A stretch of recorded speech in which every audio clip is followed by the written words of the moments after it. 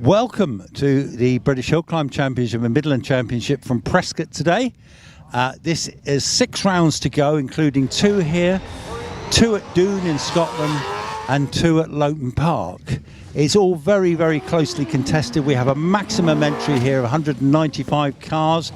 We are expecting a possibility of some rain, but hopefully that doesn't come and we get a full, very competitive day of maximum attack hill climbing. Well, I'm with Matthew Ryder, leading our championship at the moment. It's quite a weekend for Matthew because not only is he driving this magnificent Gould, we've had a few weeks off. What have you been up to, Matthew? Fixing the car mostly, actually. We had a little bit of an issue at Shelsley last time around, which did a bit of damage to the carbon fibre and the suspension around the car. So Sean and the team have been putting in quite a lot of time to get it all back up to speed. A few little teething things this morning as we get it ready, so that's why you can see everyone working on the car now. But it should be small things, and we're hoping for it all to be all sorted, ready for the rest of the weekend. Well, now Matthew hasn't told you this, but I know that Kirsten is expecting the due day is Monday, Matthew. What's going to happen if you suddenly get the phone call? Who knows? We'll have to take that one as it comes. You just never know, do you? So for now there's no signs of anything. At some point we might be making a quick dash to the hospital, I suppose. But we're not far from home here, which is quite convenient. So so far so good. We'll have to wait and see what happens, won't we? Well, it's good to see you here at Prescott. Season's going well so far. I'd like to think that you're going as well as you possibly can. Are you happy with the performance of the car and yourself? Sitting in second, I'm always going to say no to that, if I'm honest. There's always more to be had out of both of them. The second half of the season's been a lot better. The car's constantly changing. We're constantly changing it to find the time, and I think this morning and the times that everybody's doing are all so close together. So yeah, no, we'd like to be quicker, and I'd like to be better. Yeah. Well, the thing is, you're never going to be completely happy unless you're sat at the top, are you? But the car and yourself, it looks like everything's come together really well this year. Is there anything more that you can throw at it? Anything that you can unlock from it in the immediate future? Yeah, probably a bit too late for the events that we've got left. Power-wise, we turned it down a bit, so we've turned it back up. Which makes it harder to drive, but the car's quicker, and that adds to the fun of the game, really. So here's not a power hill; it's anything but, and neither really is Loughton or Doon. But yeah, it doesn't do any harm in first, second, third as we're heading towards the bridge, just to try and get that power down and use a bit of it. But that won't make. You're talking hundreds, not tens. Okay, now how I'm with Alex Coles from Plymouth. Now Alex has been fantastic this year. He's currently, I think, in 9th position in the championship. He's looking to get that top 10 number.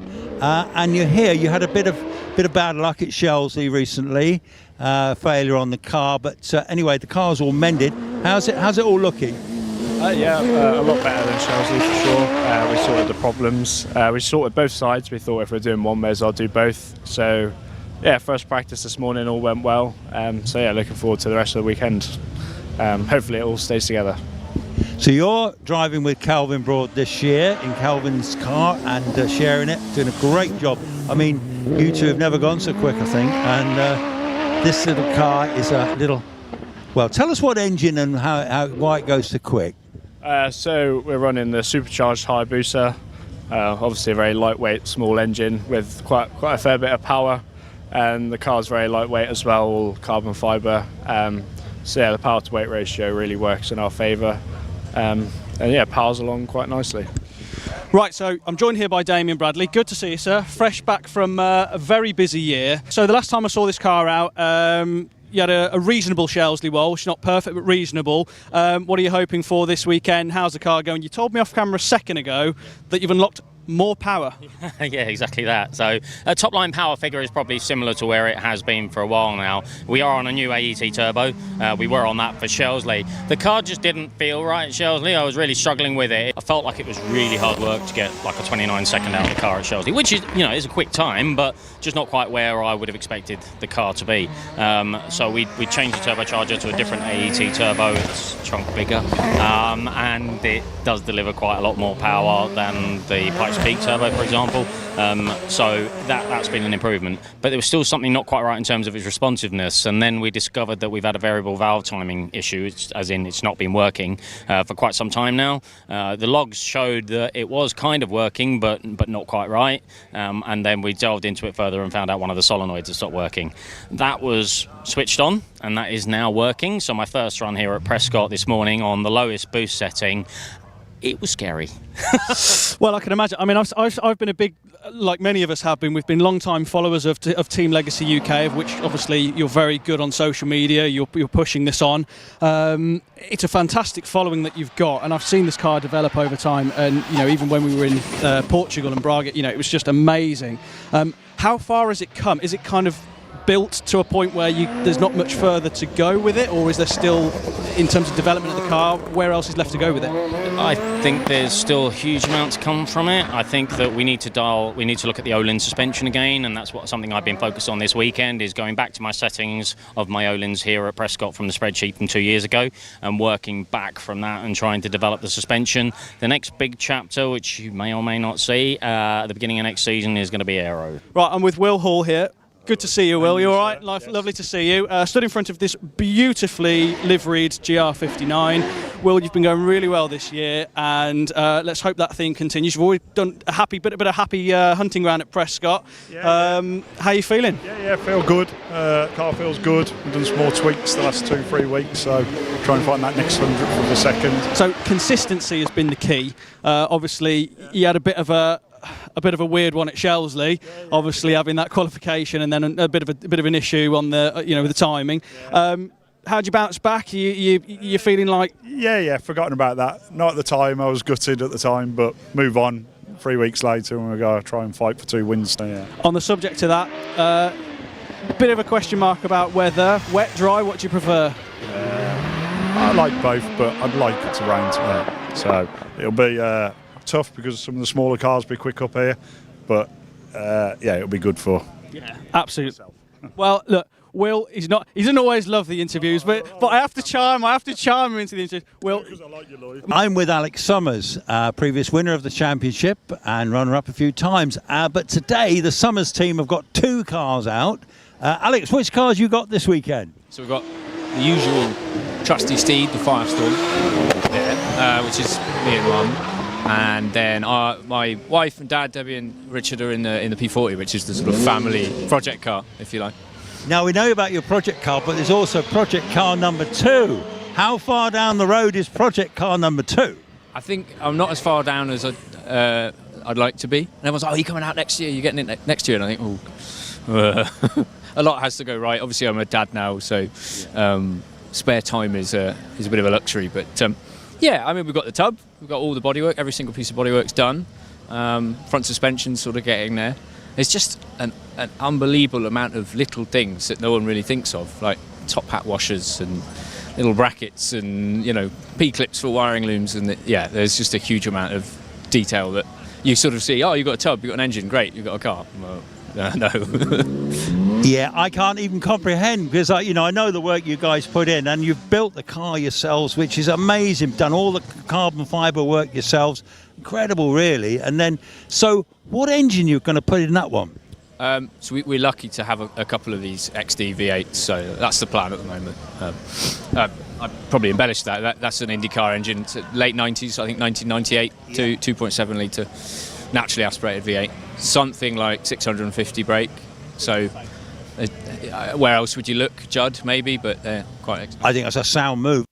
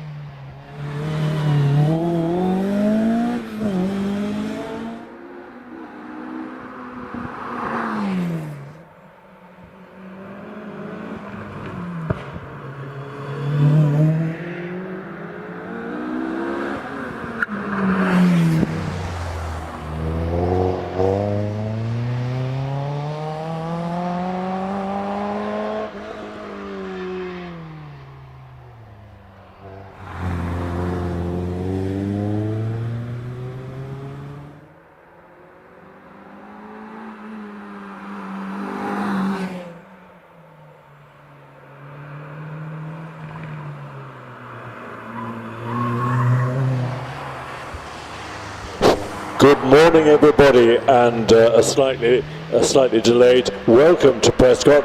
Particular welcome if you're here for your first time. Also, welcome if you're watching us on screen. We're going to be on screen all day, and action on the hill has just started. We had practice day yesterday, and the weather was lovely, and I think the weather forecast is favourable for today. There might be a sprinkle or two of rain. But on the whole, it's going to be great. We've got an incredible entry, and of course, as you well know, this is two rounds of the British Hillclimb Championship. So all the top cars are here, and we're looking forward to an amazing day of action on the hill. I'm Chris Druitt. If I'm slightly delayed, it's because I'm munching on a croissant, kindly provided by Prescott's office. But we are already underway, as you know. We've had and we are having Class A1 road cars, series production cars up to 2 litres, but at the moment we've got car number 722, which is David Wilson's Lotus Elise, driven by Robert Wilson, and we've also got just off the line Michael Thompson 723 sharing the Lotus Exige, the wicked hardtop Exige, which is extremely quick and extremely powerful. And on the line we've got another Elise, car number 34, and car number 34 is Kevin Dodd in the Elise, but he's been put into the class for series production cars over 2 litres, which implies to me that he's got a supercharger or a turbocharger. And ditto 35 Tim Elmer in his lovely Alpine, perfect white Alpine. Most of them are blue, but they are getting rave reviews in all the comics. Tim is converted from single-seaters. He's been driving a Dallara single-seater for a long time with a V8 in the back, so he'll be very quick in the Alpine. Kevin Dodd, as you can see, well, this is Tim Elmer going around in a Torres. If I have a chance, for those of you who are watching on the screen and haven't seen Prescott before, of getting a map of the location so that you know exactly where we are and which corner is which. But in the meantime, how is Kevin Dodd doing? He's done with a 53.36. Off the line goes Robert Penrose. Father and son, Robert and Bob, in a Renault Clio that is new to them. Tim Elmer records a 50.18. He'll be pleased to be in the 40s later on today. This is Robert Penrose for him a brand new Clio. Up to now, he and Bob have been driving the most wicked Pilbeam with a massive V8 Chevrolet engine in the back, and I must find them and talk to them when I'm not on air to find out what's their reasoning in giving up the Pilbeam and going to a Clio. But in the meantime, we've also got this lovely Porsche 911 Carrera 2.7 RS, almost the most valuable type of Porsche 911 that you can get. the 2.7 RS Carrera with the Carrera sign on the back, and that's in the hands of Ross McDonald. Robert Penrose records a 60.35, and off the line goes number 37, Richard York, in a Cayman GT4, immensely quick, something like 400 horsepower. Ross McDonald records a 54.59. Here's the Cayman. We expect great things from Cayman. On the line, car number 38 is another Cayman, but it's not a GT4. It's in the hands of Tony Adams. On screen, we're watching the Cayman going through the S's and emerging from the S's through Tom Road corner. I'll tell you why it's named after Tom Road when I can. Tony Adams in the slightly less powerful but still extremely quick Cayman, and off the line Simon Tarling's immensely quick rear-engined, of course, Porsche 996 GT3. And in total contrast, you'll see in a few seconds on the screen, is the amazing Morgan of Mike Meredith. The Morgan is 50 years old this year, still as quick as ever, still duffing up the Porsches. And Mike has enormous experience, of course, of driving this car, knows every inch of it, and probably every inch of the tracks as well. We're watching the GT3 of Simon Tarling, just navigating the S's. And here's Mike Meredith in the Morgan. On the line, this beautiful, almost brand new, I think, 41, is the BMW M2 competition. We were arguing yesterday whether it had a V8 or a straight 6. It turns out it's got a straight 6. I don't know if it's turbocharged or not, probably, but it does make the most delightful noise, as of course does the Rover V8 in the front of Meredith's car. Records a 49.62. He'll be quite happy to be in the 40s, I think. On the line, car number 42 is Robert Lancaster Gay, who did have a Cayman, but he loves his rear-engine Porsche so much, he popped into a showroom, said, "Have you got a GT3? They said, "Yes." "Okay, I'll have it." And here it is. And Robert's extremely skilled and extremely used to handling Porsches. Stephen Atkins in the BMW M2, a quick run in 49.12. Up to line comes another Porsche. Car number 43 is Richard Andrews in a GT4 RS. Wonderful. So this is almost a single make class, but of course we've got the Morgan in it as well. Let's have a look at how Robert Lancaster Gay is getting on. I don't know if he's driven this car up from London, but he used to drive the Cayman up from London, loved driving it, got amazing fuel mileage out of it, and then competed, drove it home with a smile on his face. Rounding Ettores Bend, named after the great Ettore Bugatti, who started the whole Bugatti automobile business. He had brothers, it was a very artistic family. The famous sculptor was his brother. Now then, Robert, 50.71, Stephen Atkins, 49.12. On the hill, Richard Andrews, and the amazing MX-5 Mazda of John Maycock, which is as fast as most of the Porsches. Richard Andrews records a good time of 48.41. Now watch this MX-5. It looks all very innocent and unmodified, but my goodness, it produced some power and some speed. It's incredible. Everybody who's driven an MX-5 says what a delight they are to drive, and no wonder they are the best-selling sports car ever, sold in their millions. What we think is that Mazda ought to have paid a commission to Lotus, because it was inspired by the Lotus Elan. On the screen, Rodney Isles in the Porsche 911 Rodney, a great champion, normally driving an Alfa Romeo 4C, got various troubles with that, so he dug in his pocket and bought this 911.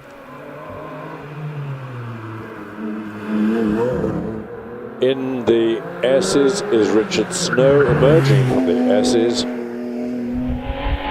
Another Cayman GT4, masses of power, and a 47.79 is a good time. But I bet John Maycock, because no, he didn't quite beat that. 48.18 in the little Mazda, amazing. Rodney Isles in the black 911, into and through the S's.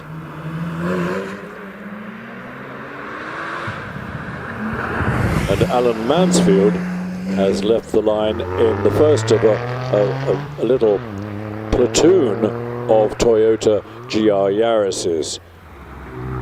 Four-wheel drive, tiny little engine, masses of power, sweeping up in the rally competition and selling like hotcakes, to the degree that the Mark II version that was announced a year or so ago was 12 grand more than the original.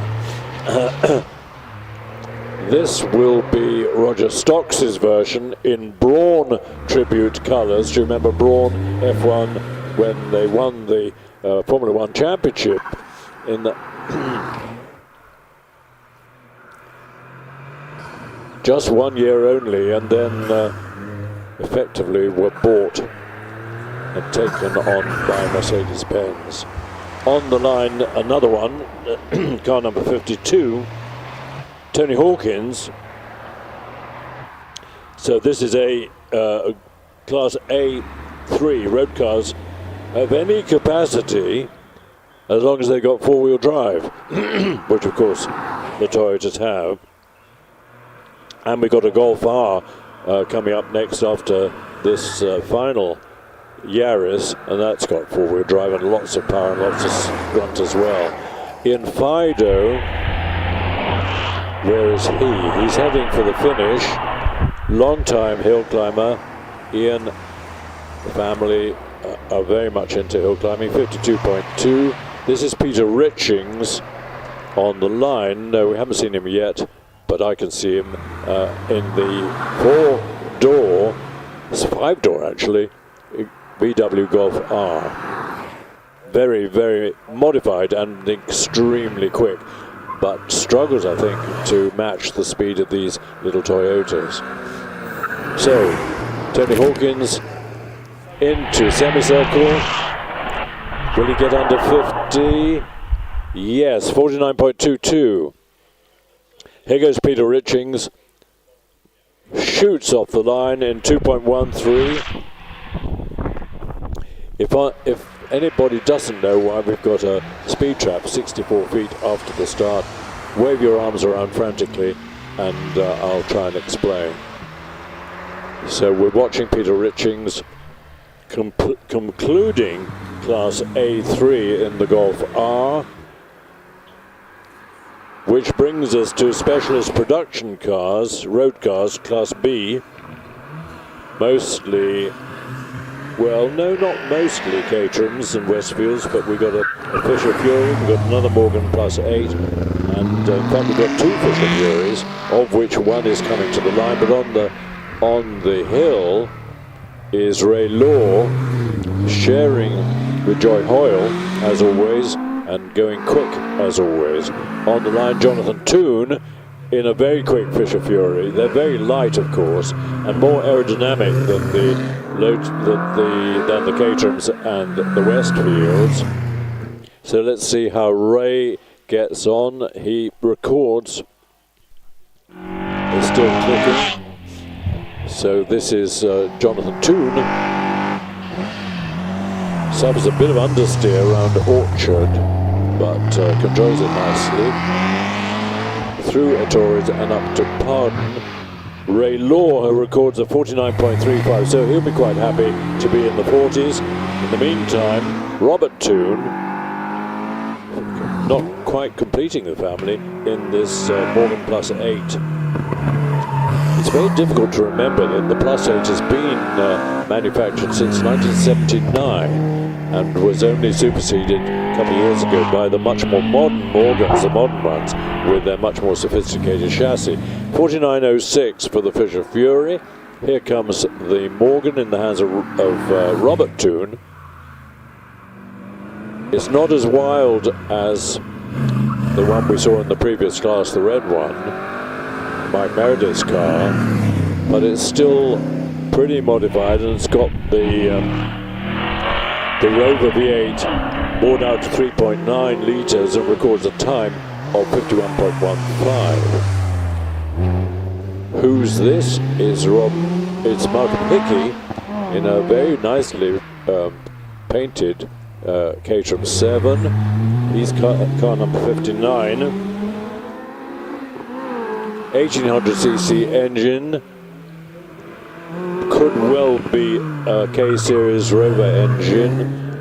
But in the meantime, not at the moment on screen, but just leaving the start, here he is Rob Brody in this very lightweight Fisher Fury with a tiny engine, little 900cc engine, bike engine of course, but it doesn't half shift this car along. Another Westfield is following him in the hands of Timothy Higgins. You can hear the noise. That's car number 62. That's Tim Higgins in the. Oh no, the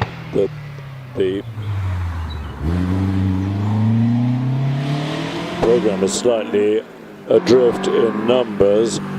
Tim Higgins is car number 61, and just off the line was Richard Price, car number 62 in his Caterham 7. On the line, 765 is the most amazing Mini, which brings us into C1 modified series production cars up to 1400cc, and this is one of the stars of this lot. It's Tony Bonfield sharing with Ben Bonfield, so it's a family battle. Tim Higgins, time 51.07 on the line, an amazingly quick Vauxhall Nova. Watch this with interest, but in the meantime we're concentrating on the Bonfield Mini, which has been modified to a great extent. You see the width of the wheels and tyres just indicating, and its engine has been bored out to 13.8, nearly 1400cc, which is about as big as you can get an A-series engine up to. How's the Vauxhall Nova getting on? Brilliantly is the answer to that question. He could well be in the 40s. I think he was yesterday in the 48s or so. We will watch with great interest. Good morning, Chris. Is that another Chris? It is another Chris. It's I'm up from Top Box. Listen, I took the big truck up here today, so how about that? That's cheating. It's cheating. You're meant to be puffing with short of breath. I know, it's absolutely wonderful, and it means I can whiz back down at lunchtime and when you're doing the runoff and stuff like that. And Lloyd's going to turn up in a bit, and it's all good, Chris. It's all good.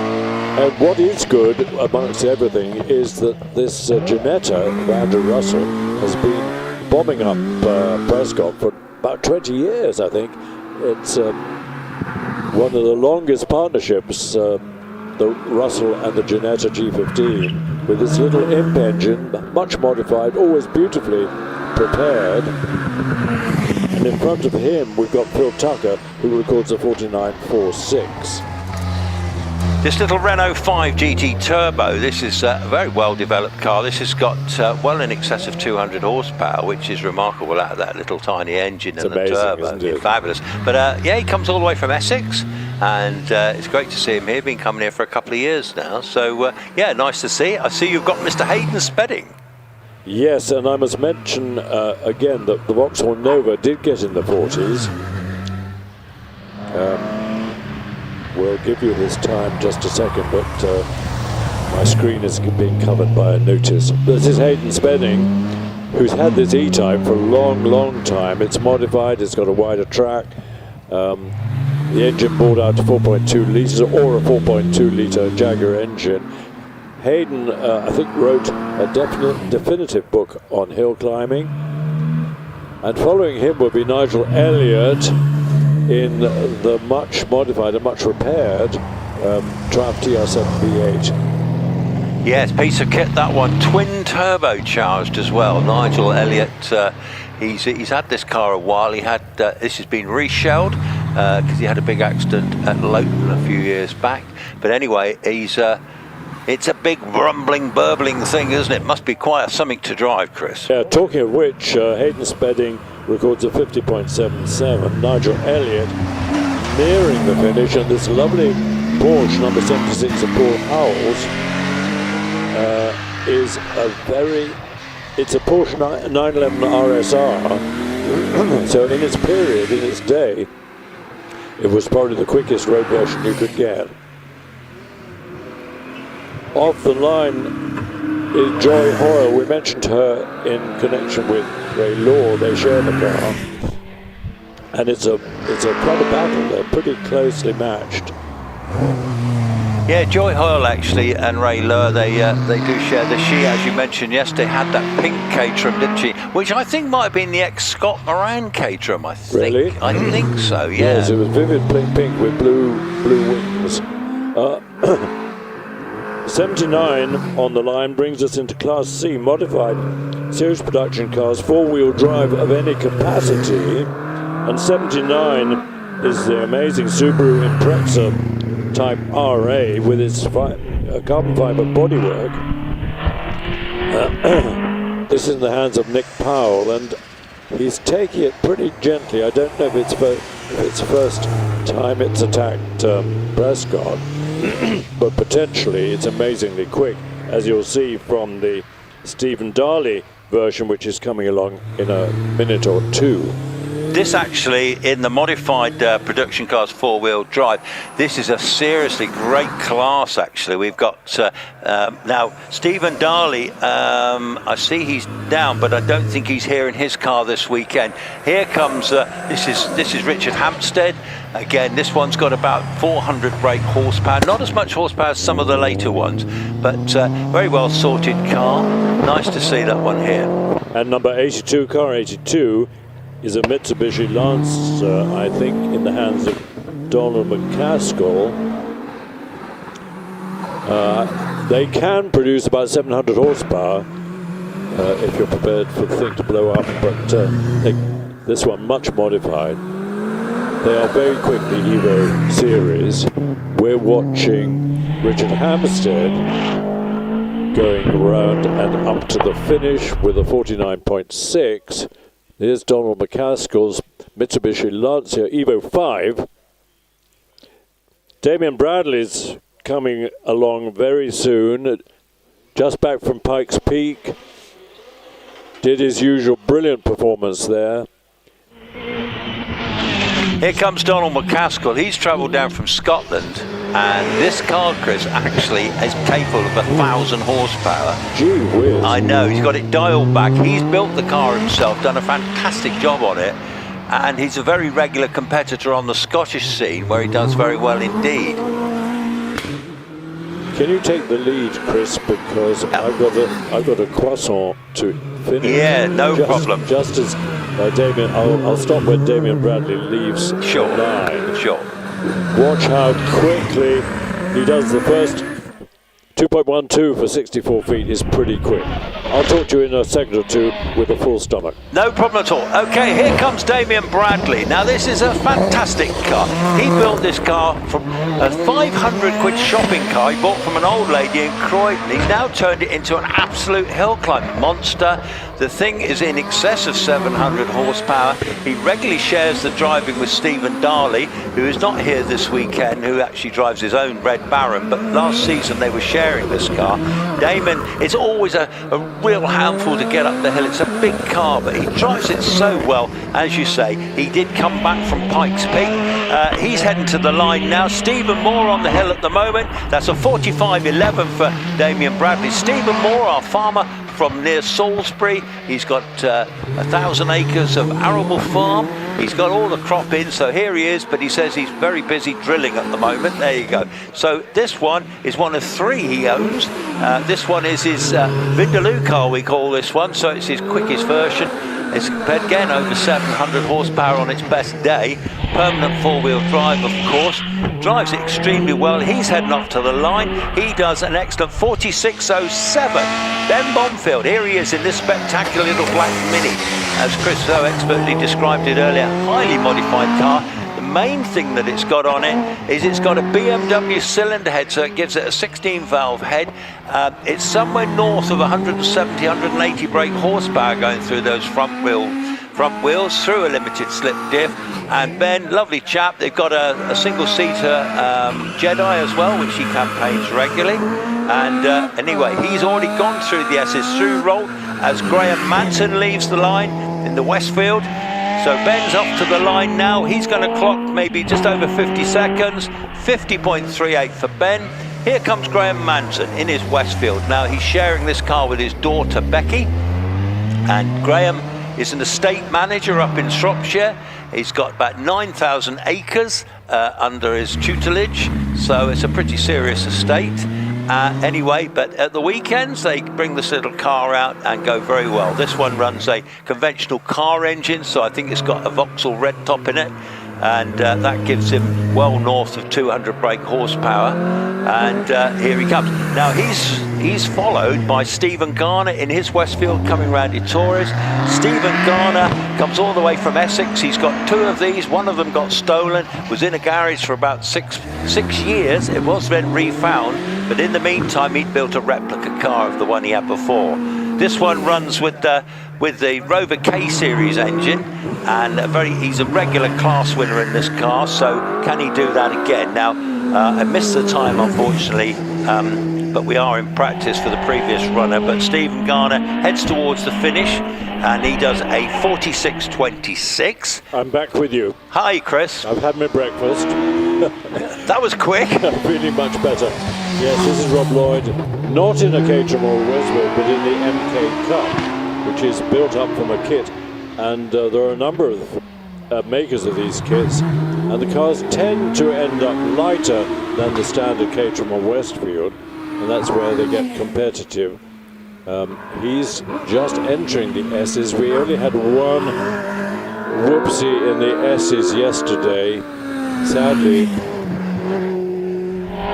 it was the pill beam, and fortunately the driver was fine, but he won't be back today. I've got George Harding on the hill in the Escort 2000. This one is a turbocharged Cosworth engine in this one, so it gives it lots and lots of grunt. Been coming here for a couple of years now. We first saw him, I think, on Rally Day, I think. I bet he'll be back for Rally Day. Yes. Oh, and by the way, Chris, can I just carry on a minute? Mike West is driving the Radical. This is his last weekend in this car, and he's going to be retiring from the car. But John McQuillan, in fact, here he comes now. He's slowed right up coming in. I don't know if he's been red flagged, but either way, right? Yeah. So Westy, he's going to have a year out of driving this car, and he's going to be replaced by Andy Norris. And John McQuillan was telling me this morning what a wonderful job and what a fine time he's had driving with Westy. And Westy is involved with Team Valley Motorsport, and he's going to go back to probably doing a bit more marshalling and have a bit more time away from driving. Yeah, don't blame him. On the line, Robin Nicholson in the famous Mark 20 Mallock, which we've seen around on the hills for the last at least 20 years, always beautifully restored. And Robin Nicholson has owned and driven, well, he's got a half share in it, I think, for some time. Why is this Radical going so slowly?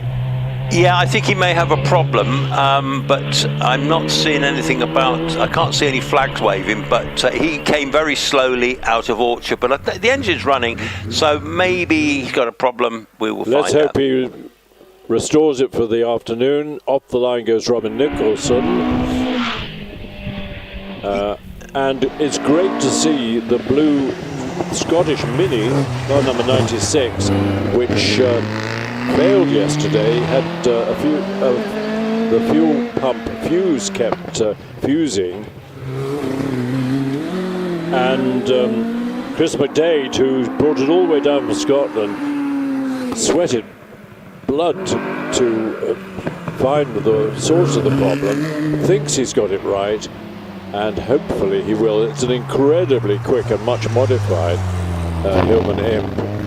He's got a Rover K Series 1800cc engine in the back of that one, so it's certainly not running imp mechanicals there. And his fuel tank is from a speedboat. It holds about a pint. Oh, really? So it's no wonder when the fuel sloshed to one side in the right-hand bends. I think the fuel pump was sucking air and got overexcited. But it's great to see, touch wood, that Chris is able to complete a run up Prescott. Yes, again, travels all the way down from Scotland. Now, the next one, Chris, is even more exciting. That's amazing, isn't it? This is the Maguire. This isn't really an imp, it's an imp body on a Maguire space frame. Time for Chris McDade, 58.46. He'll be happy with that. Happy to get to the top of the hill. Look at this racing car with an imp body, or sort of imp body. The imp was not a successful car. Under political pressure, it was assembled in Scotland, which meant lots of parts going up and down from Coventry to Scotland and back by train, which added terrifically to the cost of each car. And it was also plagued by the classic British habit in the automobile industry of not developing the cars properly. So I'm afraid it started its life with endless problems and a reputation for unreliability, not like a radical like this one in the hands of David Bickley. 52.08 there for Grant Sinclair. This one of David Bickley, Bickley Motorsport, of course. Stuart Bickley is his son, who normally drives the fluorescent Force, but this one is the SR1, so it's like the first version. Got about 200 brake horsepower in this one out of the Hayabusa engine. They've got various circuit championships for radicals all over the world. In the meantime, Martin Watts takes off in the famous Silver Riot. It's a Riot, as you will see very shortly. 46.66 for David. What a crazy little car this Silver Riot is too, actually. Local man, Martin. But it does look so much fun to drive. Again, tiny little motorbike engine in the back of it, but certainly the lightweight of the car really propels it up the hill very quickly indeed. On the line car 100, which actually is the car that still holds the record at Chelsea Walsh, in the hands of, oh gosh, my memory's Rob Stevens. Rob Stevens, you're right. Thank you.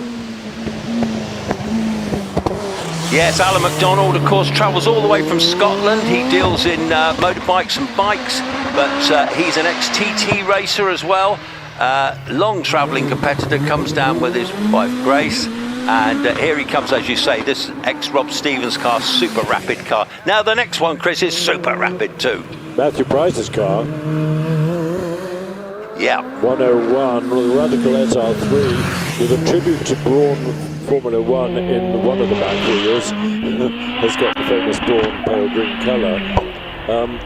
So, tell us about this car, the SR3. It's a fantastic little radical. He's in his second year of HillClimb. He was a winner last year. He's winning this class regularly. He's got about 270 brake horsepower. This is an SR3, so this is the latest spec one.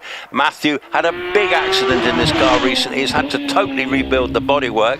But anyway, he's got it back unbelievably quickly, to be fair. So young Matthew, quick young driver. What engines do they run? Run the Hayabusa, yeah, 1300 Hayabusa, but well tweaked. So about 270 brake horsepower.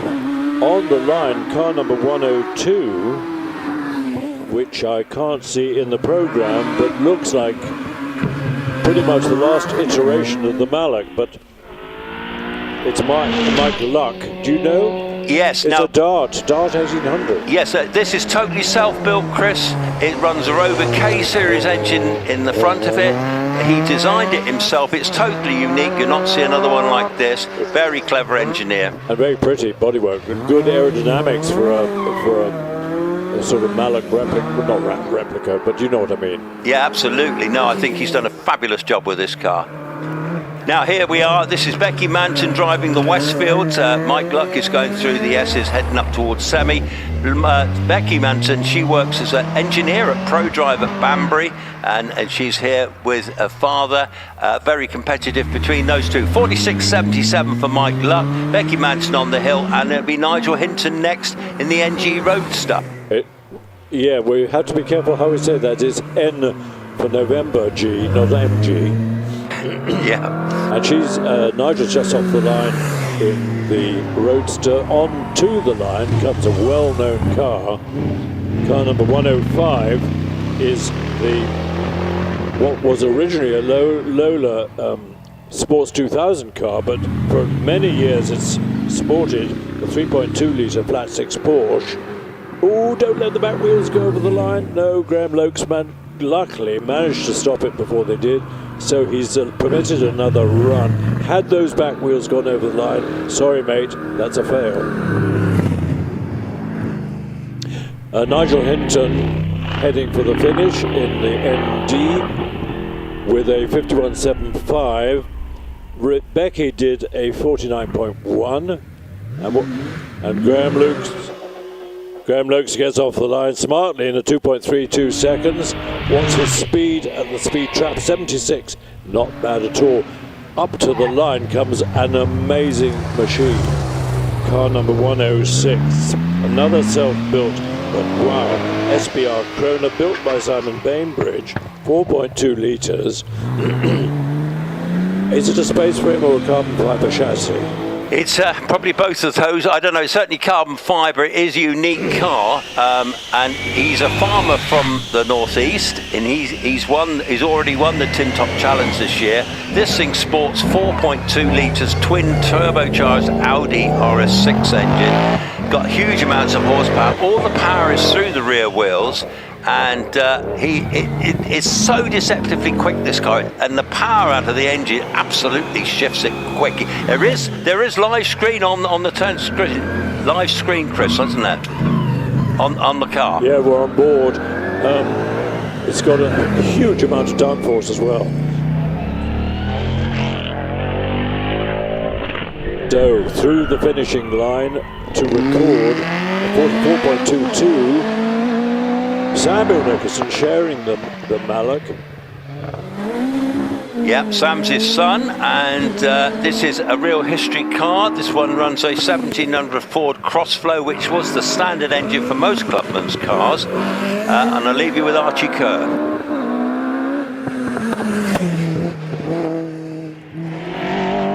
Simon Bainbridge records a 44.22. His self-built car. Sam Nicholson well on his way. Archie Kerr kicks off our single-seaters. Car number 809, the OMS Hornet. 600, the only car in the 600 class, which used to be quite full of cars, but they've all gone circuit racing. Scott Rayson takes off in the Empire 00. So times will be tumbling down, single-seaters, slicks of course. Scott's come all the way from the Channel Islands. He's here with his wife Emma, and he also drives this little car. And Archie Kerr records a 46.93. Racing cars up to 1100 cc's. On the line number 112, Tim Thompson. OMS 28, the famous OMS 28, of which OMS have built a great many. We've got another onboard camera. It's such a revolution, isn't it?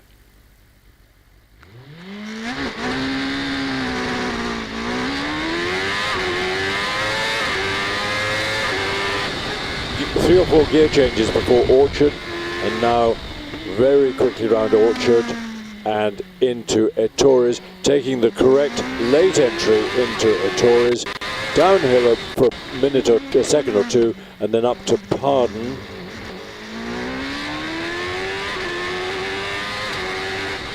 What do you reckon, Chris? Well, I'll tell you what, he's in fourth gear going into the S's now. He's braking hard into Rolt now. There's Tim Thompson, of course. He used to race big single-seaters back in the day himself. He's sharing with Jonathan Flesher now. He's already approaching the finish. He's going to record a time of 44.56 as Ben Hamer takes to the hill in the OMS 28. But this one runs a BMW motorcycle engine in the back of this one. They had a Kawasaki in it before with a turbo, gave them loads of problems. They put this one in and it's gone brilliantly ever since. What do you reckon of this one, Chris? And that BMW engine is amazingly reliable.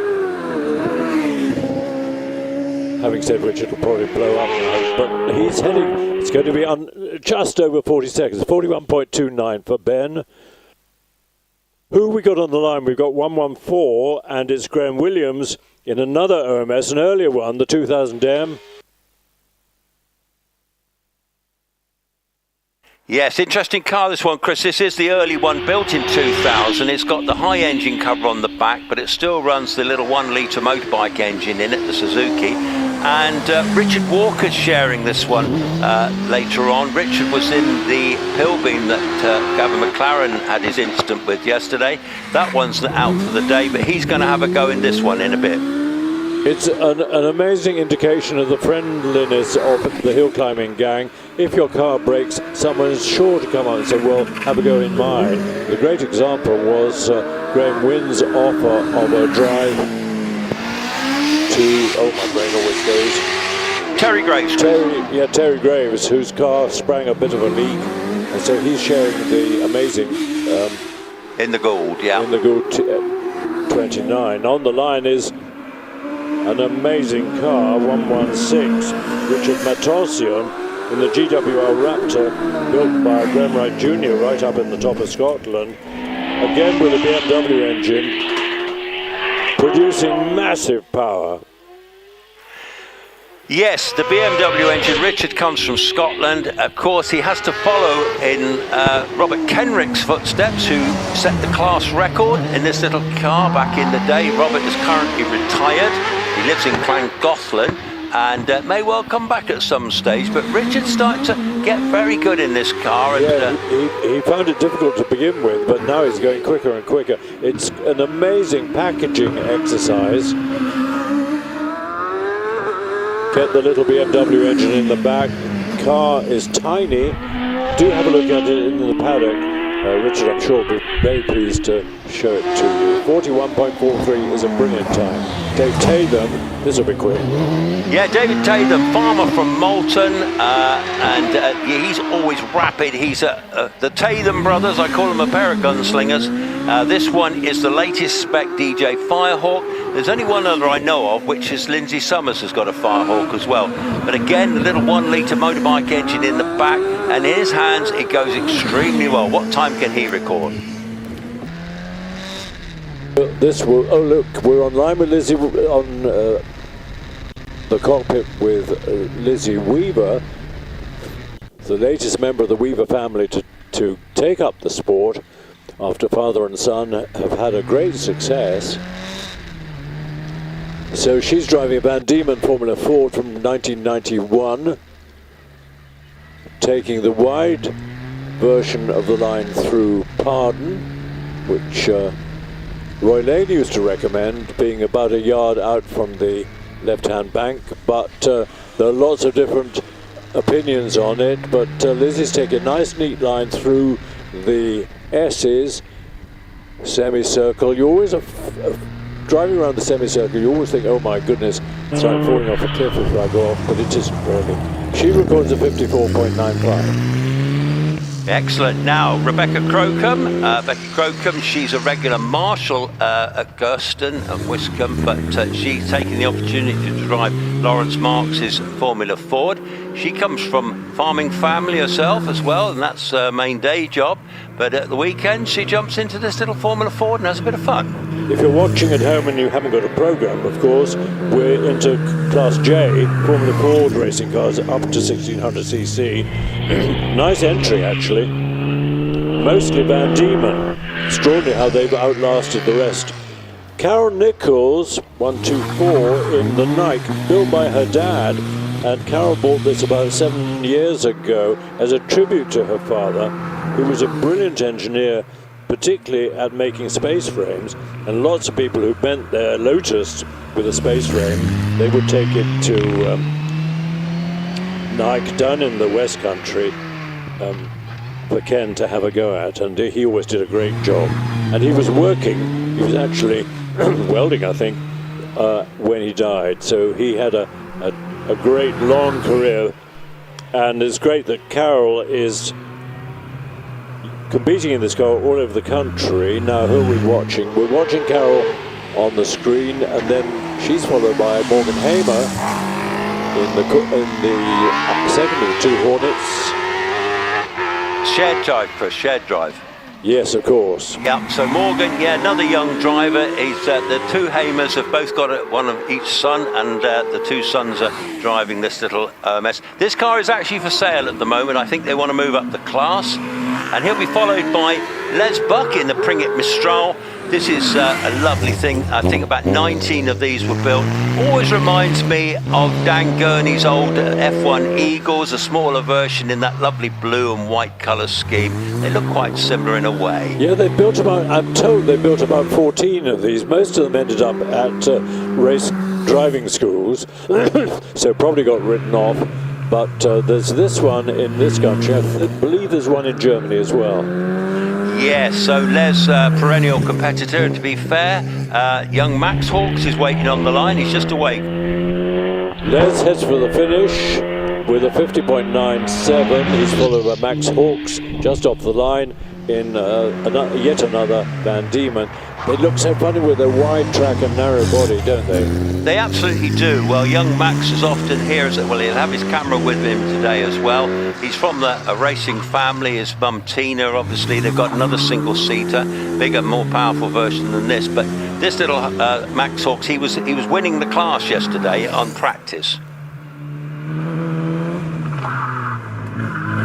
Comes Sarah Bosworth, so 30, oh no, he hasn't finished yet. Sarah Bosworth, the Demon Barber. I think he's done a 42.12 as Max Hawks. Sarah Bosworth, the Demon Barber from Sheffield, always a fierce competitor. Right, he has finished now, 49.43. Sarah Bosworth out of Pardon, and then over to you, Chris. Yeah, and on the line, are we going up a class? This is car number 129. Which is not a Formula Ford. It's the first runner in J3. This is Luke Saunders in the unique Raynick. Raynick is an amalgam of various cars, I think. Yes, it started off as a Reynard. It's got a Hayabusa engine in the back. It was designed and built by Nick Skidmore, but Nick Saunders has had the car for about 12 years, and this is his son driving this time, so they're both sharing the drive. Is this Luke's first go at Prescott? No, I don't think it is. I think he was here earlier in the year. He's followed by Emma Rayson in the Empire 00. Oh my goodness, how quick does it go? Luke, 42, that's a good time, 42.83. Here's the 00 Empire.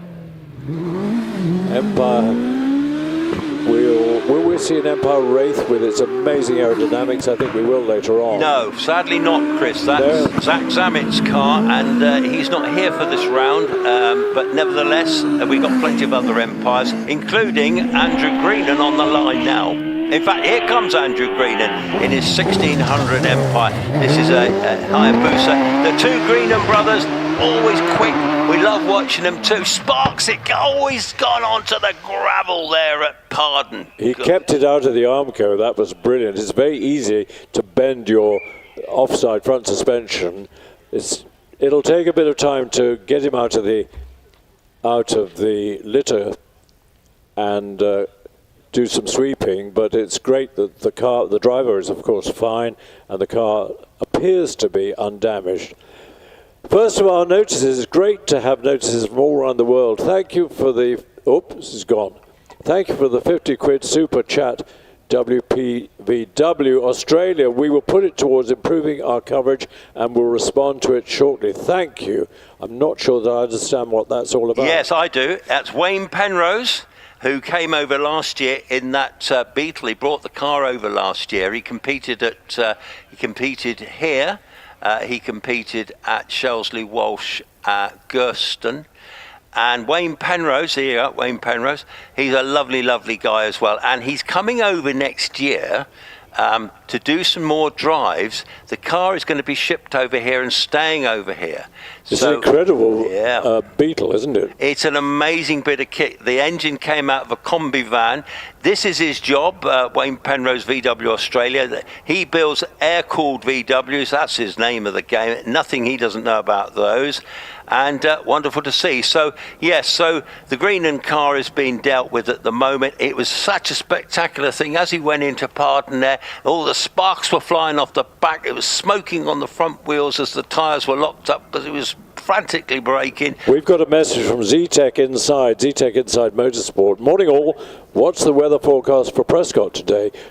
Dry all day, question mark. Well, we think so. There's a chance, according to the forecast I watched at home at about 6 o'clock, that there might be a sprinkle or two of rain every now and then, but nothing serious. At the moment, it's as the track's as dry as a bone. Thanks for your interest. I hope clearly you're watching on the screen. Hope you're enjoying it. Good morning from Nantimok, stage of Rally Ceredigion. You got it right. Yes, it just was. About. Yeah, it was the Rally of Ceredigion yesterday. I don't know if it's a 2-day event or 1-day event, but I saw pictures from it yesterday. Great event, actually. So is Alistair No, he won't be competing in it, but... he might be a marshal, he might be competing, he might be watching, but I suspect, but I'm not sure, Alistair, if it's on today as well. I know it was definitely on yesterday. So nice message. We get messages from all around the world, including Wales. Absolutely do, and the Greenland car is back on track. The marshals are frantically sweeping. I think what they'll probably do, they'll probably roll back and then at the short course go back to the paddock, I suspect. I guess so. Doesn't look like any damage, just overcooked it. As you say, skillfully avoided the Armco, which is... There's a slight tweak in one of the uprights of the rear wing, but just a good pull with a strong arm will straighten that up. Could you repeat that, Rich? We didn't get that.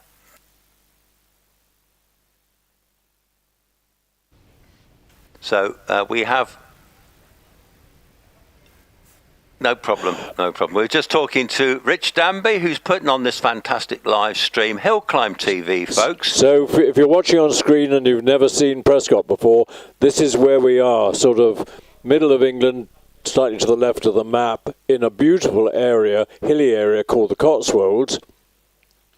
And that's the track, the blue line, starting bottom right, fast sweep at Orchard into the first hairpin at Torres, downhill after Torres, and then up into Pardon, left-hander, along midway, along the top. People sometimes say it's our top straight, but it's not straight at all, and dive into the S's, left, right, left, and then out of S's Tom Rote corner into semicircle and to the finish. Record 34.6, Matt Ryder. Will he match it today? We'll see. Length of the hill, 1.03 kilometres. Thanks for that, Richard. Some Europeans say British hill climbing is ridiculous because the tracks are so short. We drive 8 kilometres up a mountain. Yes, you do, and it's great for the drivers, but as a spectator sport, nothing really matches hill climbing in this country because from many positions you can see the whole length of the course from the start right up through all the corners and up to the finish, and so it's a completely different kettle of fish. This is Andrew getting it slightly wrong. Oh, that rear wing was bent before the accident happened. Interesting. They've done an aerodynamic tweak, look, on the left side and the right side of that rear wing upright. How interesting. I wonder if it makes a difference. On the line, car number 112. Looks like Jonathan Flesher, Chris. It actually is 812, so it's the shared car. You're absolutely right, Jonathan Flesher. OMS 28. By the way, this one is for sale as well. So Tim Thompson is sat on the wheel there, but this car was for sale and still is, I think. I think we should have an auction here. I reckon there's a few cars for sale at the end of the season, isn't there?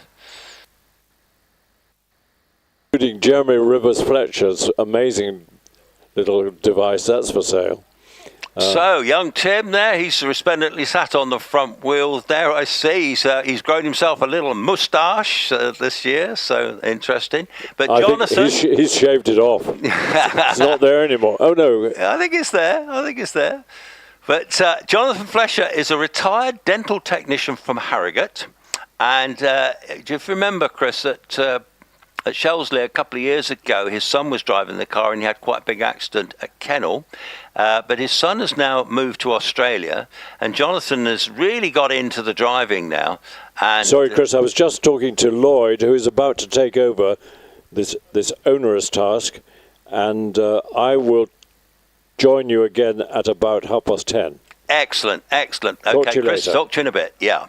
So I'll just finish off. So Jonathan Flesher, he's really taken to this driving, and in fact he's got in championship points in the Channel Islands this year, so he'll be very pleased with that. And that's all in this tiny little 1 litre car with a little Suzuki engine in the back. But beautifully turned out car. It is for sale, folks, so if you want to buy it, go and have a word with Jonathan or Tim. Morning, Lloyd, how are you?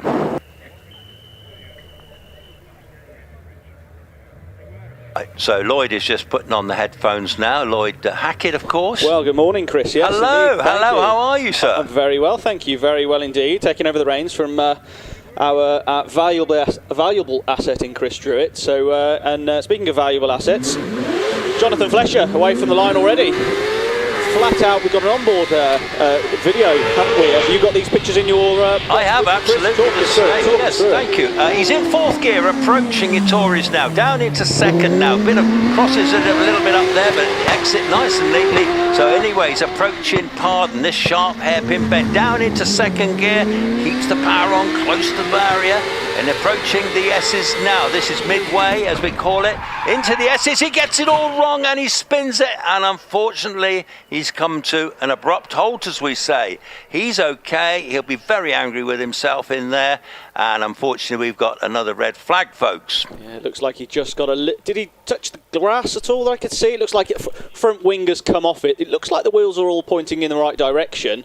But it looks like it's lost its front wing there. So I think we'll be probably in for a very short stoppage. I don't think there's any major damage to be recovered from the scenery or the vehicle. But in for a short stoppage, but not a great start for first car up for me. Two on the trot, actually, Lloyd. So and Will Hamer in the OMS, he's obviously red flagged, and we'll go back to the paddock there. Jonathan is a very enthusiastic driver indeed. Very quick indeed, but unfortunately on that occasion I think the car just got away from him. He was just trying a bit too hard through the dreaded S's, actually, which is always very, very tricky. They come through that midway section very quickly. He was in fourth gear and everything happens very quickly, and unfortunately the car got bent, but he's okay. He's okay. I dare say I'd probably stick my neck out and say that with a bit of elbow grease, I think they'd probably have that back out later on, all being well. I don't want to tempt fate, but I'd say it was a fairly low speed touch of the barrier, wasn't it? I think it was enough to just sort of pop the front wing off, wasn't it? So if they've got a spare wing, yes, hopefully. It's whether there's any wishbone damage, I suppose, and they'll carry spares of that, won't they? Well, again, and this is probably a good opportunity to talk about the community in hill climbing. There will be a team of people rallying around to try and help in whatever way they can to get that car back out, whether it's your closest competitor or what. I mean, I remember that Shelsley Walsh last time out, I was chatting to Alex Summers just after Sean had an unfortunate prang in the runoff, which meant that Matt Ryder couldn't go out, and Alex was amongst one of the most gutted people there, even though it probably it gave him a good opportunity to take the runoff honours. He was probably one of the most gutted people in the paddock. Yes, now the Tonka toy is being deployed. It has come out of its little hidey hole there just before Orchard, and it's going to be proceeding around the short course now, so it does look like it's going to be in action. Yesterday they hoisted one of the cars up and literally carried it all the way to the finish and then down the return road on the Tonka toy. Yeah, Gavin McLaren's car, wasn't it? Yes. They did a great job of cleaning that up nice and quickly. Yeah, unfortunately that won't be out today. I was talking to Richard Walker this morning, who co-drives the car, and it's out of action now, and it's side damage. So there's a lot of work to put it right, and so we probably won't be seeing that one again this season. Shame. I must admit, yeah, there was that sound of tyres and then a clunk that nobody wants to hear. So big shame for those guys. Great sounding car, that thing. With that KV6 MG in the back of it. But yeah, no, great shame we're not going to see that, but understandable. Yeah, Richard Walker, who co-drives it, is driving the red OMS 2000. That's his father-in-law, apparently, so he'll get a go in that today. Yes, I think Gavin has retired for the day. I think I'm looking at it here and now. I think that was the next car up after Ben Wilhamer.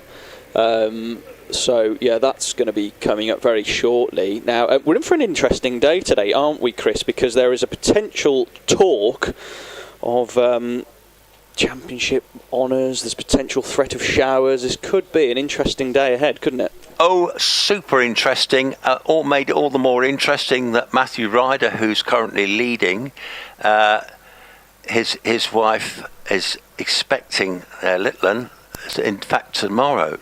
So, but she's apparently in the motorhome, and so Matthew's got lots of pressure in that department there. And I did tentatively talk to him about it this morning. I said, well, what's the sort of scenario for the points? And he was suggesting that even if it depends, if he won both runoffs, it depends where Wallace finishes, basically. Yes, I think Wallace, in order for Matthew to take the championship, Wallace needs not to finish second behind him. So and I think if Wallace finished second, he would take it to Lowton. But there's Doon, of course. Of course, Doon, yeah. Yes. But I can't help but wonder if there's ever been a baby born at Prescott Hillclimb. Well, let's not hope that happens, because although we've got medical teams capable of doing it all, I was talking to Caroline yesterday. It's been specifically requested that it all happens tomorrow. So, yes. So there's been a contract drawn up, and it's all happening tomorrow. So don't worry about that. How interesting! Yeah, absolutely. Well, I'm just looking over to my 11 o'clock from where I'm sat at on the in the shower cubicle, as we call it, which is our little commentary box that we share on the start line. You're up in the shed overlooking Ittori's. Oh, I'm up in the gods here today. Actually, I've got a wonderful view. The shed's pretty good because it's cool today. So the various occupants of the shed that are normally here when I'm not here are not too active at the moment, namely the wasps and the spiders and everything. Well, that being the case, can you tell us what you can see at about your 11 o'clock? Because it looks a little bit purple over there, to be honest. It looks kind of grey purple clouds. Yeah, there is a bit of purple rain, as they say. So, bit of Prince. And thank you for Rich. So he's just flashed that onto screen. So if you are watching this on the live stream, I don't know. I can't tell exactly which way the clouds are going. I can't tell whether that's going away from. I think they're blowing southwesterly, aren't they, today? Well, south to southwesterly, and they potentially could blow past us and head towards the north, but who knows? Having said that, and I know that everybody, the most used app, for once I think there's going to be more usage than Facebook and Instagram. It's going to be the weather apps today on everybody's phone in the paddock. Anybody that's competing, because obviously it can change the face of everything. A bit of rain, can't it? You can have one person go up the hill on dry tyres, and then the next thing you know, there's a downpour, and it can change everything. So we'll all be keen to get on as much as possible today. I mean, obviously we are still into. We've got it all to play for later on, so hopefully this afternoon plays ball, which it's meant to by the looks of it, but it's like 40% chance, 30% chance. It's almost as if they don't really know, Chris. Well, who knows? I mean, listen, I'm a fisherman. I'm used to wet forecasts and the like, and then sometimes it just doesn't come, you know. But the good news is the Tonka Toy has picked up that car. It is now going round Rolt, about to go round Rolt, and why not go for that, Rich? We got in our ear from Rich Danby something that you'll... Yes, well, we know that. We know. Yes, people can't hear Rich, but we can hear Rich. But anyway, through the wonders of technology, the Flesher car is being carried up to the top of the hill. Here comes the replay, folks. Do you want to take it through, Lloyd? Yeah, so clicks into first, he gets his launch control ready, and a little bit of corrective lock as the car pulls itself over to one side as off the lines. In third gear, fourth gear under the bridge. He's tight to the inside. Lots of commitment there from Jonathan. He's hard on the brakes into Ettore. He's really going for a little bit of took 2 bites of the cherry as he turns in, but he's absolutely flat out, hard on the brakes then into Pardon. Just whips it round really nicely and gets very close to that barrier on the exit, and let's see what happens. He's dead centre in the middle of the road, hard on the brakes. I think he just gets a front wheel on the bank, which just upsets the braking of the car. I think he may have just been a little bit too far over to the right hand side, may have caught a little bit of morning dew or a little bit of grass, and it's just upset the balance of the car into the brakes and sent him round. But looking at it, I mean, I'm sure they were looking at these pictures right now. Looks like he's got away with that mostly. It was probably a 5 mile an hour thunk into the barrier, but all the wheels appear to be straight. A little bit of mud, but other than that, I think he's popped his front wing off. But let's have a look as it comes past on the... it doesn't look too bad. Hopefully there's no suspension damage there and they can get that out for this afternoon. Well, I tell you what, yeah, I think you called it right. The wing, if they've got a replacement wing, with a bit of luck, it'll just bolt on. And if they've not mucked up those wishbones or uprights or anything like that, fingers crossed for them. So the Flesher car may well return shortly, which should be good to see. So, yes, the Tonka Toy is on there. So we're just looking into the paddock now, which is lovely because this fantastic coverage by Rich is doing such a good job, isn't it? And you can see we've got the Hamer car there, the little OMS there with a BMW engine in the back of it there. You can see the little families around the cars as well. It's very much a family business, this. There's Mike West chatting to John McQuillan there in the little Radical there. And everyone is pretty chilled out, really. And yeah, absolutely. Yeah, we can see a few people there. So we've got the Gumleys sat on their car with Paul Jones sat in it, ready to go. The Driving Heroes sponsored force, which will be now Driving Heroes, even folks. In faster. Case we know that it's very fast. Lloyd actually has a business called Driving Heroes. It's a purveyor of very fine, lovely motor cars, mostly fast hatchbacks and sports cars and the like. I notice your stock is improving every time I look at it, Lloyd. Fantastic stock you have now. Well, thank you. Yeah, it's been a good 12 months for us. So yeah, there's a green one. There is a green one. Yeah. So what happened there, Chris? Talk to me about, because I missed out on that.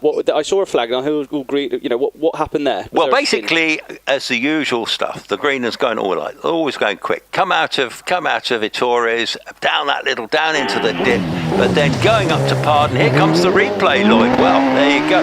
So here he is approaching. Here he comes, locks up, okay, but skillfully turns it just to avoid that Armco. Yeah. Very skillful bit of driving at the end there. Indeed, I think he'll be, was it Andy or Adam? I can't quite see who it was, but either way, they'll... I don't know whether I think that's Adam in the car now. I think. See that. Is that and his new arrival there, isn't there? And his good lady wife. Yes, waving. Hello, boy. How are you? All right. You can see him on the live chat. Fantastic. He's hearing us today. Brilliant. See, look, there's the other Greenham baby there as well, I think, or babies. You know, they're firing them out now, aren't they? Strapping himself in now. He's going to go back out. The life of a racing driver, eh? I know. Well, anyway, I'm sure. But great news. The car's brilliant, and these boys always entertain us, don't they, regally? Oh, absolutely, yeah. I was chatting to Adam yesterday, and I was saying, have you kind of got on top of the way the car's been driving? Because obviously, believe it or not, they don't always like driving it as sideways as it was, but they've changed the rear dampers. It's driving a bit more straight and true now, but looks like maybe a bit of a brake pressure adjustment needed for, because I know that these boys are absolutely on the 11th, 10th of the abilities of that car, that's for sure. But anyway, right, so I think this is Richard Walker actually that's in this OMS 2000 that's about to pull up to the start line. So we're going to be back up and running in just a moment. The car is just being lined up for the timing beam. We've got that's it, Richard Walker is visor down. He's going to be in first gear, builds the revs. They'll all be keen to get on with this because the sky's looking darker and darker. That lovely carbon fibre effect helmet there. Drops the clutch and away he goes into first. It took a while to hook up actually. A lot of wheel spin there. He's in second gear. He's going to be coming around under bridge and towards you now, Chris. Yes, he is indeed. This is the early OMS, the 2000 series, so built in 2000. Got the high engine cover over the back of it. Still a very effective little hill climb car, and Richard's an excellent young driver. Anyway, he's already on his way round Pardon now, and he's away up to midway. He is indeed, yeah. Bang in the middle of the road. You can hear Will Hamer.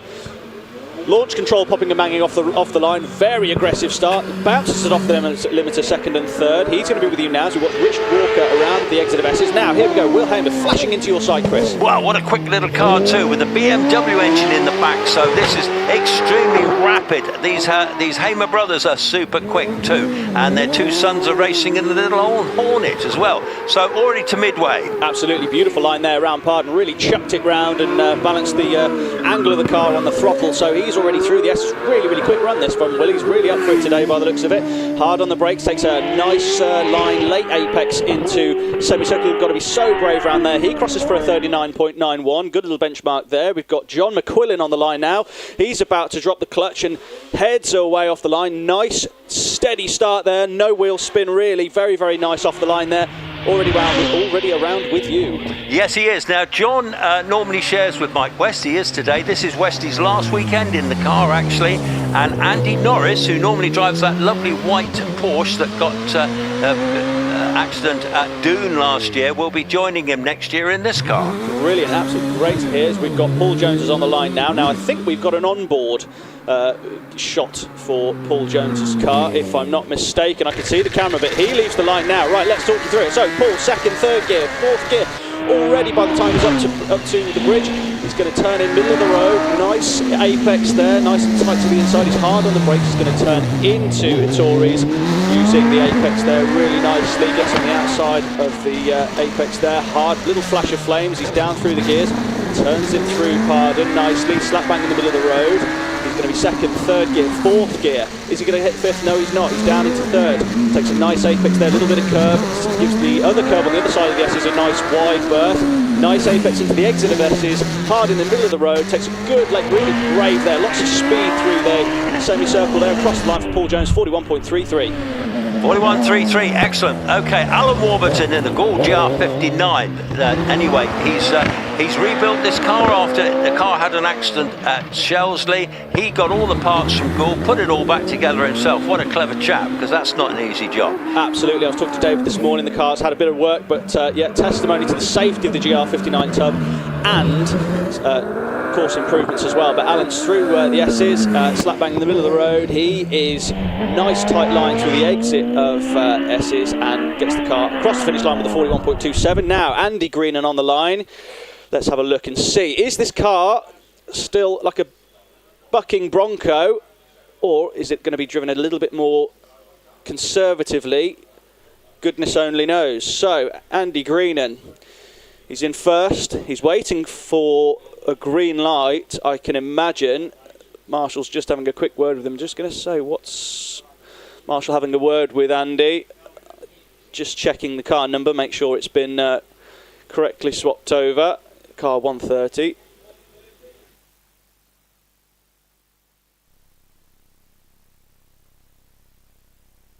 So we're just a little bit of admin to take care of here. Chris noticed the rear wings have been sort of turned in. Have you noticed that? Yeah, that's it's a bit of an interesting aero on, but hard on the launch control. And he's away. Second gear, third gear, fourth gear, fifth gear, and absolutely flat to the boards with you, Chris. Wow, fifth gear. Goodness me, that's astounding. Anyway, it's slowed up there dramatically, but he's okay. He's got round in Torres. This is probably not one of his best runs, but it's suddenly like sparking him. Yeah, he's got round Pardon. I don't know. This is one of his best, is it? What I would be tempted to say is that I think there's been a bit of a brake adjustment going on there. He's aborted the run. It's sort of slowed right up. I think he's coasting. I think there's an electrical thing going on there, because it's kind of not. He's looking at the dashboard. It's come to a stop at the exit of S's. It kind of conked out, but it's almost like when you say that it did a spark. It had a very nosedive, but he got on the brakes very, very hard, almost surprising himself into the entrance of Ettores. So the front wing just caught on the front. So nothing doing there. But it's almost like maybe they've adjusted something with the brake bias, or maybe they've done something. But it's almost like the braking performance caught him out slightly. Now, the car has conked out. I'm not sure whether that's fuel, electrical. It seemed to kind of have a bit of a judder and a jolt.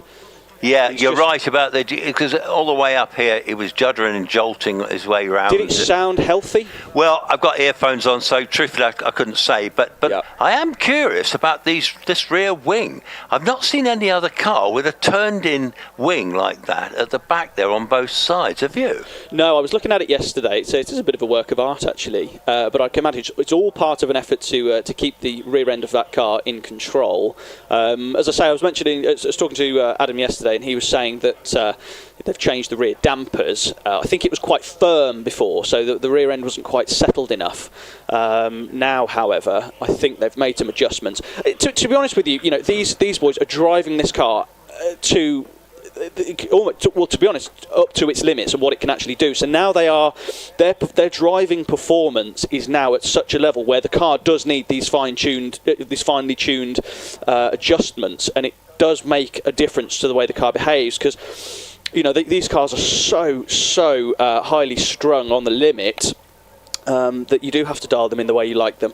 But the Greenlands are obviously very spectacular, and they're not afraid to sort of drive the car very loosely and slide the car around a little bit. But yeah, so either way, I'm sure it's all part of the development program for the car, which they will no doubt get on top of, because they've been in runoffs a few times this year, so it's not for a lack of performance. Now we look at Jason Turnicliffe in this nice Empire Evo 3. It's almost like the little brother of Will Hall's GR59, isn't it? The similar kind of lovely, isn't colour it? scheme on that. Yeah, absolutely. Yeah. So flags in. Now they've pushed Adam Greenan into the collection area at S's now. I'm wondering if he can fire it up after Jason's been up, maybe. Who knows? He will have had a chat with the marshals.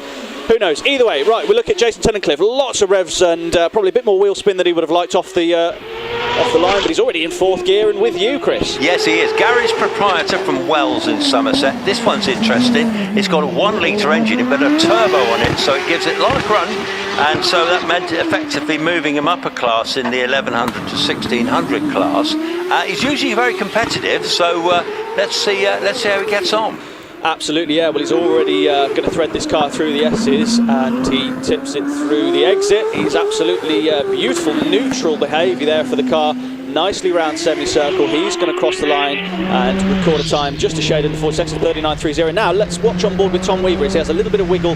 He had a little bit of a moment yesterday where he put it in the gravel and did the world's biggest three-point turn, but he's just had a little wiggle there on the entrance to Ettores. But Tom has been used to this fantastic Empire, which is now sold, so he's back in the family Van Diemen. Nice late apex into Pardon. He's middle of the road as he heads through midway. He takes a little bit of curb as he beautiful there. Both curbs through S's, really nicely done. Threads it through the exit of the S's. Third gear, that's it. He's now tipping it into semicircle, probably in third gear. Lovely line through there, lots of commitment. He's going to cross the line with a 49.83 for Tom Weaver. Nice bit of onboard there. Excellent. Lloyd smashing. Lawrence Marks in it. Another Van Diemen, a 1984 version. This is the one that Becca Crocombe also has a go in as well. But Lawrence owns the car and will be followed by Andrew Henson. He most certainly will, yeah. Lawrence Marks is purple, which is great to see. The car really nice with that kind of flash of yellow over the red bodywork. Really nice out of the S's. And he's going to be on the brakes as he turns into semicircle. Now we're watching Andrew Henson now as he tips it round through Ittori's. Lawrence Marks at 52.03. Yeah, Andrew Henson is his job. He's a purveyor of racing cars of all things, so that's a nice little job. Has some lovely stock. This is the car he's sharing with his daughter Nicola Dearden, and they've got bigger cars back home, but they're having a few outings in this one. Yeah, absolutely. And Nick Saunders we're looking at now in the Rainick single-seater. He is on the hill currently with you. Now, I didn't know about this car until yesterday, Chris. Tell us a bit more about it. Yeah, so it's a Reynard, and it was built by Nick Skidmore. He's had the car for 12 years now, Nick, and it's been extensively modified. Got a booster engine in the back there, so it goes extremely well. He is from the Channel Islands. He's here with his son Luke this weekend, who's sharing the car. Now he's slowed down fairly dramatically. Does that mean he has a problem? Oh, what a shame. They've had one or two electrical gremlins, and I fancied he might have struck again. That might be a red flag. Yes, it is indeed. So John Stockley's going to get red flag. Now, John Stockley will get another go because he didn't cause the flag. He's received the flag but hasn't caused the flag, so he'll be sent back down the hill to get another go in the Force PC. Nick Saunders hasn't tipped the beam yet, so he's going to be sat, I think. Oh no, he has managed to get across the line. Unsure of what's happened there. So engine sounded misfiery when he went across the line, didn't it? Could be a bit of an electrical one then potentially. So fingers crossed it should all be okay. So, John Stockley from Cardiff there. He's in his lovely little Force PC, another little booster engine job. But he's going to go down probably round, he's going to cut through the loop now, back towards the start and back into the paddock for another go. So they are trying hard, and of course we're still in practice, which is quite interesting, really. Yeah, indeed. They're all having a good go. But the thing is, though, Chris, is obviously you want to give the car a good shakedown, especially at this point in the season where there are, prizes and trophies to play for. There's no point in practice if you don't sort of simulate how the car is going to be driven for the time runs, So, let's see how we go. Anyway. Well, it's yes, we've got, is that Darren Gumbley waiting to come on the line, is it? Looks a bit like that. Oh, is it Mark Schlanker? One of the two, isn't it? I think this is Mark Schlanker. Yeah. Now, it's nice looking car. It just adjusts him, pulls the car back slightly to be in line with the timing beam, holds it on the block to stop the car from rolling backwards. First gear. Launch control is going to be available in a minute. You can hear the pneumatic shift. Click it into first and he's away. Car wiggles its way into second gear, third gear, fourth gear, fifth gear. I can already hear as he's heading around the bridge, all ready to. Wow, super speed there. Yeah, very rapid indeed. Ex-Einan Price. Now, Einan was to drive this incredibly quickly before. He's bought the Skoda R5, which he's selling. He wants to get back to single-seaters. But anyway, Mark, he's from Stourbridge Way, and he was in the 1100 class till he bought this one, and now he's thoroughly enjoying it. Absolutely, well, you can see that he's certainly not afraid of it, that's for sure. He's really riding those curves as he goes through the S's. Absolutely fantastic speed there from Mark Schlanker, going really, really well. Hard on the brakes, round semicircle, nice tight line there. If you can hear me over Jonathan Evans' pill beam, Mark Schlanker records a 41.29. Now, this is a beautiful car, isn't it, Chris? Talk us through this. Yeah, this is the ex-Bill Morris car, actually, who was a regular hill climber from Haverfordwest. He was a potato farmer. He had various cars, but this one is a lovely old-school pill beam. Runs a Millington engine in the back, so it's got all the right bits. And Jonathan is sharing this car this weekend, as he has done all season, with Kevin Creven from Northern Ireland. Absolutely, yeah, beautiful, beautiful thing. So Pilbeam was an absolute force to be reckoned with back in the day, and Jonathan Evans, great to see this car still being competed. It's super competitive, sounds fantastic, that's for sure. Lovely, lovely intake bark for that massive stack of carburettors. So he rounds semicircle, he's going to tip the beam with a 46.54. Now, Andrew Colborne in the Van Diemen. This car's been getting quicker and quicker in the hands of himself and son, Aaron. He's away from the line already. Tell us a bit more about this one, Chris. Yeah, runs a 2-litre Ford, highly worked engine in the back of this one, ex-Formula Ireland car.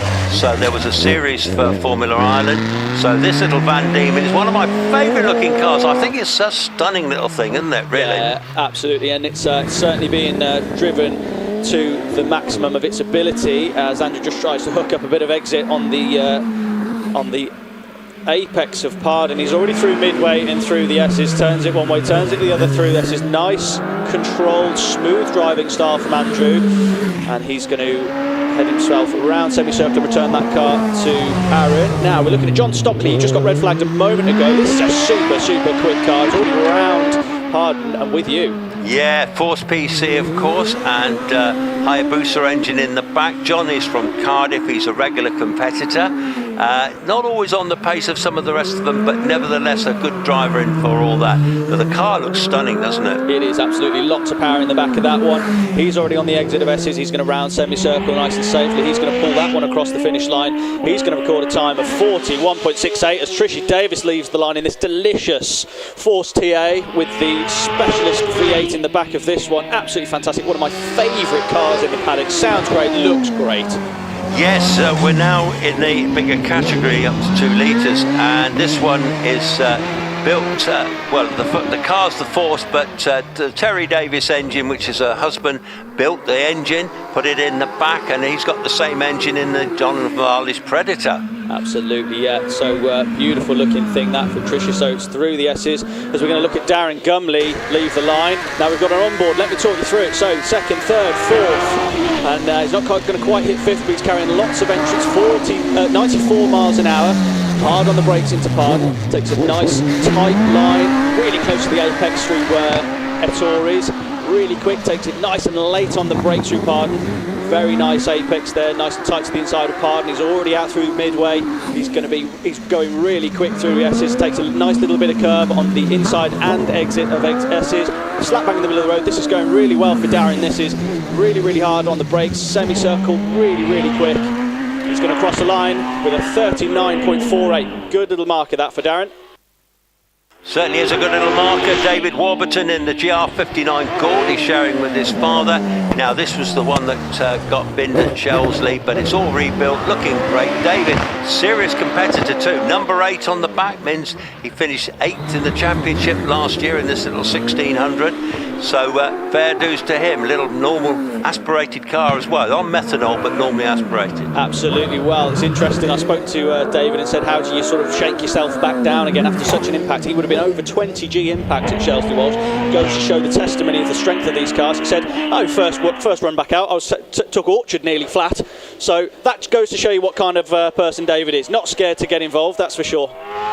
Yeah, Nigel Pettis just left the line in this beautiful little Dallara TKD V8. So this is a Terry Davis engine in the back of this one. Nigel also runs an OMS. He's here with his partner Claire Lightfoot. This is the ex-Tim Elmer car. I do love the colour scheme on this car, but also it's immaculately turned out. This is one of the it is one of the nicest. I mean, look at how low and wide it is. It's such a beautiful looking thing. Quite often it's got such a wide wing, low, wide stance.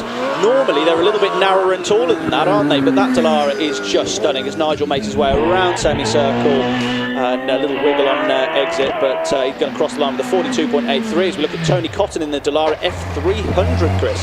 Yes, he's been doing a lot of circuit racing in this car. I like the colour scheme on it, but runs a 2-litre Ford engine in the back of this Dallara. Dallara's Italian manufacturer. They produce an awful lot of very, very good racing cars, haven't they? Yeah, absolutely. Yeah, well, they're a feeder series for Dallara have made so many chassis for so many championship-winning cars across the globe, and it's great to see them still being competed beautifully in Hillclimb. This Tony takes a lovely line through semicircle. He's going to cross the line with the time of 46.49. Ian Tucker's already on the hill in the OMS 28 with you. Yeah, he is. He comes all the way from Cornwall. There's several Cornish competitors here. Paul Crute another, Terry Graves another. But this is a OMS with a 1600, very stretched 1600 booster, by the way. I don't think you can make it much bigger than this. And yeah, rapid it is too. Indeed it is, absolutely, yeah. So Ian is just feeding that car through the exit of yes, is now hard on the brakes into semicircle. Takes a really nice tight line through semicircle. As we've got Andy Bogaard on the line, as Ian Tucker records a 48.35. Andy Bogaard from the Channel Islands. He's been into a couple of runoffs, I think, in the Channel Islands this year, and he's absolutely rapid through Orchard. 104 miles an hour, Chris. Wow. He's giving it a go, isn't he? He is always quick, and I think he's getting quicker and quicker in this car as well. Very well sorted car. Again, runs old venerable higher booster in the back of it. Interesting rear disc arrangement, single rear disc down the middle of the car. I've not seen anyone else with that. But anyway, he's on a mission. Absolutely, yeah. Flash of flame as he comes down through the gears into the S's. That little Ferrari sticker on the side must be driving him like he's driving Nigel Mansell's 92 car. Absolutely fantastic. He's really, really going well. Andy Bogaard across the line, 40.26 rapid. Jonathan Farley now. Yeah. Jonathan Farley, reigning Midland Hillclimb champion at the moment, second in the championship this year as well. He's won it for the last 2 years. This is the ex-Graham White Junior Predator, built up in Scotland. It did have an Arrows V10 engine in it at one time, which was a 3-litre monster, but now runs the TKD 2-litre V8. I remember watching this car at Shelsley Walsh and here when I was a kid, and never failed to amaze me. 140 miles an hour through the speed traps at Shelsley, so not quite going that quick today at Prescott, but he's through at 39.38 as James Chalmers built up the revs in the Rolt, and there was a pop and a bang and it stopped. I think they're just, I think he was just testing launch control actually there, so nothing to worry about. They're just lining him up. This car running proper anti-lag as well. This is like a proper World Rally Car anti-lag system where it's not like bang, bang, bang. It's like a consistent thrum. But I think all is well there. Yes, it is. Launch controls away. I think there's an issue, unfortunately, with this car. He's going to go backwards. I'm not quite sure what the issue was, but there was a flash of flame and the car didn't move, whether it's a drive shaft or something. Looking at the back of the car, the helmet's going to be undone, so I think we're going to wheel James Chalmers away. We've got Richard Weaver and John Chalmers looking at the car now, but it looked like it built the revs and didn't move, so there may be a drive shaft issue or similar with this car, so fingers crossed they can get this thing sorted. You mentioned drive shaft then. When he did his initial launch, I thought something went bang, but there was a flash of flame out the back. So obviously this car runs a very trick anti-lag system, and it's a poppy and bangy car at the best of times. So I think there was a test of launch control, and there was a flash of flame out the back and a bang when it all sort of shut down again. Then they lined him up. I think that car has a drivetrain issue. I'm sure, I'd say they carry spares. I'm sure they'll get it back out. There's plenty of people on hand to help, that's for sure.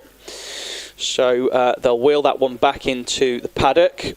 Have a little look and see what's up with that. So hopefully we see James Chalmers back out in the Rolt later on. I love that car. It's got a fantastic anti-lag system. Who doesn't like a bit of anti-lag, eh? Just keep that turbo on spool, as now the car will make way for...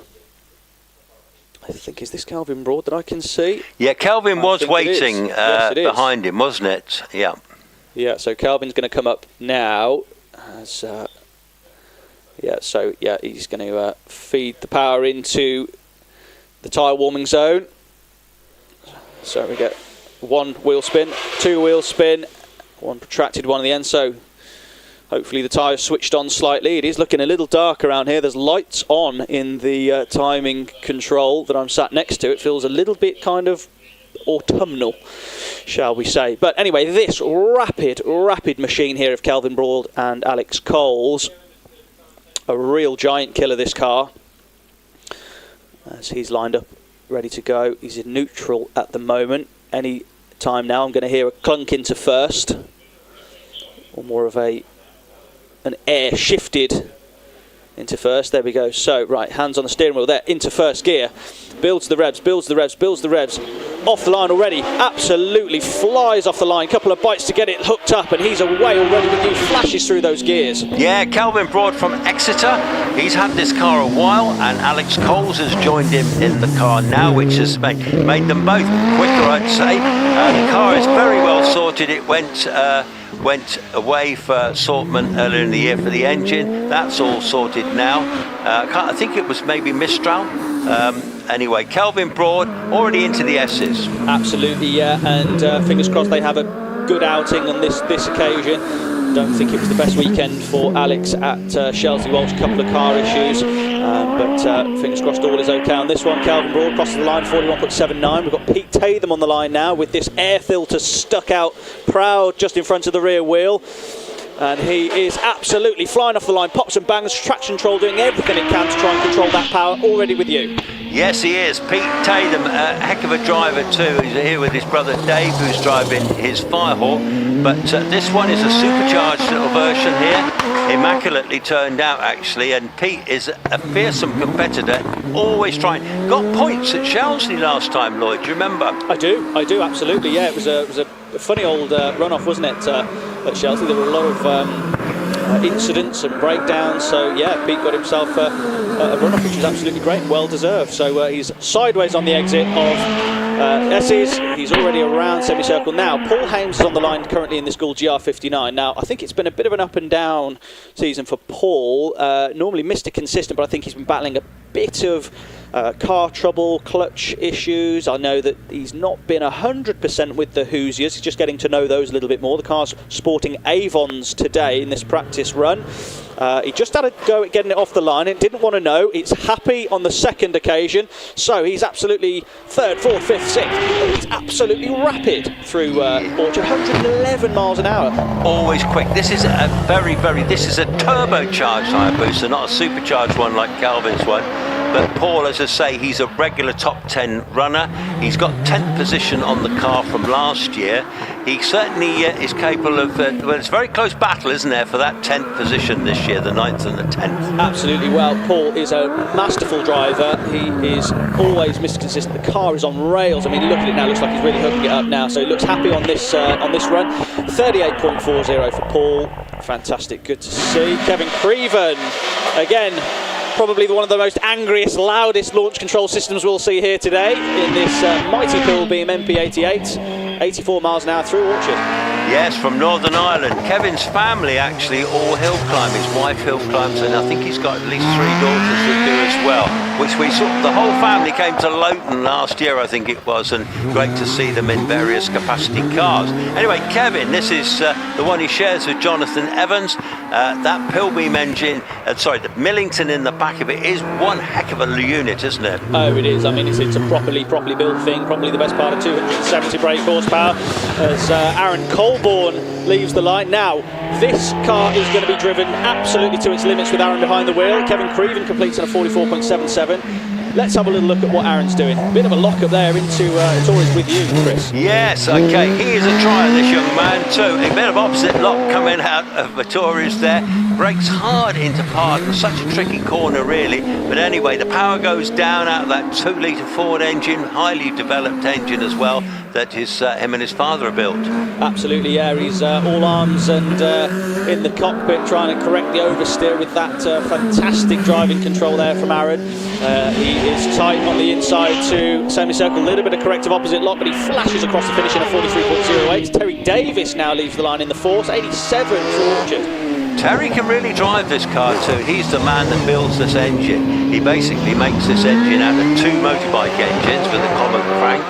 And well, it's a great piece of work, isn't it, really? But this is their new force. They've only had it about a year, I reckon, now, and going well. I love the yellow. I think it's up for debate. What's a quicker racing car, yellow or red? Do like a yellow paint scheme on this thing. Absolutely fantastic. He's hard on the brakes, round semicircle really nicely, and he's going to across the line with a 41.78 as we've got Terry Graves, who's sharing Graham Wynn's GR59. He's just allowed a little stall. He's getting to know the car. Terry's car unfortunately had a bit of an issue yesterday that meant the car will not be seen this weekend, but Graham Wynn said, well, why don't you share the GR59? Well, what an invitation. I don't think anybody's ever said no to that, have they? And look at that, the man next to him is bowing down, is Scott Moran, 6 times champion himself. So a bit of experience there. Scotty is helping Graham Wynn this year, as he did last year, and currently retired. But yeah, as you say, this is a ballistic missile of a car. Is this a championship winning car at the hands of Scott Moran? No, didn't win the championship, but Scotty did, I think, when he tied in a runoff win here, actually. I think it was a dead heat. I think it was a dead heat between him and Matt Ryder. And I was on comms that day, and it was great, absolutely fabulous. But anyway, here he comes, Terry Graves, driving the lovely, lovely Gould with the 4-litre Judd power in the back of it. This is the latest spec Gould. You won't get any better than this. And this is the one that Graham Wynn, OBE, bought for himself for his retirement present. I mean, as retirement presents go, I don't think you're going to get a much faster one other than bungee jumping, and even then I don't think you probably go that fast as Terry makes his way through the S's. No doubt in the back of his mind he'll be thinking, well, it's not my car, but he's certainly having a good go, which is great to see. Round semicircle, he's going to record a time of 41.50 as Richard Summers in the AFS P40 is with you, Chris. Yeah, what a fabulous... Built by the Summers family, predominantly Alex, I think, but he designed and built it. But the family all were helping build everything on the car, the carb and everything. They're just such a bunch of geniuses, absolutely, aren't they? They are tremendously clever as Richard wiggles his way through the S's as he has already made his way through semicircle round towards the finish. He's going to cross the line with a 44.29. Sandra Tomlin's with you now in this beautiful Pilbeam. Lots of history in this car. Yeah, one of the last Hillclimb Pilbeams built, actually. She had it built. She owns the car. She put a 4-litre Judd in the back, so you got the best engine as well. It's immaculately turned out. Maybe the Pilbeams aren't quite on the pace of the Goulds these days, but nevertheless, what a fabulous bit of kit. And she's sharing with her son, Oliver. Absolutely, it's a beautiful thing, isn't it? It really is, as she's going to round semicircle. Lynn Owen's on the hill at the moment as well. Let's have a look at what Lynn Owen's doing. We look at Sandra Tomlin do a 47.07. Lynn Owen, with you already? She is indeed, and just looking across from my box, I think I can see rain in the distance towards the Malvern sort of way. So it could be we're going to get that bit of rain just to make it all more interesting. Well, I know for the time being everybody's going to be keeping their fingers crossed that doesn't hit us in the next 10-15 minutes. These single-seaters will all need to go back onto wet tyres. Now, Lindsay Summers off the line in the DJ Firestorm, absolutely flies off towards Bridge. She's already round Orchard with you. Lynn Owen's going to record a time of 49.48. Lindsay's with you. She is indeed, yeah, in the DJ Firestorm that son Alex will be driving. This is Lindsay's car. This is a very serious thing with an IndyCar V8 in the back. It revs to over 14,000, which for a V8 is pretty up there. Anyway, Lindsay drives it so well too. She's absolutely flying. She's through the S's now. There's flashes of flames coming through out of the exhaust. I can see that inside wheel just lifts up due to the little undulation in the tarmac and the stiffness of the DJ. She's going to round to go across the line with the 42.85. Now let's talk you through Sean Gould. This car is a hill record holder in numerous places. He's already around towards not going that quick. Am I right in saying, Chris, is he slightly off the pace? Yes, he's actually slowed right up now. Unfortunately, now that's bad news because we don't want him to have a problem in this car because obviously Matthew Ryder's going to drive the car, but he is just cruising at the moment. He's getting around the hairpin of Pardon there. He's still driving it to the top. Yeah, in fact, he's not conked out. Back up now. He's picked back up.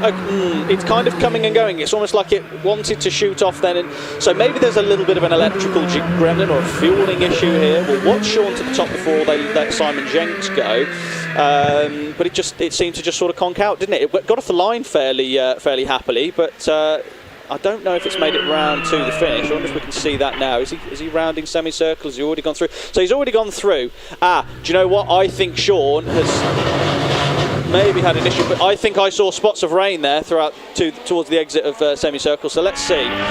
Yeah, I think we're kind of imminent, maybe. Now this is Simon Jenks in the Force T8. Now this is his new car. He got it toward middle of last season. He's had quite a few gremlins to sort out. It's running on methanol. It's got a 2.5 litre V6 engine in it. So got a lot of poke. Very lovely chassis as well, and lovely bodywork. So Simon Jenks coming to grips with this car. He certainly is, yeah, absolutely. Just makes a great noise from that DTM drive engine. Big flash of flame there.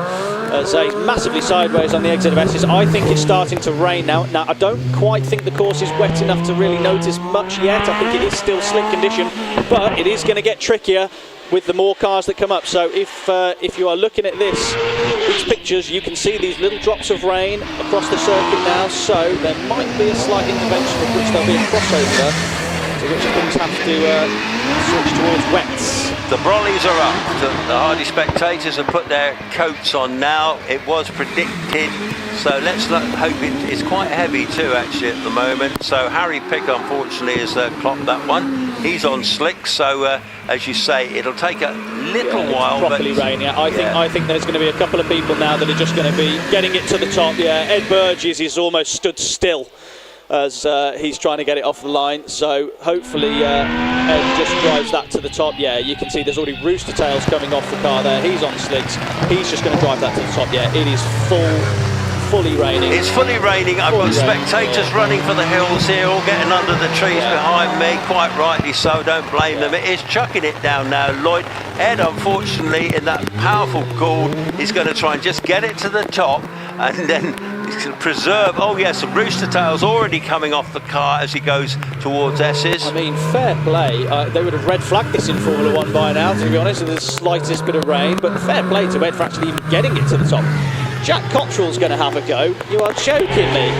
Jack! He's going to have a go on slicks. Okay, fair enough. Well, we know Jack Cottrell can drive, that's for sure. They all can. Alex Coles looks like he's going to get out of the car. Jack's going to go and have a go. I'm not quite sure what he's going to learn from this on slicks in the rain, but I think maybe he's just doing it for the crack.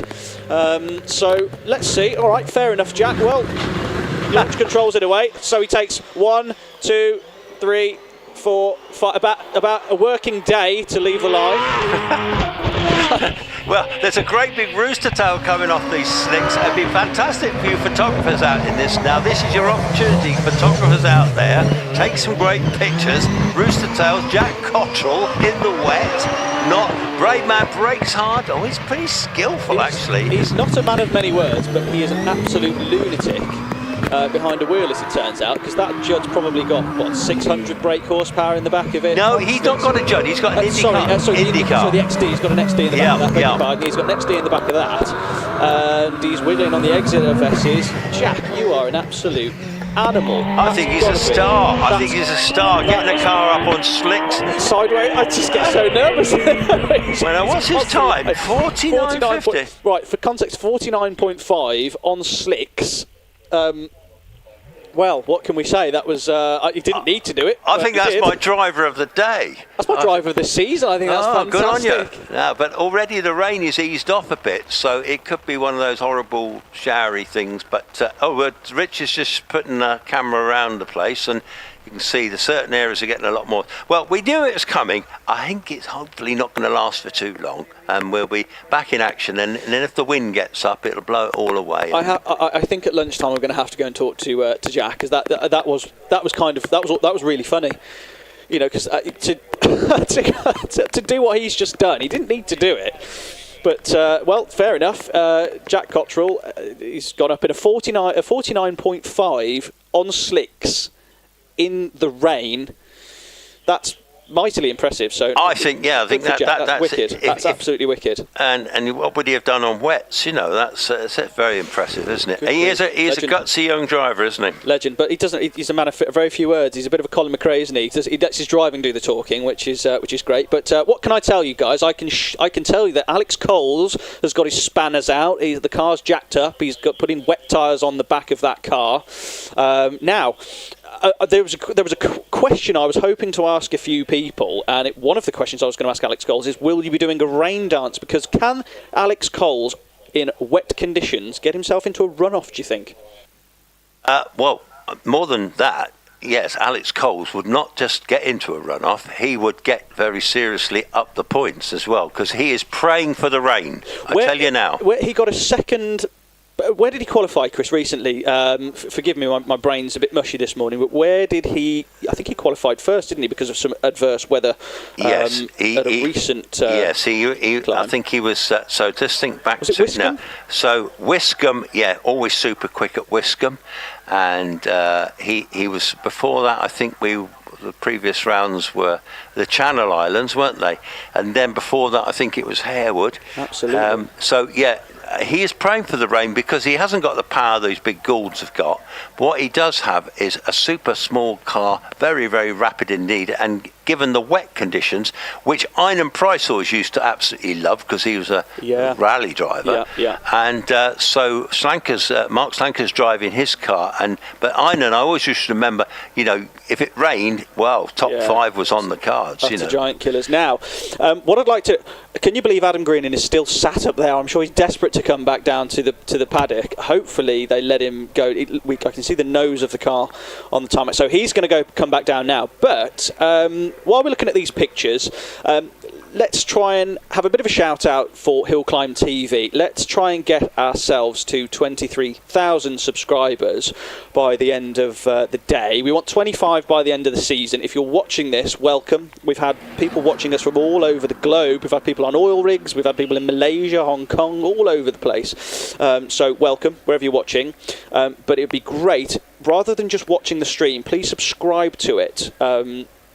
You'll get to see all of the live streamed hill climbs throughout the rest of the season and next. It's a great service that Rich and team provide. We try to be as good as we possibly can, and I think we're at 22,254. If you're watching this now, just click that subscribe button. Let's see if we can get to 23,000 subscribers by the end of the day. That would be fantastic. Well, that would be quite something. He's also covering the rally day as well, I think, here when we're back here in November as well, which would be pretty amazing. I know you were here last year doing that. That's a great day, isn't it? Yeah, it's a fabulous day. And I noticed recently Harewood announced they're doing a rally day in December. Which should be very interesting too, up in Yorkshire. So, are they really? The rally days are very popular things now, aren't they? The thing is, rallying is it's been such a visual sport for years. It's a shame it's not quite what it used to be. The cars are nothing like what you can buy from the showrooms, which is a shame. It's behind a paywall subscription app. Whereas before, I remember, I say I'm only 33 and back in my day, but I remember it was on.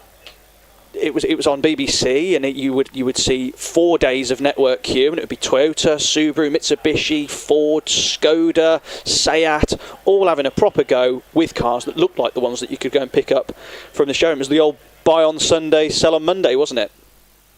Yeah, well, you're right. It was different times, wasn't it? And now a lot of modern cars basically look the same, don't they? And they're all sort of going down, and they're bigger. They're so much bigger than they used to be, aren't they? They're massive. Absolutely. Now, little update from the paddock. So yes, we can see some frantic changing of tyres. So this rain couldn't have come at a worse time for the single-seater guys. So this is just before the really, really quick single-seaters are about to come up. Now, these cars, just for context, some of the Judd cars, so the GR59 that you're going to see Matthew Ryder come up, you're going to see Alex Summers, you're going to see Will Hall, you're going to see Graham Wynn, you're going to see all of these amazingly powerful cars. So for context, these guys have 1,500 brake horsepower per tonne. Now the cars have got 700 odd horsepower. They weigh 350 kilos. They're about to come up the hill here in it's still going to be wet by the time they get to us. But we're just watching. We can see Matthew Ryder as they're sort of the nose cones off that car. They're doing a little bit of tweaking. I can imagine there's probably different setups required for the rain, so there's all sorts you have to do. It's not like it's just chuck some wet tyres on these things. You've got to adjust brake bias, brake pressures. You've got to adjust so many different bits and pieces. A turn of wing here and there, perhaps. It is quite a transformation to go into the wet for these things. Anyway, Lloyd, there's fussy cars coming out. Well, this is it. I think there's been a decision made to let's get the cars with windscreen wipers up the hill, and that they don't need to change tyres. So let's get those up the hill while it's wet, and we'll get the single seaters up, because obviously there's a load of fettling that needs to happen. As I say, it's not just slap some wet tyres in it and off they go. They do need to be transformed slightly. So anyway, we've got this lovely Mini. I mean, talk about cars you want to take home. I really would like to take Andrew Clark's Mini home with me actually after this. A beautiful shade of green, and wheel spinning his way off the line. Oh, I love that. That looks perfect. That's exactly how I'd build a Mini, I think. Absolutely fantastic looking thing. The colours are like the Cooper Car Company Minis I used to watch as a kid at Brands Hatch, but this is an old school looking Mini. I'm not sure the year of manufacture, G14, looking at the reg, not sure. But either way, runs a lovely little A-series engine, and I don't know if it's got a straight cut box in it, but it sounds the part. Most likely. Now, just looking at what he was struggling with, I don't think it's got a diff in it. So any cars with open differentials on the exit of Pardon, because of the camber of the road and how light the inside front wheel will go, it's going to be a nightmare to get traction off there. So if any cars that we're about to see, so in these conditions, you know, we're going to see some tin tops coming up soon. I mean, we're going to see some four-wheel drive modern Golds go really quickly up here in the rain. But it's going to be loads and loads of fun for these Fiat Abarths, because they're going to be able to chuck them around, make them go sideways. It's going to be a load of fun for them in the rain. They are indeed, yes. John Barber in the 850 Abarth, so I think that's running nearly a 1 litre engine, but they're tiny little engines, and according to Chris, it's a 4-cylinder engine in that, you notice, and then it's followed by Lee Carter in his 695 SS Abarth, which is a little twin-cylinder thing from memory. Very tiny, original little Fiat. He owns 3 of these. We've got John Barber already round semicircle, heading up towards the finish. We'll give you time for him in a minute. Lee Carter already round Pardon, 70.42 for John Barber. Lee Carter towards midway with you. Now, have a look at this. This is Anthony Ward, who's well up for it. I can tell. He's barely left the line. I think he might be on slicks in this thing, but he's going to have a go. But he's been well up for this. Seriously, looks like he's having loads and loads of fun in this BMW 2002. Rear wheel drive, old school, 5-speed manual. Brilliant to see these things getting used, even because a lot of these are in collections now. But I tell you, somebody who's going to have the most fun, I think, out of anybody about to come up the hill in the rain is Rupert Marx in this Bugatti Type 13 Brescia. This is going to be a really fun car to see, because he's got such narrow such narrow tyres. This is going to be all arms and elbows to keep this thing pointing in a straight line. So talk us through this, and then following that, Matt Clark's. We've got a collection of proper drivers coming up now, Chris. We have indeed. Now Rupert, he's on the council here at Prescott. He's a very big member. This Brescia is a little 1500cc car. Believe it or not, the engine is revved to about 8,000. He's also the driver that sometimes brings a big McLaren Can-Am car, a 7-litre in orange Can-Am car that he used to drive from one of his Essex home. And drive it here, and imagine fueling that up on the motorway service station. Yeah, I wouldn't fancy the Can-Am in the wet, that's for sure. But I saw him in the Can-Am on the wet here, and he was brilliant. I tell you, he was brilliant, and he never put a foot wrong. Amazing to see. As Matt Clark now, who is probably the ultimate Mini driver. I've never seen a Mini driven with more commitment than I've seen Matt Clark drive one. I mean, we look at the likes of your Russ Swifts and your Nick Swifts and all these people that drive these Minis in your classic racing series. Matt Clark for me is the ultimate Mini driver. He's absolutely flat everywhere. He is. Look at him now. I mean, even in the wet, he's gone sub 50 seconds in this Mini here on the last meeting. And Matt is a terrific driver. Lovely guy, big fella too, isn't he, Matt Clark? He is, but doesn't half know how to drive a Mini. I'll just watch him over the line, and I'll pass back over to Chris Druitt, who is retiring at the end of today. So let's make the most of Chris and his wonderful insight. Matt Clark is going to record a 56.13s across the line. I'm going to bid you farewell for just a short while and hand back over to Chris Druitt.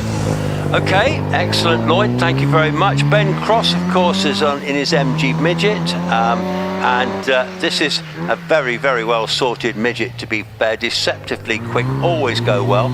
The pair of them are actually, him and his son, Ben is, sorry, the son, they're instructors, and so they know how to drive a little car. Already in the S's now, so they're just going around the S's, approaching semicircle. Stephen Norris is on the hill too now in his MGB Roadster. So Ben Cross points it towards the finish now. He'll be finishing in the mid-50s, 56.41. Stephen Norris is just coming by me now. He's new to it. This is his second year doing the Fassi. He's got a business, a car restoration Vettling business near Tewkesbury. So he knows how to put them together, and I noticed this year he's got the white boot lid, so whether or not that's a lighter part, I don't know. We will see. So he'll be followed by Simon Firth Bernard in the Sunbeam Alpine Series 3 car, which is some of those were turned into, well, they made the Sunbeam Tiger, didn't they? But this is a very original looking Sunbeam, isn't it? Isn't this lovely? Are you with us next, Chris? Not quite yet. So Stephen Norris heads towards the finish. He's going to finish with a time of 71.84. Simon Firth Bernard in the Alpine.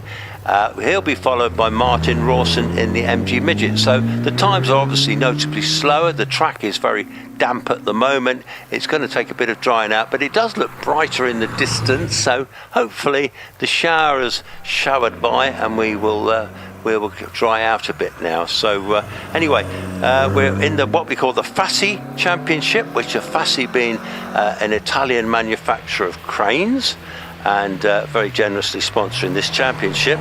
We've got several classes in this: Class 1, Class 2, Class 3, Class 4, Class 4 sports cars. So it's quite a big class. Hi, Chris. Oh, good. Hiya, Chris. How you doing? We need to explain what Fassi do, because they pay us good money. We ought to tell people how to look out for them.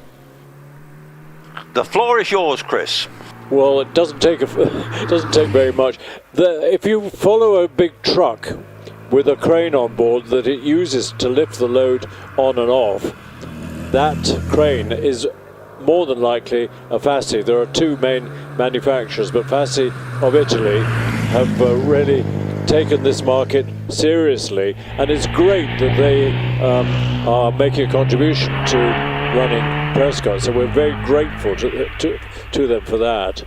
But look out on your way home, if you can see through the rain, to see if you can find a Fassi crane. We used to play it as a kid's game. It's going to be a funny runoff, I think. Did all the big guys go in the rain? No, what happened, Chris, they got as far as Alex Coles, and then the decision was made then to change it around. So the Fassi cars were sent out, which is we're obviously watching now, and so the big guns behind Alex Coles, nobody ran behind Alex Coles, so we haven't got to see the likes of Wallace and Co yet. So it's likely they'll run on a wet track. Yeah, well, I think what they're doing, they're given the opportunity to change to wet, but by the time they're actually out, the track will possibly be drying. So I think it will be. It's all going to be changed around again. So, but at the moment we've got the Fassi runners, and again they're still in practice. So there'll be no time runs yet. So we've actually got quite a while before any qualification runs actually take place. So we're still practicing. Yes, we are, yeah. So we're a bit behind the game now. Here comes Paul Hogan in this brilliant TR3 in very much Le Mans trim. Car number 183. Doesn't it look good? It's worth having a close look at. It's almost exactly, well, it's exactly how the Works Triumphs looked when they competed at Le Mans.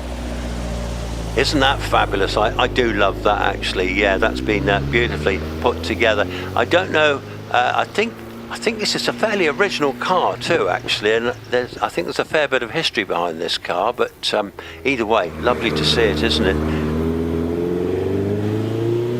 We not here yesterday, but now we've got in Stainburn with the Reliance Scimitar Coupe, we should say, which is always very competitive. They didn't make many of them before switching to the GTE with the hatchback at the back, and that was very successful, led by Princess Margaret, who I think had 6 of them. Kept getting stopped by the cops, of course. But with a Essex V6 Ford engine, swoopy fiberglass body, it was no wonder that the GTE was a great success.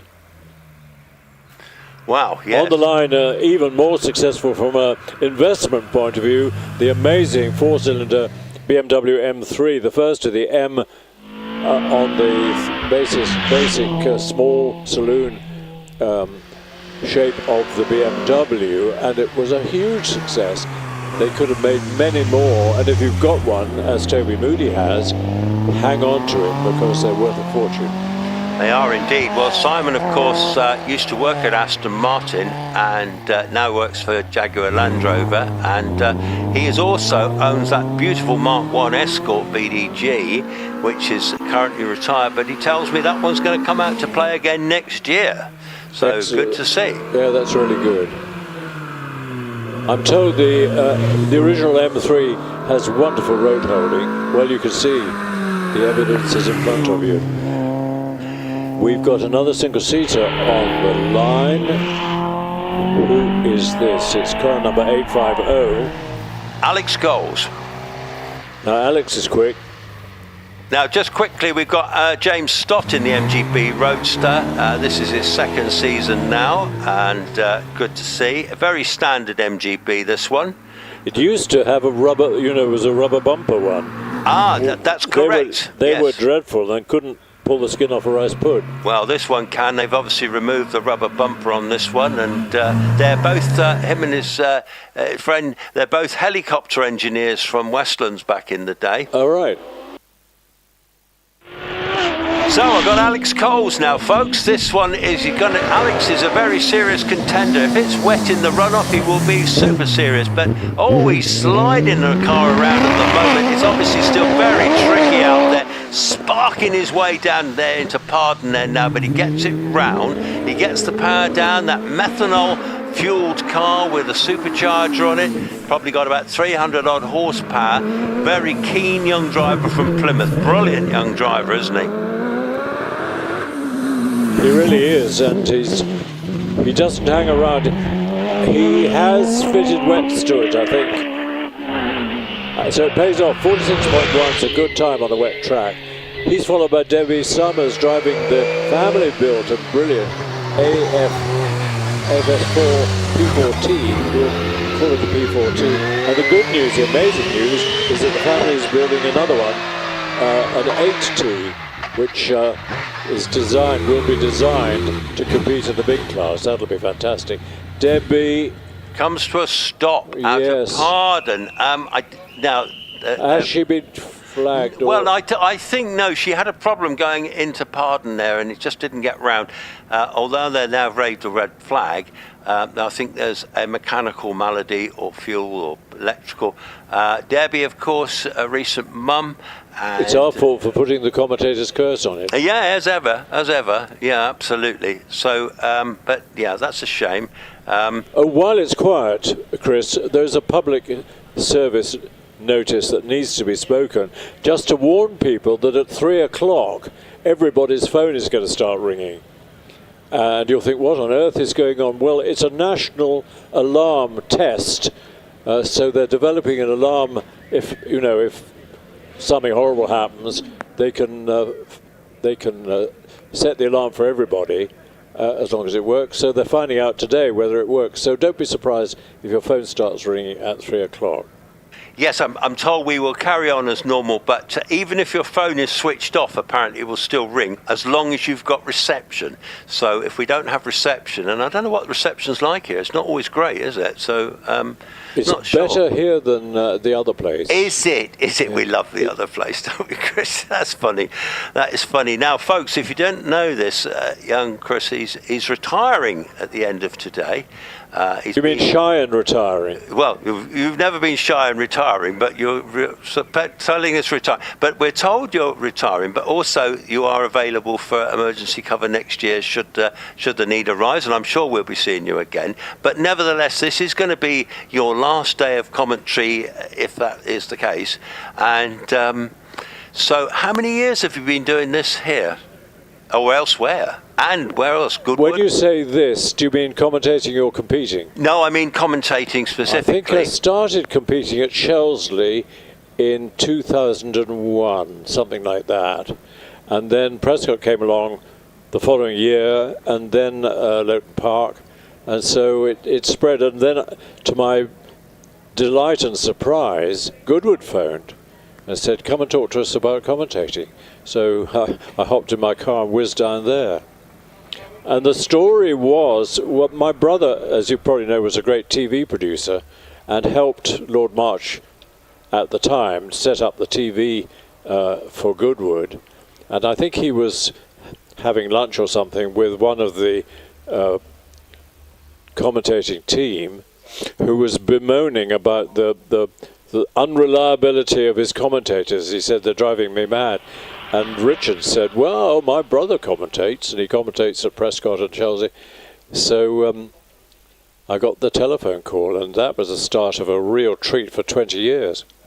Yeah, and that's a big gig. You know, that's in my book, that's as good as it gets. Well, the great thing about it was that all the famous Grand Prix drivers all came to Goodwood, and I spoke to the great majority of them, and they were all delightful and amusing and friendly. There were no spoilt kids among them. Here we go again. We've got an engine firing up, car number 856. It's an Owen, it's a works Owen.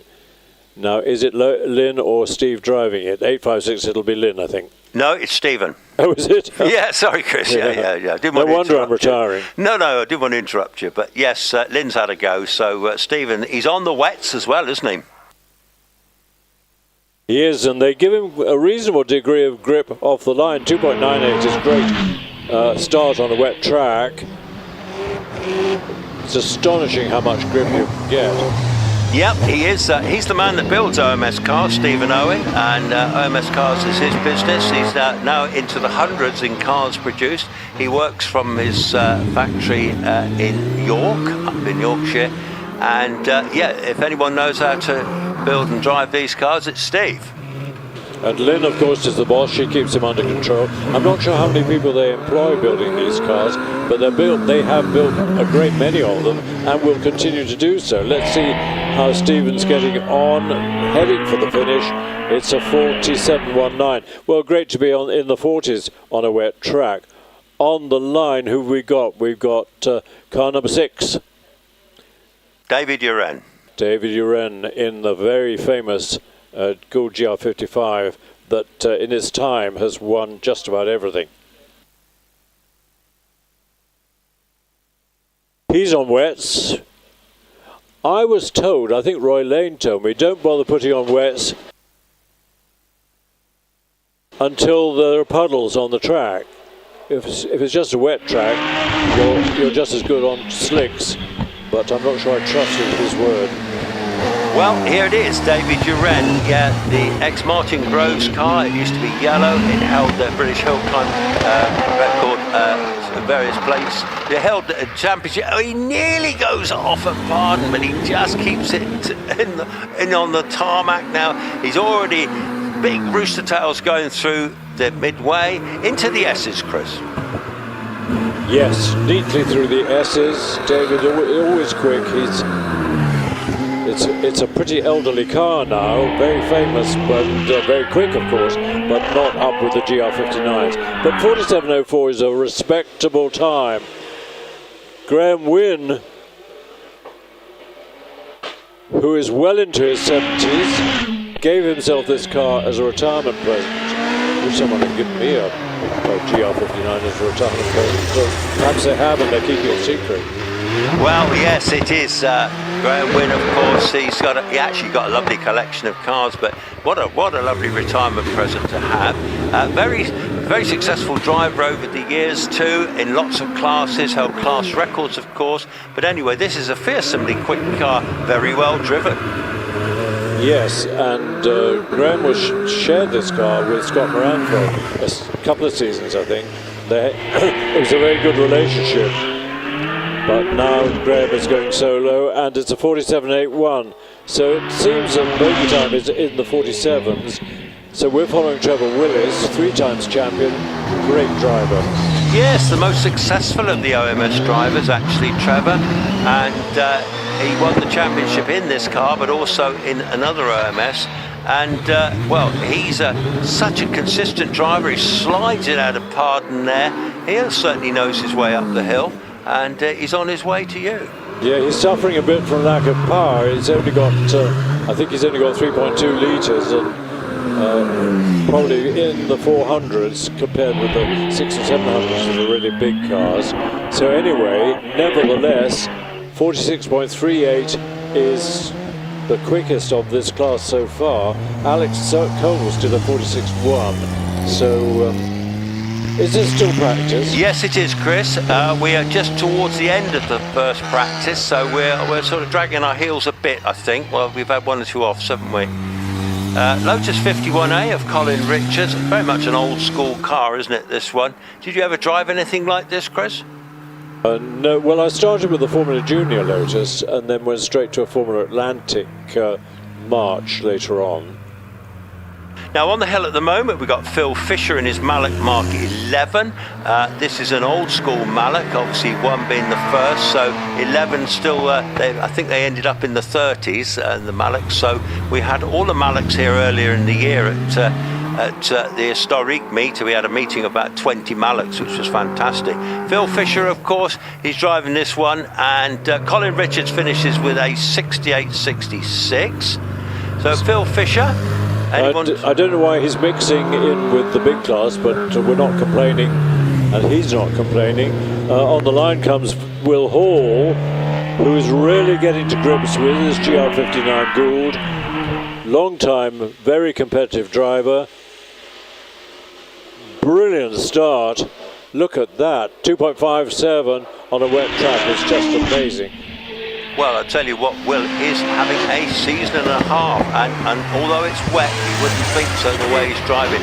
But I tell you what, so far, his lines are immaculate. He's keeping the car in a lovely straight line. He brakes hard into pardon there. He gets that round. Now, gets the power down, puts it down now. He'll be heading towards midway. Rooster tails, my goodness me, heading in towards the S's now. So far, so good. Looking good, Chris. Yeah, I'd love Will to win the championship one year. He's been so near for so long. But with a GR59, he's very competitive. Look at the time, 43.27. Now, what can Alex Summers do? Ex-champion. Yes. DJ Firestorm with an IndyCar engine, minus turbo and minus methanol. No, he is actually running methanol. There are fingers on the back. He is, you're right. Yeah, and Alex, of course, is such a lovely guy as well. And he's such a clever bloke. Works for Aston Martin in a pretty high role, but he can drive a racing car like nobody. Fantastic, isn't he? He's driven the amazing electric Mercury car to get up Goodwood as quick as anybody. Now, is Alex going to be, in the 44s, not quite as quick as Will Hall. So Will is the quickest so far. Now, what can Wallace do? Wallace held the record here. There's a nice video of Wallace breaking the record with the commentator getting a bit hysterical. Who was that, I wonder? Well, it wasn't me. Was it thee? It was me, yes. Good man, good man. Now watch Wallace off the line. It's always beautifully controlled. Except when it isn't. That's commentator's curse. That's commentator's curse in action, yes. But luckily, he didn't go anywhere near the line with his back wheels, so that's just a restart.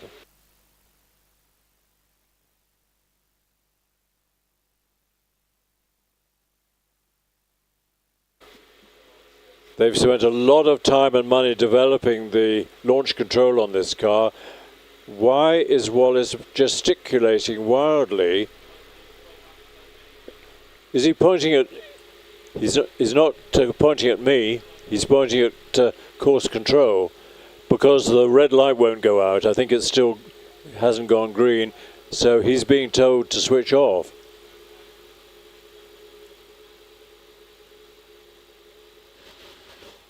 He's usually a very calm person, but he'll be getting very cross. But visor down, and it's stalled again. Now he's getting really cross. Tom New comes to the line. He's shrugging his hands. What's going on? He's saying, what's going on? Well, this is unusual. Launch control can be very temperamental. That's better. Nicely off the line. 2.9, not quite as quick as Alex and Will. Here he comes now, though. Look, is there a better looking HillClimb car? 4 times the champion. Look at the dramatic colours of the car. It just stands out a mile, doesn't it? It's like a Ferrari with orange, yellow fluorescent Wallace wingers from Alloa in Scotland. My goodness me, he can drive one of these things. He's already with you. He is indeed, and into the S's, out through Tony, and round the semicircle to record a 44.07, similar time to Alex, but still nobody's as quick as Will Hall. But remember, guys, this is practice. Practice is not qualifying runs. Here's Matt Ryder.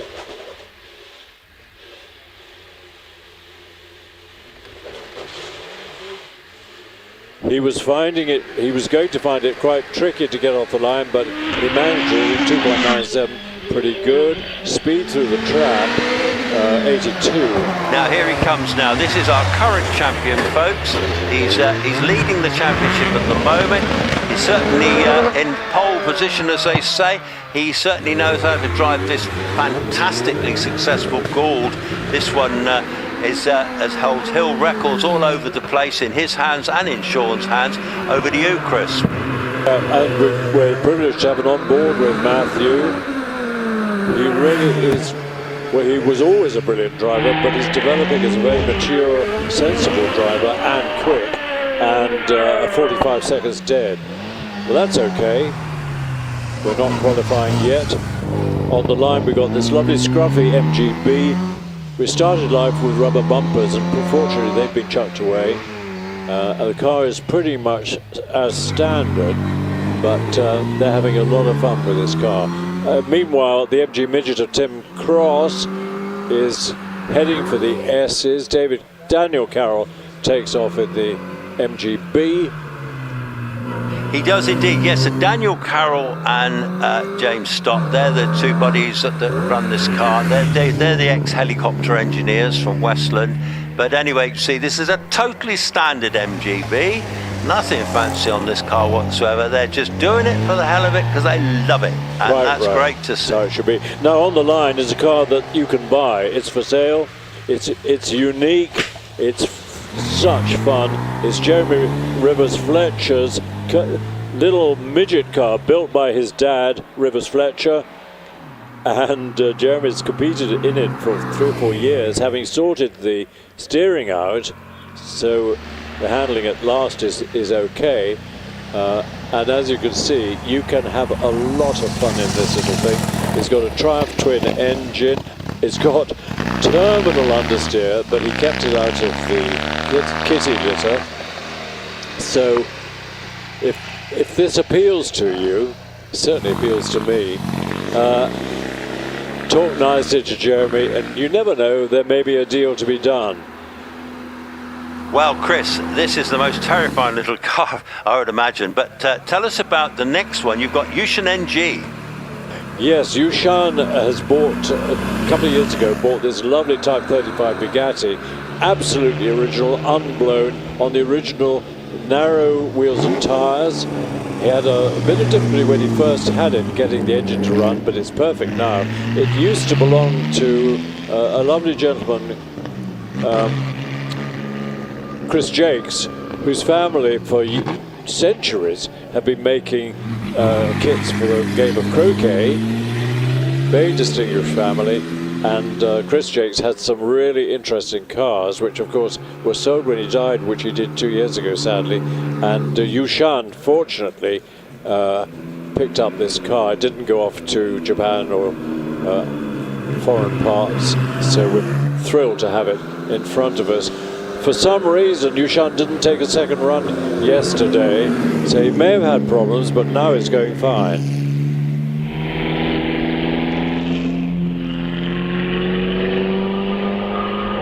He's a great Fraser-Nash G-Ed enthusiast and records an 80.41.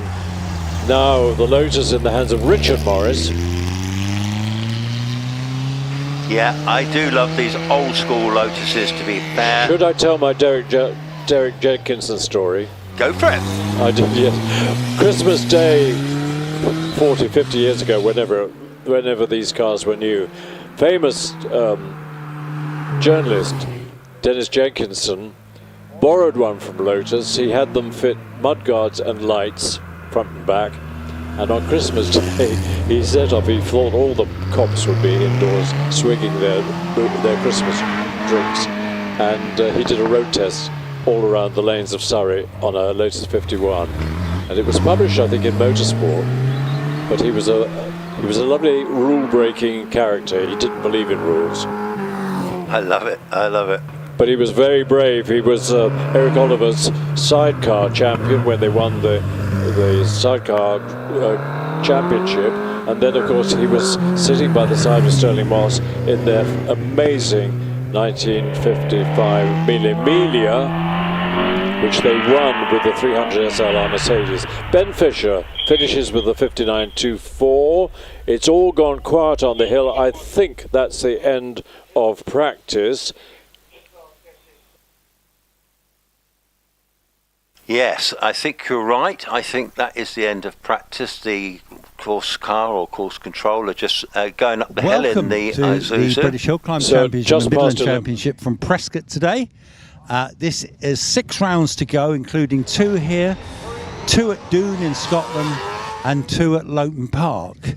It's all very, very closely contested. We have a maximum entry here of 195 cars. We are expecting a possibility of some rain, but hopefully that doesn't come and we get a full, very competitive day of maximum attack hill climbing.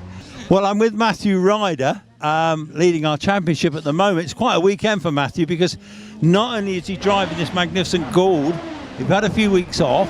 What have you been up to, Matthew? Fixing the car mostly, actually. We had a little bit of an issue at Shelsley last time around, which did a bit of damage to the carbon fibre and the suspension around the car. So Sean and the team have been putting in quite a lot of time to get it all back up to speed. A few little teething things this morning as we get it ready, so that's why you can see everyone working on the car now. But should be small things, and we're hoping for it all to be all sorted, ready for the rest of the weekend. Well, now Matthew hasn't told you this, but I know that Kirsten is expecting the due day is Monday, Matthew. What's going to happen if you suddenly get the phone call? Who knows? We'll have to take that one as it comes. You just never know, do you? So for now, there's no signs of anything. At some point, we might be making a quick dash to the hospital, I suppose. But we're not far from home here, which is quite convenient. So, so far, so good. We'll have to wait and see what happens, won't we? Well, it's good to see you here at Prescott. Season's going well so far. I'd like to think that you're going as well as you possibly can. Are you happy with the performance of the car and yourself? Sitting in second, I'm always going to say no to that, if I'm honest. There's always more to be had out of both of them. The second half of the season's been a lot better. The car's constantly changing. We're constantly changing it to find the time, and I think this morning and the times that everybody's doing are all so close together. So yeah, no, we'd like to be quicker, and I'd like to be better. Yeah. Well, the thing is, you're never going to be completely happy unless you're sat at the top, are you? But the car and yourself, it looks like everything's come together really well this year.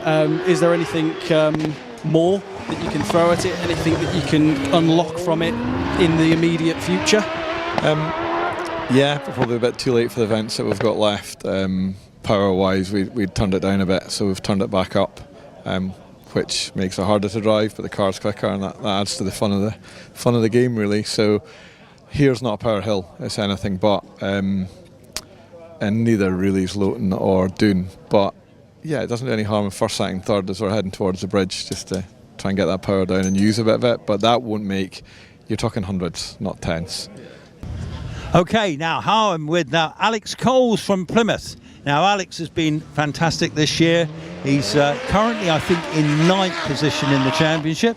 He's looking to get that top 10 number, and you're here. You had a bit of bad luck at Shelsley recently, failure on the car, but anyway, the car's all mended. How's it all looking? A lot better than Shelsley for sure. We sorted the problems. We sorted both sides. We thought if we're doing one, may as well do both. So, yeah, first practice this morning all went well. So, yeah, looking forward to the rest of the weekend. Hopefully it all stays together.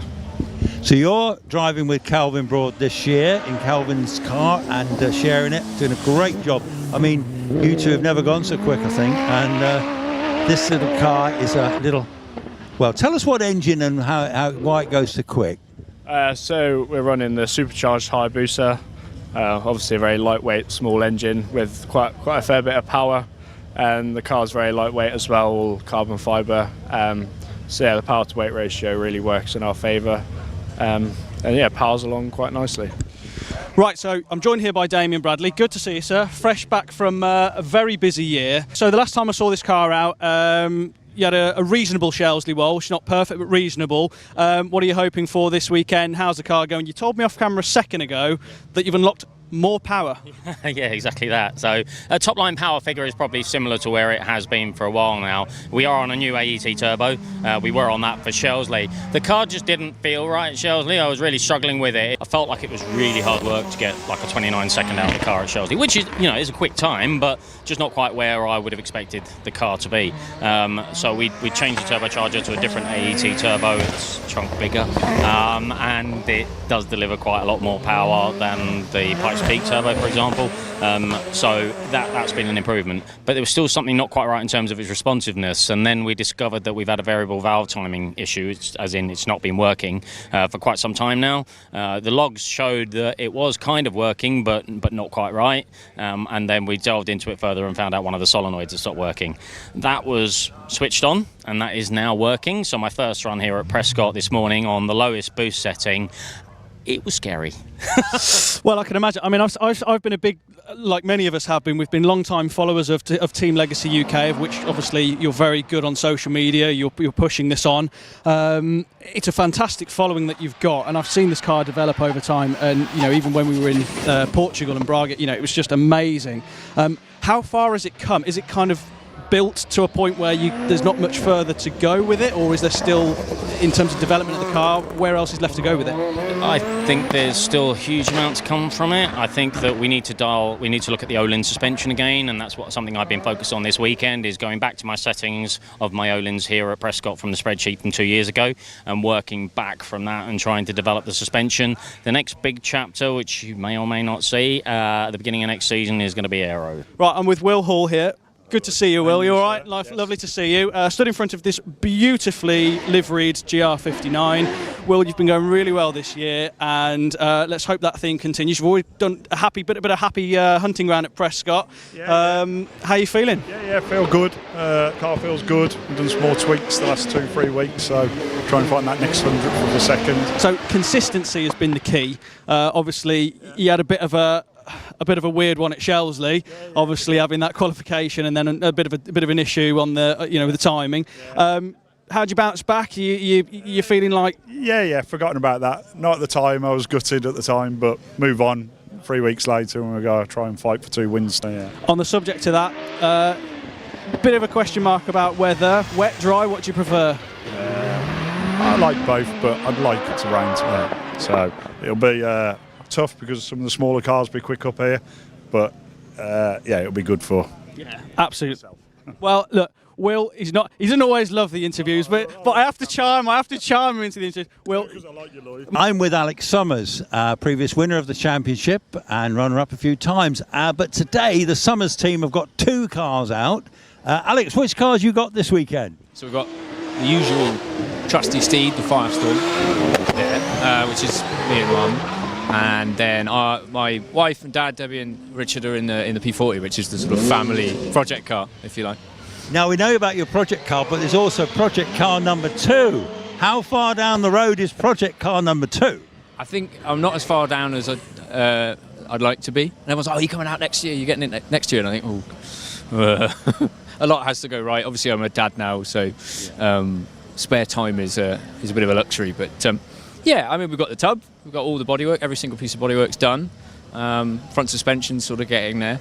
It's just an unbelievable amount of little things that no one really thinks of, like top hat washers and little brackets and, you know, P-clips for wiring looms. And yeah, there's just a huge amount of detail that you sort of see. Oh, you've got a tub, you've got an engine, great, you've got a car. Well, no.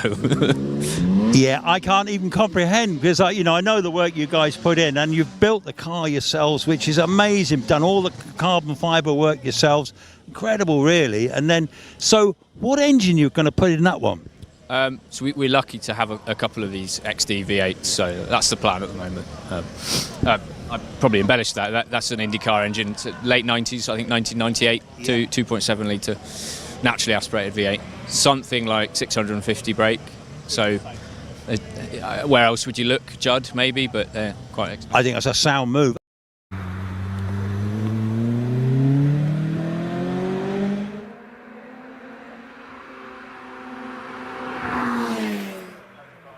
Car I fancy today. Yes, he is. And yeah, this is a little 1800 Rover engine job, isn't it? Very quick too. Yes. Actually, did the Exige run the Toyota engine, Chris? Later, but it started with the Rover, as did the Elise, and then Toyota came along about, 4 or 5 years ago with a V6 and this 4-cylinder engine, and increased the speed of the Exige enormously. It always had a fixed roof. You couldn't take the roof off.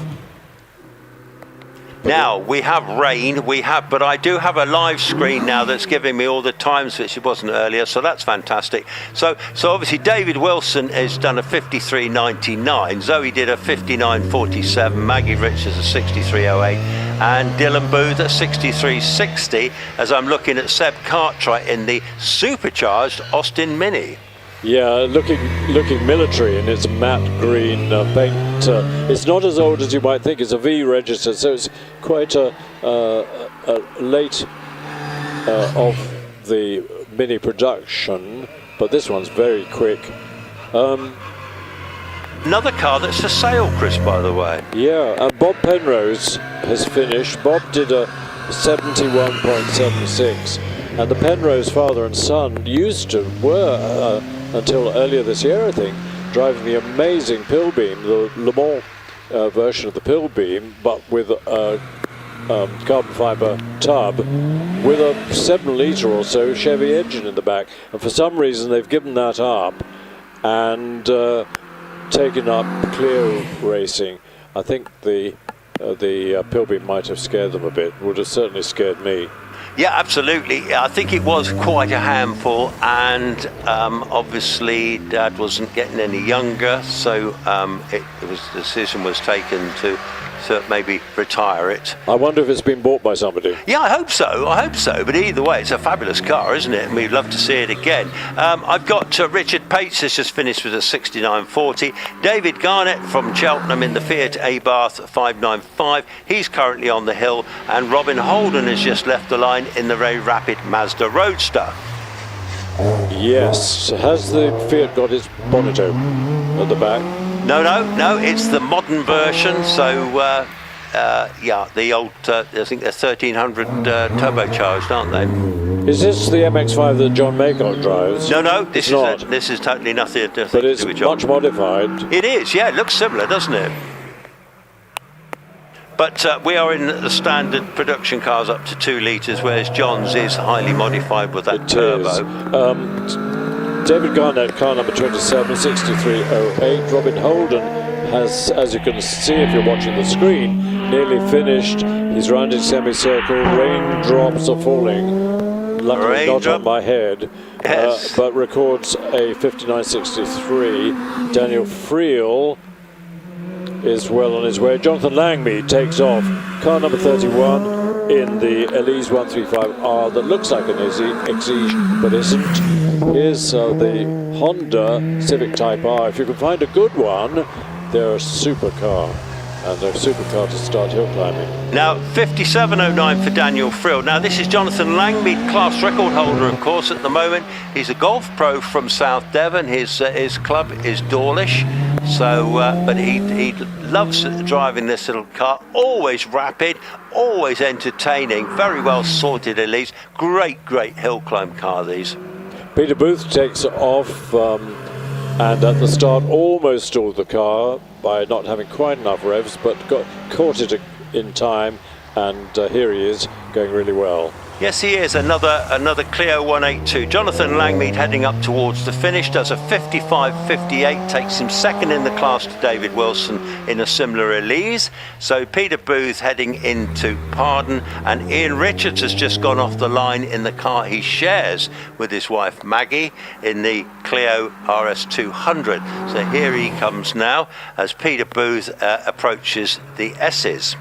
And up to the start line comes 722, which the Elise, driven by Robert Wilson, sharing with the car when it was driven by David Wilson. Are they brothers? It's father and son, Chris. And Robert is usually the quicker of the two, but not much in it. Peter Booth in the Clio 64.98. Here comes Ian Richards into the S's in his Clio 2000. I hear very good reports of the latest Renault, the hybrid one. Off the line goes Robert Wilson. Start in 3 seconds exactly, which isn't bad considering the raindrops falling. Already showing purple sectors on my screen, so Robert Wilson, super quick driver as well actually. Always a great battle with his dad and Jonathan Langmead. So let's see what happens. He's got to beat 53.99 posted by his dad. Nicely taking Pardon hairpin, and let's see what his line is like if you've got a screen through the S's. Just about right, just nudging the edge of the track. 47.13 so far, and heading for the finish. It'll be in the upper 50s, I think. Avoided the Armco, 55.11. Takes him second to his dad. Now Michael Thompson in the yellow Exige is on the hill, always super rapid indeed. He can have something to say about this. At the moment he's maybe just a tad behind. I wonder if they drive this car home or trailer it home. Good point, Chris, good point. Not thought about that one. It's got a number plate, and it's going to be in the mid-50s. 56.55.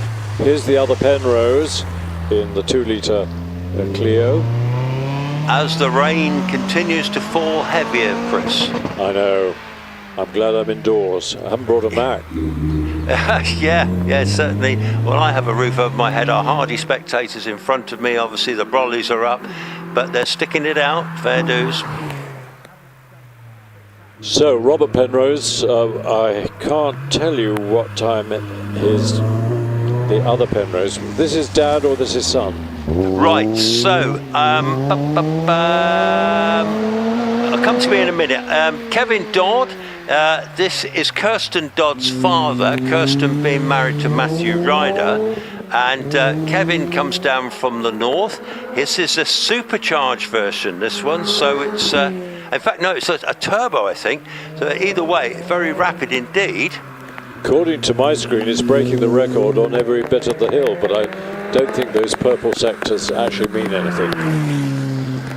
Now, he will be in the next class up, which is the production cars over 2 litre. So he's in amongst all the Porsches and Alpines and Mazda MX-5. So the rain is chucking it down now, Chris. So he finishes with a 59.34. Tim Elmer in the beautiful Alpine A110. See, I'm getting good now on my pronunciation. You are. I've learned from the master that is you. Have we found out whether Kevin Dodd has a turbocharger or a supercharger? Something has chucked him into class A2. Yes, it's a turbo. It's a turbo. It's a turbo. Yeah. Now here's another very quick and very valuable Porsche, the 2.7 RS, in the hands of Ross McDonald. But is it actually 2.7? It's a 3.3. Yeah. It's an RSR replica and been built over many years, but he's put a 3.3 in there into this lovely old school 911 air-cooled engine, of course. Beautiful car, isn't it? Yeah, a narrow track. It hasn't got the overblown mud guards. No, it's not like Paul Howell's version, is it? Some of them are very wide indeed. Now here comes Richard York following him. Richard's in a Cayman 718 GT4. Now the weather is absolutely foul out there now, so I'm not expecting any miracle things, but at least they will probably have decent tyres on that. But these are all driven here, most of these, so they're not looking probably to bend them so they can't drive them home. No, don't do that. Here's Richard Tarling on the line. You'll see him on the screen pretty soon. Car number 39 with the GT3 Porsche.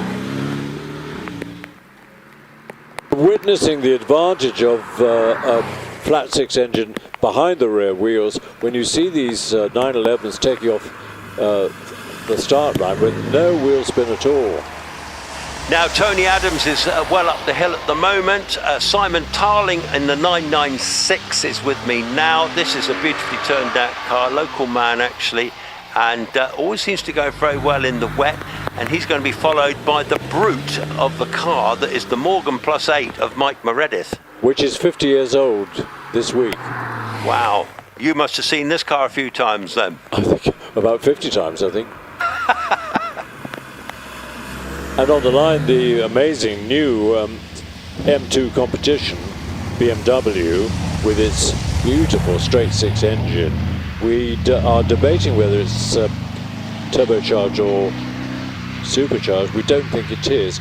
It makes the most lovely straight six noise. In the meantime, those of us who are watching the screen, hope you're enjoying it at home. You're in the drive, so you're in the best place. Are getting a great view of this classic Morgan Plus 8 going through S's in the hands of Mike Meredith. And the Plus 8 first appeared in 1979 with the Rover V8 in the front. Well, there's a quickie. Tim Elmer's leading the way with that 55.20. Mike Meredith is heading up towards the line. Steve Atkins is absolutely flying in that BMW M2 competition, showing a purple sector there at Torres. So he's right on the pace, and he'll be followed by Robert Lancaster Gay. Back in 911, how about that? He had a Cayman for a while. He said he loved it, which he probably did, but he yearned for a 911, went into the showroom. They had a GT3 in bright red, and he's got it, and this is it. Wow. Meanwhile, the M2 competition BMW finishes with a 55.73. Goes second. Robert Lancaster Gay. This is a spectacular looking Porsche, isn't it? I do that. Robert is a real aficionado of Porsches. He's had loads of them in his time, and but this particular one I think is as pretty as any he's ever had, and he's very good in the wet as well, so let's see what he can do. Meanwhile, Richard Andrews in the GT4 RS Porsche. A brilliant start, 2.89 on a wet track is pretty good. Now this young man comes from Wakefield in Yorkshire. Now this car is his second big Porsche. He had the first one last year. He bought this one. This is about as good as it gets, folks, one of these, and that car's beautifully turned out. And he did have a moment at Shelsley earlier in the year when he put the car up to the top of a hedge at Kennel. But anyway, he blasted the power down on this car. Rear wheel drive, isn't it? In the meantime, if you want a surprise, watch John Maycock in this innocent-looking Mazda MX-5. He usually beats all the Porsches. It's so quick, it's incredible. He does, but he was, I think, kind of hoping for a dry track. He is Dr. John Maycock. He's a normal doctor. Comes from Hampshire. But yes, he bats so above his station, it's ridiculous. This car probably worth about 10 or 15 grand against these Porsches that some of them are about 170 grand. Well, we'll see. He's into the S's after 35 seconds. He'll take the perfect line through the S's. Wide entry into the exit. Round Tom Road's corner and into the semicircle. Well, the time is going to be 57 or something, 55.46. That's quicker than, I think, all the Porsches. No, there's a 55. No, Richard Andrews has done that 55.18, but Richard Snow is showing a purple sector. He's been brilliant in this car this year. This is a GT4 RS. This is as good as they get too, really. Richard Andrews' car and this. If you want a proper Porsche and you got the money, have a go at this. And I think the purple sector is water getting into the camera. I don't think it signifies anything. Oh, I think it does. I think he's quickest so far. When he gets to the line. Is that right? Yeah. So purple sector's quickest so far. He's got to be a 55.18. He's already around semi now. He's heading up towards the finish. Can he do that? Yes, he can. 52.99. He's 3 seconds quicker. 2.5 seconds quicker. Superb time. In the meantime, we've got Rodney Isles forsaking Alfa Romeo for once, and his Alfa 4C was giving trouble, hopped into the showroom, bought a Porsche, and this is it. Well, this is a serious Porsche. This is a four-wheel drive, 600 horsepower Porsche. So Rodney Isles, he sells motorhomes, that's his business, but he bought himself this car, 53.82, and he's in the four-wheel drive of any engine capacity. But still, Richard Snow, I think, with 52.99 is the quickest guy. Alan Mansfield, halfway up the hill. Car number 49, that will be the Toyota Yaris. So we're into A3 road cars, four-wheel drive of any engine capacity. So out come all the Yarises, and the class is completed with a VW Golf R in the hands of Peter Richings. The colour of the one on screen and the one that's showing around at Torres is a tribute to the Braun F1 Grand Prix car that won the championship in the hands of Jenson Button. Yes. The one season it competed. Now that was a remarkable story, wasn't it? It was amazing that Braun bought the team for £1. Yes, what a story, and what a year that was, in fairness. So yeah, so at the moment Alan Mansfield's done a 61.58, he's second, but Roger Stocks has just done a 54.41, good time there for the Yaris. And we're getting a look at Ian Fido, Simon Fido's dad. He's just going around Pardon now, again in the Toyota Yaris GR Circuit Pack car, and he'll be followed by Tony Hawkins in another GR Yaris. I think you have to pay quite a lot extra to have them in any other colour than white. Did they only do two colours, Chris? Well, I've only seen the white, which most of them have, and this dark red. I suppose if you're prepared to pay, you can have pretty much whatever colour you like. It's probably Roger Moran brought one here recently, a bright green one, didn't he? But that one's got about 400 brake horsepower. You saw us going home in the Alfa Giulietta last night. I did. I was very envious. That's the Alfa 8C colour, which is very rare. And if you ordered that when the car was new, that was 1,700 quid extra. Wow. That wasn't us, that was the first owner. Lovely car, lovely car. So at the moment, Rodney Isles is leading the way in this four-wheel drive class. We're watching the VW Golf R. 5-door car. Immensely quick, but is it up with the Yarises? We'll see. Peter Richings. Peter Richings from Coventry, very experienced driver, used to have a clubman's car, and he had a Yaris before this.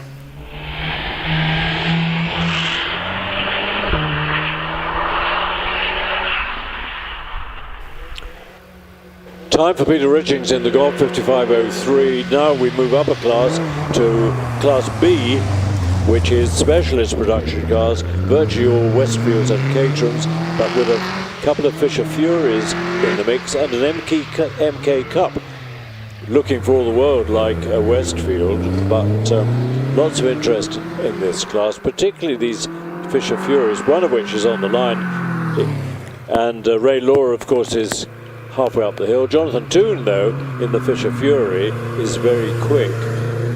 And the second Fisher Fury, which you'll see very shortly in the hands of Rob Brodie, is sporting a 900cc bike engine despite which it goes like a little demon. Certainly does, actually. Ray Lowe's done a 57.79. Johnny Toon in the Fisher Fury, always entertaining, comes from Stroud. This car's been extensively rebuilt and played with. Runs a 2-litre Ford engine in the front of it. He's followed by a relatively modern Morgan Plus 8 V-Reg, whatever that was, VW, in the hands of another member of the Toon family. That's Robert. Yes, this is Dad. Dad's Morgan, and always entertaining as well. But classic Morgan Plus 8 there. Lovely thing, that one. Bit of a handful in the wet, I fancy. Have you seen the price of the new ones?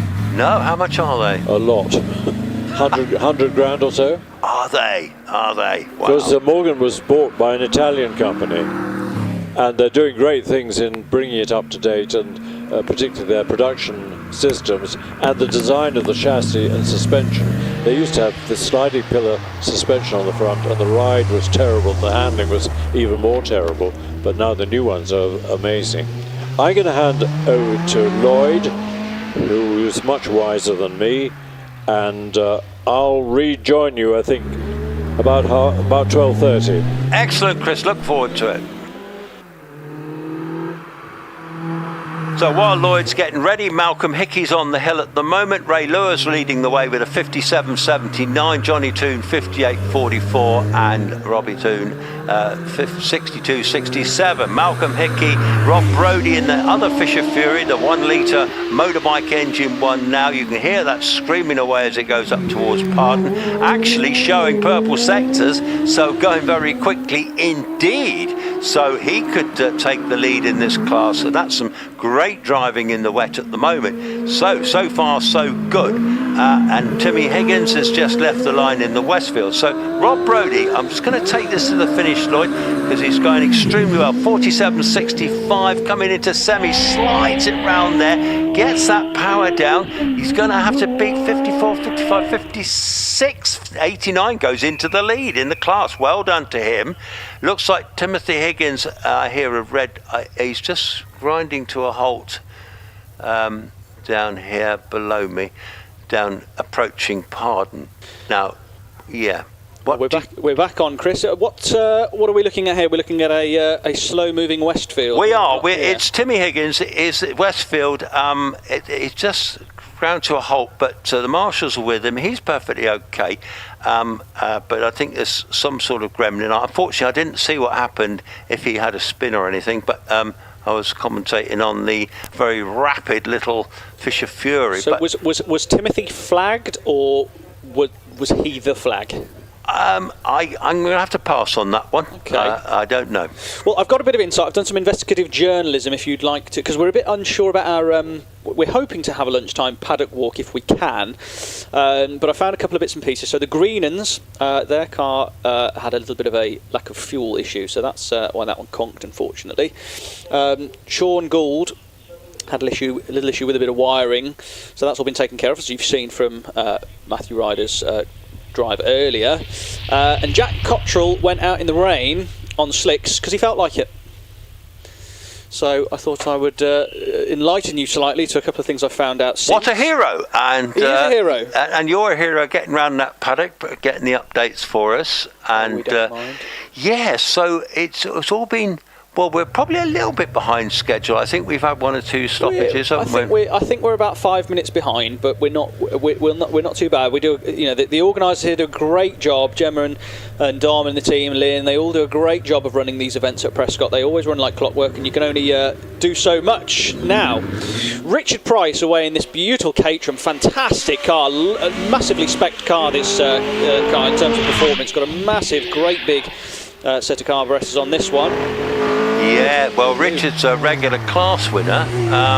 There'll be Simon Price will have something to say about it, but at the moment the Fisher Fury's leading the way with that excellent 56.89. The weather's in and out at the moment. We just had a heavy shower, didn't we? But it's drying again. It's looking bright as well. Looking bright on the hill, isn't it? I wonder, you've had a look at your weather app. How's it looking? What are you thinking? We are on the edge of a blue swarm of colour on our weather map. So we are touch and go as to whether we might get wet again, so we will see. I've spoken to Rich as well. We are kind of in a valley of water either side of us. It is not pleasant there, so, but anyway. Richard Price crosses the line with a 55.06. He goes top of the tree. Tony Bonfield, this mental Mini with this gigantic set of carburetors sat outside the front of the bonnet. What's in this then, Chris? Well, this one is actually a series, but with a BMW head. It's got throttle bodies as well, so it's got it all going on. And well, the Bonfields, they know how to prepare a car. They've also got a single seater, but at the moment, well, it's going extremely well, showing a purple sector. I don't know if that means he's on the... no, he's in a different class, sorry. Sorry. Yeah, he'll be the first to... we're going to see a lot of purple going forward, because they're doing the first of the time runs, as you know. Tony is just rounding semicircle now, chased down by Phil Tucker in this immaculately prepared Vauxhall Nova. There is not a single scrap of weight on this car that doesn't need to be there. Always beautifully driven by Phil, as Tony Bonfield knocks a 60.83 on. As we're going to watch him through the S's now. Just takes a speculative line through there, takes a nice little tiny trim of curb as he's going to exit the S's. Can he go quicker than Tony Bonfield? I dare say he's on for beating Tony Bonfield's time is Phil Tucker. So he's going to round the final corner and he's going to tip the clock at a 57.45 as we watch Andrew Russell.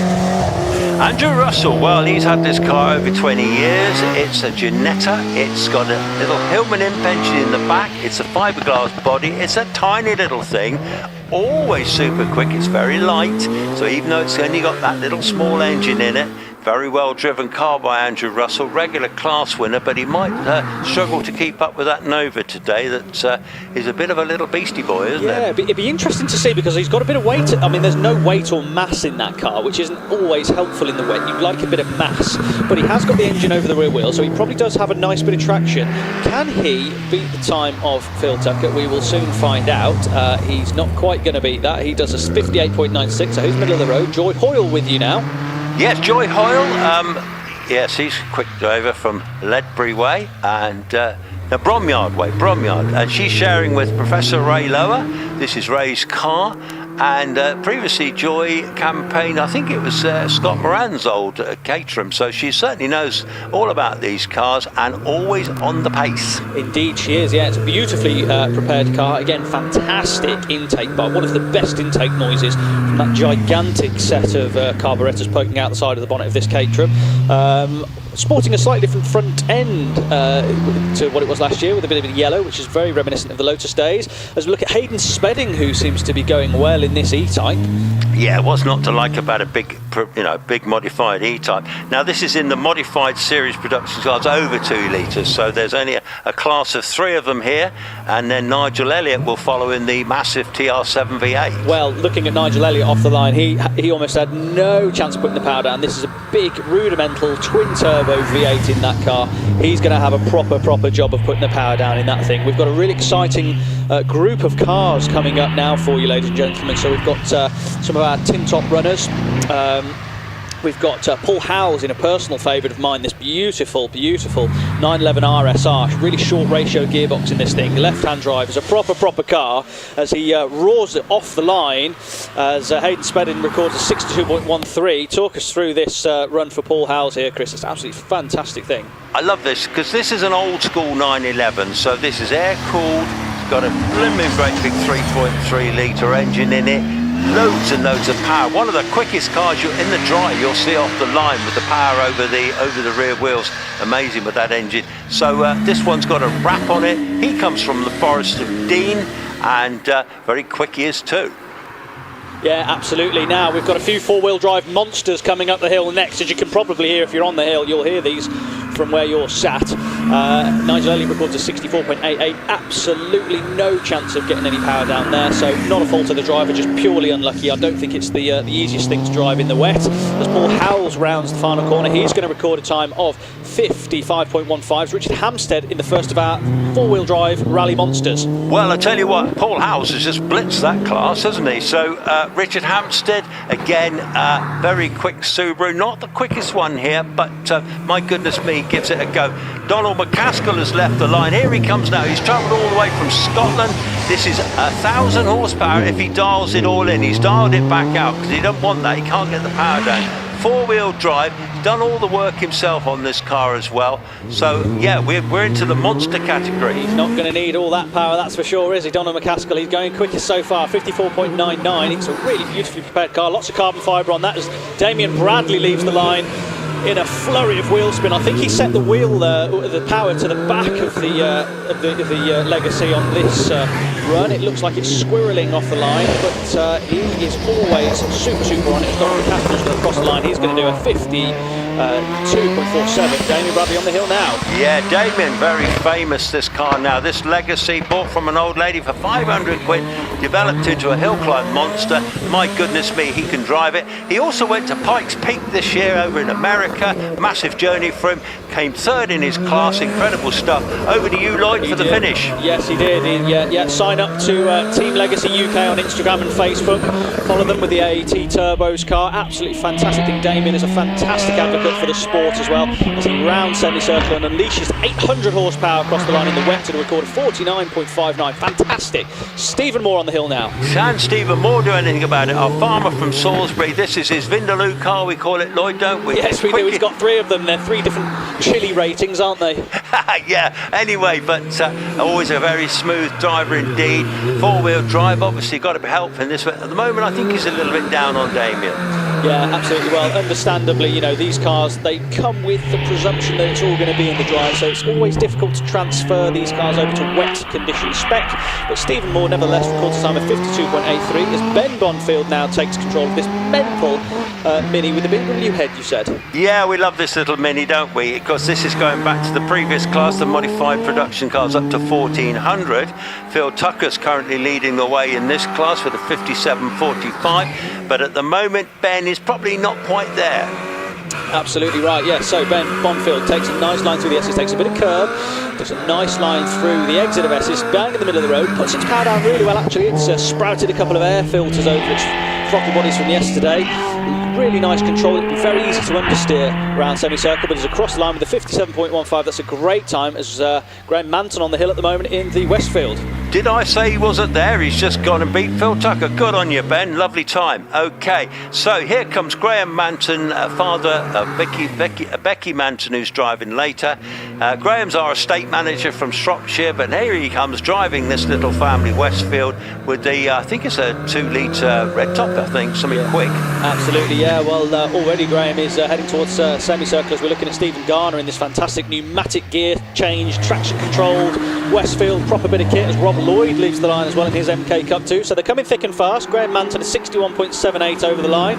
Stephen Garner is just heading through the S's now, and Rob Lloyd is going to be with you any moment in this MK 200. Yeah, it's all happening now, isn't it? Here is Rob Lloyd in the MK Cup 200. So this one is got a Hayabusa engine in this one, so it's a pretty rapid bit of kit. Stephen Garner, so Graham Manton did 61.78. Stephen Garner heading up towards the finish. Rob Lloyd, so 56.20 for Stephen Garner. Excellent stuff, but there's still Jerry Neary and Rob Lloyd. What can they do? Absolutely. Well, can we talk about cars that we'd most like to have a go in these conditions? Because you can hear it popping and banging. You've got absolutely no hope of putting any power down in this thing. This RS2000, ladies and gentlemen, has got a YB Cosworth in it with about 450 brake horsepower, maybe more. Massive turbo. Obviously, these things have normally got naturally aspirated engines, but oh, bless George, absolutely wrestling the wheel there with 450 horsepower. No traction control, just old school. Grab it by the scruff of the neck and push the foot through the firewall, pops and bangs his way. Isn't that great, Chris? Oh, I love it. Yeah, he scattered a bit of gravel coming around Ittori's there, and at the moment he's coming into the S's, but he's managed to keep all of that massive power on the track somehow. Great driving. I'd love to have a go in that. I mean, that'd just be so much fun. I mean, a massive turbo, loads of lag. Oh, fantastic. Pops and bangs. He's keeping it, to be honest, straighter than I thought he would. I mean, I'll be on the lock stops. Oh, there you go. Nice little kick across the finish line. We love it. Absolutely love it. Doesn't matter about the time. It was a 58.52, but that was fantastic entertainment. Good stuff. Good stuff. So now we got Westy, Mike West in the Radical. He's well on the hill at the moment, already approaching midway. This is his last weekend in the car. John McQuillan he shares it with. Westy's going to do other things next year, and Andy Norris is going to be driving this car, he of Porsche fame.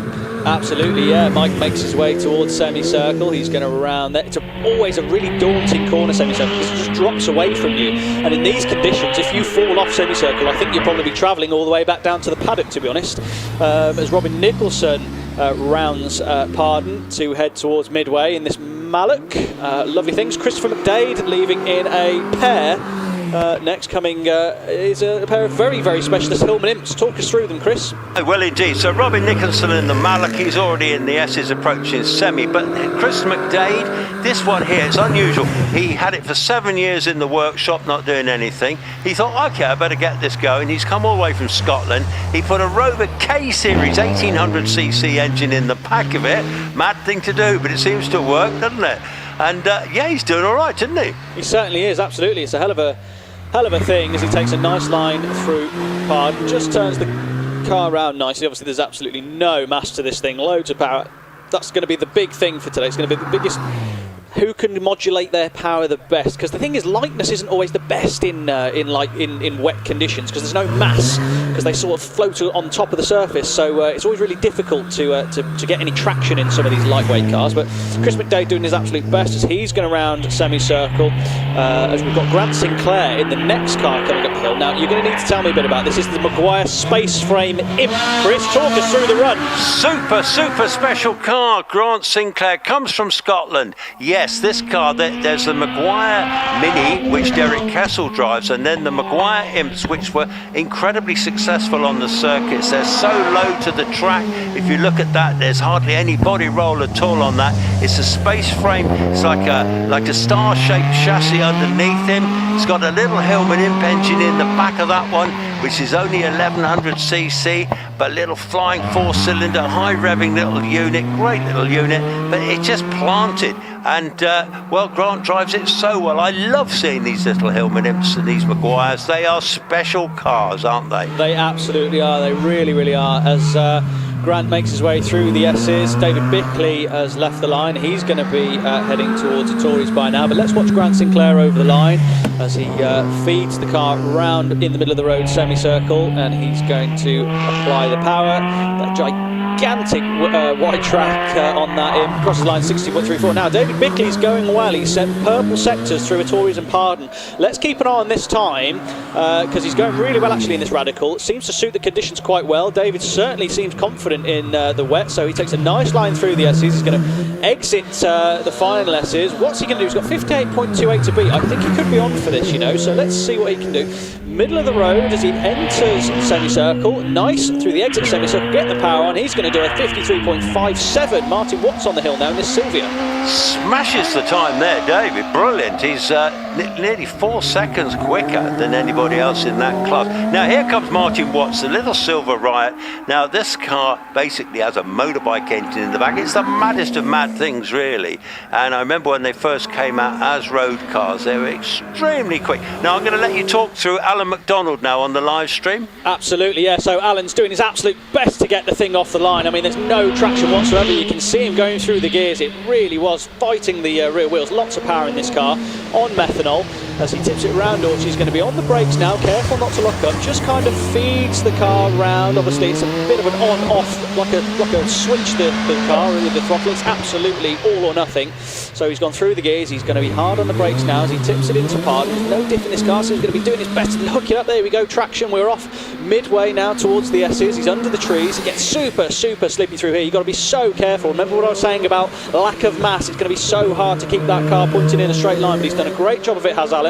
He's now through the S's. He's exited S's. He's going to be on the brakes now, heading round semicircle. That really daunting corner. You've got to be really brave. Now, Alan, come on, let's unleash that power. He's going to be across the line. Leaps over the line, 56.42. Right, but still well behind David Bickley as Matthew Price, our super rapid driver from Hales Owen in the Radical SR3 with a 270 brake horsepower.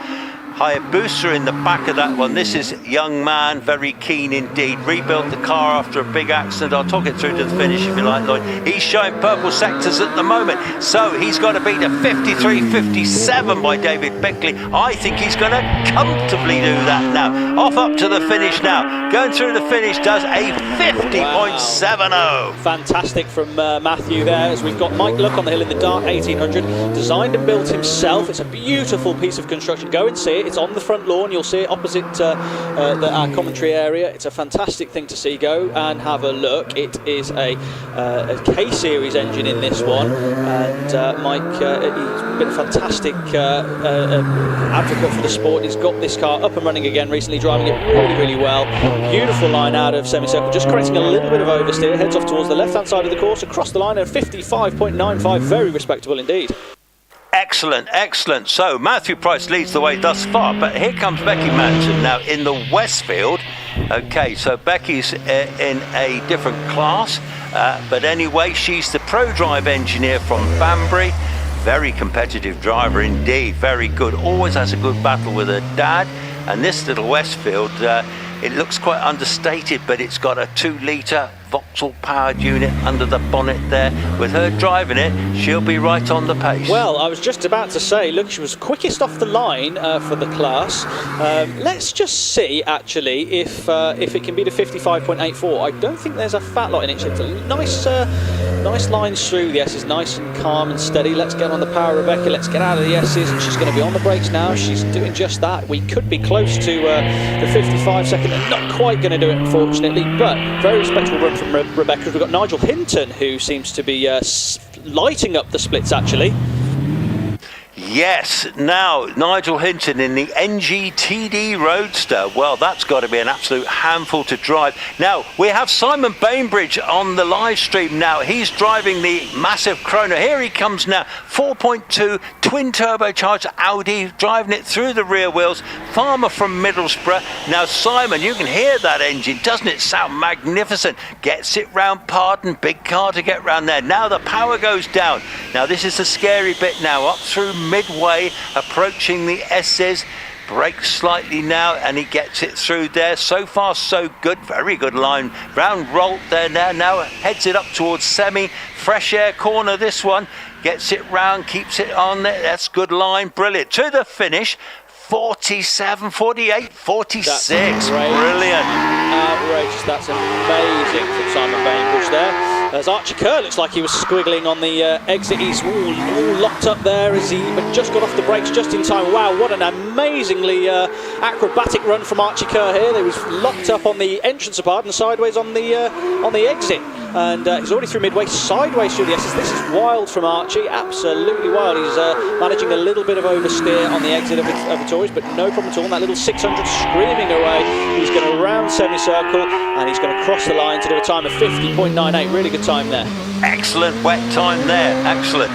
So John McQuillan now, the car he owns, and he's going to have Andy Norris in the car next year with him. But anyway, John, such a smooth driver really. This Radical SR1, probably the first generation, probably got about 200 horsepower out of that little Hayabusa engine, but these are built for the kill, these cars. They're right up there, aren't they, Lloyd? They are absolutely fantastic things, and John McQuillan going really well, going round semicircle now. He's going to cross the line in a second. Samuel Nicholson's on the line in the Mallet. 54.72 for John McQuillan. Here's Samuel Nicholson in this very famous Mallet, carrying an amazing amount of entry speed into Pardon. Actually, that braked really, really well.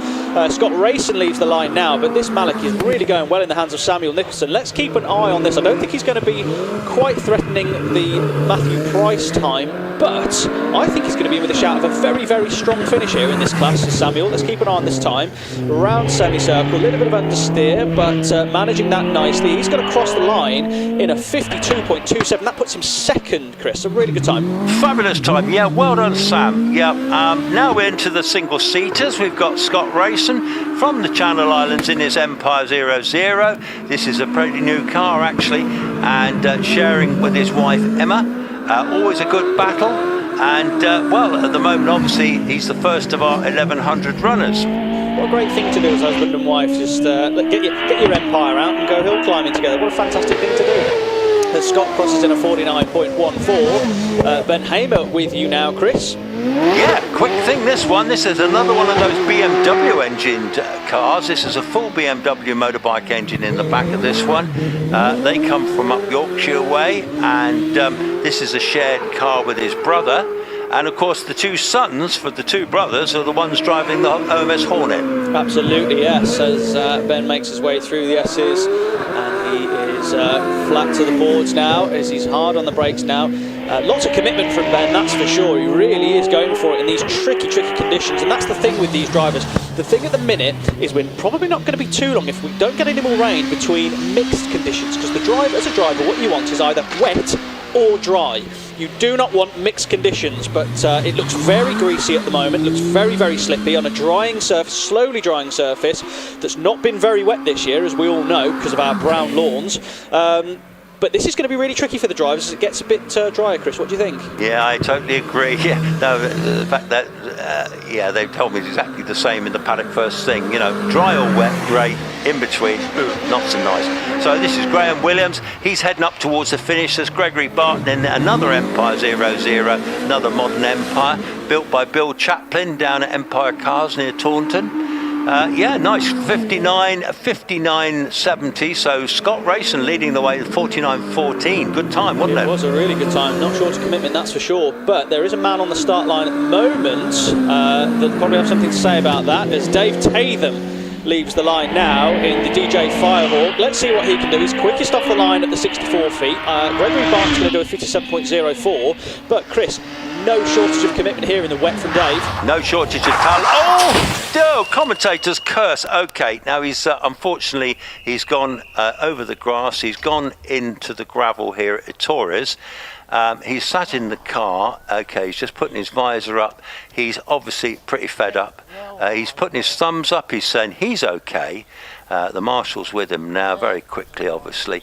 And okay, he was trying, wasn't he? We knew he was trying, and he was giving it a real good go. He was showing a purple sector there, but unfortunately, that's that lot for that car today. Indeed, yeah. It was just, I think he probably went in a little bit hot, but it was a sudden. Maybe essentially thought he was going towards the grass. Maybe either way, a little bit too hot, locked up, but into the barrier forwards. That's going to be a front left corner on that car needed. So. If we see that car again today, that would be great. There is going to be some sweeping because it has done a number on the lawn, so there'll be a bit of sweeping involved. That's going to take a little bit of time to tidy, but yeah, Dave's car's going to need a front left corner, I would have thought, if anything that could be done about that. Fingers crossed, everyone. I know, again, we mentioned earlier that everybody will be rallying together to see what can be done to get the car back out, but yeah. As we were saying, Chris, a bit of a tricky one in these conditions. Very greasy, very slippery. This is probably the most treacherous conditions, slickest conditions that you'll find all year. Really are tricky. Got the you got the wet tyres on the back. I see there be on the front as well. But yeah, very difficult indeed. Inclement weather. We haven't had so much of that this year. We did have a lot of it last year, didn't we? When we seemed to have a lot of rain. But we did. But this year, yeah, been quite lucky really. So. Well, there will be a slight delay while they get this sorted. It will take a few minutes, because generally the ones at Torres where they go off there do take a bit longer to get fixed up, you know, so you might have time for a quick cup of tea, folks, while they're doing that. Dave's out the car, which is the important thing, so he don't pop the harnesses back in the cockpit there, so we're going to have a replay here, so let's have a little look and see what happened. So he was certainly going well through Orchard. I think he probably just...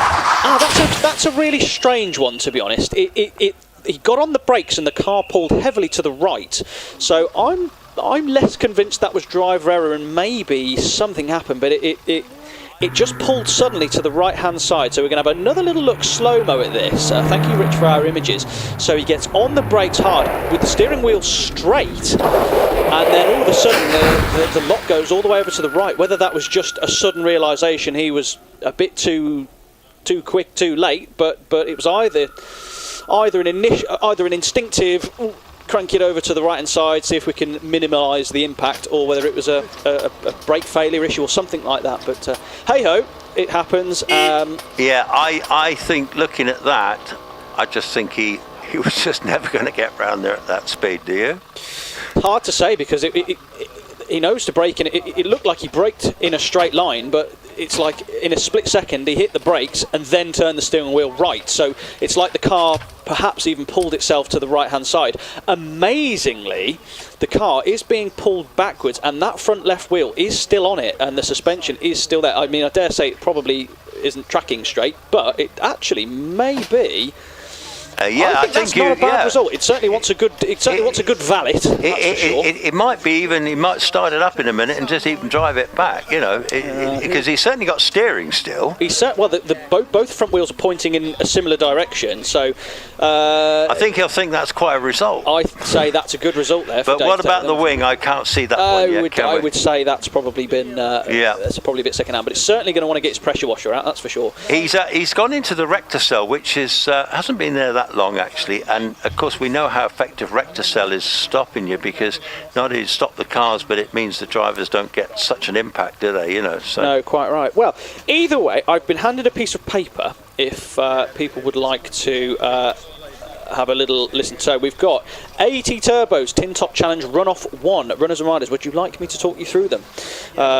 Richard Andrews with a time of 55.18. We've got Paul Howells in the 911, 55.15. Richard Hampstead, 54.99. Tony Hawkins with a 54.74. Rodney Isles with a 53.82 in the 911 Turbo. And Richard Snow, 52.99. Stephen Moore with a 52.83 in the Evo. And then Donald McCaskill in 52.47 in that ludicrous Evo.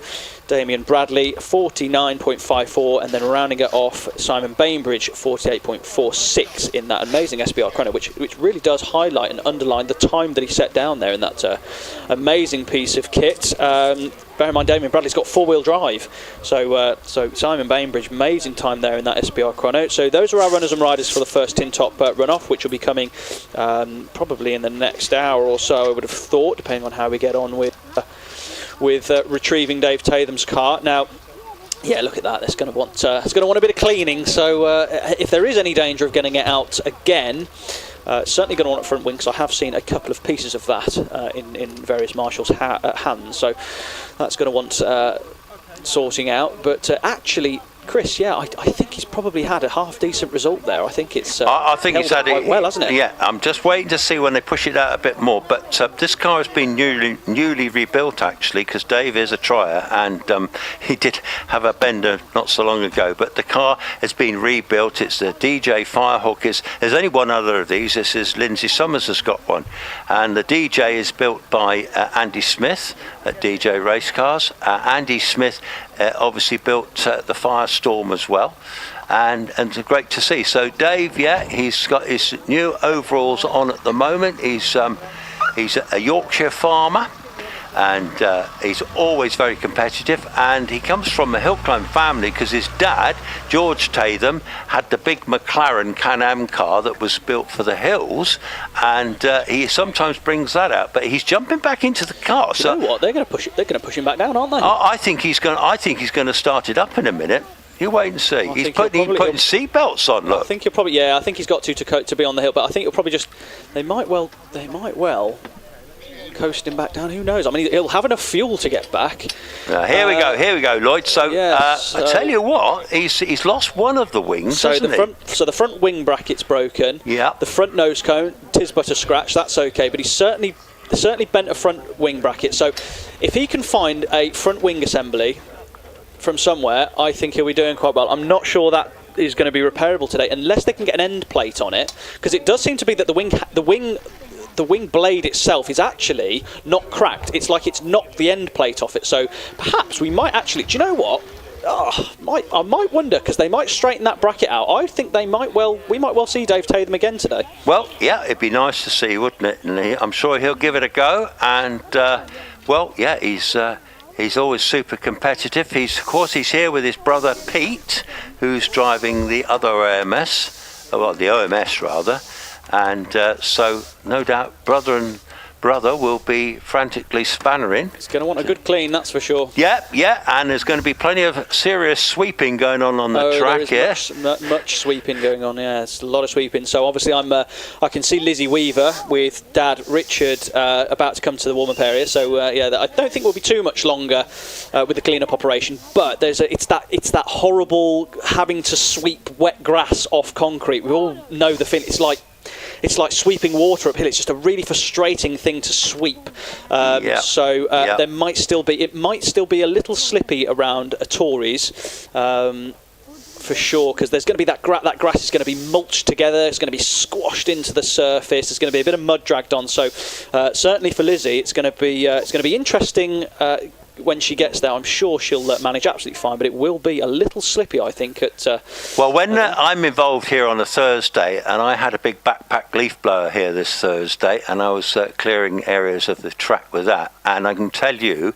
The wet grass on the tarmac is very easy to shift with a backpack blower, and that's what I would be using. They do have blowers on the Marshall posts. They're usually the single-handed ones rather than the backpack, but we do have a backpack blower in our arsenal of tools here that we use on a Thursday.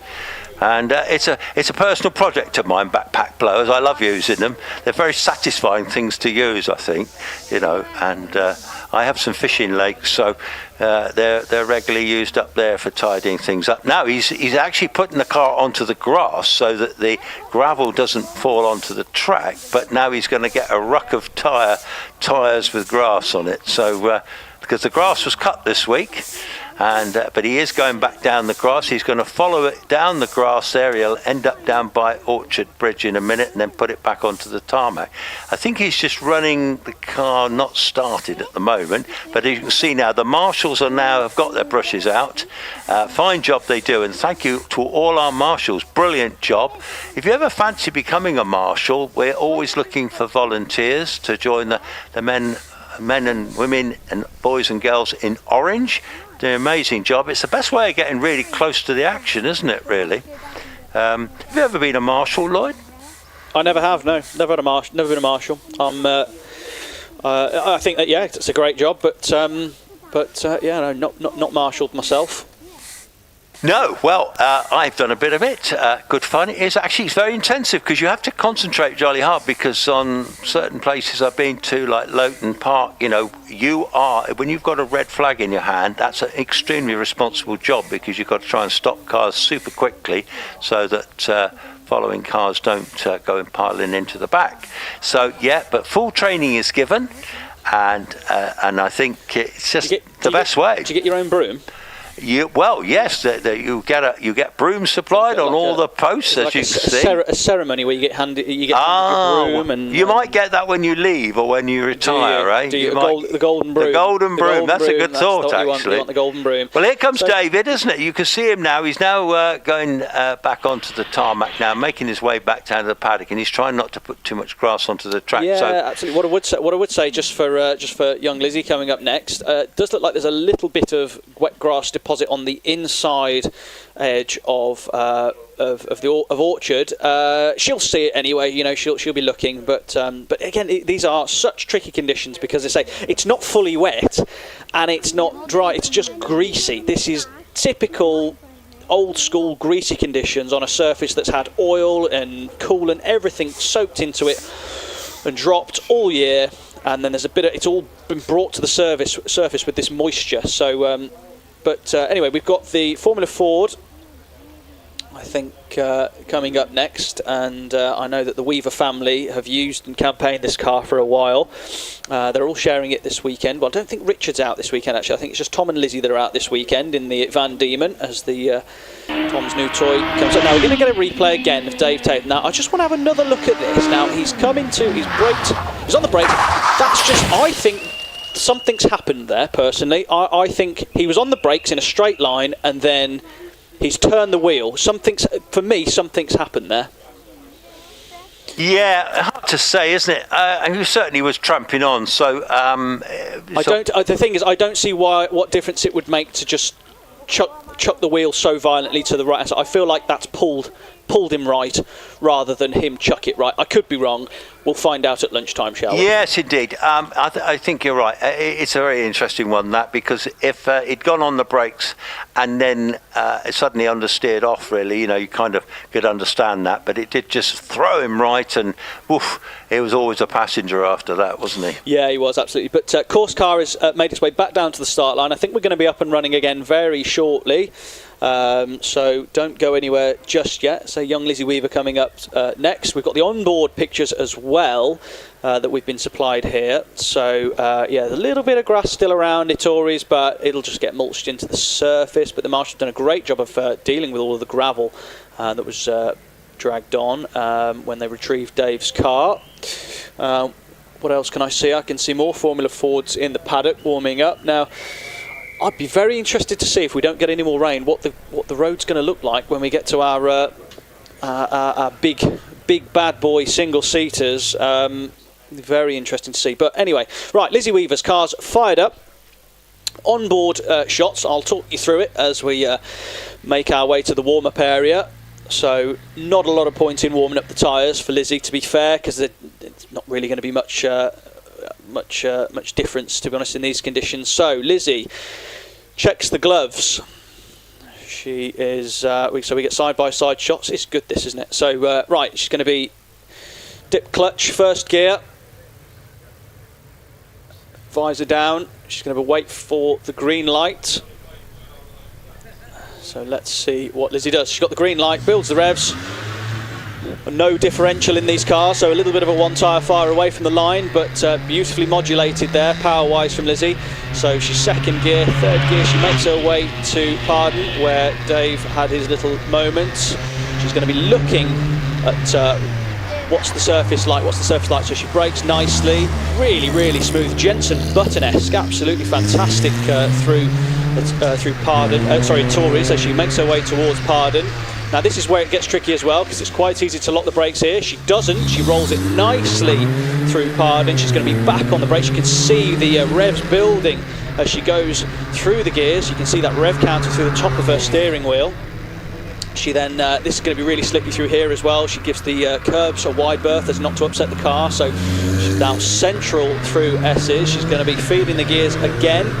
Nice run from Lizzie. This is very smooth for the conditions. Beautiful feed of steering input there through semicircle. She crosses the line with a 63.23. Very nicely done from Lizzie there. Yes, she done very well indeed. Rebecca Crocrum, she's in the Lawrence Marx's Van Diemen. She's well on the hill too. She's shown a purple sector, and also Nicola Dearden has just left the line, and here she comes round Victoria. So we've got the three young lady drivers there, all going very well indeed. So Becky Crocum, she's heading up towards the finish shortly, goes in with a 59.62. Over to you.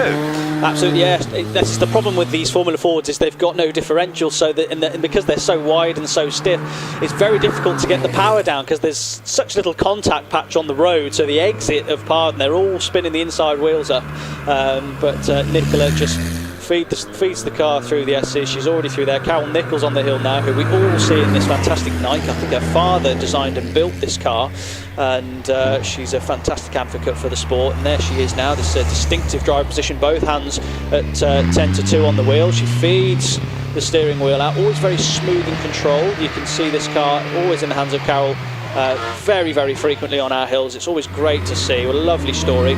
She makes her way around Pardon as Nicola Dearden did a 62.38.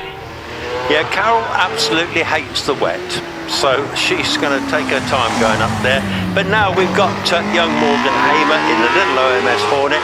There's only two of them in this class sharing this car, this little 600. Used to see loads of them at one time, these OMSs and little Jedis and things with 600s. But now, great little class, but unfortunately this car is for sale. So if you want to buy it, it's be a good little car to get hold of. Absolutely, yeah. It's certainly earning its keep today. It's done a few miles and looking absolutely great for it, working beautifully. as Morgan Hamer is really leaning on it, drives beautifully, lovely line through the S's, just a little correction of oversteer. He's going to use all the revs, gets over in a 51.48. Emma racing on the hill now. Now I think Scott did a 49.14. What can Emma do? Let's see how far into the hill she is. So she's already through midway. She's heading to the S's now. So she just arrives there, gives the curbs a bit of a wide berth. If you nobble the curbs too much, it might upset the car, you see. So there's a few drivers that are just avoiding those curbs through the S's. And she makes her way around semicircle. She's going to cross the line in a moment. Will Hamer's inside now, 51.82 for Emma Racing. Fantastic time, because you're now looking at Will Hamer. I am indeed, yeah. Will and his brother are always very rapid. This is the one with the little BMW motorcycle engine in the back, and a good combination that is, because Robert Kenrick, the class record holder, had the same engine in his car that Richard Matosian is driving today. So currently Scott Racing is leading the way with that 49.14, but Will Hamer, well, he's in purple sectors. I think he's going to do this. I think you're not wrong there. He's going really, really well. He's going to cross the line, I think, a good couple of seconds. He's 47.63. in that OMS 28. Richard Walker is currently in this OMS 2000M, which he has shared, I believe, hasn't he not? Yes, he has. So Richard Walker is he was in the Pilbeam yesterday with the Rover engine in the back of that one. So that one's unfortunately bent. So he's having a go in his father-in-law's OMS 2000. Excellent to see, excellent to see. Les Buck on the hill in the Pringgit Mistral at the moment. And we're going to watch Richard Walker around semicircle. Let's just see, just makes a nice tight line there through semicircle. Is he going to sneak in under a minute? I think he is, a 59.35 as we're looking at Les Buck, who, lovely names there, the Pringgit Mistral, I love saying that. Exciting stuff in my commentary box here, Lloyd. The spider has just caught a wasp in his web. Oh, you've got a spider? I got a spider. I'm waiting for Mr. Spider to come down and nobble him. But anyway, I've been watching this wasp. There's been a couple of them floating around in here, and you know what it's like up here. And, you know, so the sun's not out, so they're not being quite as vociferous as usual, the wasp. Ooh, vociferous, that's a good one. Oh, I like that one. That's going in my notebook. But he's getting more and more caught up in the web, so he doesn't get much sympathy from me, I'm afraid. But anyway, Les Buck has just finished in a 61.05. Max Hawkes, who was very quick in practice yesterday in the Van Diemen, and he'll be followed by Sarah Bosworth in her Van Diemen, the Diemen Barber of Sheffield, approaching Itores now. Who's going to get the honours? 59.62 to beat. Max driving like a man possessed. He took a load of curve there through the S's, more than I've seen anybody take, and sideways on the exit of the S's. He's going to round Samson. This is going to be a quick time. He's going to do a 57.98, but Sarah Bosworth is also going purple, so let's see what she can do. Max was very aggressive through the S's there, so Sarah, is she going to do something slightly different? Is she going to be as aggressive, or is she going to be fairly surface? So she takes a little bit of curve, not quite as much. Is she going to be as sideways as Max? I don't think she is, so she keeps it in the middle of the road. It'll be interesting to see. It's going to be close, I think, between the two. Sarah is making her way round semicircle now. This is going to be really close, folks, between a 57.98. She just sneaks in a 57.97. Goodness me. Goes into the lead. Goes into the lead. Well done to her. That was 100th of a second, I think, difference. Anyway, Luke Saunders driving the Rainick, the single-seater. This is the little car, the Reynard body, and this one, Hayabusa engine in the back, comes from the Channel Islands. This is father and son combination. Nick is his dad. Had the car about 12 years as Nick. Showing purple sectors, but it is the first one in the racing cars over 1100 up to 1600. Yeah, absolutely. Luke Saunders, first time he's actually racing this car. Oh, word, my word. Wow, sideways from Andrew Green, and really exciting stuff. So let's keep an eye on this. This will be absolutely fantastic to see. The next guy we've got coming up is Paul Jones, who's got the onboard for us, but Andy Greenan locks up into the entrance of Pardon. Wow, Chris, this is absolutely wild. Fabulous, crazy stuff from the Greenan boys. They are a pair of gunslingers if ever I saw it. Showing purple sectors at this point. Why not? Why not? Absolutely. And Paul Jones in purple sectors already. So what's going to happen, Lloyd? Well, let's have a look. So Andy Green is going to round semicircle. We're just going to keep with Andy Green for a second. He's going to cross the line with a 47.21. Now, I think we've got an onboard for Paul. Yes, we have. So he's already on the exit of Itores. He's heading his way towards Pardon. So he's going to be hard on the brakes. He's not locked up at all. Not even a hint of lock up. Beautiful control there from Paul on the brakes. A little bit of oversteer management on the exit of Pardon as the car hooks up. He's going to be through midway. takes no curve at all, so again another one avoiding the curbs as not to upset the car through S's, tips it into the exit of S's. It's going to be hard on the brake now, about all that 250 horsepower as he makes his way round semicircles. The temptation to get on the throttle early, but he gets on it nicely, crosses the line with a 48.47. That's a really, really nice time. Paul's always good in the wet. Yeah, Alan Warburton now. Alan in the GR59. Gould now, very tasty combination of car and driver. Alan very experienced, of course, very tall man, about 6'4".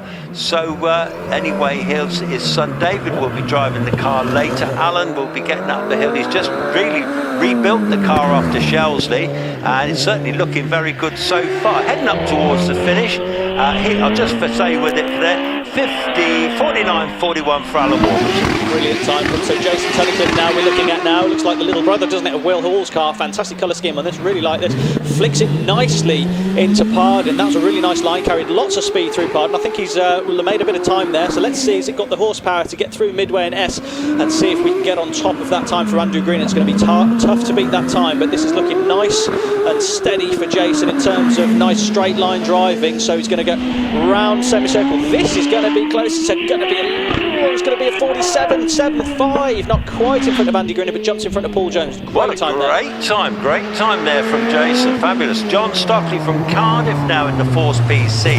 Again, another 1600 booster.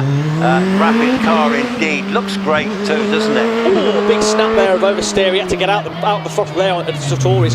He went from first, second gear and he just snapped the car sideways. Had to get out of it. That really will have hurt his time, unfortunately, for John. And it also will have knocked confidence potentially. That was a bit of a moment, but really well held. It really, really was.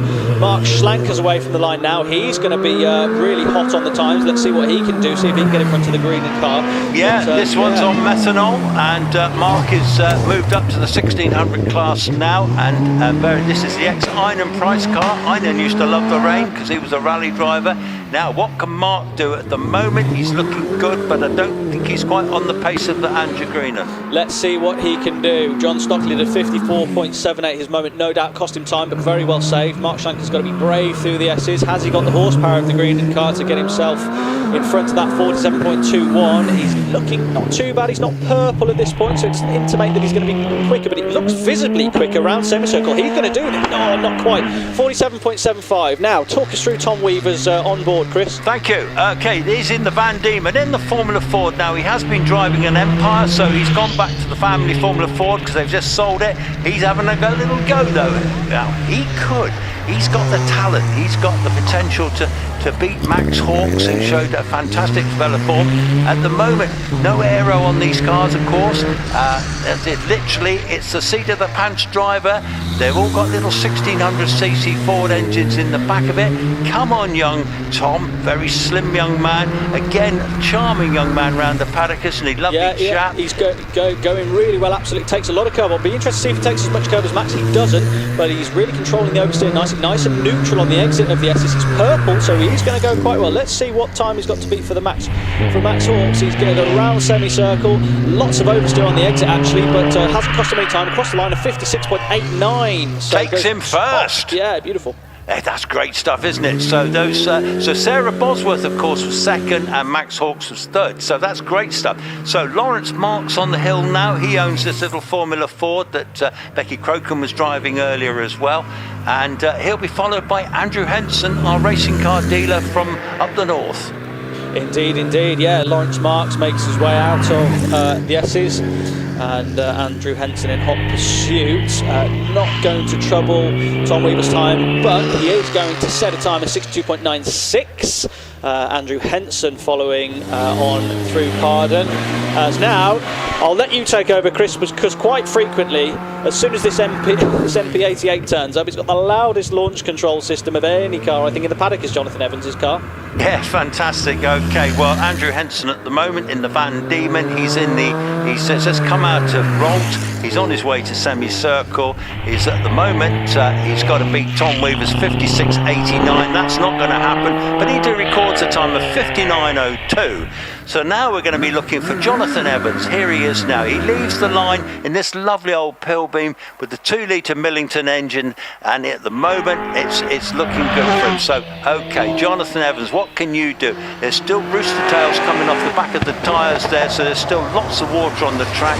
He's running on full wets at the moment, and he's already made his way. Bradley Torres goes down the sharp straight down there into the dip, brakes hard into Pardon now. He's showing purple sectors so far, but he's obviously the first one in the racing car of 1600 to 2 litres.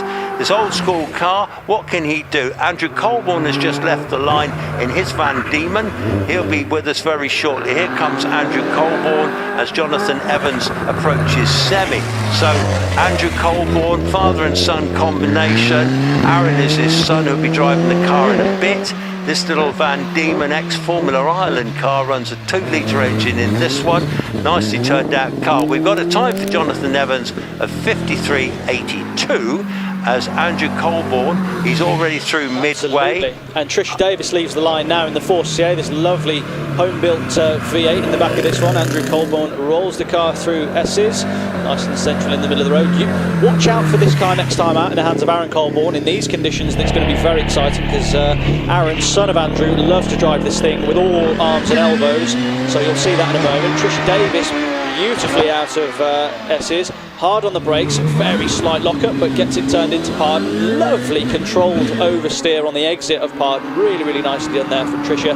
And then Nigel Pitt's going to come next in this Dallara TK DV8, which he's still getting used to this year, but really getting on top of it. He's built the revs, launches in first gear, and away he goes off the line. So Trish, actually, she's shown a purple sector. Very capable driver indeed. I tell you what, she is putting up a good performance here. 53.25, takes the top of the pops in the 1600 to 2 litre class so far. Nigel Pitt in the Dallara, ex-Tim Elmer car. What a lovely thing this is as well. It's beautiful, isn't it? Absolutely beautiful. Rolls nicely into just slow on the exit of Pardon. That will have cost him a little bit of time. I don't think he could have quite put the power down there, but he is purple, so let's see what it can do. The wide track should help him in these conditions, as it'll be a bit more stable than the narrower cars. So he's nice rooster tails there as he makes his way round semicircle. The sky's looking slightly brighter towards semicircle, so perhaps it might tighten up a bit, but 51.99 for Nigel Pitt, really good time there. He'll be happy with that. Okay, Tony Cotton in the Dallara F300. Another nice looking car in green. Done a lot of circuit racing this car has, but he's now having a little go back on the hills. Nice to see it. Don't think he'll match the pace of in fact, I see Nigel Pitt has gone quickest now, 51.99 ahead of Trish Davis. So yeah, hotting up, aren't they, Lloyd? Yeah, absolutely. Yeah, he should be happy with that, but Andy Gould will certainly have something to say about it. He's been going really well this weekend. It's a quick car. It's been many a run off this Force PT at the hands of Andy. Brakes very late, but in the middle of the road, but nice apex there for Pardon. Carries beautiful speed through there. I think Andy's probably going to go a little quicker unless something happens, but let's not curse it, as yeah, we get a time for Tony Cotton of 55.75. Let's watch Andy Gould through these.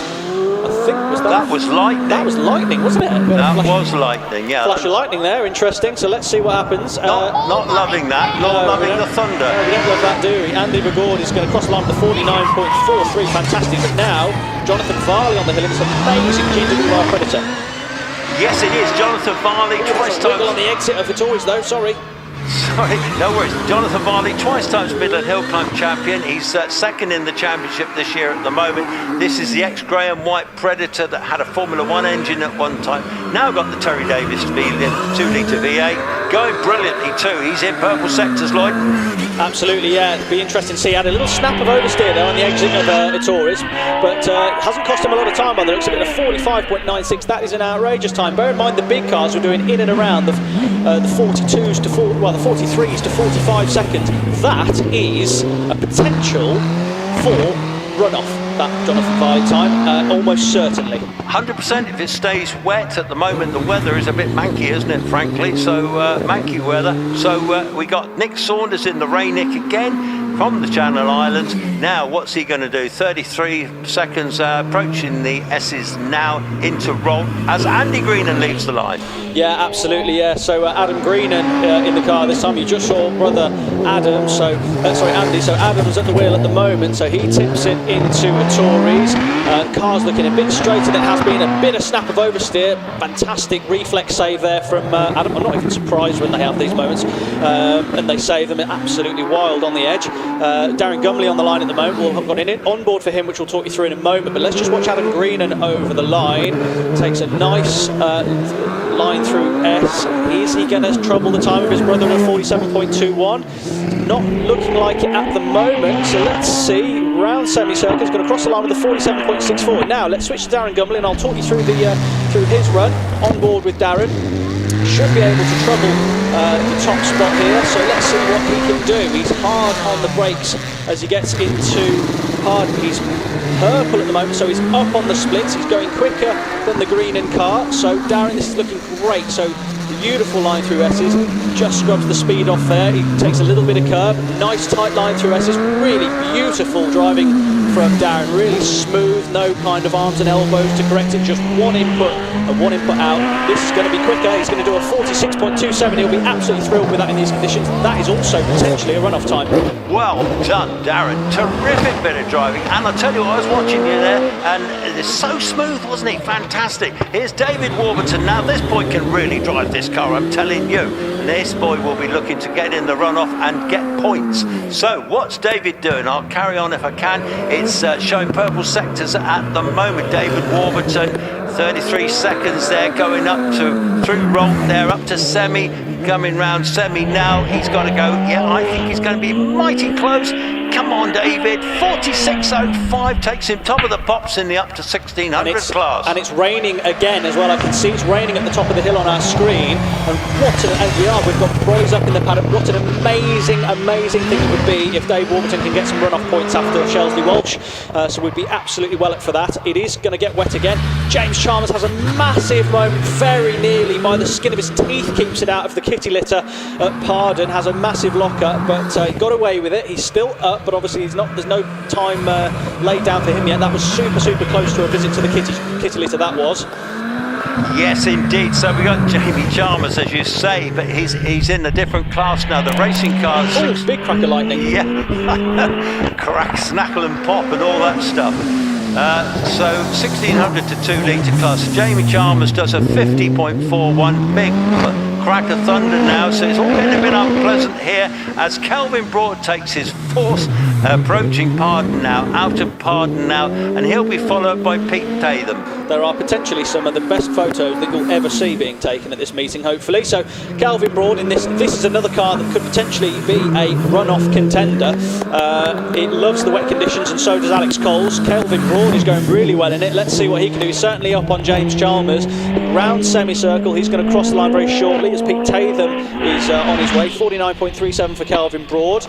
And let's see what Pete Tatham can do. There's a little flurry of cars now, which should be potential runoff winners, because the thing is, these wet conditions will neuter the high-powered Judd cars and does level the playing field, doesn't it rain? So it'll be very interesting to see what happens. They've got to qualify first, though, and at the moment it's absolutely hammering down. Who's to say the rain will stay?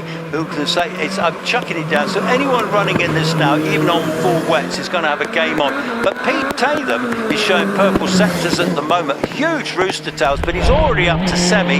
41 seconds up to semi. Approaching the line now, does a 48.11. Brilliant time. Absolutely. I'm going to talk you through Paul Hames' time before I hand back over to Chris Druitt. And but this will be absolutely. This isn't going to dry up before the runoff, that's for sure. But Paul Hames is purple in this 500 horsepower Hayabusa turbo. Phenomenal thing. And he is absolutely flat to the boards through this. This is a lot of commitment from Paul. He had a little moment yesterday, lost his time in practice, but this is fantastic. This is wet conditions. It's certainly wetter than it has been in the last hour or so. Little squiggle in the exit of semicircle. He's going to cross the line with a 47.12 for Paul Hames. So brilliant. I'm going to hand back over to Chris Drewitt, and he's going to talk you through up until lunchtime. But fantastic to see these pictures and lightning and rain, and it's all very exciting. So I will hand back over to Chris Drewitt. It's my pleasure. If you want to wander up here, Lloyd, you can do, or you can. Well, are you okay for now? I'm all right at the moment, but see, I've got the truck up here as well, so we could drive back down to the paddock at lunch if you need to. Anyway, okay. It's up to you, boy. You know where I am. So Kevin Creven on the hill at the moment in the lovely Pilbeam. Terry Davis is sitting on the line. So Kevin Creven in the Pilbeam with the Millington engine, massive rooster tails. If I was a photographer, I would be out there now getting these. That's fantastic. And it's also, I saw some brighter sky around then when Bridge pan round then. Hi, Chris. Chris, welcome back. Thank you, and it's exciting, isn't it? This, on the screen we've got Terry Davis in the 4th TA, and just finishing is Kevin Creven with a 56.06. Times are exciting, aren't they? We've just, I don't know if you've seen them from there, we had some terrific lightning. Yes, I'm very much in the thick of it, as our spectators are up here, of course. I've got the view of the gods, haven't I, up here? So I've got it all going on up here. Lovely to, well, it's not lovely to see, it's chucking it down at the moment. It really is. Rightly. Yeah. If we're unlucky, that commentary box will be swept away by the downpour. Well, yes, I hope you're good at swimming. Terry Davis, 49 seconds dead. Yeah, no, it's so funny. We're just on the edge of it. And we are. I think it's going past, heading north. Yes, I mean, well, who knows? We will see. But it's pretty miserable out there at the moment for all our marshals, all our spectators, everybody really at the moment. You and I are actually quite lucky because we are in a relatively dry place, aren't we? We are. So we got Terry Graves on the line, Chris. Yes, I think that's, I keep saying, this is a lovely example of the friendliness of hill climbing. When your car breaks, your fiercest competitor will come and say, well, have a go in mine, and that's exactly what happened to Terry. Graham Wynne has offered him a drive, and he's in Graham Wynne's car. The only trouble is it'll make him dissatisfied with his own car when he goes back to it. Well, probably true, but nevertheless, he's going to enjoy his run. At the moment, he is enjoying his run, and he's getting the chance to go in the very best Gould that's around at the moment, this GR59 with the big 4-litre Judd engine. But Terry, very experienced driver himself too, electrical contractor from Cornwall, and just a gentleman, isn't he, Terry? He really is, and look at the rain clattering down. It might make for a really interesting runoff, but we'll see. Terry finishes with a 48.73. On his way, paterfamilias, father of the Summers family, Richard, in the car they all built themselves, the AFS P4T. Beautiful aerodynamics, and the good news, the amazing news, is that the family are building a new one, mostly Alex. It'll be the P8T, and so it's heading for the big class. And Richard still not hanging around. No, he's certainly not. So it's spectacular conditions. I mean, it's all happening. Thunder, lightning, chucking it down with rain. Everyone out in the weather at the moment. But the big Pilbeam, what a lovely sight that makes in the wet. I do love these big rooster tails. It just looks fantastic, doesn't it? Miserable conditions for probably cars and drivers, but we don't mind it, do we, Chris? No, I once drove the March on a day very much like this, and was very proud to get under 50 seconds. Well, indeed, yes, and I have fond memories of those lovely marches. They were beautiful cars, weren't they? They really were. Now then, who are we looking at? We're looking at Sandra Tomlin, heading for the finishing, the amazing Pilbeam MP97, recording a 53.13, followed by Lynn Owen, two great lady hill climbers. Lynn, of course, Mrs. OMS. She's well on her way in the OMS 28, and on the line, it's Mum, I think it is. It's Lindsay warming up her DJ Firestorm, ready for son Alex to have a go in it. Well, indeed, yes, they've gone on the right-hand side of the screen. The current runoff qualifiers in 12th place. In 10th place is Pete Tatum at the moment with that 48.11, but leading the way is Jonathan Farley with that 45.96. Lindsay in the Firestorm, ever consistent driver, drives his car so well. He's got loads of horsepower, got about 600 horsepower through those rear wheels, so that's some handful to drive, isn't it, Chris? It is. Lynn Owen 60.01, Sandra did a 53.13. Lindsay is well on her way into the S's, and on the start line is Sean Gould in the Works GR59. Interesting, the GR59 it's more than 4 years old now, isn't it, the design? And it was interesting talking to Alex about particularly the DJ that he drives, how it could be improved aerodynamically particularly. And so I'm really looking forward to seeing the AP8T and seeing what advanced aerodynamics it's got. Alex is a very clever young man. He's responsible for the course cars, the Formula One course cars that Aston Martin loaned them. Which took a lot of re-engineering, of course, but we're watching Sean in the Gould. It's a good run, it's a very good run, 44.96. That's a superb run, and yeah, we've got Simon Jenks. Looking back at the screen now, it looks utterly miserable down by you at the moment. The rain's lashing down, the marshals have all got their hoods up now. It's not the easiest of conditions, they're all going to be on full wets now, so it's pretty much the same for everyone at the moment. Simon off the line with a 3:49, taking it really easy. Orchard corner where he is now in the wet is quite a challenge. You're going quite quickly there. Well, Simon was through the speed trap before Orchard at 69. That's quick enough. And on the line, we've got car number 159. So that's the OMS of Harry Pick. Meanwhile, Simon Jenks in the S's. Harry lives in Leamington, does he? I'm not sure which part. Yes, I must ask him whereabouts he lives. Hang on, Chris, wait. So Harry Pick has just gone off by the short course, but he's not caused any damage to the car. No, he's collected some grass. He's fine, and so pretty soon we'll get a rerun of that.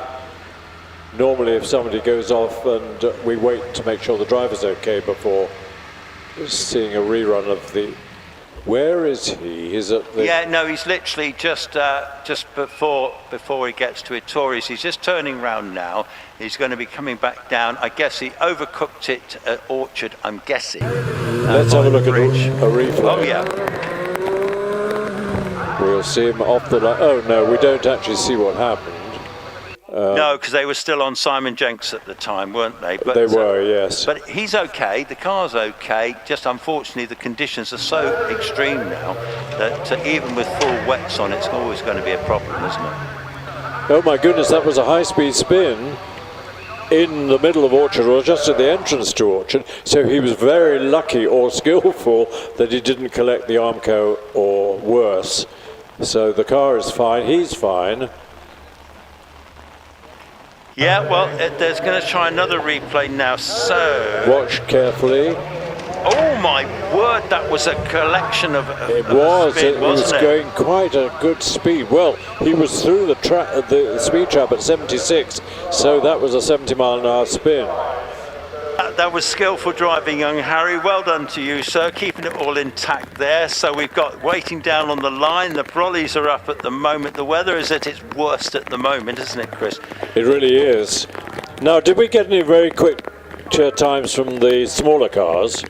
In the sort of early 40s? Yeah, no, certainly no early 40s. I can't remember. Oh, hang on. Richard's just putting some times up now. So the current qualifiers in 10th place at the moment is Mark Schlanker with a 47.75. Jason Tunnicliffe, another small car, 47.75. So Sean Gould currently leading the way with the 44s, but plenty of runners to come, Chris, as we know. And I think obviously some of those are going to get replaced as the big cars come out. And just looking there, I think you're going to be looking at probably wanting 45s maybe, 45, 46 to qualify, I guess, if it stays like this. or less? Yes, I would say it's you've got to be in the 46s to qualify now, but we'll see. We'll see. It's bad luck on the guys who went out in the worst of the weather. Sean did 9.6, and that's a good time. Jonathan Varley, of course, was quick 45.96.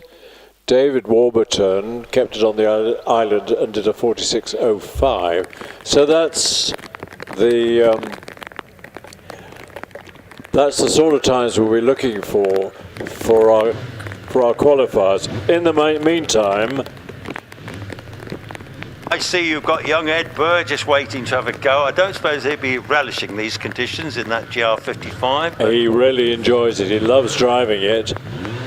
Let's see how he gets on. Record holder in the Bugatti, 51. So he's got the Bugatti record, which had stood for a long time. 74 through. Ed has a big spin as well. It does exactly the same as Harry Pick. So he manages to do exactly the same as Harry. Control the spin so he didn't hit anything coming through bridge and coming into Orchard there, so it must be pretty evil out there at the moment. Harry was doing a 76 through the speed trap. Ed was doing a 74, so there's obviously a speed limit in the nature of suddenly the world is revolving around you. On the line is Jamie. Is it Jamie? I think. No, it's John on the line. John Chalmers in the Ralt Formula 3, abortive Formula 3 Ralt car. They only made the one of them.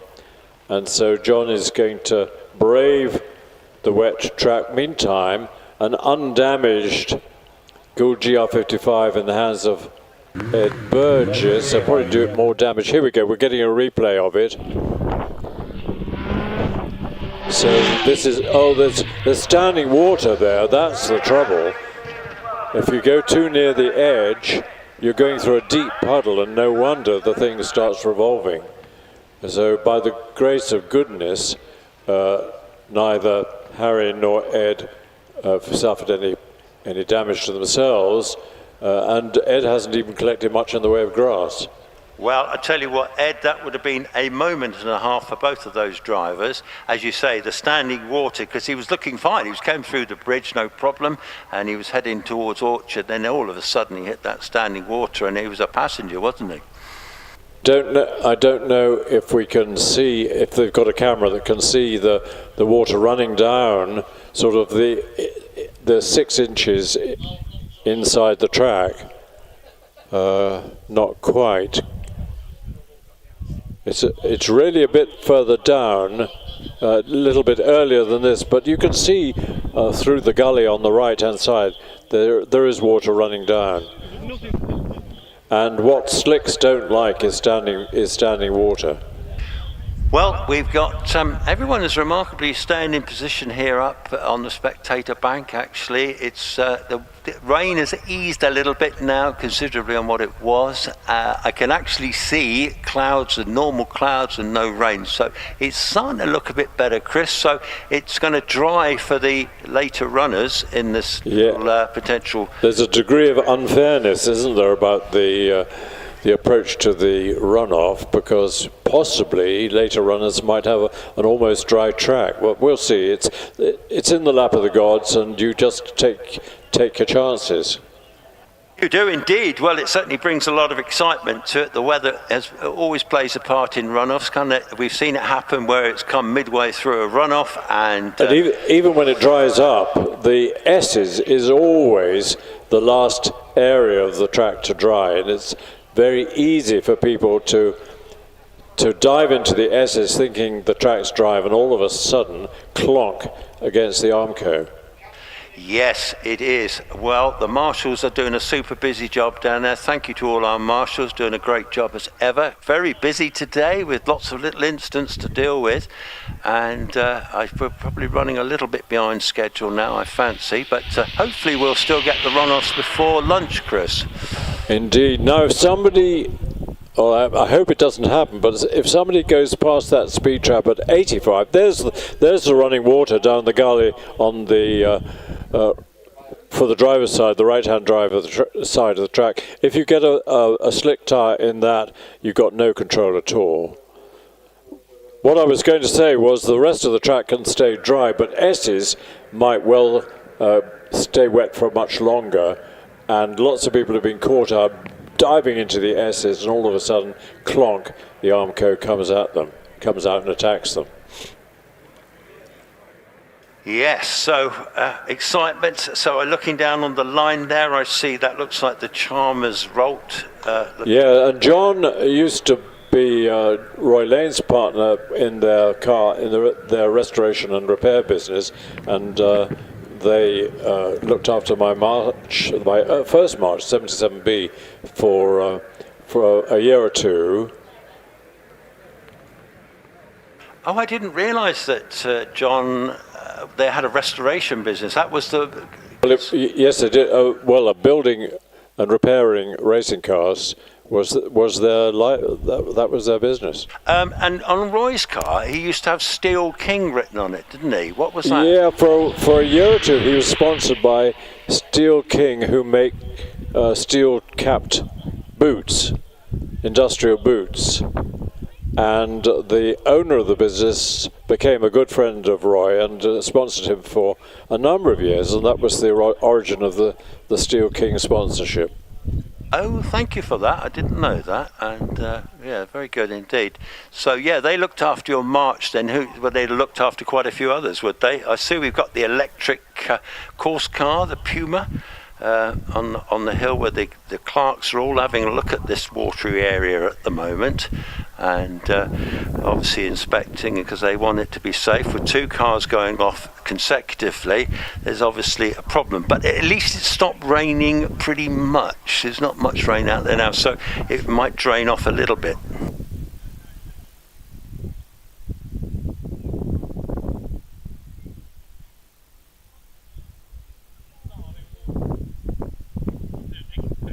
So the business that Roy Lane ran, it's now being run and has been run for a number of years by his son Anthony, who of course is here today and doing a great job, and Betty Lane, who we see at so many hill climb meetings. She's in her 90s now, still does a long walk every day, so it's great to see Betty here looking in good fettle. She's a remarkable lady, is Betty, and still highly entertaining. And yeah, you're right. She doesn't look her age, does she? Does Betty? No. So there we are. If you're watching on the screen, we've got a list of who now would be the runoff competitors. But of course, we've got many more cars to come to try and qualify. And yes, I suppose, what's the qualifying cut-off, sort of 46, 47? Well, it all depends. I think it's going to depend how much it's going to dry, doesn't it? So at the moment, there's lots and lots of very quick cars still to go, but the rain has eased considerably. The clouds are quite high up in the sky now. I'm not seeing any sign of rain elsewhere at the moment. Oh, excellent. We've just had an update from Rich about the weather, and this could be the end of the rain for a while. So I think it's all going in the right direction. Unlucky for those that caught the worst of it just now, obviously. It may be that the clerk of the course is looking at the deep running water down the edge of the track and saying, we can't really continue until this calms down. But on the other hand, it's the job of the drivers to keep out of the worst of it. Yeah, well, I think it's going to ease, isn't it? Because it's going to run off, and the drainage is pretty good here now. But I think if they'd been in the 80s rather than the 70s through that speed trap, they would have clonked the Armco. And thank goodness they were both doing sort of mid-70s, and although they had an exciting spin, they didn't touch anything solid. Yeah, very exciting spin would be one way of describing it. I'm sure that was one scary moment, but I'm so pleased they were okay and the cars are intact and there's no damage to them. So that, you know, you wouldn't want an expensive repair at this stage of the season, would you? When I first went on wide, slicks and wets with my first March, which was a former Atlantic car, I couldn't afford to have full wet, so I inherited a set of intermediates, and my first meeting here in that March just like today, we had pouring rain. I slapped on the intermediates, hoping that it would all be okay, but I got as far as the first left-hander into Orchard, and then the world was spinning round and round and round, and knocked the nose cone off, and I felt such a fool. Well, you were in a pretty exciting era of motorsport then, I think, and the cars, there was much more variety of cars, wasn't there, Chris? It was ex-Formula One cars and the like, wasn't there? Well, it was at a time when, apart from Pilbeam, the majority of Hillclimb single-seaters were ex-circuit cars, just like my former Atlantic car. But along came Pilbeam and then all the other small manufacturers of specialist Hillclimb cars, which has caused such a revolution. These tiny little things with immense amount of power. There's an article I gather, is it an Octane magazine or Evo magazine, about modern Hillclimb cars. I haven't got a copy of it, but it was illustrated. Sean told me a couple of years ago that when they had the GR59 built, they wanted to see what its maximum speed was. They took it to a runway, a long runway, and they timed it after a few runs. They timed it from 0 to 175 in 8.5 seconds. Yeah, that's... Just think about that. That's quicker than Formula One. And one of the points that this magazine is saying is, wouldn't Formula One be fun if they had the minimum of regulations, just like Hillclimb cars? And Sean told me they would have gone quicker than 185, but they ran out of runway and he had to stand on the brakes. Looks as if we're about to get back into action pretty soon. John is firing up the Ralt. Battery wheels away. It's amazing how still one or two people have to have a big battery on a trolley, whereas the technology is such that you can actually have a battery in your pocket, which is producing enough power to spin a racing car engine over. Extraordinary. They're tiny little things, but their output is phenomenal for what they are, actually. So they've made a huge weight saving too to the cars, haven't they? For some reason, Chris, you've gone very quiet. I don't know if there's a knob you can turn or whether we need to... Can you hear me now? Yes. Yes. Is that better now? Maybe the mic was... I think the mic drifted away a bit. Oh, I tell you what happened, Chris, I'll be honest with you. I was just having a little cheeky munch there. And you're not allowed cheeky munch. You had a cheeky munch earlier, didn't you? I did, but I didn't try and talk at the same time. No, I wasn't talking at the same time. I was listening to you at the time. But Here goes John with a 2.88. That's a good start. Quickest in the class. The purple light tells us on the screen. Gets it round too, and he's on his way into Itores now. So that's all a good start. So he's managed to be the first one to negotiate that very tricky Orchard there. So that's good. Now he's on his way into Pardon now. Yeah, the immense power of this engine will be very difficult to control in this wet conditions, won't it? Well, he's just entering the S's, which he's going to have to be very cautious, and he is, and comes out unscathed. Meanwhile, Alex Coles will be very fast, but he gets around. He goes through the speed trap at 85 and doesn't spin, which is brilliant. But he has a very blurry moment coming out of Itores, but this young lad is sensational. He loves the wet. Now, as long as he can qualify for this runoff, he's going to really be pushing for points in this runoff. So come on, Alex, get yourself to the finish, post that time, get in the runoff and show him what's for. It's interesting how many people are sliding out of Pardon and nudging that stone wall with the rear wheels. It's got a net in front of it, so no harm done. Alex, 44.02. Now, is that the quickest time of the likely... Well, that will, I tell you what, as it stands now, that's well into runoff territory. He goes quickest so far of our qualifiers. Now, what can Graham Wynne do? Safely round Orchard. Graham Wynn, very experienced campaigner. OBE, of course. This is the car he bought for his retirement present. Got all the power, got all the right bits on the car. You won't get a better hill climb car than this. Quite slow there out of Pardon, but already on the back straight through midway into S's. I think, well, what will it be? 46s, I should think, maybe. We'll see. But Graham's highly experienced. Yeah, it's a 47.67. That's probably marginal for runoff. Debbie in the AFS P4T, it's a Summers family built car. Now she stopped on her last practice run. Do we know why? Oh, no, I don't think I do, but all I know is she's making steady progress up the hill. She's not going to try and set any records here, I don't think, but at the moment she's heading towards Pardon. She's 25 seconds into Pardon there, so yeah, she's going very slowly out of there, taking a steady run. Yeah, being sensible. She's a new mum, so she's not going to do anything silly. Wide entry into the final S's corner, the Tom Road corner, up to the semicircle, followed by Sandra Tomlin. Don't call her Granny, she'll hit you. I always say hello, Granny. In this lovely Pilgrim with its 4-litre Judd engine.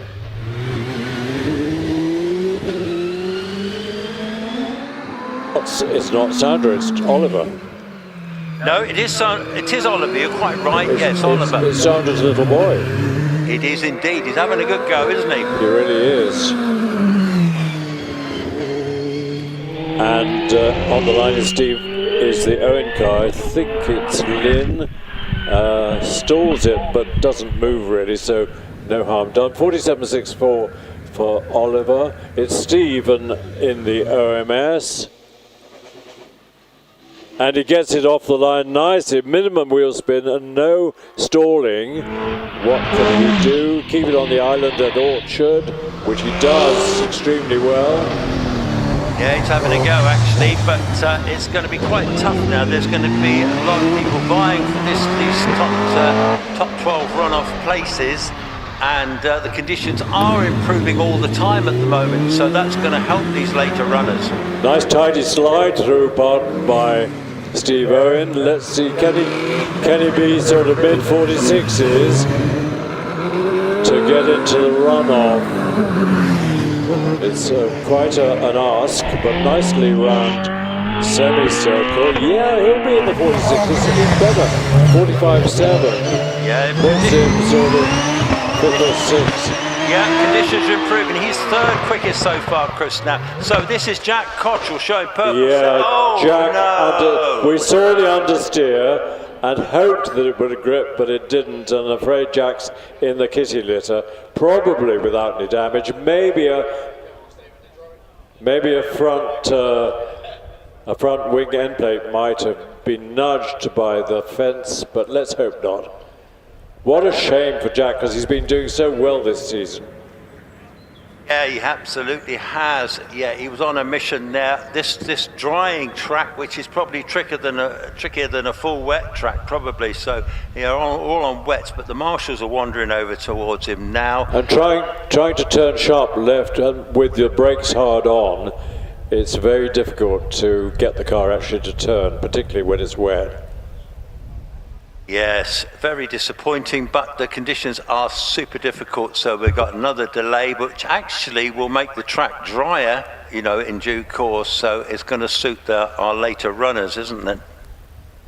I think it will. It's going to take a bit of dragging out and sweeping. We have to be careful not to leave any kitty litter on the track, because that's not fair on the following drivers. And noticing Grand Prix, particularly in qualifying and practice from Monza, they have been meticulous about when people go through the gravel on the outside to stop the action on the track and get the sweepers out. Yes, I think this is going to be a job for the Tonka toy. I can't see it's not in position at the moment, so I don't know. Tonka, it is on its way. Yes, here it comes now. The Tonka is moving. Thank you for that, Rich.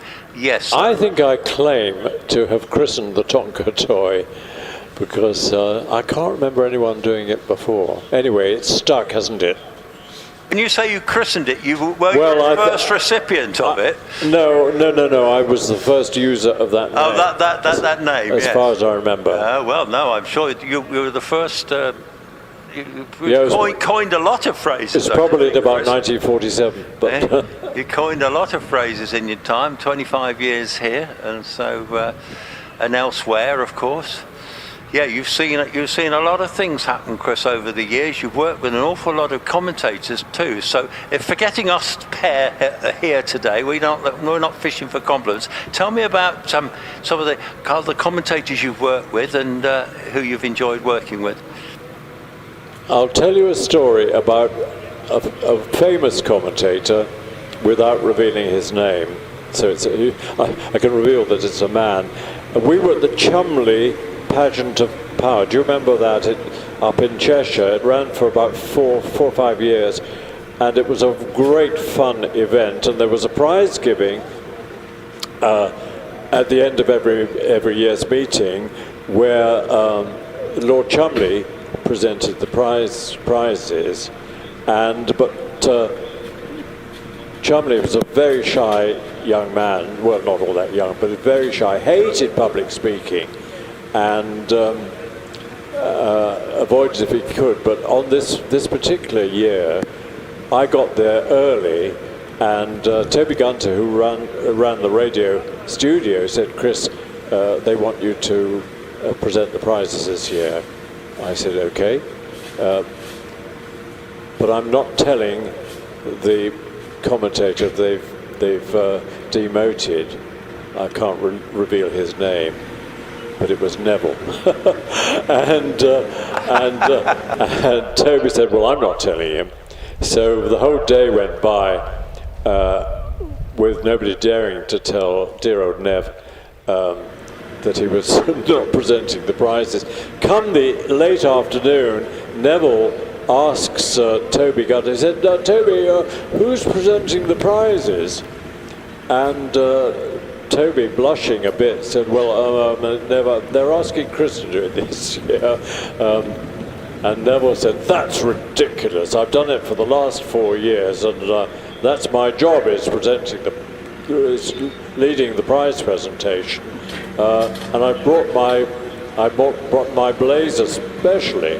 And then I made a big mistake and said, "Nev, can I borrow your blazer?" And he said, "No, you effing cannot." And he marched off the job and wasn't seen again. Oh dear, he threw an absolute hissy then. He did. And my wife Jenny was there, and we were creasing ourselves with laughter, but we had to keep our faces as straight as possible. But poor old Nev, he was so hurt, I thought he would never speak to me again. Funnily enough, we then, 6 months later or a year later, went to a concert in Birmingham and had a meal in Café Rouge before the concert started. And there on a table just near us was dear old Neville and his wife. And I thought, oh crikey, he's going to avoid me like the plague. Not a bit of it. Neville came over to our table. "Hi, Chris. Hello, Jenny. How are you? You're looking well. Didum, didum, dum." I thought, thank goodness for that. I haven't lost his friendship forever. He was an amazing character. Yeah, so you've, when you've been at Goodwood then, who have you worked with there then? Who've been the commentators there then? Marcus Pye for a long time. Trouble is, names just escape me. Yes, Marcus showed his face at, he's been here he was at Chelsea a couple of weeks ago. Yes. But I think he came here for the historic meet, didn't he? Oh, did he? Yes, he did. Yes, because he's been working for Autosport all these years, and that's 33 years, I think, something like that. Amazing. Yeah, and it's all going sort of wobbly on that front at the moment with magazines. Yeah, I know. So I think he was talking about trying to do more on the hills, I think. But we had, by the time I stopped commentary at Goodwood, which was about 5 years ago, we had really got a good team. We had Barry Nutley on bikes, and everybody was behaving themselves, and we had a lot of funny stories and so on and so forth. We thought we'd really got it nailed. And then Goodwood, in their wisdom, handed the broadcasting contract to a different company who had quoted a cheaper price, and they immediately said, we're choosing the commentators, and we're deciding who's going to commentate, and we've chosen 2 already, and they're going to do the job. And I think Toby said, do you mean to say you've appointed 2 commentators who are going to work from 7 in the morning, because radio was broadcast from 7 o'clock till about 8 o'clock at night, without any toilet breaks and without any meal breaks? And they sort of looked at each other and said, perhaps we better find somebody else. I mustn't be rude about the quality of the commentary at Goodwood for the last few years, except that a few years ago there was the members meeting, and in the members meeting was a race uniquely for chain drive Fraser Nashes, you know, the chain gang. And they had their own race, and they were all lined up in the assembly area, and then the green flag went, and they left the assembly area to do their warming up lap. And this famous commentator said, I don't think I've ever seen a Fraser Nash before. And that didn't go down well. Yes, I can imagine. Your knowledge of these older vehicles, because it's quite phenomenal, actually. Well, it's because I'm old. Well, yes, but you've got the knowledge, and you know, I'm pretty old, but I don't have that knowledge of these older vehicles like you do, which is phenomenal. And of course, when you retire, of course, a lot of that knowledge will be kind of going with you, won't it? You know. Well, you'll have to come and have supper, and I'll give you. Yes, indeed, indeed. That's... No, I won't. I'm going to keep it all to myself. I don't blame you. Anyway, so So you've had quite a week this week, haven't you? One way or another. You know, what with losing. We have our ups and downs. Yes. You've had an ups and downs week. The down. Well, it's a bit of a down, but my lovely Mercedes, which was 17 years old, was stolen on Thursday while I left the shopping centre for 45 minutes. When I came back, it was gone. And you feel such a fool. I think, I'm sure I left it here. Am I going mad? Did it somewhere else? And I went round this Leamington Spa multi-storey car park 4 times on all the floors looking for cars, and my car had definitely gone. Yeah, I mean, that in itself, you're thinking, am I being just daft here, stupid? Yes. Where the heck have I left the wretched thing? And then the realisation comes, oh. And I had the key in my pocket, and the other key was at home. Really? So they must have found a clever way of getting in. So interesting that, because I know some modern cars, they use these fancy computery things to get into cars. They send a message, yeah. But was your car the normal key job, or was it? Yeah, you had to turn the key. It was 17 years old, so none of this newfangled stuff. No. Thank goodness. No.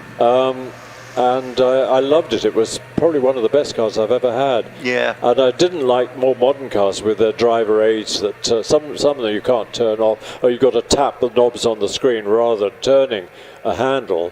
It doesn't suit me at all at my age. So I'm now looking for a replacement. It's not an easy thing to do. Well, you have a little fleet, mind. You do have a little fleet, don't you? Well, it's become littler. It's now only 2. It's now only 2 cars. Oh goodness! How are you going to manage with just the 2 cars? Well, I was thinking in the night we ought to have 4 cars in case 2 get written off or pinched. There was a time when we had 4 cars, because I found an early M-Reg Honda Legend, and I'd always fancied the Legend. It was a very beautiful car, and there was one for sale not too far from us, and I rang the guy and said, is that Legend still for sale? He said, yeah, it's fine, it's in beautiful, it looks lovely, and it goes well when it goes, but sometimes it gets grumpy, and the you can't start the engine. It just turns the starter motor over and nothing happens.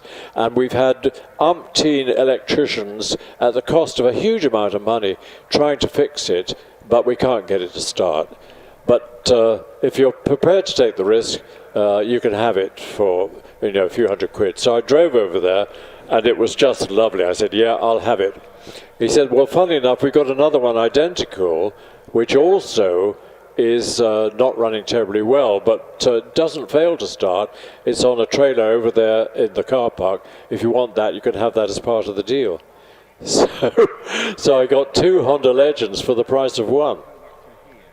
Sounds great. Yeah, they were nice. They were, what, V6, weren't they? They were V6, and they were beautifully built, as you can imagine. You don't see them nowadays, but they were lovely cars, and we had both of them, and I sold both of them in a flash. Did you fix those electric? Oh, no, sorry, I should have told you. The story of the original one was that there's a company called Honda Us in Abingdon. So I rang Honda Us and described what was wrong with the car, and he said, don't worry, we can probably fix that for less than 30 quid. No way. Yeah, so I hightailed it down there in the trading estate on the outskirts of Abingdon, and they looked at the car. They took the part of the starter mechanism. This is why I'm retiring, because the words just won't come. Anyway, they took a part which they knew was subject to either getting dirty or failing, and they worked away at it for about half an hour, and they gave it back to me and said, yeah, 30 quid, please. And I happily paid them, and it went perfectly ever since. It was funny. Yeah, result. I called the second one the bog off. Buy one, get one free. Well, that sounds a blooming good deal, actually. Yeah, they were nice things, actually. They were a bit like the sort of the Honda version of the Lexus, really, I suppose. And I was lucky enough, before the Legend, I found an Alfa Romeo 164. Do you remember the 164? Oh, I was a big fan of the 164. It was a brilliant car, and I found one down on the south coast for 500 quid. Wow. Because it had a scratch down the side of it or something. Gosh. Yeah. So I went down there and I bought it in a flash, and it was looking pretty scruffy, but it smartened up easily. So I gave it to a detailing company and got the scratch buffed in or sprayed in or something, and it looked absolutely immaculate. Although being a red car, the roof and the bonnet top and the boot lid were fading a little bit in the sun, but mechanically it was lovely.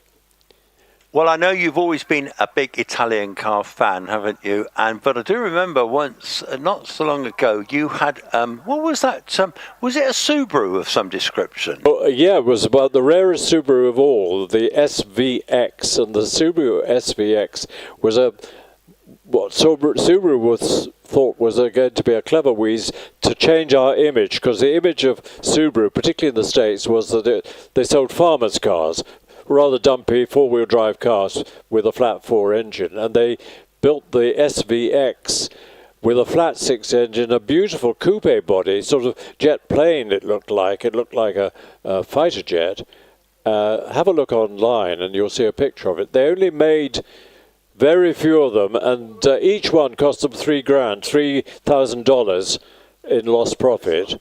But of course they got massive advertising for it, which they said, in their logical Japanese way, was a lot cheaper than paying for TV advertising.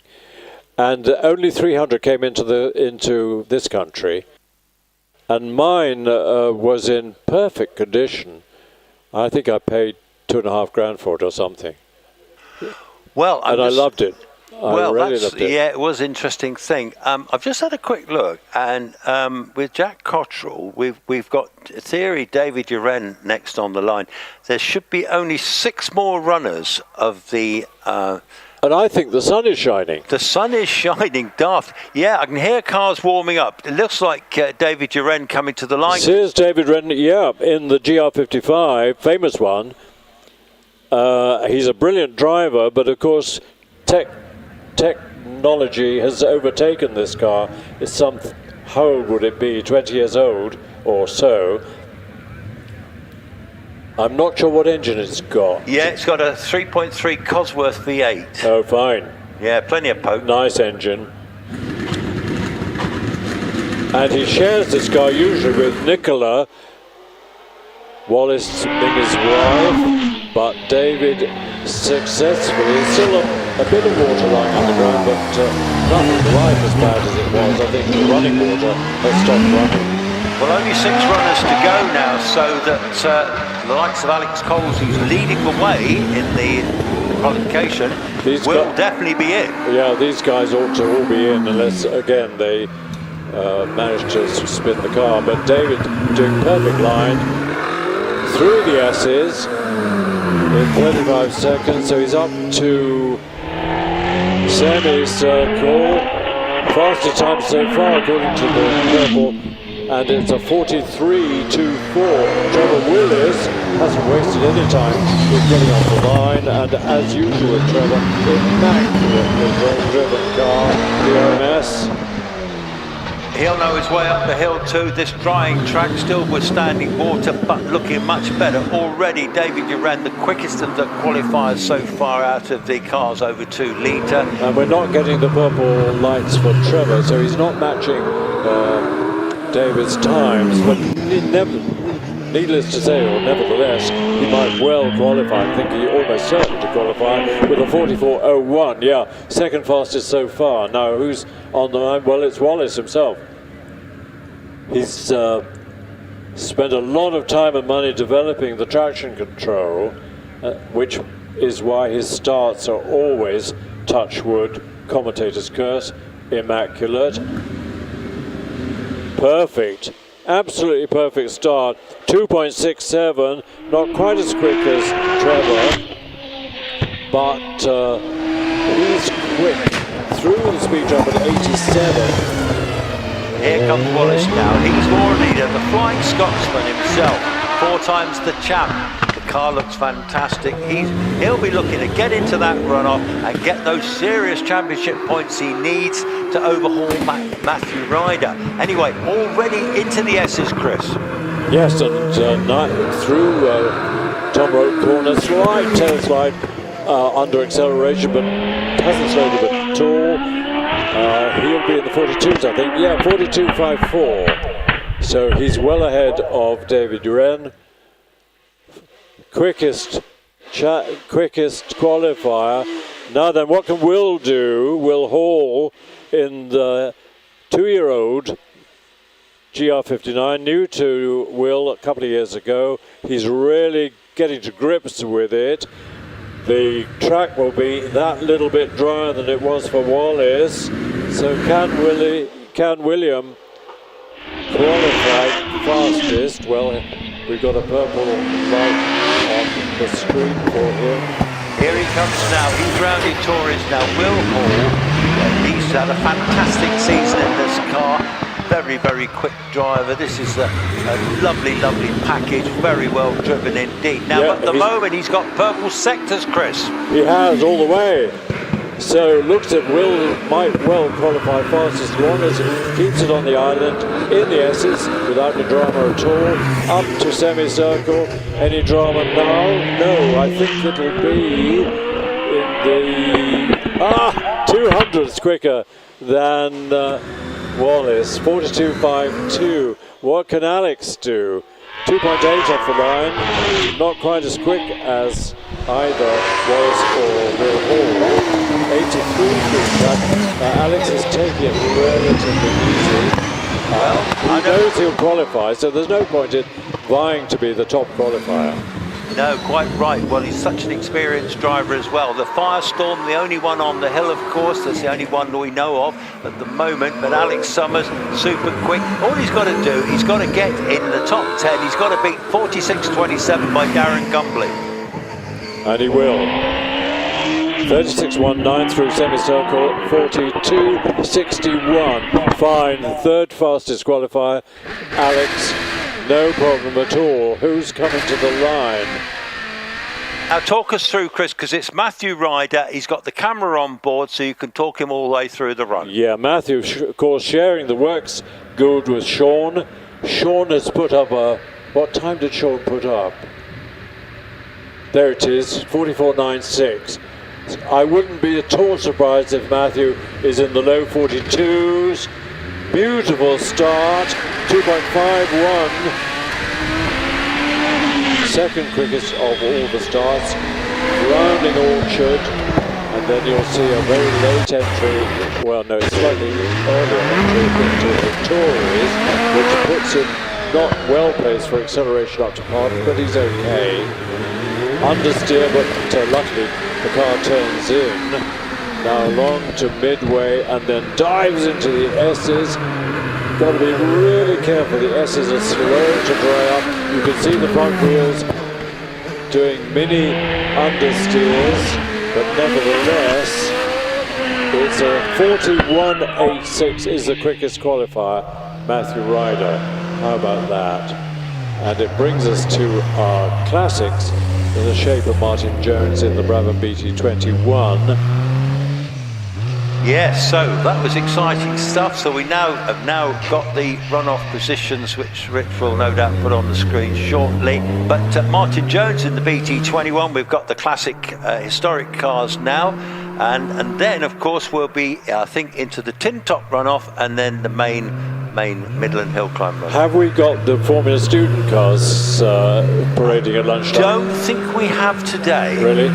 No, I don't think we have today. Martin Jones through semicircle, Andy Tippett in the really interesting planned for Formula 1 Brabham, the BT30. 57.77 for Martin.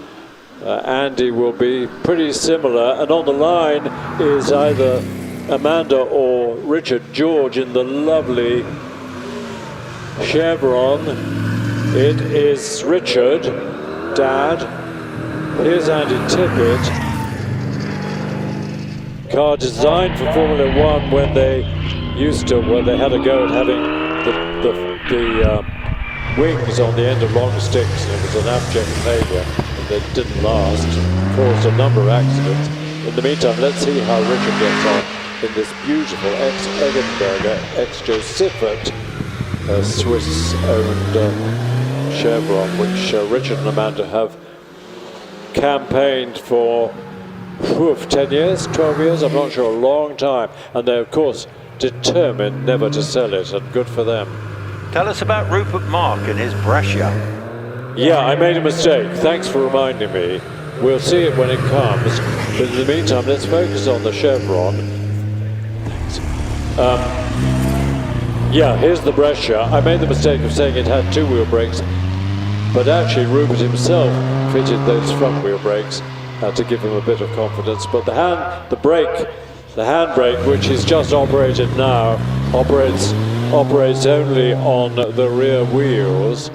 Away from the start goes Yushan Ong in the beautiful, absolutely original Bugatti Type 35 that Yushan has had for a couple of years. In the meantime, Rupert Marx is almost as quick as the Type 35. This is a very quick little Brescia, and Rupert used to drive a Can-Am car to meetings here through the centre of London, a McLaren, but he soon decided that it wasn't a very good idea. Meanwhile, Rupert is finished with a 72.07. Yushan is probably in the S's, but we've got a Mini, we've got Andrew Clark in the very rapid Mini, and we'll soon have John Barber in the classic Fiat Abarth 850 TC. This is the 4-cylinder version of the Abarth. I think, is it, or is it the... Yeah, I'm pretty sure it is. 4-cylinder engine based on the Fiat 850. What did Yushan do? A 68.76. What did Rupert do? A 72.07. Now on the line, another of the Abarth modified Fiats. This is the little one, 172. This is the Fassi series we're competing in at the moment. This one has 2 cylinders. The one we're watching on the screen, if you're on the screen, has 4. but you could tell from Lee Carter's engine note, sounds like a motorbike because it's got two fairly powerful little engines, and it nips along all right. There it is, based of course on the Fiat 600. We had one of these. We had a 500 like this, although not a Abarth, when my wife was expecting her second baby, and there wasn't much room when he was born, and he was on a carry cot on the back seat. We had a big Alsatian dog. We had to take the passenger seat out so that our dog could sit alongside her. Sliding brilliantly around the corner, around Orchard, is Matt Clark in this Mini, which is incredibly quick. It's a very early one, as is the BMW M3 that is just leaving the start line, in the hands, of course, of Anthony Ward. But let's watch this Mini. Might be lots of understeer, yeah, a little bit, but it grips nicely and turns in nicely. Lee Carter, John Barber in the first of the Fiat 6807, Lee Carter in the little one 71.2, Matt Clark 54.96, Nancy Ward is just finished at Ettores with the BMW M2.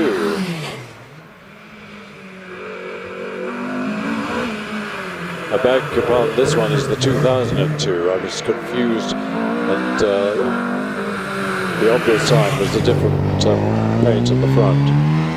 No, this is the 2002 TII, but it's followed by Ben Cross in the MG Midget, recording the fastest time so far in this class.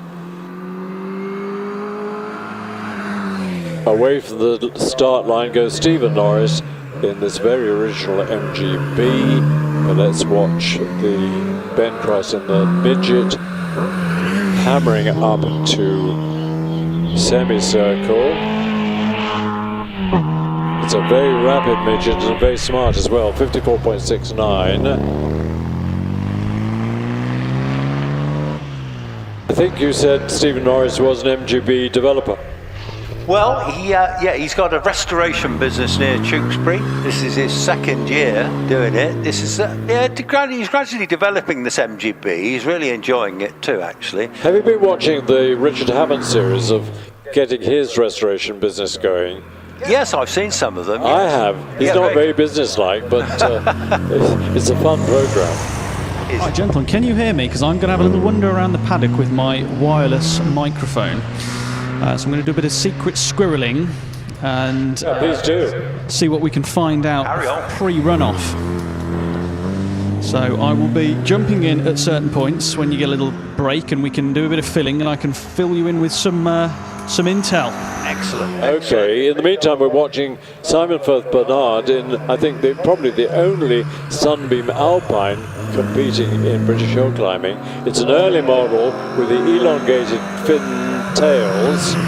The later one, the Mark II, had those chopped off and reduced, but it's in immaculate condition, as is the MG Midget of Martin Rawson, and David Fripp has taken off from the start line in the Fiat 124 Spider. Yes. Why do Italians call open cars spiders? I've never understood. Does it mean speeder? I don't know. I've never thought about that one like that. No idea. I must ask my Italian friends, of which I have very few. Now this one of David Fripp, by the way, this is a replica of the 124 rally car, the 124 Spider we would have seen on the Monte Carlo rally, in the works colours as well. And what a beautifully turned out car it is, Chris. It really is. And the saloon Fiat 124 was a great success and a great car, and the Russians bought the rights to make a Russian version of it, which of course was badly built and had a different engine and was a hopeless device, but nevertheless, being in Russia, it was virtually the only car available after a 5-year waiting time, and so you had what you were given. Was that with the development into the Lada? Wasn't that? That was the Lada. That was the Neva, wasn't it? Yeah, that was the Lada. Yeah. Yeah, I remember it. Yeah, yeah. On the line, Paul Hogan in the TR3S Le Mans car. Well, what it looks exactly like a Works TR3 for Le Mans. They entered for I think 4 years. We're just watching Tim Stokes in the hardtop midget heading for the finish. Here's Paul Hogan, who was thinking of putting in a bid for my little 2-seater Mercedes, but he decided not to. Yeah, I do like this actually. I know you mentioned this was the Le Mans car type car, but yeah, classic British sports car. This, isn't it? Really? There's a pub question which not many people know the answer to. What was the fundamental difference between the first 100 or so TR2s and all the TR2s that followed after them? Gentlemen, if you don't mind, I'm just going to jump in. I found Alex Coles, who put in one of the runs of the timed runs, one of the best runs I've seen actually in mixed conditions. 44-second run, just a nudge over, very, very quickly. Alex, how was it for you? What are you hoping for in the runoff? Are you hoping that it's going to be slightly moist? Do you think it's going to be dry? What do you think is going to happen? I mean, very happy to get in. We had quite a few people going off before us, so sort of just to get a time that qualified us in, and we ended up with quite a good time. I guess rain would have been nice, but I guess these changeable conditions, you never know what's going to happen. So just got to see how it goes, really. Yeah, and do you, if you were to put your crystal ball in, do you think there'll be anybody doing a few mad tyre swaps, a few wheel swaps just before the start? I mean, it's warm at the minute. We're back in t-shirts. I mean, what's the kind of thinking?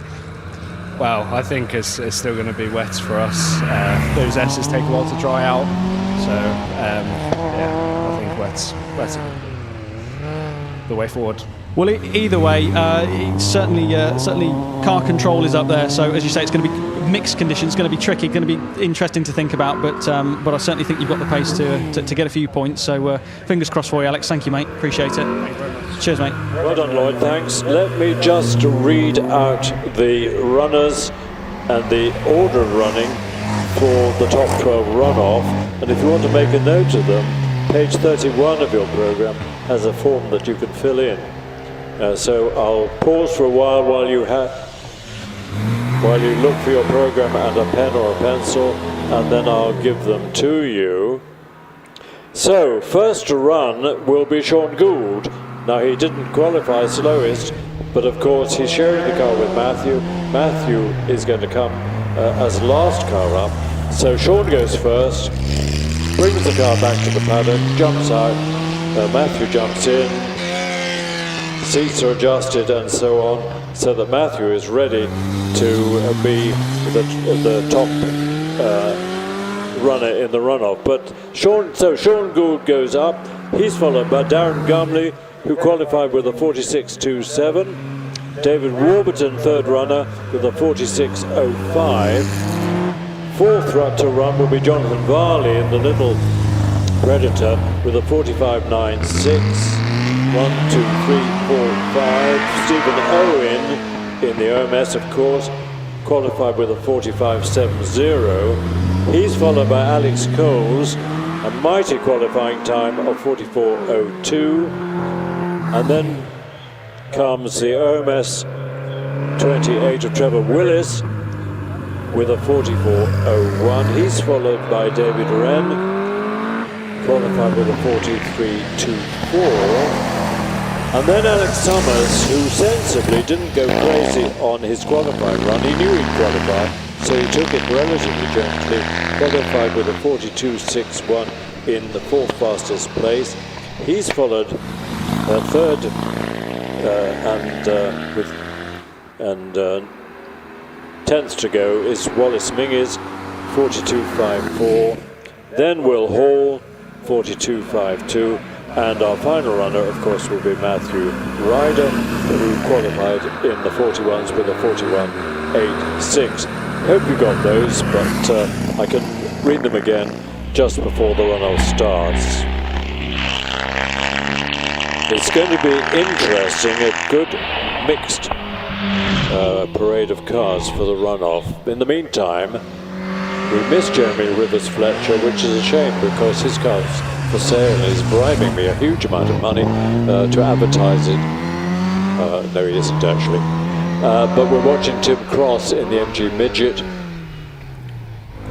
putting up really good times. It's a very quick midget and it's a very smart midget as well. And I think it's going to be the last runner before runoff. And Chris, you were saying we get the tin top runoff before. Yes, we do. I think that's the plan. So we've had the runners and riders earlier, which we put up on the screen for that earlier. But yeah, so now we've got drying conditions. It's obviously all to play for. As Alex said very succinctly just now, he's going to keep wets on. The area through the S's is always super slippery, as we know. Tim Cross recorded a 57.03. He's not the last runner. I thought he was. We've got this dual-driven MGB 888 up to the line. 2 helicopter developers from Yeovilton, having fun in a not very immaculate MGB. Surprised it hasn't got left-hand drive. Oh no, of course there were rubber bumpered ones, weren't there, in this country for a year or two. They looked horrible, and they'd had to crank up the suspension, great long travel suspension, to deal with the American parking regulations, particularly in New York, which mandated a minimum height for the parking lights, which meant that the only way MG could qualify was to pump the car a couple of inches up, and that made them legal, but it didn't do wonders for the handling. Gentlemen, if you don't mind me jumping in, I found Alex Summers in the paddock. Hello, Alex. Hello. Hello. Now, these conditions, are you in favour or are you against them? What do you actually prefer? Because obviously you've got the driving ability, as we can all see, but how do you get on in these weird, mixed, greasy, wetty conditions? Well, I was 4th fastest yesterday in the dry, and I'm 4th fastest now, so it doesn't really make much difference. It suits the car, it's really nice. I'm just really slow for the launch, which is odd. So I've made a change before the runoff, which is probably a rubbish idea. It's better than the devil, you know, isn't it? But no, I really like it, and there's a lot more grip than you might think. So a 42 isn't all that far away from a representative kind of dry time. Yeah. And based on sort of your spidey senses and the way that the kind of, because it's quite warm, we're all back in t-shirts down in the paddock. Do you feel like we're going to be similar conditions to what we qualified, and do you think it's going to be a bit drier, wetter? What do you think it's going to be doing? It'll be a bit dry down the bottom. And then where you get the S's, the tree cover, really struggle to get rid of that water. You don't get the wind, you don't get the sunlight. So it's a tale of two halves. You might find the first set of time changes. But actually in that nasty bit between wet and dry, we get what we call grease. And that's the nightmare, really, because it's not really a wet tyre and it's not really a dry tyre. A wet tyre works by displacing volume of water, and if it's greasy, it doesn't really do that. So, yeah. I think it could be either way, but I mean, Matt on a 41 there, that's a mega time. So I think to win this runoff, it's going to have to be a low 41, which will be challenging. I don't think I'll be doing that, but we'll give it a go. And do you think there's going to be? Are we going to see frantic changing of tyres? Do you think at some point in the next half an hour? Do you think it's all going to be pretty set on wets? No, I mean this Avon wet is so resilient, and actually it's got to be really quite dry to justify the change. The compound is a bit softer than the dry tyre, so I'm kind of contradicting what I said just now, but when at Harewood, for example, I went, oh, it slicks now, and the track was cold, and everyone who went up on wets was just that little bit quicker. So I don't think anyone will be putting slicks on for the runoff. If they do, then good luck to them, and I'm sure, you know. But yeah, I think we'll stay on the wet tyre. That would be the least risky move. It's quite difficult to cook these wets. They're very well made bit of kit. Well, it's very much like threading a needle here, isn't it? We've seen Simon Jenks and Ed Burgess showing us if you get slightly too close to the edge of the course, is it actually a case of touching the grass, or is it standing, or is just the edge of the course actually very slippy and you've got to be really careful? I suspect they've touched some grass, maybe. I mean, the cool thing about driving in the wet is it's all right when the slip angle is really low. By that I mean if the rear wheels are only spinning 5% faster than the fronts, then you've got loads of traction. Go beyond that, and it's the grip just drops away so dramatically. So as soon as you lock a brake, or as soon as you're slightly offline and the car steps out, it's gone. So the trick really in the wet is to be as smooth and as progressive with every control surface, be they brakes, throttle, steering. You watch the onboards and they're very, very smooth. And we're taking much wider lines into, say, Pardon, to avoid really shocking the car. We want to keep in that sort of 5 to 10% slip ratio. Thanks, Wallace, for the photo bomb there. Cheers, man. I realise that can sound a bit odd, if you're not got a camera on us. Well, we're trialling our new audio roving mic, so thank you very much, Alex. I know that you've got a runoff to prepare for, so thank you very much, and we will wish you the best of luck for the runoff. All the best. Yeah, thank you, mate. I think it's a good idea as well. Thank you. Well, it's nice. Thank Rich. Cheers, mate. Chris, do you mind being on your own for 5 minutes? I'm just going to have a nature break. No problem at all, sir. No problem at all. Right, well, Chris, we can chat away, can't we? I can see you walking across my screen now, actually. You can see Lloyd. me. You've got your black T-shirt on, Driving Heroes, all that stuff. Goodness me. Something's booming away. I need to get away from that. I'm going to get away from that. Wow. Get away from the mic. Right, okay. From the megaphone thing, whatever you call it. Well, I think we got a bit too close to the speaker there. So it's a new technology, isn't it? But either way. Now, I wonder if I could get a quick chat with Rodney Isles. I wonder if we can just talk to him about this fantastic 911 Turbo S. So, Rodney, this is a fantastic four-wheel drive Turbo S Porsche. You're in the runoff tin top. How are you getting on with this thing? It's probably about the perfect car for today, isn't it? Oh, I think it must be, with four-wheel drive and all the toys that the Porsche's got, the traction control and anti-lock braking, all that, yeah. So, ideal for these conditions. Absolutely, and I can see it's a PDK box as well, so it's utterly, it's as quick off the line in the dry as it is in the wet. Well, not quite, but it is quick off the line, just over 2 seconds, did in practice. Goodness me, that's outrageous. Well, best of luck for the runoff, and enjoy. Right, I'm going to get away from this speaker because I am getting a little bit of feedback on it. So, Chris, are you still up in the gods, are you? I'm absolutely in the gods, old chap, yeah. In fact, it's booming. That's better. I think it's quietened down a bit now.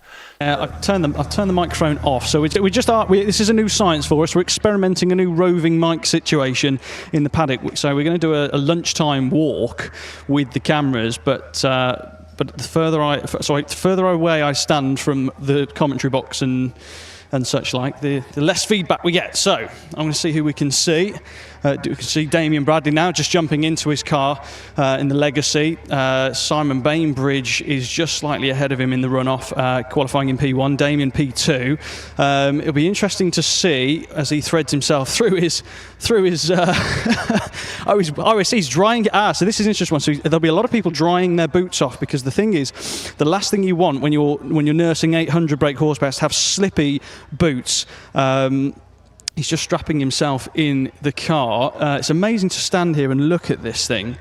But I wonder if I can just quickly chuck the microphone in his face, just to have a quick 30 seconds with Damien. Damien, you're strapping yourself in very quickly, mate. How are you feeling for the run if you got four-wheel drive? Are you running a little bit of bias towards the rear? It looks like a bit of a handful in these conditions. So we've made some major changes on the suspension this weekend. So we've gone back to basics and started from the ground up. Ross at MGR, Olin's man, came over and we had a chat this morning. We've made some dramatic changes to the car and it's a completely different beast now. So that first practice run, or the timed run earlier on in the wet, the car was so much more behaved. It's back to its old self again. So turned the boost up a click for this one and let's see how she goes. Well, keep an eye out for Damien Bradley's Legacy Lloyd. Turbo, 800 brake horsepower. So we're they'll away. fire themselves up. We'll be getting going now. We are getting going. Paul Howells is on the hill in the Porsche 911 RSR, the first of our tin top runoff contenders. This is a glorious little 911 fully air-cooled Porsche, got about in excess of probably 400 horsepower going through those rear wheels. Very good for getting the traction down. And at the moment, well, let's wait and see. He's the first of our runners. Richard Andrews hasn't come out yet, but Paul Howes is our first one.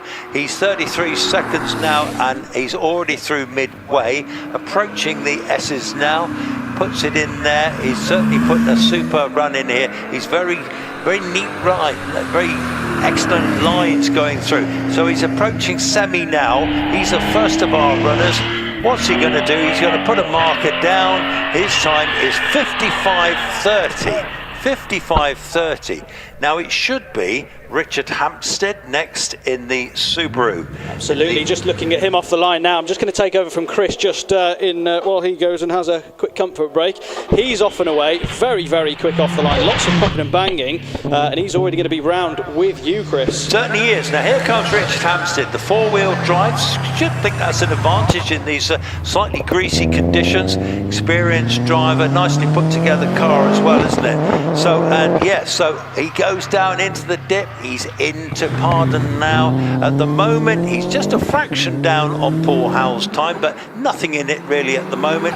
Literally 500ths. He's now 0.87 up, so he's clawed back some time there through midway. He's going through the S's. 1.53 up, Lloyd, take it to the finish. Well, indeed, yeah, he's 1.66 up now. So don't forget, Paul Howells was the guinea pig in all of this. He's the first person up in a little while to go up in a seriously quick car.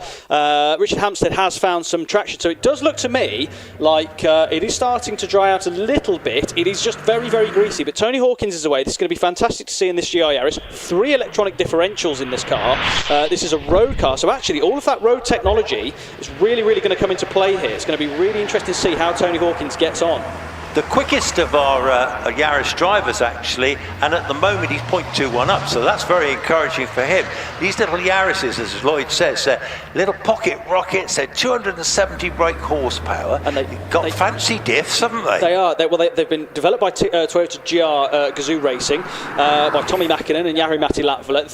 This is prime Toyota GR Yaris territory. It really is. 6-speed manual. They fill every single bit of their 270 brake horsepower, if not more. I mean, I wouldn't be surprised if you got them on a dyno in their 300, but Tony's really clinging onto the surface here. The car's leaning as it's on its standard suspension, but this is what you want. You want a slightly softer car, but he crosses the line at 53.39. Not quite get it, but bear in mind that's a car not far off production spec that you can go and buy from the showroom. And speaking of cars you can go and buy from the showroom, we were just talking to Rodney Isles a moment ago in this phenomenal PDK 600 brake horsepower 911 Turbo S. He's away. The thing leaps. It just has a little squiggle into second. I think that will have upset the traction control. May have cost him a 10th or 2, but all the weight is at the back of this car, so it really does leap off the start line. So let's see what he can do.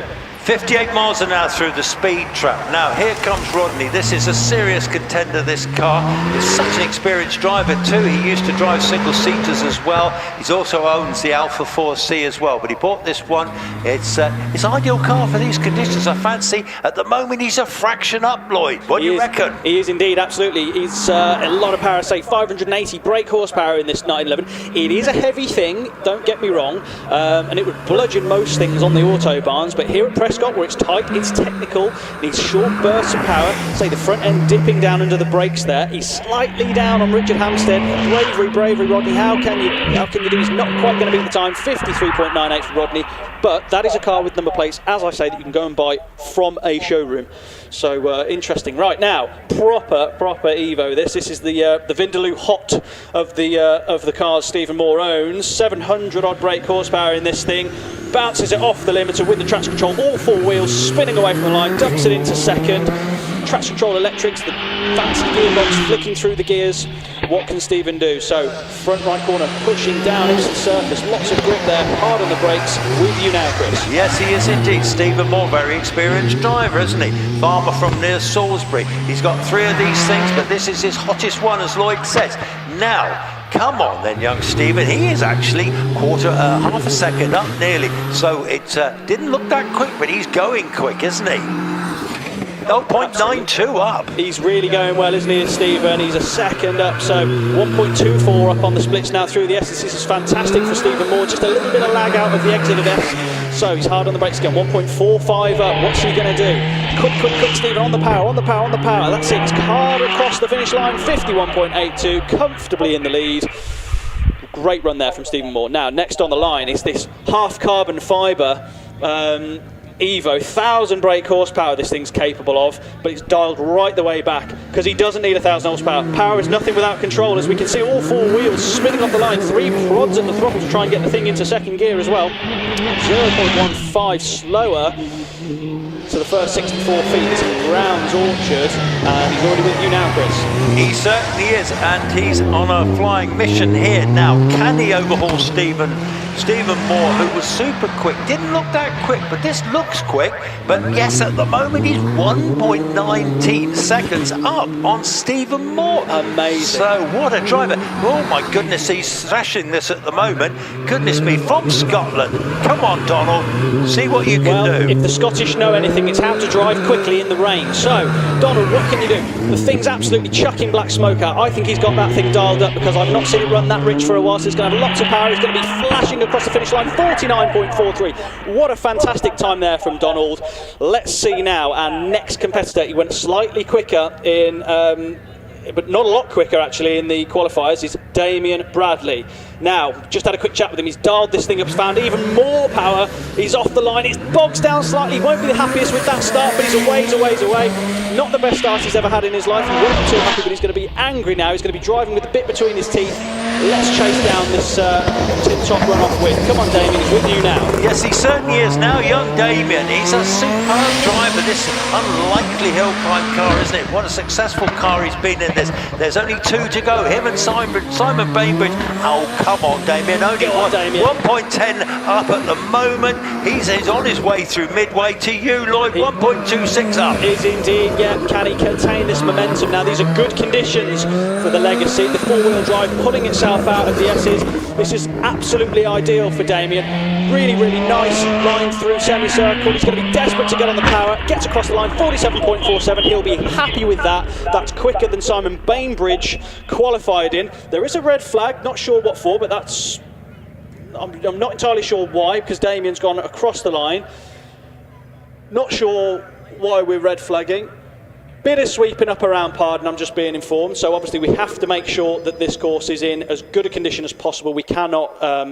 oh yeah, so Damien just cut, we can just see there on our pictures there, Damien just did a bit of a cut there through the S's, which is fine, you might as well in a 4-wheel drive Subaru. But it wouldn't be fair to let Simon Bainbridge run after that and then find that in the middle of the road. So he wouldn't be best pleased, which is more than fair enough. I think this is going to be quite an ask for Simon, despite his talent, despite the car. This is greasy conditions. He's got rear-wheel drive, twin turbo, so that's going to be quite a handful, isn't it? So, but I've seen him do it before. He did it at Wiscombe recently, didn't he? Never ever count this out. Never ever count Simon Bainbridge out of a runoff, because he's so dialed into this car. He drives it so neutrally, because the thing is, for a car with such a lot of power, it's got inboard suspension, it's really well set up, it's an amazing feat of engineering, but I can't believe how neutral the thing drives. It doesn't get too out of shape, it's not amazingly out of control, it's always super point, squirt, and away it goes. Very, very impressive thing. I think we have an onboard for this car as well, actually. So we'll just wait for some sweeping to commence. I think Simon's going to be rewarming his tyres.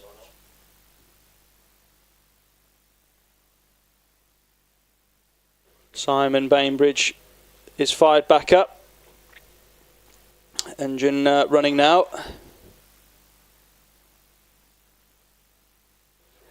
Let's see what he does now. Drops the clutch in the tyre warming area. Right, you're about to see the best part of 45 seconds of 600-700 horsepower twin turbo Audi based V8 in this homemade creation of Simon Bainbridge. He's away from the line.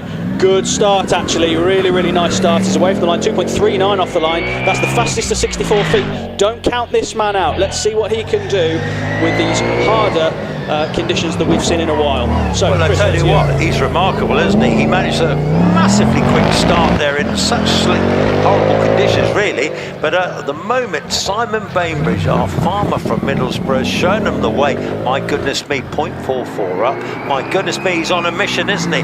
He's trying to overhaul Damien Bradley, and at the moment he's nearly a second up. He slides through the S's. Big twitch there through the S's, but he controlled it beautifully. He's 1.24 up. Do you know what? This is Simon's to lose if he can hold his nerve round semicircle. Desperate to get on the power, he straightens the thing out, gets across the line, 45.67. Let's have a big round of applause for Simon Bainbridge, because that is a time and a half with a two-wheel drive car. Unbelievable. What you've just seen there is absolutely masterful. Now, great runoff. Congratulations to Simon Bainbridge. I'm going to hand back over to Chris Druitt to take us through the single-seater runoff. Wow, that was pretty exciting stuff, wasn't it? Simon Bainbridge, yeah, that was remarkable in what can call greasy conditions. The rear-wheel drive car, he wasn't four-wheel drive, so I think that was a fantastic performance by Simon. Well done to him indeed.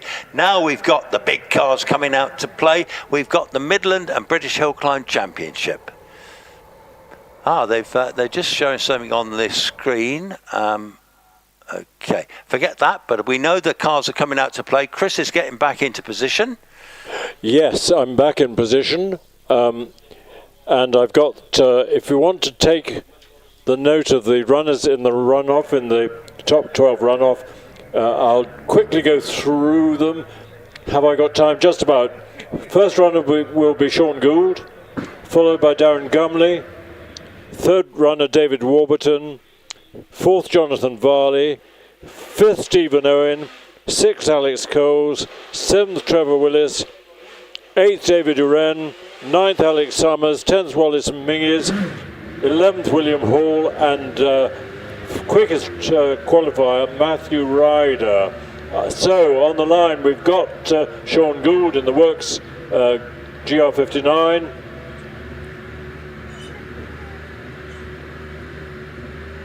Still holds the record at the other place. They are very rapid cars.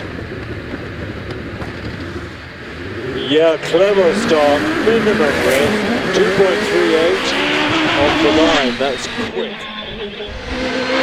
And not much spray coming off the wheels, so we've got an almost dry track, just beware the S's. Lovely to have them on board to see how hard Sean is working. Not a smidge of understeer going into Pardon. How is it along the top? Very controllable. Now the S's. There will be there's still isn't much spray, if any, coming off. So we're so lucky that the track is dried nicely. And we start with a 41.01. 41.01 for Sean. Well, Matthew qualified with a 41.86, so he's quicker than that already. And now up onto the line is Darren Gumley, car number 831.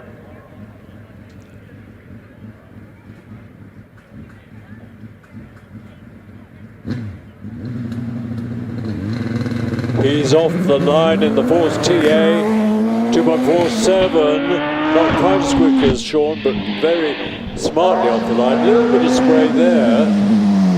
People are watching that with great interest. Neatly around. But Torres turned in a little bit early, which meant he went wide a bit on the exit. But he kept it on the island. I thought he was going to go into the kitty litter, but he's okay.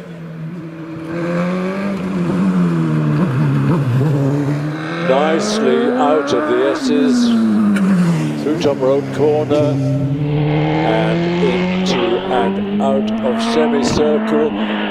43.91, 43.91 for Darren.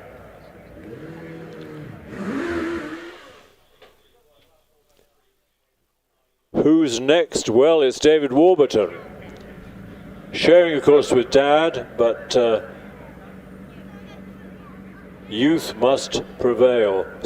Car number 8. 8th in the championship last year. GR59. Clonk it into gear and edge it off the line with a minimum wheel spin. 2.68. It's pretty good. time you, David Warburton, on a mission now. He's got a lot to ask. He's got to beat 51.01 Sean Gould. That's a bit. Oh, and he's come to a stop out of Torres. So what's happened there? Was he red flagged? He seemed to stop quite suddenly. Well, there's a red flag. There's some stone kicking up the hill, so it looks as if he was given a red flag. Hope so. It means he gets to run again. It would seem a bit unfair if that's a fail. Doesn't say so. Well, he seemed to be going very well at the time, didn't he? And then he certainly stopped. I didn't see a flag waving, but he may have done further ahead towards Pardon. Yeah, well, he's got going again, so he's either going to, let's just see if he comes back towards the paddock. Yes, he is heading that way, Chris. Yeah, he's heading back towards you. So maybe he did get a red flag. So will he be turned around and go straight again, or will he join the end of the queue? We will see. I do hope David's got a run. He's worked very hard to qualify. What was that, Rich? I just heard something. It must have been, mustn't it? But we don't. There was a bit of sweeping going on, wasn't there? And there was a marshal on the course, so. Yeah, we think he's probably going to get another go, but it'll be Jonathan Varley next, Chris, won't it? I think David's back in the paddock now. I think he'll come straight round to the start line. We'll wait and see.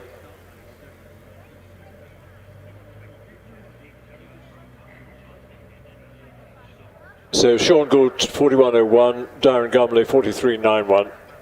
Unsurprising, Darren will be very pleased to have qualified at all, but it's doubtful whether he'll score points. It's probably, points are only scored by the first 10 runners. Yes, David back on the line, that's really good news.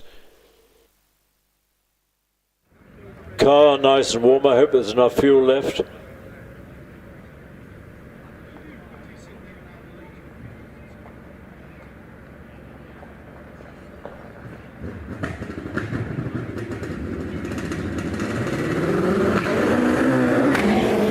.56, pretty good. Minimum wheel spin, hardly any revs. 95 miles an hour through the speed trap. Going well to it now. This time he's got it round. Yeah, no problem. He's on his way. He's down into the dip, braking hard for Pardon now. So far, so good for David Warburton. He's about nearly a second down on Sean Gould's amazing time, but obviously the big power of that Gould very significant. Into the S's, Chris. Yes, indeed, and the S's have dried out amazingly quickly. There's usually a bit of water dripping off the trees, but thank goodness. Keep your fingers crossed that we don't have another downpour. David, 43.59, 43.59 puts him in second, just ahead of Darren Gumley. So a good run. He'll be pleased to have got to the top without any trouble. Next up comes Jonathan Varley in the tiny little Predator with its TKD engine. And this has been a fantastic season for, well, the last few seasons have been fantastic. Won the Midlands Hillclimb Championship 2 years running. Such a neat little car. Off the line with minimum wheel spin for 2.65. About the same as David Warburton. He's on a mission, Chris. I tell you now, this lovely, lovely Predator. What a beautiful thing it is. 2 litres of power, of course, in this one. Not got a great 4-litre engine, but nevertheless, very talented driver from Telford. But of course, he's about a second down at the moment as he approaches midway now, coming in towards the S's to you. Yeah, it runs in the family. I used to compete against his father. Wide entry into the final S's corner. Foot flat on the floor and into semicircle. 42.86. Second place, Jonathan Varley. Quicker than David Warburton and Darren Gumley. Up to the line comes Steve Owen in the Works OMS. On wets. Wonder if anybody's going to, well, of course it takes time to change all 4 wheels. There's probably no point. We'll see later on whether anybody goes onto slicks. So Steve Owen qualified with a 45.7. He'll easily top that. What do you reckon, Chris? Yeah, I don't know. We'll see. We'll wait and see. But at the moment, he's going pretty well at the moment. Stephen, he's got this latest spec OMS. He builds the whole car himself. At the moment, he's not getting any time. So I've got a time 1:42 down on Sean Gould at the moment. So that's pretty competitive, I fancy.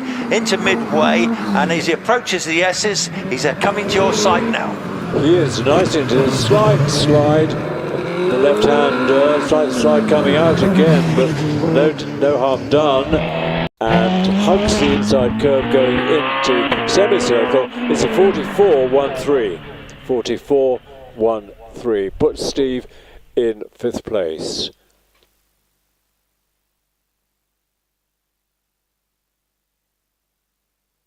The screen tells us that Matthew Ryder will be coming next, but he won't, because he's our last runner. Alex Coles. Alex Coles, car number 850 in the Force TA Mistral.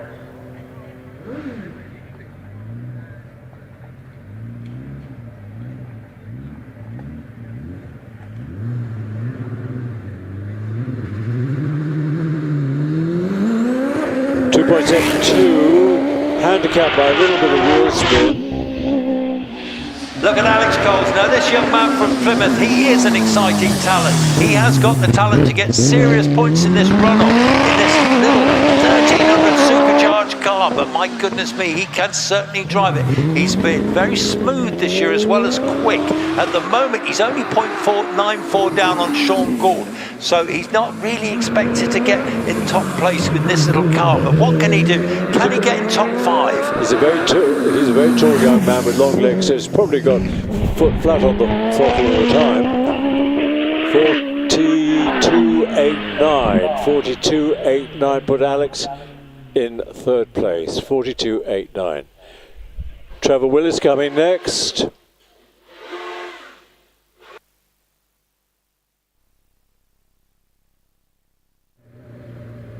Richard, your screen puts Matthew Ryder in the wrong place. This is Trevor Willis, 3 times Hillclimb champion. Okay.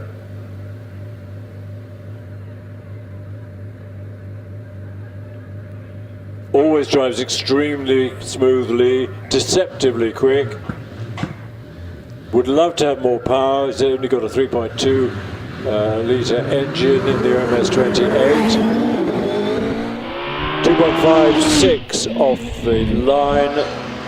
Identical time to David Warburton's first attempt. Going very well indeed, Trevor, super smooth. Okay, he comes out of it tourism now. Trevor Willis, he's an absolute master in these conditions. Can he get on terms with Sean Gould? I don't think so, just looking at it so far. He's about nearly a second down as he approaches midway, and nearly a second and a half down now. He gets the power down nicely out of Pardon, but nevertheless he's got a power deficit. However hard he tries, he's never going to beat these much more powerful cars, but records are 43 seconds dead. Puts Trevor in 4th place. Who's coming next? Is it David Uren. David Uren, it is, isn't it?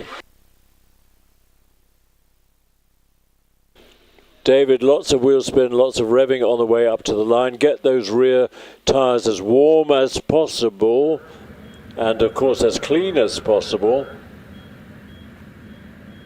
Usually shares this car with Nicola Mingus, but she doesn't seem to be here. Stalled it, but doesn't matter. He's short of the rear wheels over the line, so it's just a restart needed. Battery comes up, one of these magical little batteries. The car starts nicely despite being nice and warm or hot even. David clonks it into starter gear. Yeah, that's better. 2.51 is the quickest 64 feet so far in this runoff. David Uren, he's on a mission now. He's going round Itoris now. This is looking good at the moment. This super history car as well. Very quick driver from Redditch indeed. Finished 6th in the HillClimb Championship last year. Now, he's getting on terms with Sean Gould. He's 0.1 up at the moment. So come on, David Uren. There's nothing in it at the moment against Sean Gould's time. Chris? That's amazing, although he's dropping a little bit further back. 1700s behind Sean. Now over the line in a 41.83. He's in second place. That's brilliant. He's suddenly snuck in ahead of Jonathan Varley. 41.83. Brilliant time for that elderly car. And out of the paddock comes Alex Summers in the Firestorm. We've had the storm today.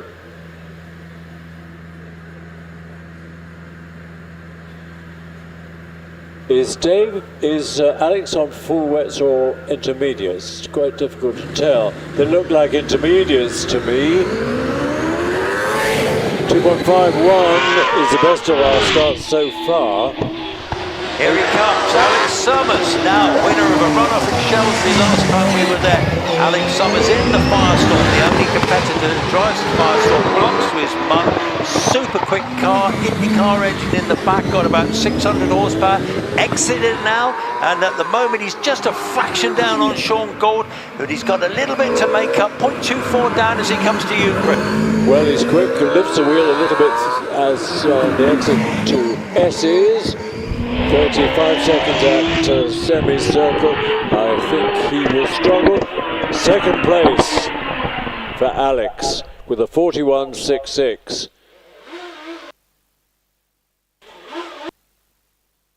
Don't forget Sean Gould, 41.01. Now what can Wallace do about it?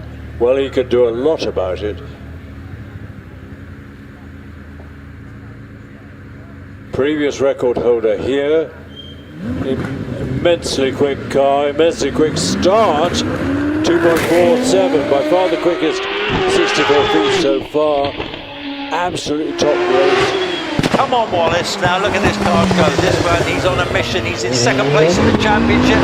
He needs to win this runoff. He really does. He's going to give it everything he's got. He goes in to Pardon now. He is a fraction up. Come on. 3.3 litres, Cosworth power. Wallace Meng is 4 times champion. Just a fraction down on Sean Gould at this stage. Gets the bar down beautifully out of barn, but he's slipped 700ths behind. Can he make it up? Yes, he's getting closer. 200ths behind. No, not quite. 1.5. So, Wallace in second place behind Sean. Will Hall is next up. Will Hall really enjoying his time in the GR59. He's had a few years of really difficult cars to drive, difficult cars to manage, potentially very fast, but never really achieved their potential. But Will is really suited to this car. I'd love him to win the championship one year. He deserves to. He's worked so hard over the years, developing his skill, developing cars. What can he do against 41.01? Well, he could do a really good start to start with. 2.31, quickest so far. Will Hall on a mission now. Can he win this runoff? He's got the machinery to do it. He's certainly got the talent. He's won runoffs this year. Now, Sean, at the moment, so Will Hall, he's on his way. At the moment, he is slightly up, so there's nothing in it. Nip and tuck. It really is. Watch, if you've got a screen, watch the green lines coming up midway. Green by 0.28. More than a quarter of a second. Will he slip behind in Ezzy? Fraction, but not much. Slipped a little bit in semi, but I think he might well take the lead. 41.04, no! 41.04, 300ths of Sean Gould's time. That's tragic. Poor old Will, he'll be gutted. He was so near until the last corner.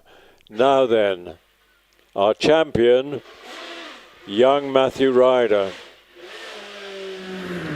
in car number 1. Sean Gould in this car did a 41.01. So to win, Matthew has to beat that. Let's see what he can do. Takes off the line with a minimum of wheel spin. 2.35, not quite as quick as Will, but pretty quick. 91 through the speed trap there. And here he comes, Matthew Ryder, he's the champion again this year in the fabulous Gould. And Sean Gould has already set the pace in 41.01. At the moment, he's a fraction down on the governor. So what can he do? Is he not going to win this runoff? Is he going to win? Come on, Chris. He's very close, 200s behind, and he's ahead at S's by 2/10. What can he do? It's the lead is increasing, and he wins it with a 40.68. Well done, Matthew. Wow, that was a terrific runoff. Congratulations to Matthew. Absolutely. Well done, Chris. That's fantastic, wasn't it? That was incredible, and they were in a way, so lucky that the track was in pretty much the same condition all the way through. Slightly damp, but not damp enough to worry. Down comes Matthew down the return road, which looks much smoother than it used to be. He'll be very pleased indeed. Does that put him back in the lead of the championship? Keeps him in the lead of the championship. Keeps him in the lead. And with Wallace finishing 4th, that's done Matthew a lot of favours. So that even expands his lead in the championship. And I suspect if he does really well in the second runoff, well, that will be very, very close to winning it, if not winning. So 1 point to David Warburton, 2 to Trevor Willis, 3 to Alex Coles, that was a good run, 4 to Jonathan Varley, 5 to David Uren, 6 to Alex Summers, 7 to Wallace Minges with his 41.16, 8 to Will Hall, 41.04, 9 to Sean Gould, 41.01, and topping the times, Matthew Ryder, 40.68, earns the full 10 points. Brilliant. He'll be thrilled. And now, we're going to be stopping for lunch, Chris. There's 2 things I've got to say. Is one that Lloyd is going to be going around with the paddock mic, but also I need to see you because we've got something we've got to sort out in a minute. So don't go far from your commentary box because I'm just going to whiz down the hill now in the 4x4 and come and see you, and we may have a surprise for you. Oh, I don't like the sound of that. It's all good. It's all good. Trust me. Am I going to have to make a speech? Oh, I don't know. Can't do that. You never know. You never know. Well, I will see you within about 5 minutes, old chap. All right. Okay. Yeah. Sure. Cheers for now.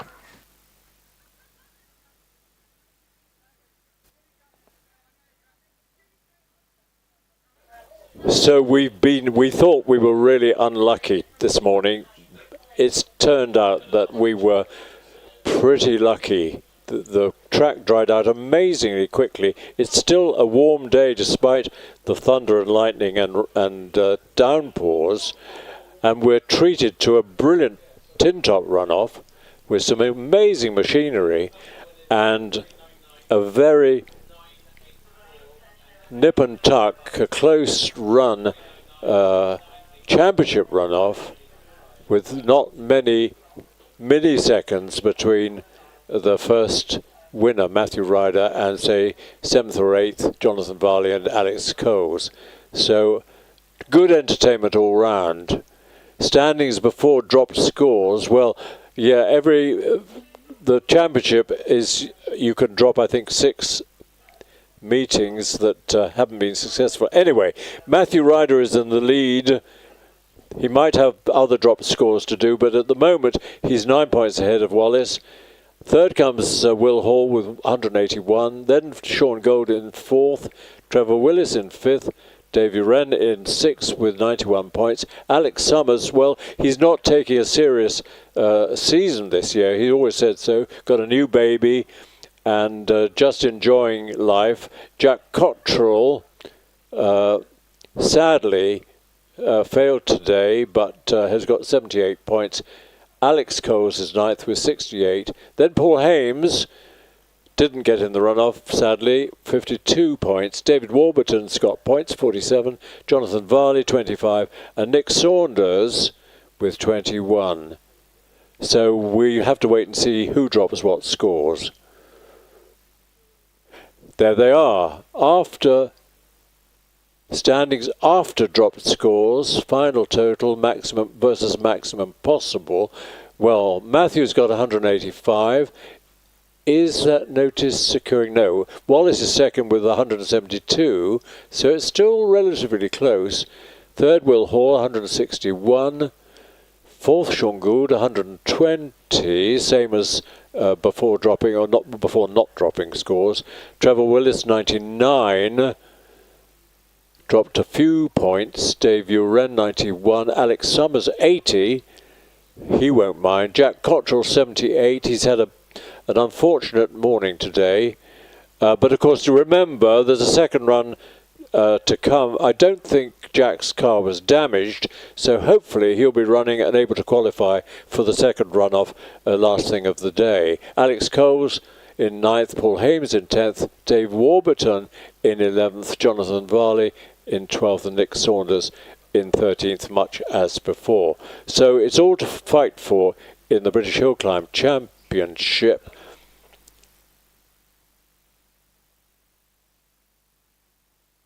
I'm trying to remember how many more meetings there are, how many more championship meetings there are to come. Someone will tell me. Chris will know. Oh, he's on his line, isn't he?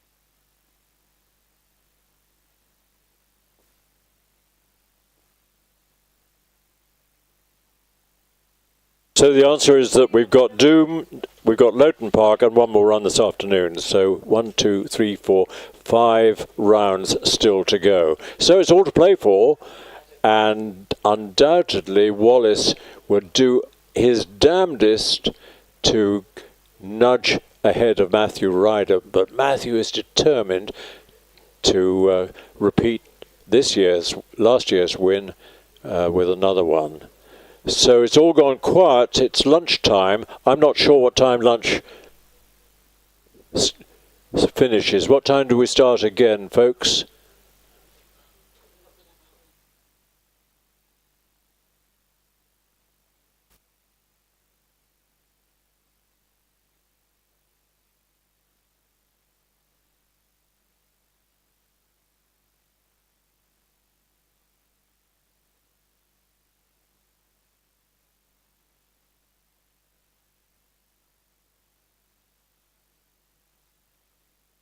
Lunchtime now, and well, you think it was tea time, but we started again just after 3 o'clock. Don't forget, we've got this national alarm. Your phone will make you jump because it'll start ringing, whether it's switched on or switched off.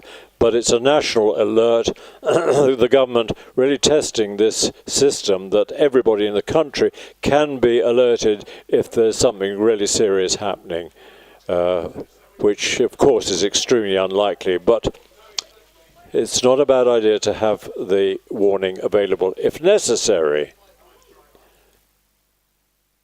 So the marshals are going back on post just after 3 o'clock, just after this alarm, and then we have our second runs.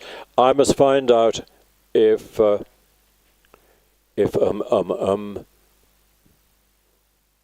it's gone. Cottrell, will he get a run this afternoon? That's the big question. I'm expecting a visitation from Chris Ponsford. I'm quaking in my boots. I hate to think what he's got planned.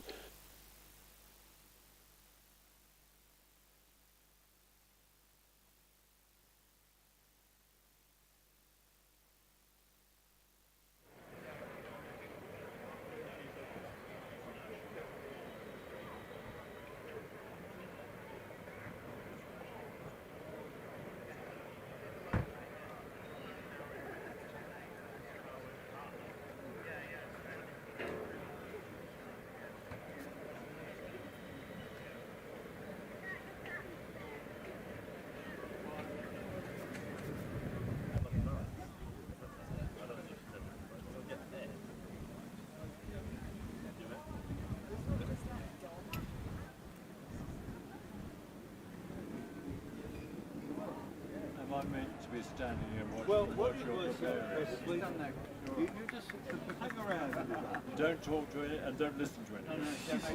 Hang around for a bit and see what happens, mate. See what happens. I don't like the look of Ellie with the camera. That's a bit worrying. Is that working? Sorry, I didn't know how to do it and if I would be talking on the stream because you didn't tell me. We're having a committee meeting because Jen has gone somewhere and thought it was going to happen at in the afternoon. Your interviews, are they going Oh, lunchtime. Yeah, but I'll do lunchtime paddock walk around. Okay. Hi, Dave. Yeah. Hiya, David. All right, buddy. How you doing? I know, it's easy, isn't it? Yes. We're going to miss your voice, mate. Don't say that. We are. Can't you leave us a couple of Yeah, it's on the live stream all afternoon. It's really helpful when you're off. We're out to go around. We might as well put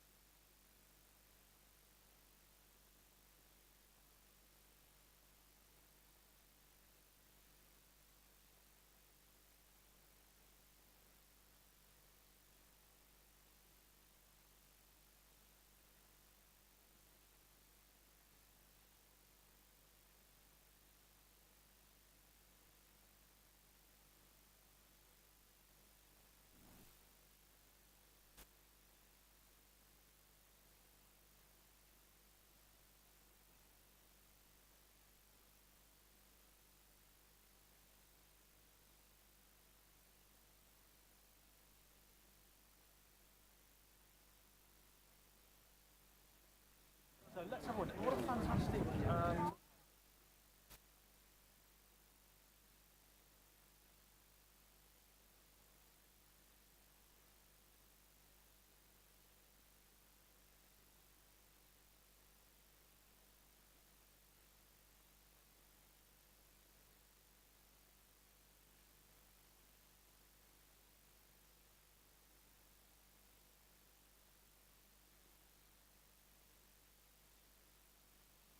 Sorry, it was No, it's right.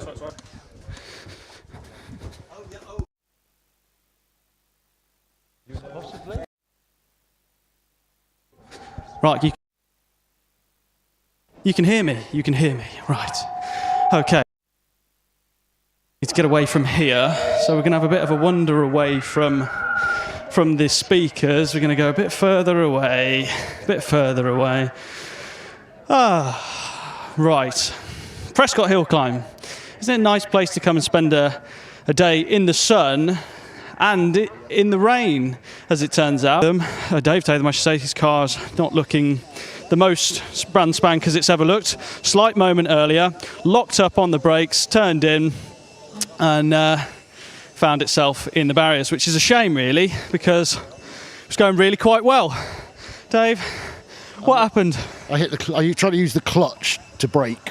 Right, so on the live stream, I was sort of suspect as to whether you chucked it in because something failed or what. But yeah, so left foot brake and concentrating on the new launch settings and everything and my foot wasn't quite in the right position for over the brake, so it went down on the clutch. And then it was use the right foot and try and get us round as far as possible and more gravel.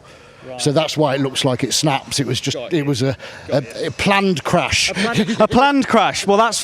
Well, to be honest with you, your plan worked quite well. Actually, when I was looking at it on the live stream, was it literally bottom plane? Because I was looking at it thinking it has had a bit of a result there, because he probably went at about 40, 50 mile an hour. And I thought it was quite quick. So.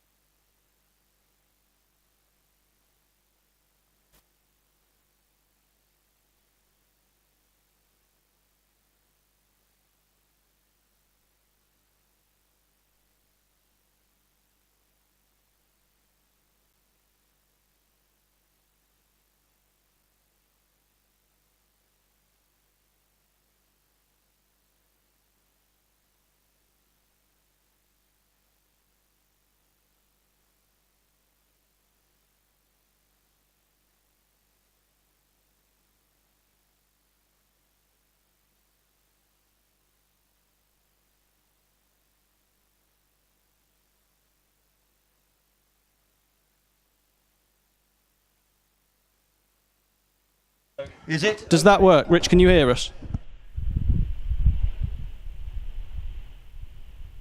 Right. Does that work? Chris, you can hear this okay, yeah? Perfect. Right. Chris, you're good to go.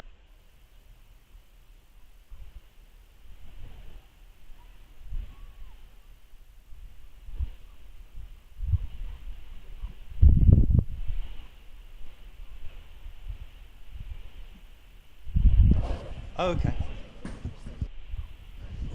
Up is on, down is off. Is that on? Yeah, that's definitely working. Good afternoon, everyone.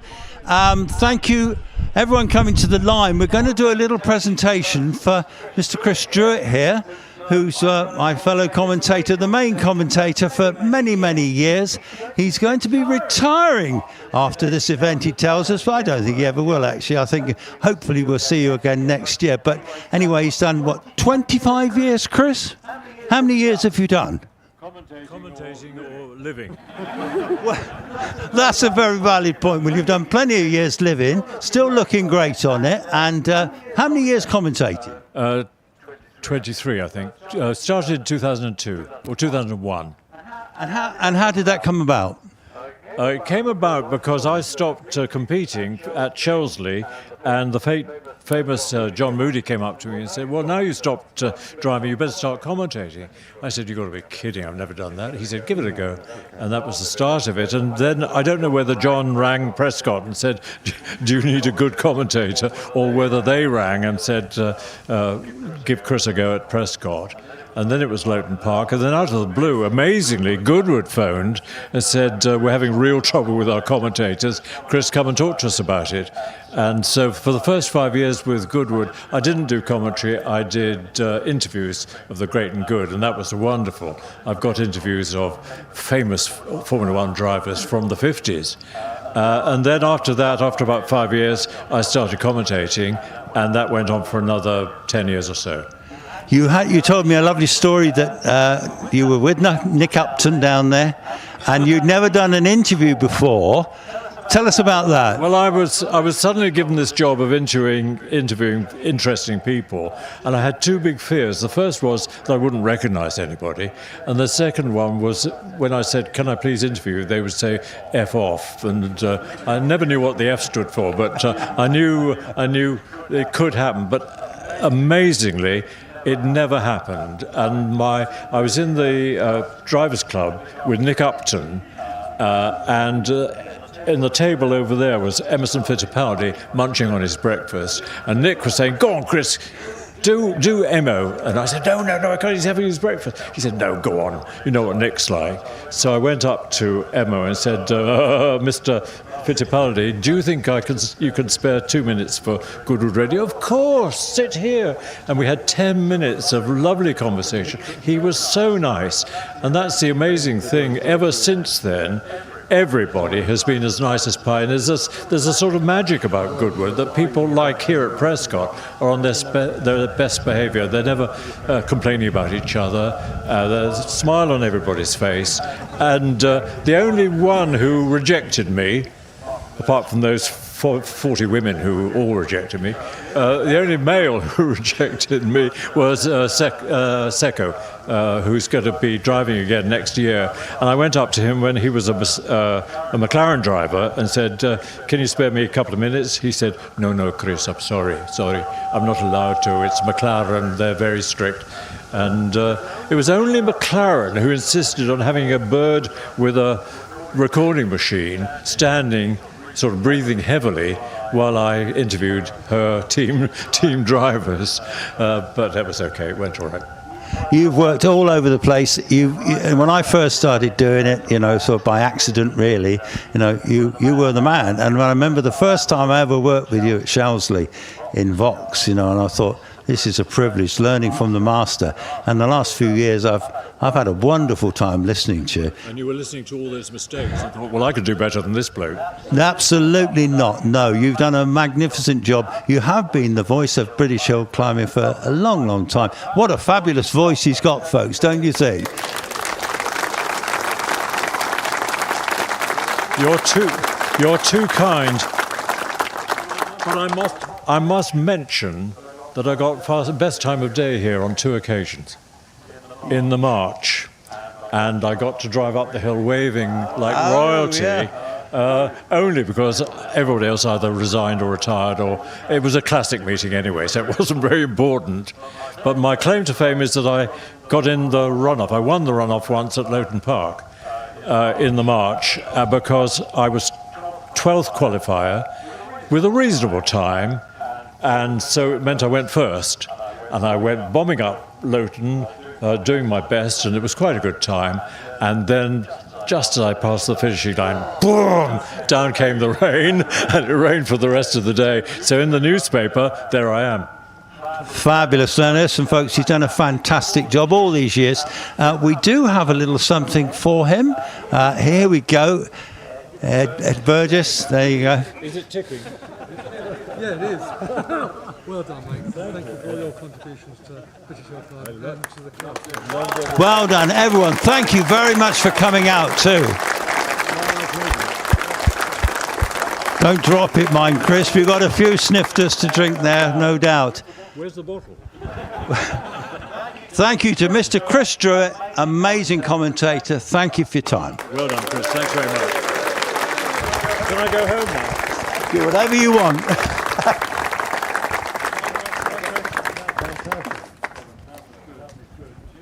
Righto, Lloyd.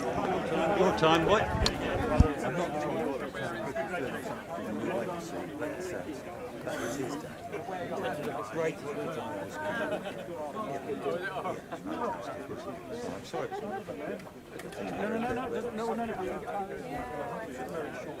Yes, of course it is. Yeah. So what I'm thinking this afternoon. Because they were very slow.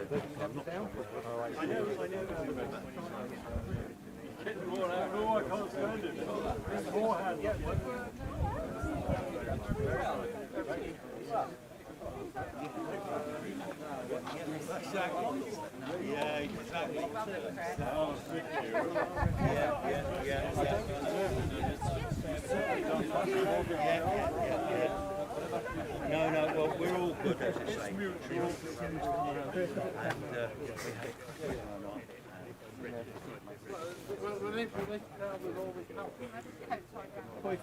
Good, I'll get an orange juice.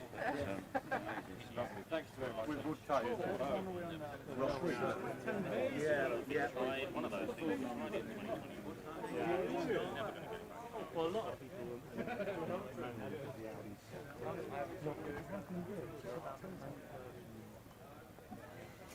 Yeah, I know it's not. What time is it, Eleanor? I'd always like Simon to actually recognise what it is and back out of it would be better. Yeah. Do you mind just giving me the radio and I'll just walk around the paddock on my own? I mean, perfect. Thank you for correcting me. Yeah. All right. Yeah. We've got 17 minutes. What do you want to do with them? If you want to do Yeah, a quick walk, I just need to grab this on my ear so I can... Conscious of the microphone feeding back. So Yeah, I've turned it down quite a lot on the PA. Okay. It was feeding back just because Chris just had it so far away from Chris's mouth. Okay. Hopefully it will behave now. Okay. Right, let me know as and when. Right, well, that was fantastic to have that little presentation there for Chris Druitt. An unbelievable voice for motorsport and hill climbing. We've all known his voice. Commentators are always, it's always interesting to put a face to the name. So if that's the first time for you, look up Chris Druitt. He's a hell of a character and a hell of a commentator. Now, we can have a little wander around the paddock. We've got 17 minutes to use for our... I'm going to have a twitch up to this man, Mike Luck. How are you, sir? I hope I'm not interrupting anything. Very well, very well. This contraption, this amazing looking, super sleek hill climbing machine you've got, can you tell us a little bit about it and how it's all come about? Because I know that this is a personal passion project of yours. Yes, indeed. So I designed and built this car about 25 years ago as a circuit racing car, and to race in the Clubman's Formula as it was then. And we raced it quite successfully for about 6 years, and then I moved on to other things, and ultimately I lent it to somebody and hired it to somebody, and it got passed around a bit, and I always kept track of it. I always knew where it was. And I was still circuit racing in various other things. So where are we now? Through 2021, I had a medical issue, which meant that I had to relinquish my race license. So that was when I thought, time to go hill climbing. And so I came out in various cars that I'd borrowed from people, and then 2 years ago, the lad that had got the car at the time contacted me and said he didn't really have a use for it. Did I want it back? So I said straight away, yes, that's what I'll do. So I set about restoring it. There was needed quite a lot of work, and turning it into the car we've got today. So very pleased with it. And so it runs a 1800k series, I understand. Yes, that's right. So originally it had the 1600 sort of standard road going engine, which was a requirement for the Formula. So it was an obvious thing to do to pop that out and drop in a much more powerful 1800 engine. So the car is a lot quicker than I am at the moment. You know, it's certainly got capability. It's just that I've got to get my head round, hill climbing and the requirements there. You know. Well, Mike, it's a fantastic contraption. It's a shame we couldn't get the top off it. I know it's been raining a bit inclement today, and I've sprung this on you, but it is an absolute work of art under there. So, Mike, we'll catch up with you later. But it's amazing to see how passionate these people are about building their own cars and bespoke to their requirements. So it's fantastic, really. So right, let's go and have a little wander down here. There's a man I want to try and talk to if possible, and he goes by the name of Sean Gould. What a hell of a marker he put down at 41.04. He's been unlucky not to actually take the runoff with that, but I'd love to just talk to him about it if I can. So hopefully he'll be free. Hopefully he'll be free for a quick chat, will Sean, if he's around. But he's just engaged in a conversation at the moment. So maybe we'll come back to Sean in a minute once he's finished his conversation. He's just having a quick chat. So let's have a little wander further up. We got Will Hall there, who's unlucky not to be a little bit further up. Always goes well in the wet, does Will. He's just having his lunch, so it's wonderful to see. We had such a close runoff. It was so close. I mean, a lot of drivers have gone and had a bit of lunch. Now, there's a man I'd really love to talk to here. Dave, I'm so sorry to spring on you during mid crisps, but I'm so sorry. But Dave Warburton in a runoff, a big change of fortune from Shelsley Walsh. Finish your crisps behind me. It's all right. We're all friends here. We don't mind. You enjoy, what crisps were they? Were they good? Cheese and onion. Cheese and onion. Cheese and onion is like tier 3 crisps. Right. What we want to talk to you about is how you've bounced back from Shelsley Walsh. I'd love to talk to you about what's happened. For those that don't know, Dave experienced a very high-speed crash at Shelsley Walsh. Done amazingly well to get yourself prepared and the car prepared. Do you want to just talk us through? You've now just got yourself in a runoff. What's been the journey there? Yeah, sure. So at Shelsley, a couple of weeks back, going into bottom S, 120 miles an hour, hit the brake. There wasn't any brakes. And it was an issue from the car, which meant that I didn't have any brakes. Essentially, the result of that was I went into the barriers backwards at 94 miles an hour, and the car decelerated to 0 within a second. But because at Shelsley Walsh, at bottom S in particular, the protections and now the safety involved is top quality. So it's the worst place to have an accident like that, but also the best place, because there's Recticel there, there's 2 rows of car tyres, as in truck tyres, before the bank, and Gould Engineering as well, make a solid car. The tub didn't have a scratch on it. Everything, all the energy was taken up with parts which are just basically bolt on. And then that meant that I could walk away from what was the worst accident I've ever had by a long way. Well, you mentioned if we were to roughly calculate the G, your body's experienced around over 20G. It's over 20G, over 20, and the biggest hit was to the back of my head. But concussion during the day, but then the next day on the Monday it was a severe headache. But other than that, it was all right. It was fine. And so obviously, so Dave told me earlier, just off camera. I said, so how did you get yourself back into this? What was the kind of feeling of getting yourself strapped back into the car after an accident like that? He said, I was fine. I just almost went flat through Orchard straight away, straight off the trailer. So just goes to show what kind of a lunatic you are. But moving on to today, obviously mixed conditions. You can always tend to nick a point or two, and that's exactly what you've done. Yeah, exactly. After Shelsley, even all the hard work that Dad's put in, all the help from Gould, all the repairs, a lot of the parts were repaired by Trevor Willis, car number 5. And it meant that we were able to nick a point today in that runoff, which was, after Shelsley, I didn't think we'd be out again this year, and here we are trying to get points at the runoff to try and claw back on Hamesy boy over there for the top 10. Well, Matt, I think I speak for everyone when I say thank you so much for being here, and we're all absolutely chuffed to bits that you managed to get yourself a point after the last time out. So best of luck for this afternoon, and enjoy your crisps.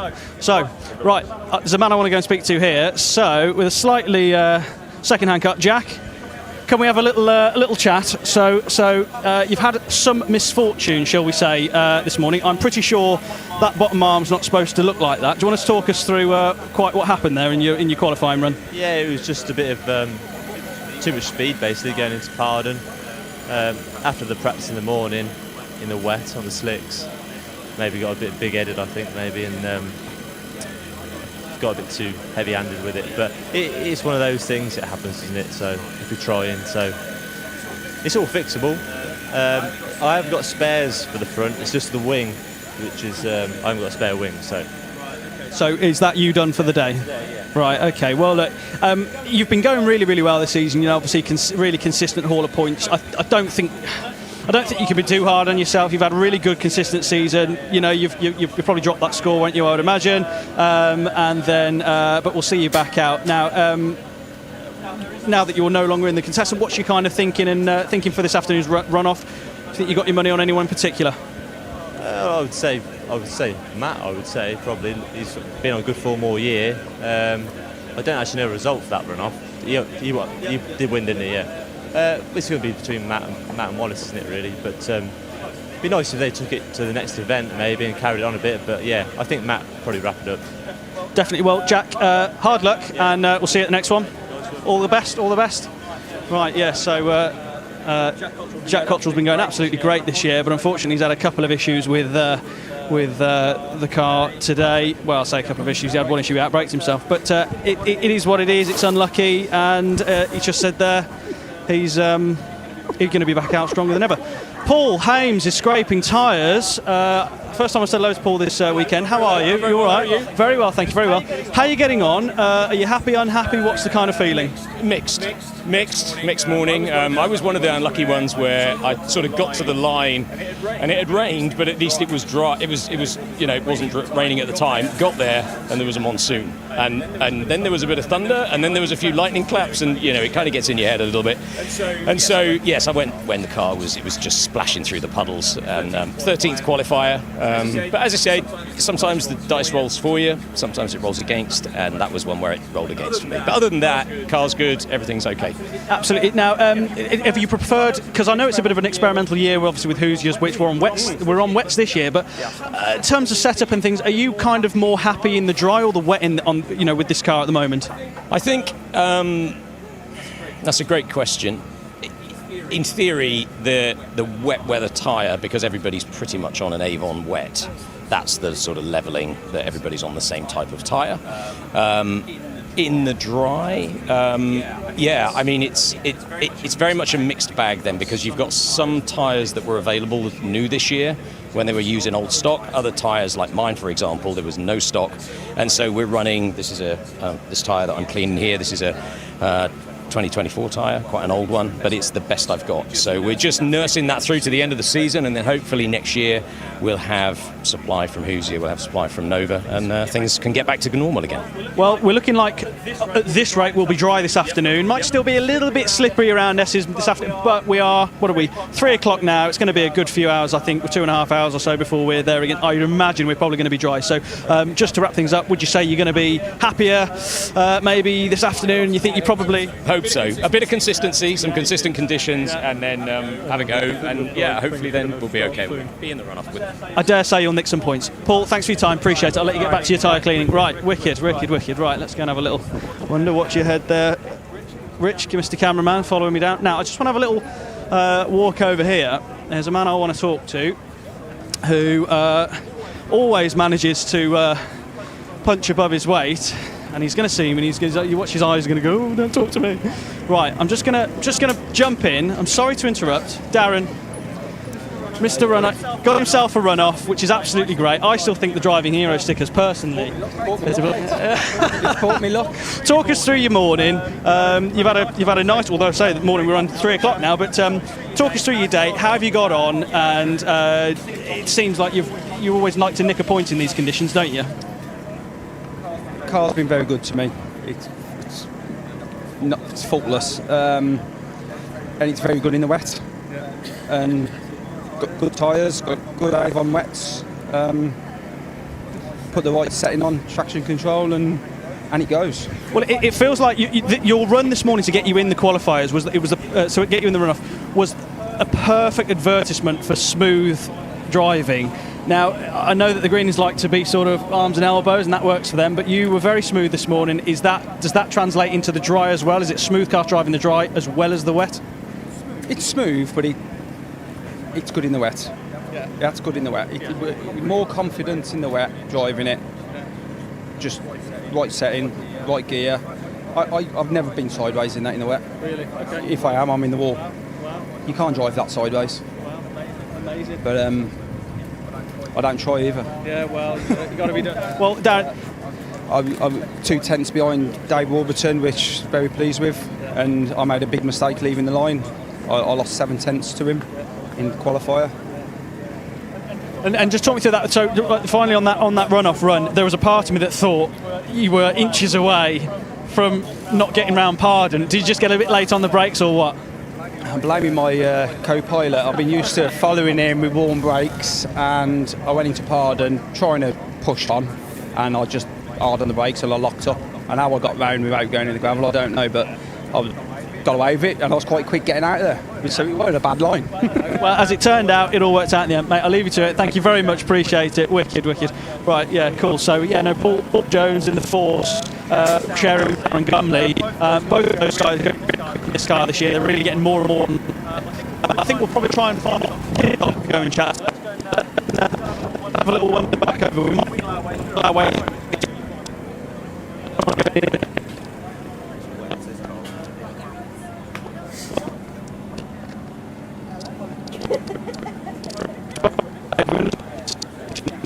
Going to come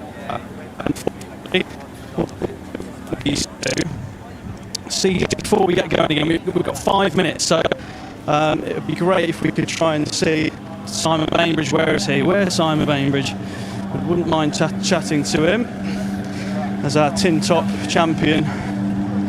He's not there. Is he there? No, he's not there. Okay, so he's off having lunch. But we've got Bugattis firing back up again.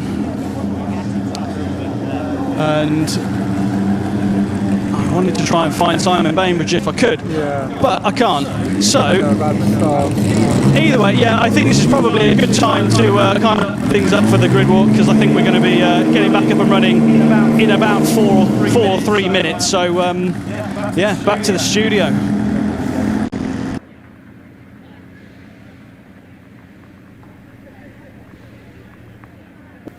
Well, good afternoon, everybody. Beware, we're about to get this national emergency alarm on our telephone, so everybody's phone is going to start ringing, whether it's switched on or not, and that's going to happen in 5, 4, 3, 2, 1, just about now, and then we'll start again with the second runs.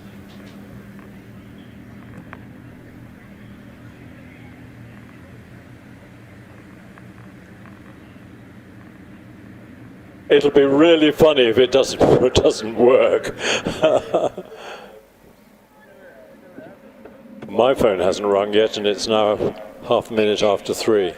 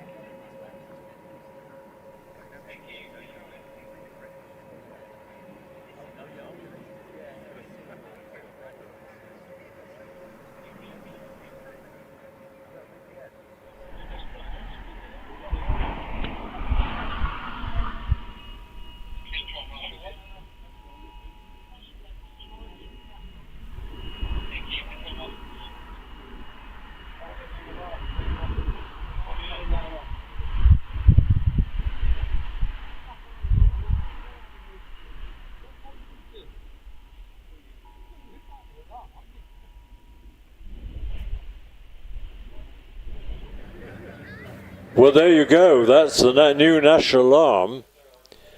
And if you hear that, note coming through your phone, I think you dive for the cellar very quick. Let's hope it never happens. It shouldn't ever happen. So we're at Prescott. We've had an interesting morning. We've had a fantastic runoff, very competitive, mixed qualifiers, because during the first runs, the first competitive runs, class runs, we had the mother and father of all downpours, and we had lightning and thunder and goodness knows what, and the track was awash with water. 2 cars went off at Orchard, the first fast left-hander, spinning like crazy. Fortunately, without the slightest bit of damage, they weren't going fast enough to ram into the barrier and get bent, and that was lucky. But that was the only, I think that was the only incident on the run up to run off. We've just had a brilliant runoff, and you'll have seen that Matthew Ryder won it with a brilliant time, consolidating his position, leading the British Hillclimb Championship. There are 5 more rounds, 2 at Doune in Scotland, 2 at Lowton Park, and this one this afternoon. So 5 still to go. People can drop scores. They drop their worst scores. And we've had on our screen before lunch, we had our current position in the championship, which Richard will probably put up sometime this afternoon. So the sun is shining. We're incredibly lucky. And we're getting ready for our second class runs, led away by our Bugattis. We've got 3 Bugattis here, and it's a tradition of Prescott, which belongs to the Bugatti Owners Club, that the first runs after lunch are always the Bugatti class. 3 isn't very many, but it's nice to have any Bugattis, and we've got nice ones. We've got Edward Townsend, although I think Edward isn't here today. He was here yesterday in the T35B.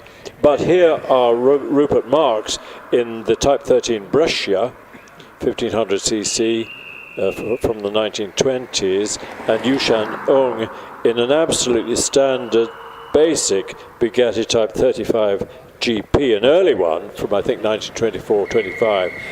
The Type 35 was introduced at the 1924 French Grand Prix and caused a sensation, and quite right too. They didn't win, they all had tyre trouble, but once they sorted the tyres out, the Type 35 won everything in sight and was the best-selling, by far the best-selling Grand Prix car pre-war. Well, of course, post-war as well, not many have been sold either. But after the 2 Bugattis, we kick off with the whole class structure, starting with road cars, series production cars up to 2 litres, lots of Renault Clios, Lotuses, and so on. But here comes the first of our Bugattis. This is Rupert Marks in the Brescia, which caused a sensation in the early 20s when it was introduced, and at a time when most car engines revved, at about 4,500. Here came the Brasher, regularly revving to 6, and modified could actually get up to about 8,000 revs. Indeed, Raymond Mays, great British driver, had 2 Brashers, and he got them tuned to the extent that he could get 8,000 revs out of them.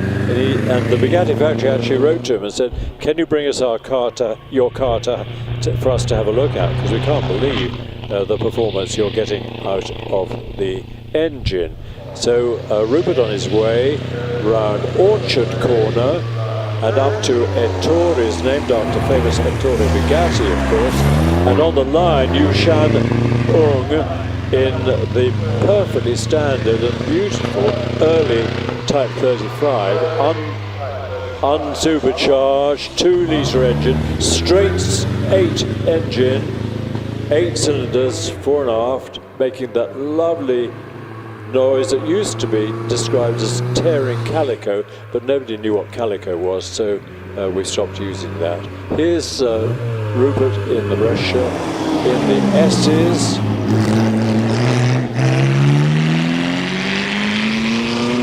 Results on handicap is very close between Yushan and Rupert, 61.86 against 61.77.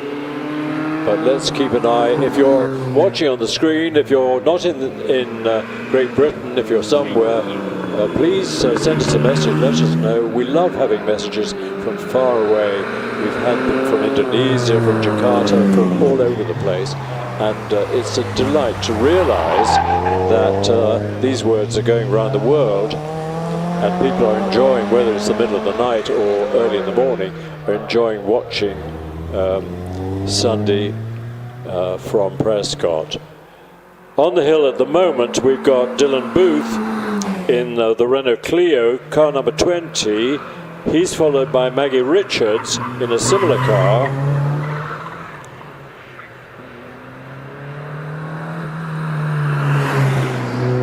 And Dylan is just about to finish with a time in the 50s.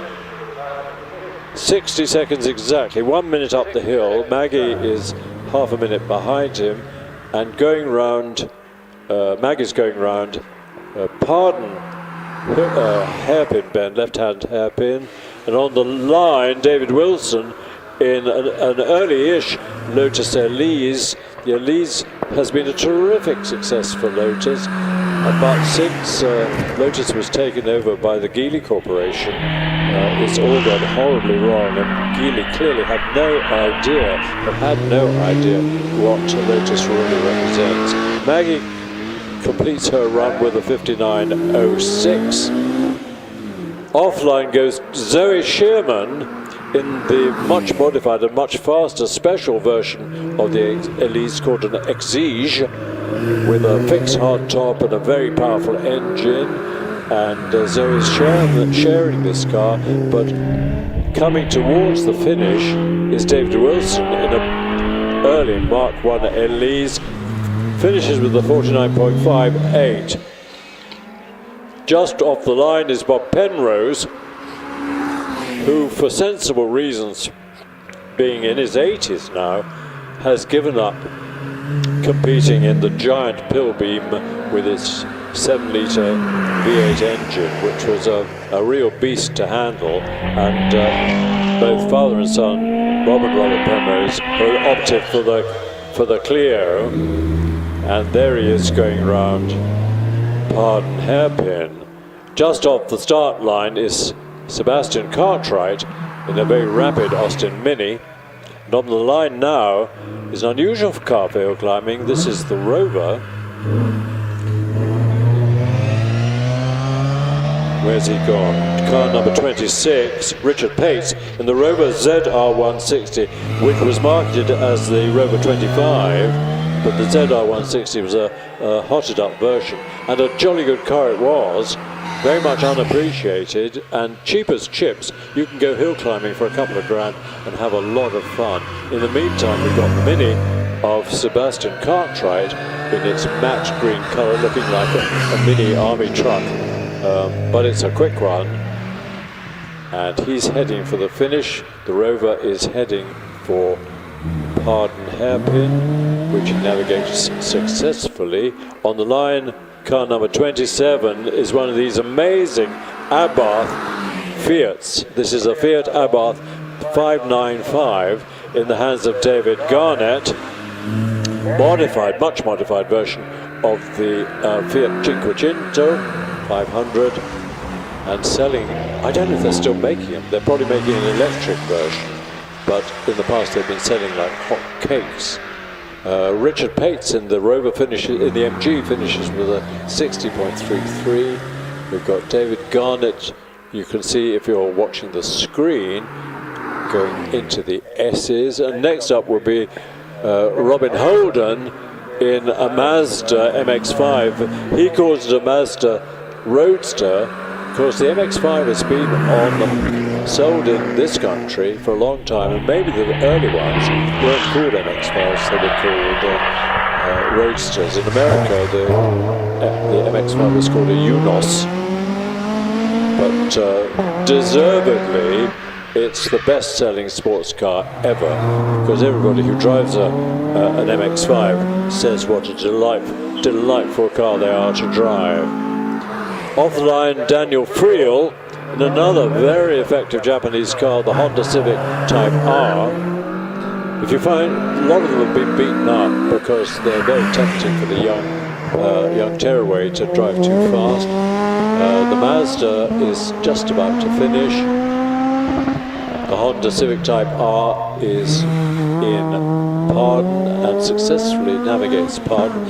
What I was saying was, if you can find a good one, they're not terribly expensive. They were beautifully built, and they're very quick. 32.51, halfway up and into S's for Daniel.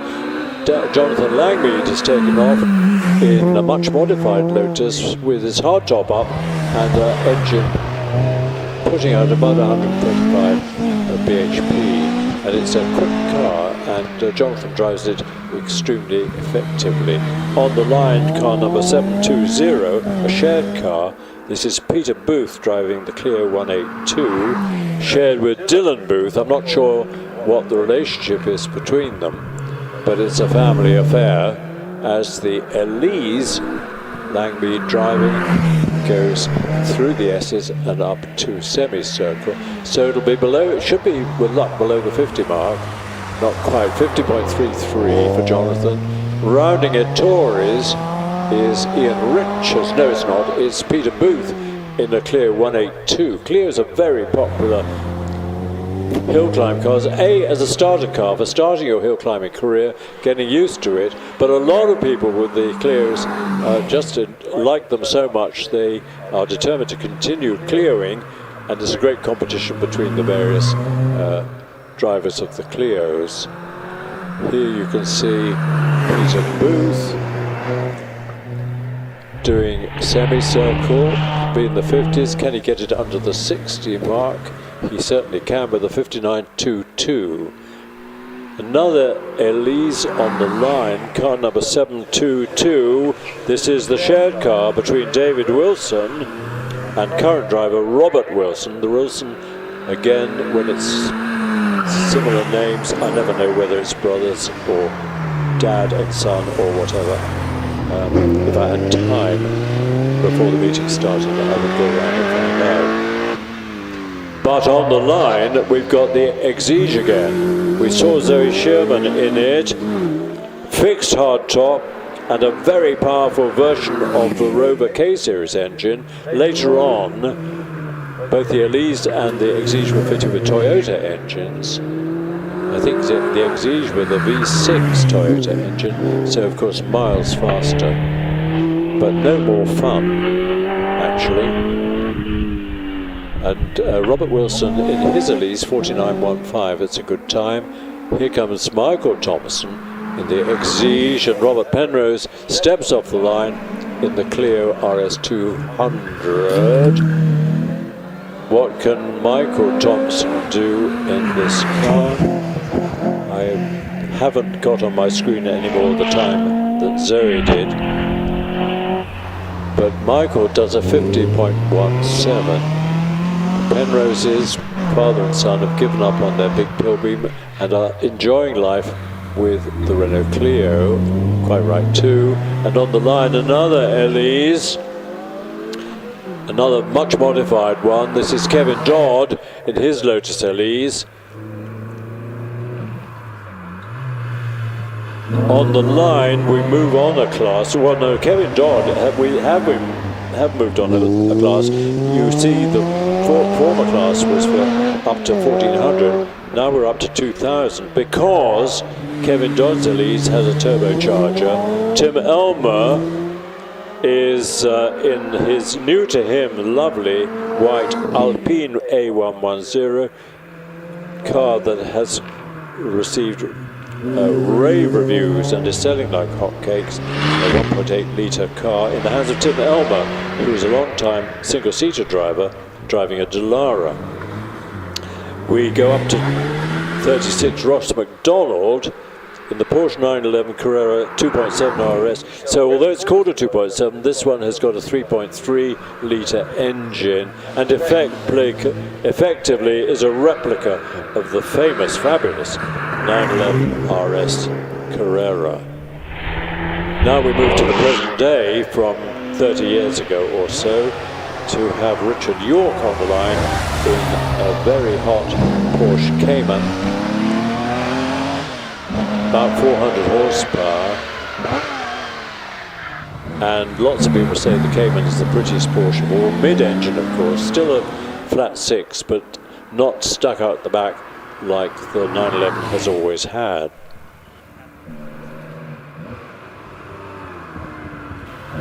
We've got a time for Ross McDonald in the Porsche, hurtling his way out of S's and into a semicircle. So this will be a quick run for a quick car, 55.57. Richard York in the Cayman heads into Palm Corner. Interesting in modern German cars, when you press the brakes, the brake lights at the back flash rather than just being constant.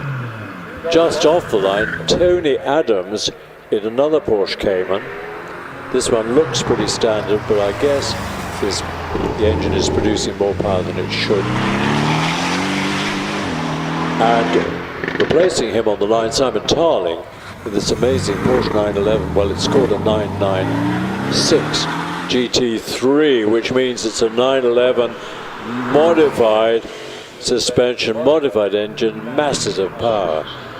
So probably about a 2005 car, but now we go back 50 years exactly to Mike Meredith in his venerable Morgan +8 with the rotor engine, bored out to 5 litres, and Mike has been campaigning this car for all of those 50 years just about, and with great success. Simon Tarling in the Porsches in the S's. On the line, virtually brand new, is the BMW M2 Competition of Steve Atkins. 3 litre engine, straight 6 engine, it's not a V8, nor I think is it turbocharged. So if you listen to this car, you will love the scream of that straight 6 engine. Listen to that, how about that? Mike Meredith on his way up to semicircle. Can he be under the 60s? Yeah, easily, 53.27 on the screen, and certainly in front of you if you're up near Torres is the BMW M2 Competition. And next up the hill will be Robert Lancaster Gay, who campaigned a very hot Cayman for a couple of years, but decided that he really wanted to go back to a 911. So he did so. He went into the local Porsche man and said, have you got a GT3? And spookily they said, yeah, we have. Do you want it? He said, yes, I do. Steve Atkins heads for the finish. Not quite under the 50 seconds mark, 50.06. Robert rounding Torres. On the screen, if you're lucky enough to have a screen, you've got the class positions at the moment. This class sponsored by KeySafe, and it's class A2, series production cars over 2 litres. Well, you could say that for a GT3 Porsche. Making lovely noises off the line. Richard Andrews in his GT4 RS. Robert Lancaster gets finished with a 50.82. Now, if you're not here and not paying attention this morning, you are in for a big surprise. I think we've seen all these incredibly fast Porsches. Next car up, what is it? Oh, it's just an MX-5. Well, you watch. You watch. Richard Andrews into and out of the S's. Meanwhile, John Maycock in the MX-5 with his black hardtop.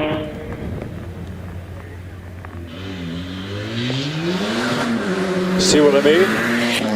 It's quick, and it wouldn't surprise us at all if it beats many, if not most, of the Porsches. It is astonishingly quick and has fantastic road holding. He probably drives it home, keeping to the speed limit with a big grin on his face. Time for Richard Andrews in the Porsche, 48.55. What can John Maycock do? Takes a beautiful line through the S's, a wide approach into Tom Road corner, the exit from the S's. Navigates the semicircle, and it's a 48.16. That beats virtually it beats all the Porsches. The closest was Richard Andrews with a 48.55. So John Maycock, 48.16. How about that? On the line, the guy we usually see in an Alfa Romeo 4C, Rodney Isles, has decided it's time to have a Porsche 911, so he's got one, and he drives it. Well, he's an extremely skilled driver. He drives it very quickly, disappearing round semicircle and up to the finish. Richard Snow in the Cayman, 48.68, 48.68. So he's not as quick as the little MX-5. Into Pardon goes Rodney Isles. Can he be quicker than the MX-5? Somehow I doubt it. He maybe, we'll see. But it brings us to the next class, and the next class is for four-wheel drive cars of any engine capacity, so not unnaturally it's dominated by the Toyota GR Yaris with its tiny little 1600cc engine producing masses power, four-wheel drive, and there are 1, 2, 3, 4 of them, one after the other, and then the class is completed by Peter Richings in the VW Golf R. So on the line at the moment, Roger Stocks in the Toyota Yaris in colours that recognise and pay honour to the Braun F1 GP car. Those I was going to say lemon greens, but they're not lemon exactly. Car number 50 anyway is Roger Stocks. Alan Mansfield in the first of the Yaris is 53.81. Next up will be Ian Fido. The Fido father and son, long-time hill climbers, extremely varied career in hill climbing, single-seaters, sports racing cars, and now they've gone for the Yaris. Virtually a rally car, although this one is in circuit spec, whatever that means. Roger Stocks, 50.42, and unusually car number 52 is Tony Hawkins in a Yaris that isn't white. I think you have to pay a bit extra for a red one, but it's worth it really. Let's watch it off the line. Trying to spin all 4 wheels, but he doesn't spin them because he's got a very sophisticated launch control. No wonder the little Yaris is cleaning up on amateur rallies. Time for Roger Stocks, 50.42. Remember John Maycock's time of 48.16. No one got near to that. Ian Fido, 52.23, and Tony Hawkins, car number 52, which is the last of our Yarises, the red one, is well on its way, and the VW Golf R, 5-door car, so it looks for all the world like Granny's shopping car, but wait till you see it go. Fantastic acceleration. I think that's 0 to 60 in under 3 seconds. Tony Hawkins in the last of the Yaris's 50.22 brings us to our next class, which is Class B, specialist production cars, dominated by Westfield and Caterham, but also with a couple of Fisher Furies and indeed a single MK Cup 200, which I know very little about. But leading us off is Ray Law, who was a professor at Oxford University for a long, long time, but gave that up a couple of years ago. But he's always, ever since I've known him, he's campaigned for Caterham 7, and for the last 5 or 6 years he's been joined by Joy Hoyle, who used to compete on her own in a pink Caterham, but she decided, let's get together with Ray, and they share the car, and they're very evenly matched. On the line, Robert Toone in a slightly younger, I beg its pardon, Morgan Plus 8 with the famous Rover V8 engine. Ray Law heads for the finish. Can he keep it under 50? Not quite, 50.4. And here's the Morgan. We've got 3 members of the Toone family. And this is, I think, his dad driving the Plus 8 Morgan. Maybe he's had it for a long time. It's V registered, which is V is about 1999, isn't it? And up to the line, you'll catch him when we focus on that, is the second Fisher Fury. It's a tiny, lightweight little Diddy car with a less than 1 litre engine.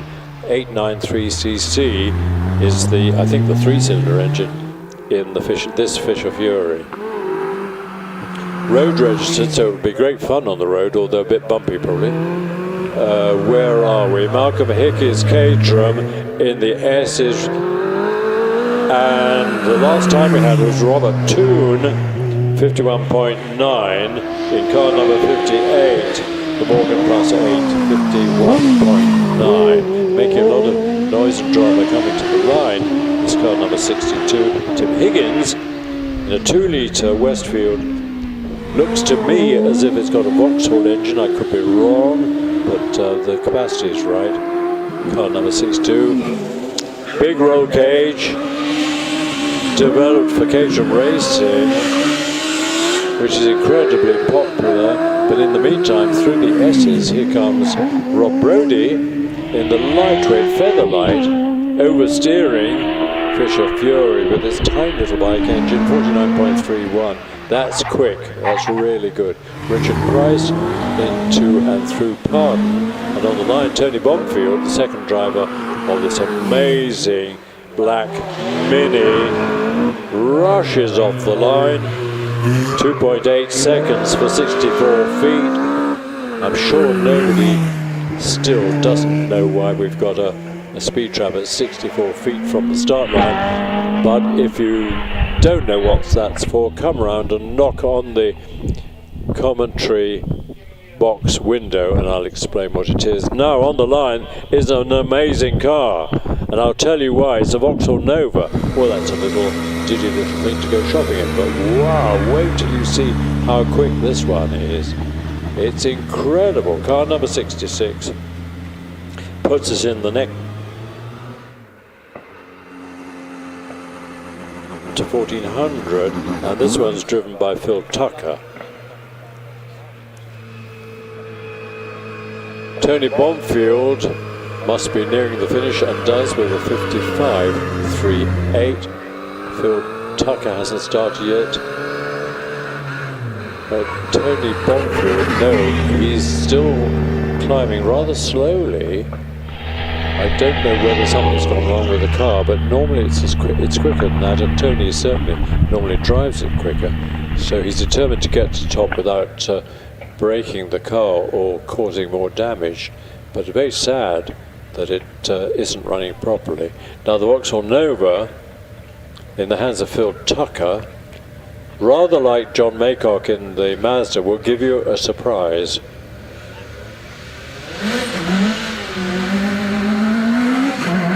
How about that? 2.74 off the line. We've got a speed trap just after the bridge, 69 miles an hour from Phil. Up the line, a car you might have seen before because it's been competing here, Andrew tells me, for the last 40 years plus. It's the little Ginetta G15 of Andrew Russell, always immaculate, although looking at it I think it needs a spot of a polish, but mechanically immaculate with the imp engine in the back. It's quick, and Andrew really, he knows he ought to move on to a more powerful car, but he loves the Ginetta so much he's going to hang on to it. And for a little imp engine car, it's amazingly quick. 2.4 off the line. Speed 68 through the speed trap. Heavy braking and the correct late entry into Tours. Down the hill a little bit, up the hill again into Pardon. Pray that it doesn't understeer into the kitty litter. It doesn't, and he's safely around Pardon. And having a rather hesitant start is Johnny Hume, car number 70, in the only series production cars up to 2 litres class C2, Renault 5 GT Turbo Coupe. When these were current and the young tearaways used to buy them, they used to terrify the local traffic, always by overtaking them where they shouldn't and so on, because the little GT Turbo could almost get them out of any trouble. Well, I mentioned Joy, who's sharing with sharing the Caterham 7 with Ray Law, where meantime Johnny Hume in the Renault is going pretty quick. He'll be under the 60-second mark. That's pretty good. 56.25. Joy well on her way. And on the line, the famous modified E-Type 4.2-litre engine of Hayden Spedding, who's had this car since goodness knows when. Lovely Jaguar straight six sound from this much modified E-Type that Hayden's competed in. Well, 30, 40 years, I'm not sure. Similarly well known is the TR7 V8. In America would be called a TR8. Not many were sold in this country, quite a few sold in the States, but it's a famous rally car. Nigel has had to rebuild this car from a serious accident and did so brilliantly. And it's quite a battle between Nigel and Hayden in the E-Type. Let's have a look, see what Hayden can do. He can do a 51.24. What can Nigel do? Well, he can navigate Pardon hairpin okay. On the line, Paul Howells in this interestingly coloured Porsche 911 RSR. When the RSR was current, it was the fastest of the road-going range of Porsches.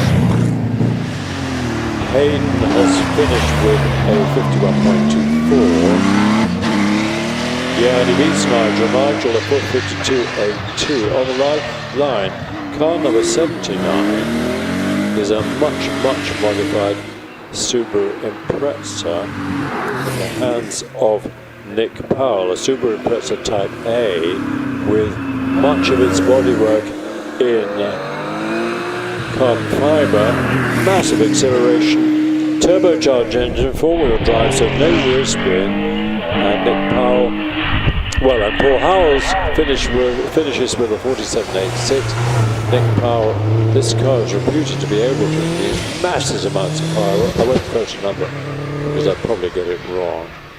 But the Subaru Impreza has been a huge success. First of all in European rallies and then in national rallies, where the four-wheel drive and the low centre of gravity of the flat four engine ensures the car is got ultra good handling. Let's watch as Richard goes around the corner. 53.11, followed by Richard Hampstead in a Subaru Impreza Type RA, so it probably doesn't have the same carbon fibre bodywork, so maybe a bit heavier. He's in the S's now. Good afternoon, Chris. I'm rejoining you. Good for you. Have you had a little snooze? I've been busy, believe it or not, so I made it up the hill again. You've been doing a sterling job as ever, and well, we're back in the game, aren't we? We are indeed. Richard Hempstead's time, 48.48. Easy to remember. Now we've got Donald McCaskill in a similar, no, not a Subaru Impreza, it's a Mitsubishi Lancia Evo 5, but the same idea, modified bodywork, modified suspension, huge power from the engine. Which of these cars is reputed to be able to produce 1,000 horsepower? This one here, yeah. Is it this one? Yes, he's built the car himself. He can potentially, it's like a time attack car, ridiculous amounts of horsepower, but actually he drove it brilliantly this morning and doing very well this afternoon. Yeah, he wins the class, or he leads the class certainly, with a 45.14. Now Damien Bradley has taken off. Damien competed at Prescott Hillclimb this year and in previous years. I think he got third in class, probably won a huge amount of money from the Americans. And they wished that he would leave the car behind as he went back home, because it's so competitive. I'm not sure if there's much money involved. I know it costs a lot to compete, but I'm not sure what the prize money might be on. Does he have a sponsor who will pay for transporting the car? Well, his main sponsor is AET Turbos, and there was various people that helped sponsor him to do the trip. So he did fantastically well. I'll just quickly take up on Stephen Moore here. Stephen Moore is heading up very well nicely. Now Damien's just done a 43.54 to take the lead in the class. Stephen Moore, can he get on terms with that? Doesn't look like at this point, Chris. Nevertheless, probably qualifies for the tin top runoff. So if you're new to Prescott, new to hill climbing, at lunchtime we had a runoff for the fastest 10 saloon type cars. Meantime, Stephen Moore does a 46.29, Damon Bradley 43.54, and it brings us to the next class, modified specialist production cars. It's all Westfields. Yes, it is actually, and this is the example of Graham Manton sharing with his daughter Rebecca, and very quick car is too, and he'll be followed by Graham Manton, a 53.76. Here's Stephen Garner from Essex, often a class leader in this little car, little K-Series, Rover K-Series, immaculately turned out car into the S's. Immaculate line through the S's, off the line goes Rob Lloyd, number 90. In the next class he's alone. No, he's not in the programme. So anyway, number 90, Rob Lloyd in the MK Cup. Oh yeah, he was in a previous class, wasn't he? So it's a kit car, very similar, designed on the lines of Westfields and Caterham 7s, but they're usually got more sophisticated suspension and they're much lighter. So these kit cars certainly will put the wind up the Caterhams and the Westfields. Now this of course is in the specialist production cars. Yeah, Rob Lloyd's car has got a Suzuki Hayabusa engine in it, so it's a bit different to the rest. Yeah, and it's in the 40s with the 48.31. Meanwhile, George Harding, I didn't really watch him off the line. Here we are, classic rally car, the Ford Escort 2000.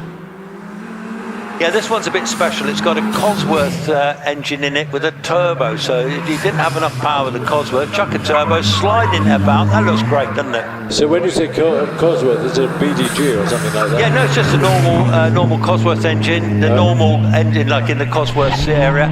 Oh, I know, yes. And then chuck a turbo on it, slides it to the finish. That's a spectacular run. 50.30 for George Harding, but he's on his own in Sports Libra, Saloon and Sports Cars. And Mike West in the Radical had a problem this morning. He slowed down and stopped. We don't know why, but it certainly seems to be going fine now.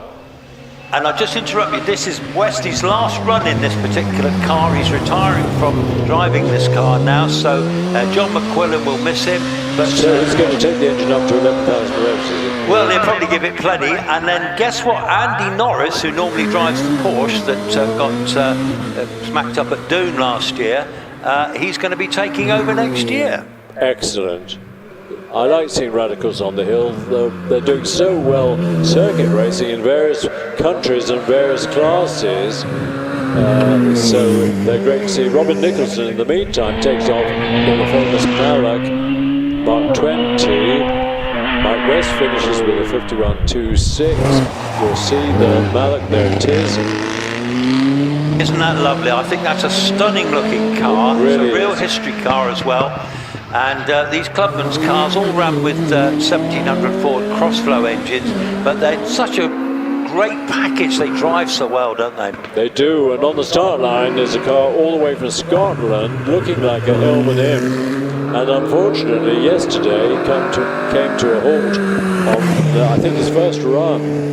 And poor Chris McDade spent the rest of the evening and the night trying to fix the car, which fortunately he did successfully. It turned out to be a problem with the fuel pump. Fuel pump sucking air because he didn't have enough fuel in the tiny little fuel tank. Well, you said this morning it's got some weird little fuel tank, is it? Yeah, the fuel tank comes from an outboard motor. Right, probably a British Seagull engine or something. Yeah, now has he stopped again? No, he's going well. This is the car with the Rover K-Series 1800 in the back, so it started... Oh, he slides it out of roll there. Good on you. That was fun, wasn't it? Now the next one, Chris, I know you'll love the lovely Maguire space frame in of Grant Sinclair. Yeah, time for Chris McDade, 55.76. Yeah, this is virtually a single-seater space frame with a Hillman Imp body, a lightweight version of the Hillman Imp body draped over the space frame, and it competes it's in its own class. No, he's mixed in this class, yeah, with Sports Libra cars. Yeah. But doesn't have much ground clearance. So the farmers probably don't use them in Scotland.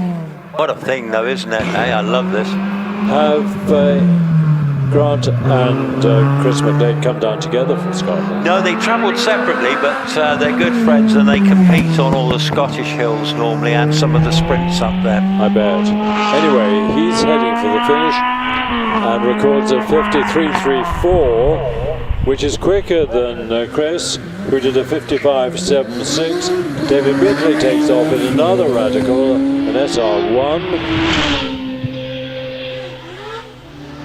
Yes, David Bickley. Yes, Bickley Motorsport. His son Stuart's is here this weekend, but not competing in his fourth. But David, this is the SR1, so it's the sort of the first generation really. Runs a standard 1300 Hayabusa, putting out about 200 horse. So not as quick as the example you will see very shortly with Matthew Price. But quick enough to give you a bit of a thrill. It looks as if he's quickest in the class anyway so far, according to the purple lights on the screen. Yep. Martin Watts is about to take off in the well-known Silver Riot rear-engined kit car. You can have the front engines, rear engines, whatever you like, but the Riot is rear-engined And this one, I'm not sure what it's powered by. Little bike engine in the back. Yes. Seems to have really good road holding. Up to the line comes a car that still holds the record at the other place, which we won't mention. Chelsea Walsh by Chelsea name. Walsh. It's your last day, Chris. You can say whatever you like, can't Yeah, I probably will. When you say it's my last day, I suspect the telephone is going to ring every now and then. I am sure it absolutely will. I won't complain as long as it doesn't interrupt some other fun activity. Now we're on board with Alan McDonald in the Force SR4.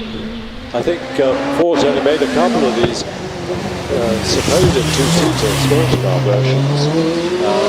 This one got the record in its class at Chelmsley, but Alan McDonald's had it 3 or 4 years.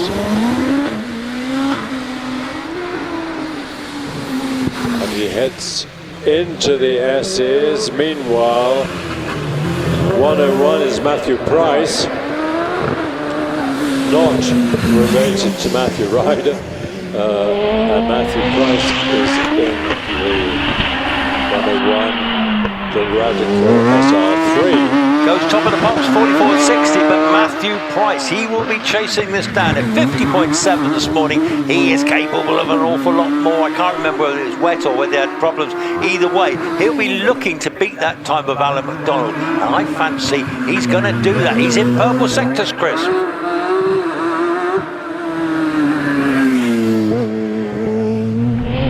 And here he goes, he's heading up towards the finish. 41, 42, 43, 01, smashes it, goes into the lead in that class. Okay, Mike Luck now in the Dart 1800. He's built this car himself. It's a Clubman's car. He's put a Rover K-Series engine in the front of it. What a beautiful piece of design it is too. And he's certainly capable of a great time. Very successful driver. So can Mike Luck's home-built Dart 1800 do the business? At the moment, he's a little bit down on Matthew Price. Let's see what happens. Okay, so Chris has just left me for a moment. I'll carry on. So here comes Mike. He's approaching semi now. This fresh air corner where there's no barrier on the outside and there's a big drop. So pretty scary stuff. Into the finish now with an excellent time of 46.63. Takes him third in the class. Indeed it does. So, back with you now, Chris Lloyd here. Good afternoon, Lloyd. Hello. So, Rebecca Manton rounds pardon, which is great, as Nigel Hinton leaves the line in the NGTD Roadster, which is an interesting thing. Quick off the line as well on a 64-foot marker. We have a dry track mostly. We're looking at it. It looks absolutely fine. So here comes the TD Roadster. This has got a big 3.5 litre Rover V8 in the front of the thing. It's going to be a bit of a brute, but he gets it up the hill very briskly indeed, doesn't he? Indeed, yeah. Rebecca Manton looks like she was really pushing on with a 48.55. Nigel Hinton just rounds pardon on the line at the moment. We've got the beautiful Lola, which is about to head off the line, but let's watch Nigel Hinton through S's. Takes a nice line through there, plenty of curb using all that suspension travel, and turns it left out of S's. A little bit of a slide from that Rover V8 as you can just see that bit of body roll there, but actually it probably helps it with the weight transfer and getting that power down as he crosses the line at a 51.39. Graham Lokes is about to leave the line. This beautifully packaged Martini Lola T492, absolutely stunning thing. Drops the clutch and away that goes. Fantastic flat six Porsche sound. 64-foot marker, 2.18, so super quick off the line.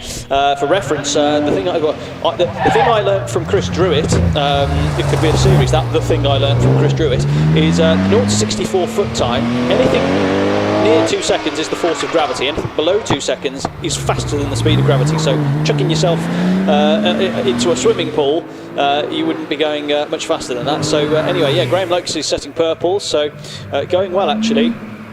He's purple all the way up to S's, and he's out the other side. Now, the next car on board with Simon Bainbridge, absolutely flying through the gears. He's had a fantastic run of results. He's our current tin top champion. He won our runoff earlier.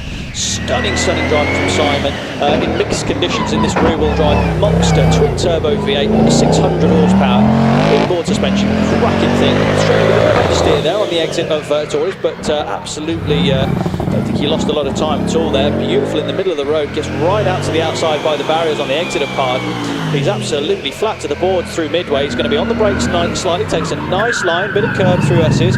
Beautifully sweeps it into the exit. Big snap of opposite lock, but corrects it beautifully. Will cost him a tenth or two there with the traction, but the track is drying as they're all getting used to it. This is the first time up in the dry today, and he crosses the line with a 44.71. Stunning stuff. Wow, that's a terrific run, isn't it? Yes, so he's knocked 4 seconds off his earlier time, hasn't he, in the dry now, so that's something else. Archie Kerr in the little OMS Hornet, already, there's only 2 of them in the class, him and his mate, it's the 2 Kerrs, they're actually, it's a Hamer, they're actually Hamer, but they've changed their names, it's all a bit weird. Okay, well, you know, fair enough. So yeah, no, he's going to round to finish at a 46.89, which is a very solid time.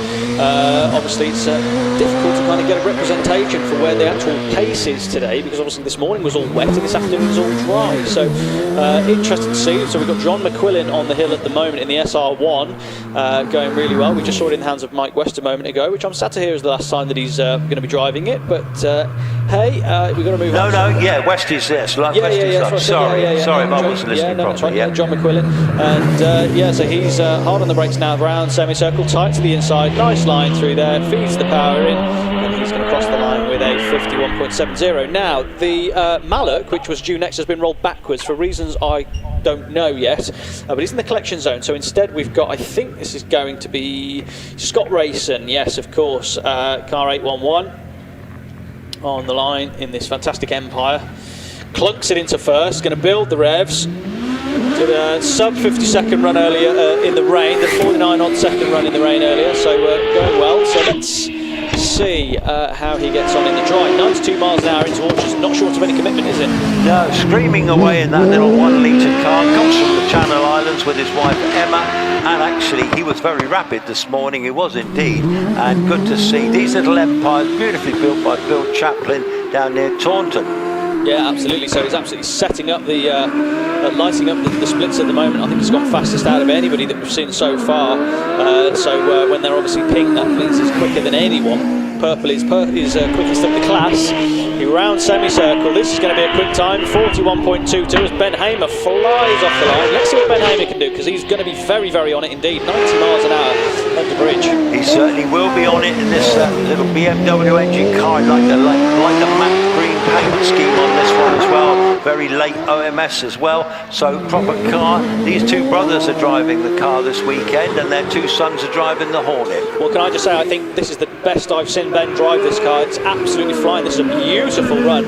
All the braking points have been perfect. The speed carried looks really quick. Looks like he's carrying loads of momentum. He's on for a quick time, is Ben Hamer. This is the best I've seen this car driven all weekend, and he's going to fly across the line with a 40.12. Excellent time from him. Wow, that's terrific. Well done to him. Graham Williams on the line, hill at the moment in the OMS, and we've got Gregory Barton also on the line with the Empire. So they're coming thick and fast, and he makes his way towards Pardon, slap bang into the road, kind of turned in a little bit later than I thought he would then, but gets round nice and quickly. Gregory Barton off the line, and Graham through Midway and towards the S's already. And flashes through with these pictures that we've got. Thank you again to Rich and team. He has a little bit of a spin. I think he's probably gotten on the power too long. So Gregory Barton's going to get red flagged. Graham Williams has had a spin, not touched anything at all. He's in the middle of the road, so no harm done. But he's probably got off on the power a little bit too early on the exit of the S's and just spanned the car around 180 degrees. So yeah, we haven't had a spinner there this weekend, so that's a first. I remember last year they were having problems when they came out of Rolt. They call it Rolt, and when they were coming out of Rolt, it was a bit slippery and they were hitting the barrier on the inside, spinning into that. But anyway, this year that's a normal spin, no noses damage. No, none whatsoever, no. So it'll be fine. So just while we wait for Gregory Barton to be pushed back, because Gregory Barton made his way around Pardon, so he needs to either drive to the top and come back down, or Graham Williams needs to because they'll just push him back down the hill. So while they sort that out, let me talk you through our AET Turbo's Tin Top Challenge. Try saying that after a couple of drinks. AET Turbo's Tin Top Challenge runoff 2 running order, shall I? So go for it. Right, Tony Hawkins. So in time order, 50.22. Richard Snow with a 48.68 in that GT4 RS. Richard Andrews in the other GT4 RS, 48.55. Richard Hampstead in the monstrous Impreza, 48.48. Rodney Isles, 48.41. So it's all nice and close there, isn't it? With that 911 Turbo S. Paul Howells in the amazing RSR, 47.86. Stephen Moore in the Evo, 46.29. Donald McCaskill in the amazing half carbon fibre Evo, 45.14. And then Simon Bainbridge, 44.71 in the SBR Chrono. And Damien Bradley with what I have to say, look, from where I was sat, I took a video of it. One of the best launches I think I've seen that car ever make. He qualifies first with a 43.54. So cracking run from Damien there. Let's see what he can produce in the runoff. Now, while we wait for the... there we go, yeah, so the OMS just appearing into sight. So they're just going to push him, I would imagine they're going to push him down to the bottom. It would make sense, I suppose. Oh, they're going to push him in the collection area. This is... Or maybe they'll turn him round. Yeah, I think they're going to be turning him round, sending him up. That would make the most amount of sense.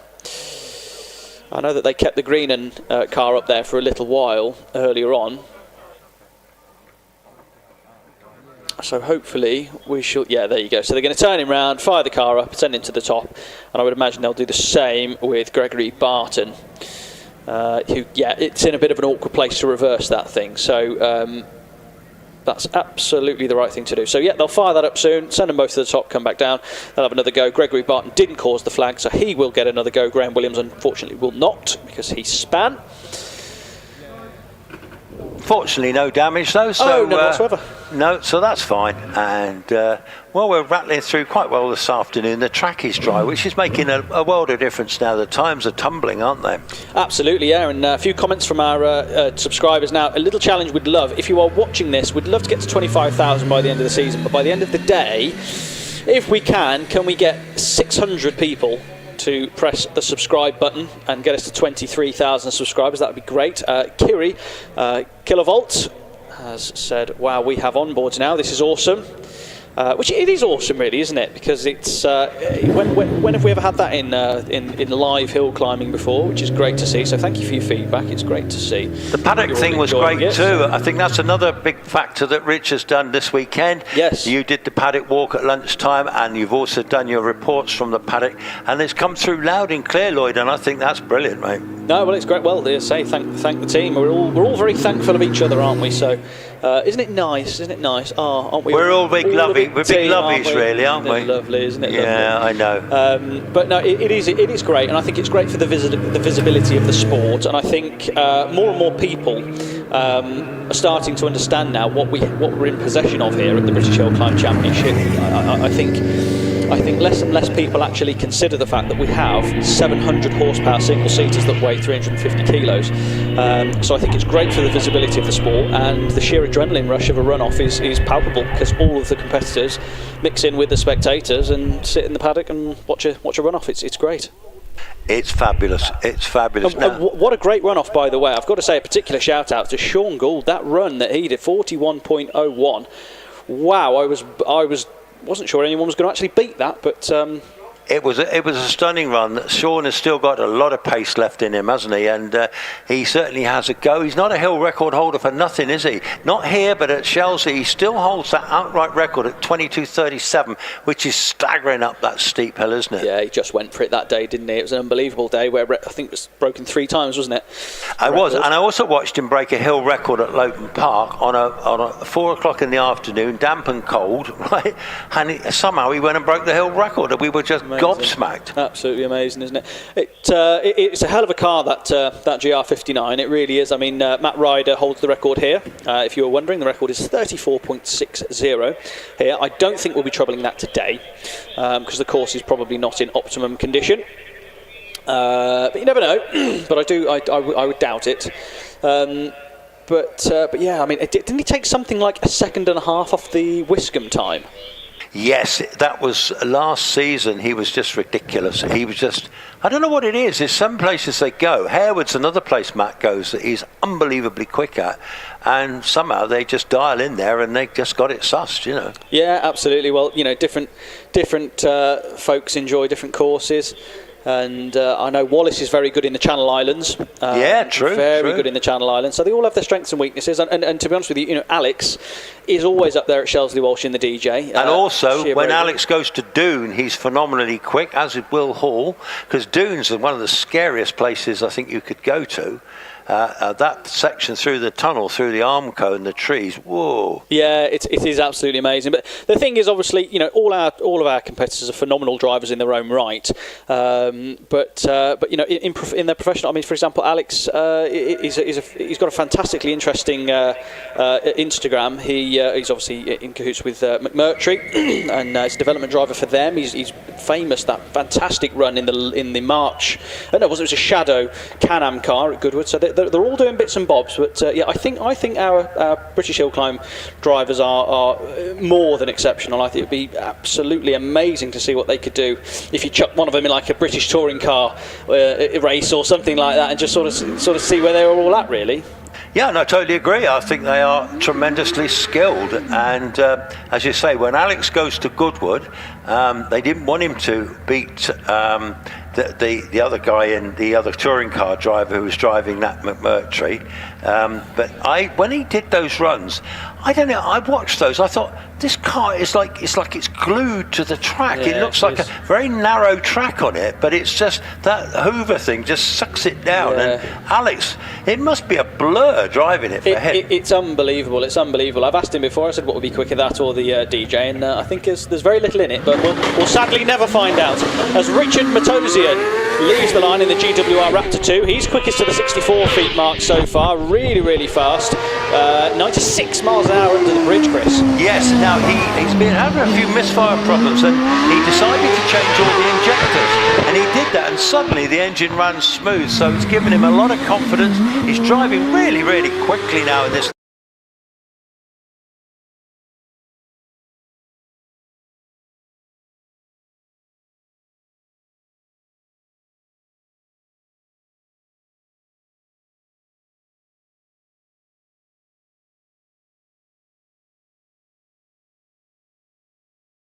Front end's gone in. It's not too hard. It's just taken the front nose cone off, so he'll be fine. Annoyed, I'm sure, but it's just taken the front nose cone off. All the wheels are pointing in the right direction, so I don't think we'll need the Tonka toy. I wouldn't have thought. But he just got a little bit late out of the S's. Oh, I predict the Tonka will be out to play again. Unfortunately, that was quite a heavy impact into that Armco. It didn't touch the wheels, though. It didn't touch. It was dead on. Yes, dead on in the front nose cone. Yes. So I think it's just taken the plane off. So it will roll, that car. But he is hitting Armco rather than hitting Recticel. So that in itself is not ideal. The main thing is we want Richard to be perfectly well, and from what we saw of it, I'm hopeful he'll be absolutely fine. At the moment, they're not obviously showing us anything, which is fine, which is what we expect. Now, is the Tonka coming out to play? Either way, they will have to recover that car. It won't be drivable, I don't think. Well, let's see. It certainly hasn't touched any wheels. So you know, all the wheels will be pointing in the right direction. There won't be any suspension damage. He literally it just flicked him round and went literally face on into the barriers. So if anything, it might need a barrier repair. That's the only thing that I would question. But good point actually. Yes, but it's Armco, but he did go flat straight into it. It was flat straight into the front. The car would almost certainly roll. I would put money on the fact the car will roll, but it was flat face on into the barrier. So the nose cone and front plane will be pretty second hand at this point, but I should think that car will roll. But, now, Lloyd, yes, important stuff. So I know you were with us when we did the Chris Druitt presentation at lunchtime. So for those that weren't there, Chris Druitt, our commentator down the bottom, is retiring after about 25 years here and at other hills, including Goodwood. And we gave him a nice little presentation at lunchtime on the start line, where all the lots and lots of the top drivers were there on the start line to wish him well and to applaud his work. And this is meant to be his last weekend here. He did a last weekend at Shelsley a couple of weekends ago. So that was lovely, lovely to see. And then, Lloyd, you went round the paddock. Who did you have a chat with? Yeah, so we went and found Dave Warburton. And he told us about how he can bounce back from a very sizable incident at Shelsley Walsh and get the car back. And great to see him get a couple of points in the runoff. But yeah, the car's been rebuilt. It had a very high speed incident at Shelsley Walsh, 90 miles an hour, 94 he said, into the barriers, into the Rector cell. It would have been a very different story had it not been for the Rector cell, that's for sure. But yeah, it's great to see Dave get a few points, which is wonderful stuff. We went and saw Darren Gumley, and he's happy in the wet. He's got the car dialed in very well in the wet in that Force TA, so he was able to get into the runoff, which was great to see, well deserved. I tried to find Simon Bainbridge, but I think he'd gone wondering. We also had a quick chat with Rodney Isles in his 911 Turbo S. Who else did we see? It was a fairly short. It was a fairly short. Yeah, you didn't have long. I think you only had about a 15-minute thing. 15 minutes, wasn't it? Yeah. It soon rattled past. But I think the funniest. we went and saw Jack as well, and unfortunately, Jack's car. It's got a couple of bent suspension arms, unfortunately, and a nose cone done for. But he'll drop the score, move on. You know, it's not the end of the world. He just hasn't. He's got the parts to replace the suspension, but he hasn't got a front nose cone. I think the funniest thing for me was I was sat there by the commentary box outside on the bench there, sort of thing. And when you rang me, I said to Jeff, Lloyd Hackett's just ringing, and you were about 5 yards away, the other side of a big wall. I was the other side of a wall to you. The other side of a wall. That was lovely. So, well, it's great. So today is all about Chris Druitt. I'm telling you now, this is all about young Chris, and after fantastic service. So we're letting Chris do as much or as little as he wants to do, and no doubt he'll be back in a bit to do a bit more when he feels up to it. Did you have a word with him about the other thing I mentioned to you?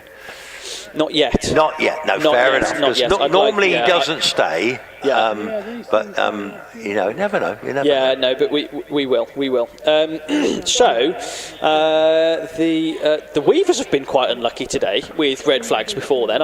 This is the second time I've seen Lizzie and Richard sat waiting patiently next to their Formula Ford. Well, their Van Diemen, I should say. But yeah, this is the second time they've been held up just before they were due to go. So Lizzie Weaver's been a bit unlucky. With having to wait at the moment, but hey, it is what it is. But yeah, we're just looking at Richard Matosian's car now. All those wheels are all pointing the right way. Are they? Well, I can see. I can't tell what direction they're pointing, but certainly they've got him off the barrier. Is he outside? Yeah, no, exactly. I can't see. It's all bright. But exactly that. So he's back in the car. He's going to bring the car back down, so it will roll. As I said, the front nose cones are amazingly strong. So it will roll, which is what he's doing now. Okay, I've just heard that we will get a replay shortly. Yes, so we'll talk you through it as soon as we have it. But yeah, it is rolling back down, so let's have a look at a replay. So let's talk you through it. So he's hard on the power through the S's. This is the first time for him learning these conditions. He went in really, really quick, got too wide. Yeah, absolutely, hit it face on. He just went in too hot into the S's, understeered wide, and the back end came round and it went face on into the Armco, which I believe is being inspected as we speak. I think it should be okay, but we'll soon find out. I think the car has actually moved now. It has. It's rolling. It should be rolling back down at this point. Brilliant. We're up to 22,431 subscribers. I made a note earlier when we were at 22,270. So keep it coming in, folks. We love you. Like and subscribe, please. That's fantastic. We're trying to get up to 25,000 for the season, and we're making great progress on that one. But every subscribe is important to us to help us bring this coverage. Rich Danby does an amazing job, doesn't he? Absolutely. And for those of you who might not, some of you who may not be more au fait with YouTube, if you press the subscribe button, it doesn't cost anything. It's completely free, so if you're watching this thinking, well, I don't want to subscribe because I don't want to get... It's completely free. There's nothing to sign up to. All it is, all a subscription on YouTube is you will see the videos come up in your feeds. It's nothing more than that. It is purely... It's like liking a page on Facebook. It is nothing to do with money or anything like that. It just means that you will... It's like following us on Instagram, let's say. So if you're not completely au fait with YouTube, a subscription, subscribing to us is purely just following us. That's all it is. So yeah, hopefully that makes sense and you're not afraid to do that. Now, looking at things here, I think the course car is coming back down. I think we're going to be up and running again shortly. Lizzie Weaver's back in the Van Diemen, so I think we're going to be firing up in a minute, actually. Great job from our course marshals and clerks of the course. They've been very, very pro efficiency today. It's been fantastic to see. We have to keep the show going. I appreciate these stoppages are frustrating, but everything has to be safety orientated. And Lizzie can see now getting strapped back into the car. On board running with her at the moment. And we'll see her. So the Weaver gang, there's Richard there. They'll be doing their bit. The course car is on its way back down. The electric car, the electric Ford Puma, I think it is. I like the colour scheme on it. Yellow, that looks rather good actually with the way the roof is on that one as well. So very tasty looking car there. And these electric cars, I don't personally have one, but I have been in an electric car at Shelsley up the hill, and it was electric every way. It was as fast as you like. Yeah, they've certainly got their uses, that's for sure. So we thank Cheltenham Virtue for Virtue Cheltenham for their usage of their Puma electric demonstrator. So thank you to them. The car returns back to the start line, and Lizzie's car, she's all strapped back in, makes her way to the start. Let's talk you through her onboard. So what she's going to be doing at the moment, she's going to be getting pulled back towards or forward to get her timing beam perfectly in line, so there's no disadvantage.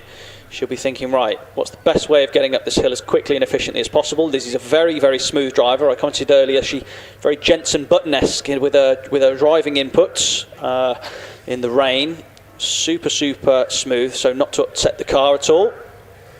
Because even though they're not the quickest things in the world, they've got very small contact patch on the tyres. So actually they move around a lot. So actually these Van Diemens are harder than you think to keep neutral. So she's sat, visors down. She's in first. Clutch is going to be in. She's going to be resting on the chock. She'll be waiting to find the bite point. And away she goes. Really nice launch there from Lizzie. 2.74 to the 64-foot mark. That's really nice indeed. So I can see the rev counter through the top of her steering wheel with her revs. So she's using the torque of the engine low down. She's on the brake. She's going to tip the car in. Lots of lock required to get round Itauris. She goes through to third gear. She's going to come back down to second, maybe even first. And she's going to tip that round beautifully. She's purple at the moment, so she's going really well. I can see the revs rising and dropping on the rev counter. She tips nicely into first part of S's, takes a little bit of curb for the second part. Nice tight line through S's. Now she's going to be hard on the power here to get the car round and set up semicircle. Nice tight line on the inside. Nicely done, Lizzie. That's it. She's using a bit of curb and carries good momentum to cross the line in a 54.70 for Lizzie. Nicely done there. Greg Barton on the hill, Gregory Barton in the Empire 00, approaching the S's now. Rebecca Crocombe in her Formula Ford in her Van Diemen. She's just left the line. Indeed, yeah. Now we're looking at Gregory Barton. He got red flagged earlier, so he's having his second go, I believe. Rebecca Crocombe, a little bit of a chirp of tyre squeal as she gets hard on the brakes there, so really leaning on this car. It's an 84, this car. And hard on the brakes again. Gregory Barton does a 45.35. Rebecca's going really well actually in this class, and she's got a 54.7 to beat that Lizzie Weaver has laid down. It's actually the fastest time of the day by some considerable margin compared to all of the other Van Diemens. but Rebecca Crookham going to have a good go at that. She's purple, so tips it round semicircle. She's going to cross the line. She's going to record just shy of a 50-second runner with a 51.05. Now we're in a little batch of lady drivers. We've got Nicola Dearden just gone by us now, heading up towards Pardon. Nicola is Andrew Henson's daughter, and she's a regular. She's always driving one of their cars. He sells racing cars for a living, so he's usually got a few about. But this little Formula 4, they're having a few meetings in this car rather than their big car. And then we'll be followed by Carol Nichols. Now here comes Carol Nichols, laid-back driving style, hates the wet conditions, so she'll be happy it's dry now. I love the way she lies back. She's got an old-fashioned helmet on, hasn't she? And with the goggles there, Nicola Dearden heading up towards the line now. Does a 56.79. So Carol Nichols will be followed by Les Buck on the line. Absolutely, and we should shout out that Rebecca Crookham, she's done a 51.05, which was a personal best for her, so congratulations. Is Caroline Ryder, mother of Matthew Ryder and soon to be... Absolutely, absolutely. Does she still get involved? I haven't seen her for a little while in the Van Diemen's. Yes, she does drive. Still having a go? Yeah, she certainly does. She's still having a go. Yes, they've got a family Van Diemen as well, haven't they, amongst their other bits and pieces? Well, one of my favourite things I used to see, I used to love the battle of Sarah Bosworth versus Caroline Ryder, because they were hundredths of a second apart on most occasions. Yeah, very good. It was always fantastic to see, but we're going to watch Les Buck through the S's now, and feeds that out of S's. He's going to head towards semicircle. As Max Hawks, now keep an eye on Max Hawks. He's got a 51.05 to beat. This will be an interesting one to see. Les Buck completes in a 52.75, but Max Hawks has been absolutely flat out all weekend, hasn't he, Chris? Yeah, he certainly has. A very talented young driver from Pershore, just up the road. He'll be followed by Sarah Bosworth, but Max Hawks needs to beat Rebecca Crookham's 51.05. Now, at the moment, I'm getting some purple sectors all the way. So, yeah, it's looking very promising for him, and he'll be chased hard by Sarah Bosworth. Indeed he will, yeah. Max has been absolutely, he's been spectacular in the wet in this car. So, yeah, that's the thing he's been doing. He's been climbing over the curbs there on the S's. All that will have cost him some time. He just understeered a bit too wide out of the S's, caught a bit of damp. I don't think it ruined his run, but he's certainly got two wheels on the grass and compromised his exit out of the S's. He's going to do a 49.52 regardless, but that does open the door for Sarah Bosworth, because if Sarah can do a perfect run, she may well go quicker. I think Max cost himself a second there on the exit of the S's, so let's see what Sarah can do. He was raggedy there. Now Sarah is much smoother here. He was all over the curbs, wasn't he? All over the exits. Now Sarah Bosworth, it's a bit neck and neck, but she's now back in the lead. Come on, Sarah. Come on, nip this class if you like. 49.52 to beat. 49.07. Well done, Sarah Bosworth. Fantastic to see that. Sarah Bosworth, 49.07, brilliant. I thought that exit, Max will be annoyed with himself, but there's always next time. But Sarah's an absolute champ. There's no shame in losing to Sarah Bosworth in a Formula Ford. I don't think many people would be fussed about that. She's a fantastic driver on these things.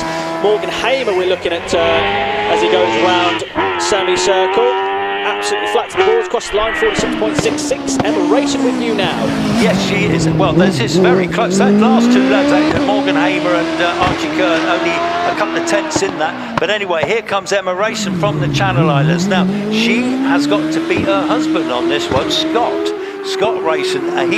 Emma, she did a 51.82 earlier. Now Scott racing did a 41.22. She's already round the S's, round rolled. If I can carry on with this one a minute, but so here she goes now. Round semi, looking good, looking good. Can she beat her husband? 42.30, and no, not quite. But what a battle! Will Hamer on the hill. Yeah, absolutely. Will is absolutely flying. Massive amount of opposite lock on the exit of Pardon. He did really well not to kick that one back down the bank, to be honest.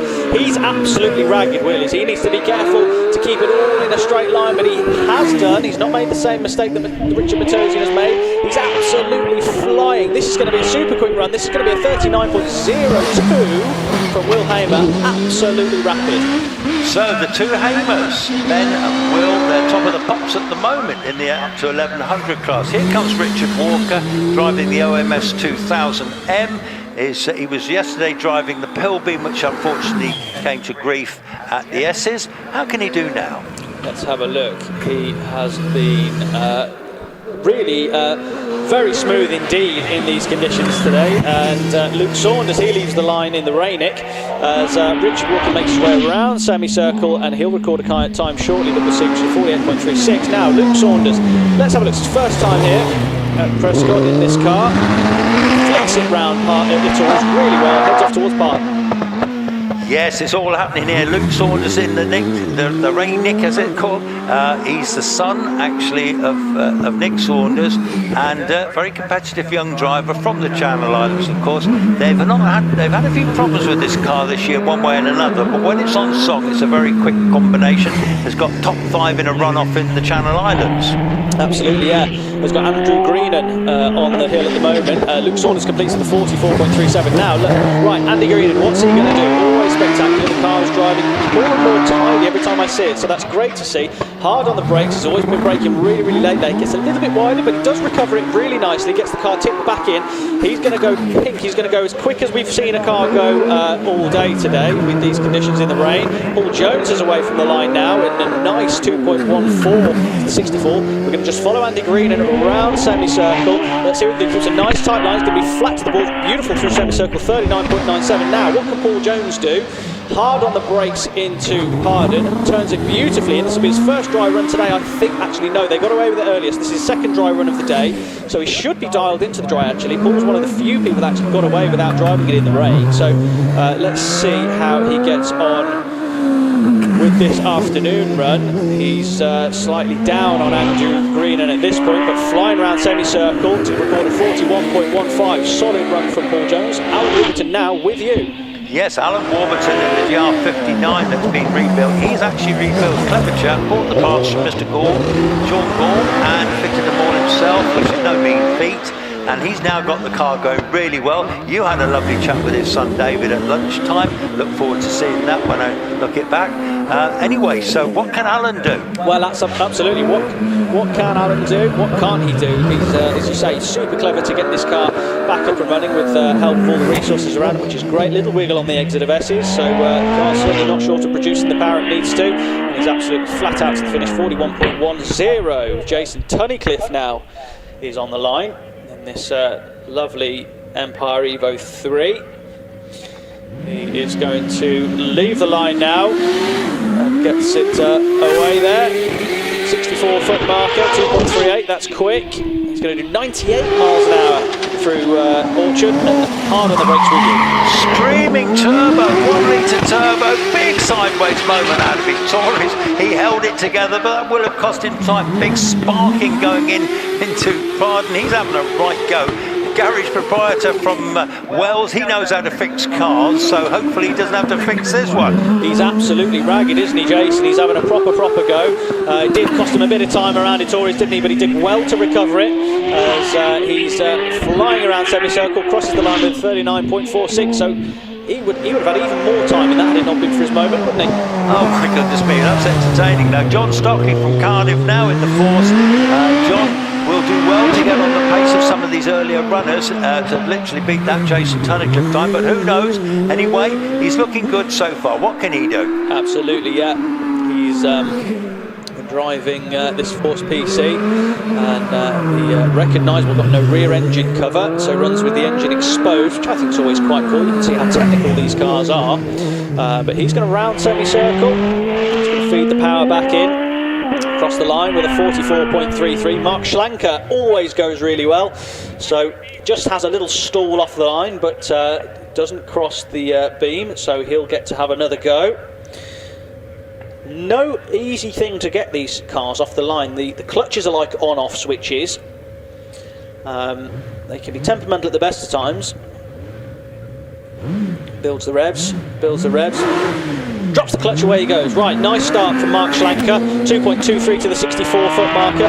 Flashes through the gears. He's 91 miles an hour into Orchard. Tumbling times, running on methanol this car. Hayabusa engine in the back of it, 1600.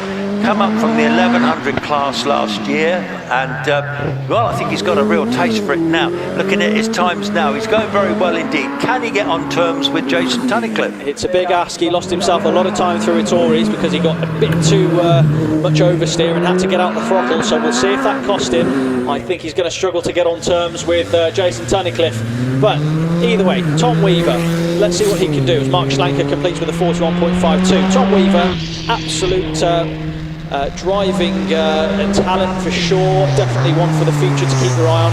They're all using this Van Diemen. He's got a bit of understeer out of Ettores, but nice and neutral. He got a little bit ahead of himself yesterday and popped it in the gravel, but he's been used to much quicker cars than that Empire Evo. But the Van Diemen, he's certainly on top of, that's for sure, but he's just feeding it the gears. Beautiful line through Essex. It's a good opportunity to kind of relearn a different style of driving in the Van Diemen, because it's all about momentum. It's all about keeping the car going in a straight line and not sideways. So he's kind of having to readjust his driving style, which he is doing nicely as he tips it through semicircle, crosses the line with a 48.68. Wow, that takes him top of the pops in the 1600 Formula Ford, so fantastic, well done to him. Now, Lawrence Marks is following him, and again in a Van Diemen DF84.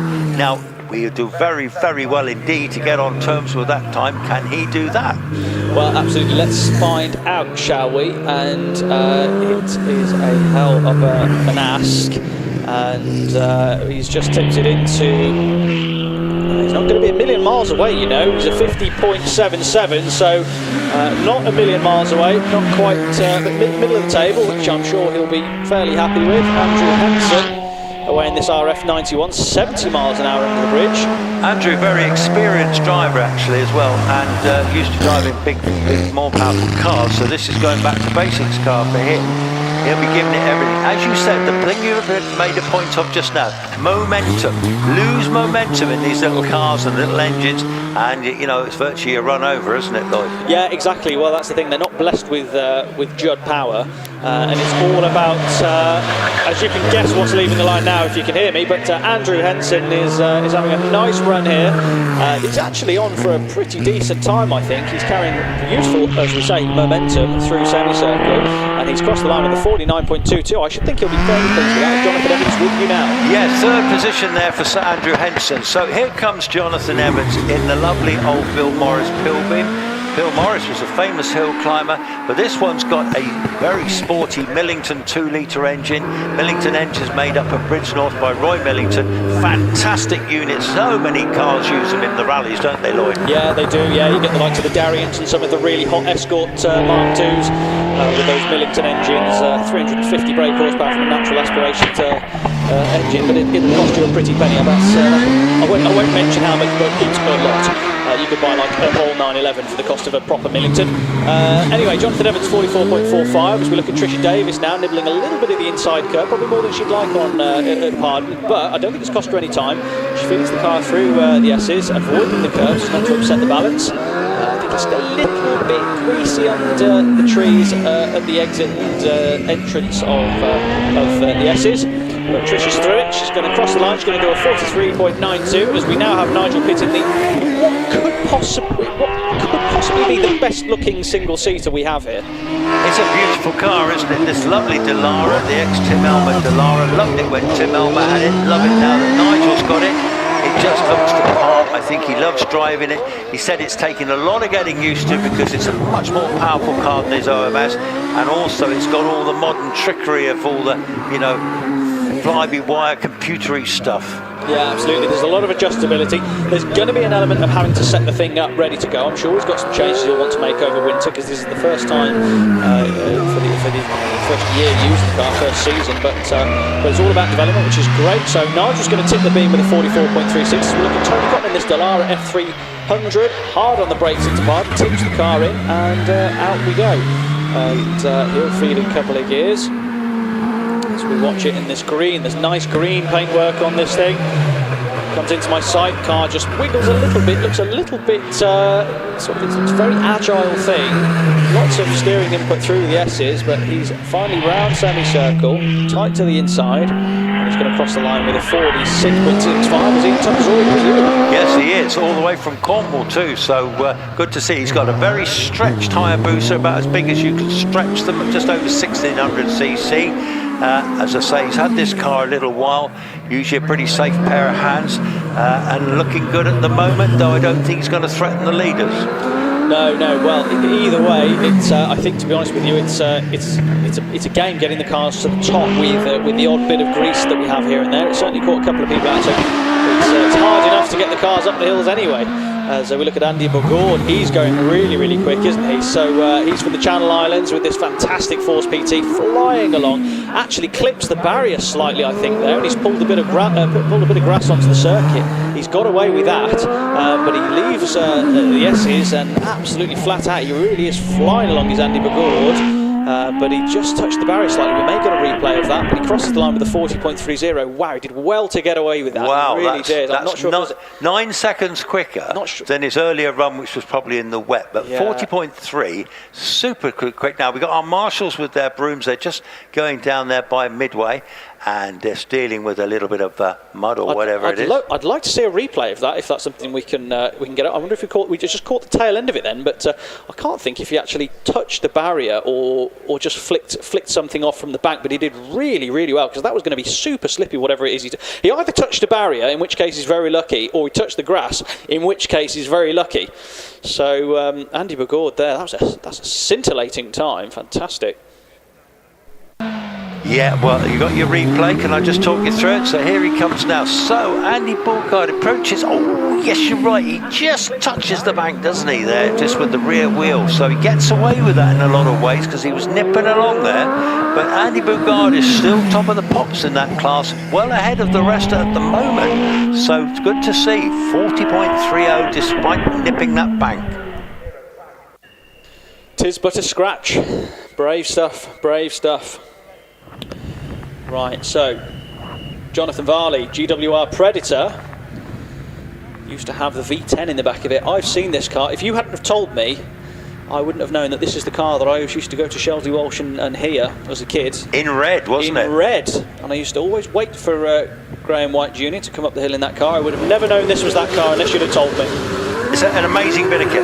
Oh, it's absolutely unbelievable. And Jonathan Varley certainly knows how to use it. So he is rounding Orchard at 105 mile an hour, hard on the brakes, tipping it in, and I'll let you talk it through the rest of the run, as it gives me great pleasure to hand over to Chris Druitt. No problem. So Jonathan Varley, our reigning Midland Hillclimb champion for the last 2 years, second in the chart this year so far. He's already heading up towards the Essex. Beautiful line through there, not taking great chunks out of the curve.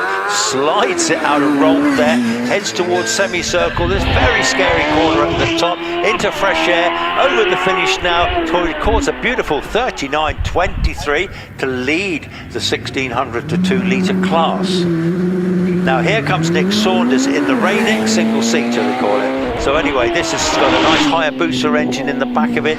12 years of development gone into this car. Now Nick, he'll be looking to post a bit of a time here. At the moment, he had a very quick exit off the line.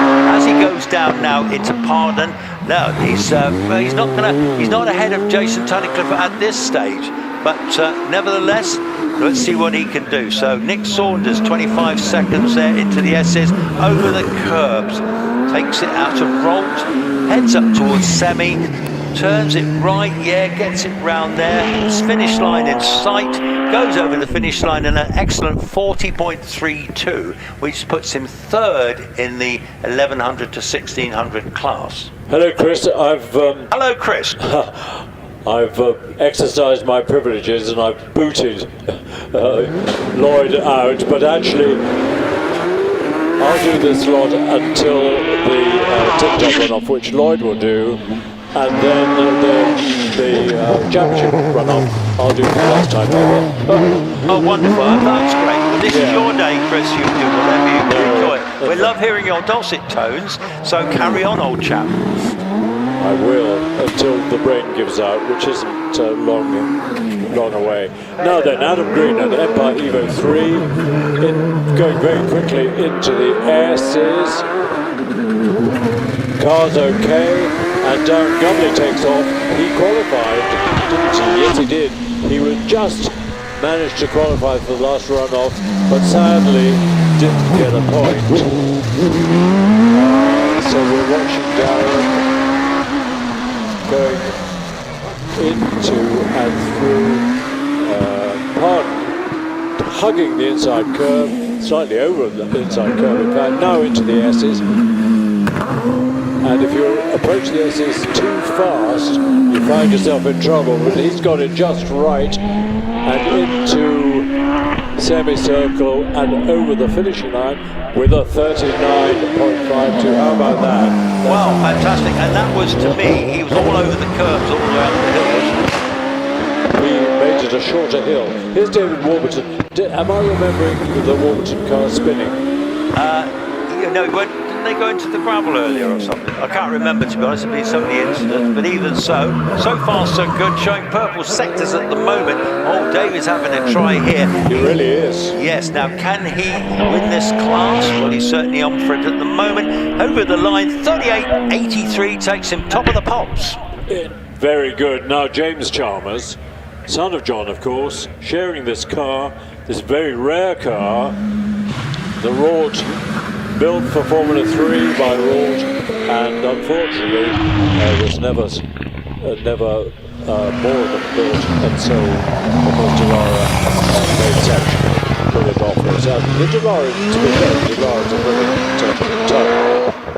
for Formula 3. They all hit each other and survive. Now then, James is doing fast times. He's getting purple lights all the way up. So we'll keep an eye on this run. And Kelvin Broad, who's been hill climbing for a long time, is, well, he's not on the line. Yes, he is. He's sharing, of course, with Alex Coles in the Force Mistral. I'll just interrupt you, Chris. So we're now gone into the racing cars over 1600 cc's up to 2 litres. And Kelvin Broad's car, because it's got a turbocharger on a 1300 engine, that takes him up in literage. Class K used to be the gentleman's class.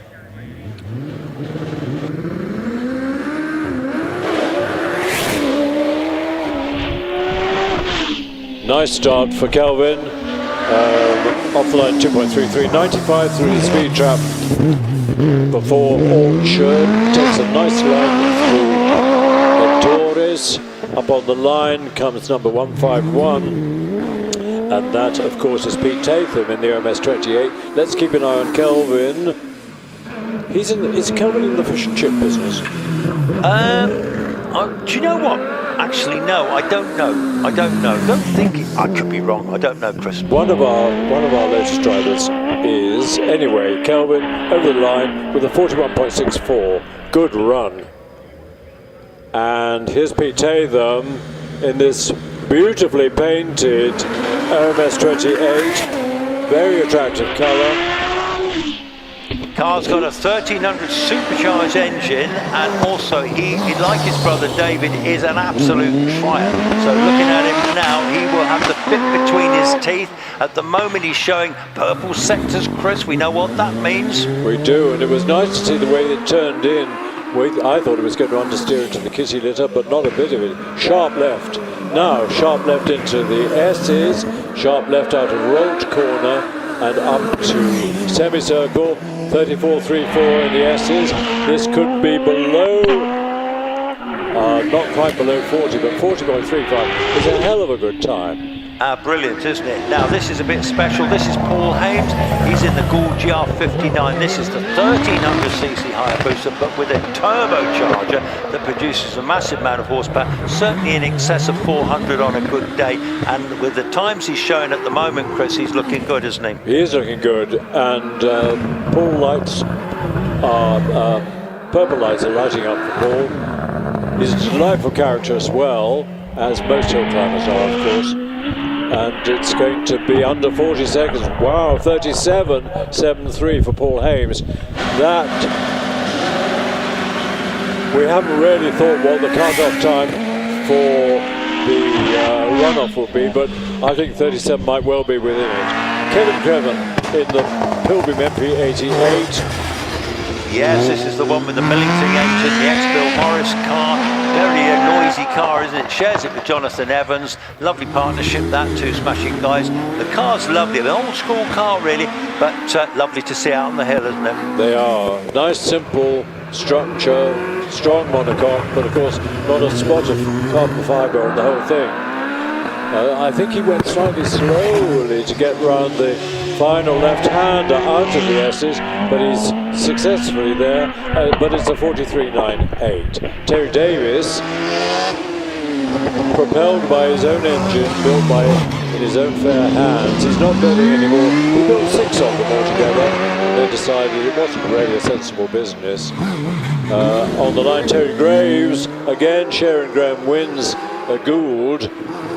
He'll get a taste for Goulds and start getting critical and disappointed with his own car, but well, his own car is a Gould GR55, so that one on its day is a very capable car, similar to the David Uren car. So yeah, anyway, that's a 42.72 for Terry. Here comes Terry Davis in. Graham wins Gould. Look at that, what a fabulous kit. That was the car Graham bought for himself as a retirement present. Why not, he says, why not? So he's very generously allowing Terry Graves from Cornwall to drive that car. They get on very well, and that's the spirit of hill climbing. Well, Graham, of course, is used to sharing the car because he shared it for a couple of seasons with Scott Moran. And others, I think, have shared it, but Terry's having a time of his life in the GR59. I bet he's saving his pennies now and competes the hill with the 40.35. Up to the line comes Richard Summers, the head of the family, and I didn't realise the Summers family have been in hill climbing since 1919. That's 106 years. No, 106 years, and still going strong. Were they in the steel business, the Summers? I'm not sure. But anyway, it's great to see this car built by the family. It just shows there's an engineering hormone or two in the car. Richard takes off smartly with a 2.38. We had never found out why Debbie came to a halt in this car, or was she flagged? Yeah, not sure. No, she was flagged. I've just. Oh yeah. It's just clicked. Here's Oliver, or is it Sandra? It's Sandra, who's just told me another rude story. She's still talking to you, Chris, that's the main thing. She is, yes. Well, she said, when I saw her yesterday morning, she said, you can say anything you like to me this weekend, because I usually say, hello, Granny, and she has an attempt at hitting me. Richard Summers, he's in the 40s, but it's a low 40, 44.65. Sandra off the line in 2.447, that's fine. Look at this car, folks, this beautiful build, been built in 2013. She owns this car outright, and doesn't it look an absolute picture? 4 litres of jug power in the back, so it's got loads of power. She drives it so well too, actually, fair play to her. I'm not sure, did Sandra ever get the ladies' record either at here or at the other place? I think she's had ladies' records, and I'd have to look back in my books, I think. She deserves to have. Lynn Owen ditto, she's also been a quick lady for a long time. She's in the OMS, of course. Sandra, 43.81. That's okay. Yes, Lynn, as you say, we've got plenty of very quick lady drivers here this weekend, haven't we? Great to see, and she's out all the time in this car, isn't she? So she's very, very capable. I think the track surface must be better than when I was competing, because I used to get the march regularly into the 41s. What did Sandra did a 43.81, Lynn did a 45.18. Now we've got Lindsay. 3 fast ladies. And this car is spectacular. Revs to 14,000 in a V8, and this is the only Firestorm I know of, Chris. Can you think of any others? Alex had a lot to say about the aerodynamics of the Firestorm compared with the GR59 and describing what needs to be done. So Lindsay gets the job in 43.78. We're following Sean in car number 1. Car number 1. The original GR59 Gould. And of course Gould, I don't know if they still do, they certainly used to make parts for F1 teams. 100% still do, yes. They do still. And it's a tribute to the quality of their engineering. Now, Sean hugging the inside surface and up to the finish with a 36.89. Excellent. What an excellent time. Sean was brilliant, wasn't he, earlier? And he's certainly still got it, hasn't he? Simon Jenks off the line in the 4th TA, 2.3 through one of the best starts of the day, but Sean's start was 1.94, which was a personal best for him. Harry Pick comes to the line. Good to see Harry back out because he had that big spin earlier, didn't he? Yes, he did, but the car looks perfectly okay. And it's dry now, so hopefully that won't happen there again. Simon Jenks could be under, no, I was going to say under the 40 mark, but not. 41.83. Harry Pick's on his way under the bridge at 90, under the bridge. Speed trap at 95. Simon was 102. Sean was 111 there, which is a pretty good time. On the line, 161 is the holder of our Bugatti record.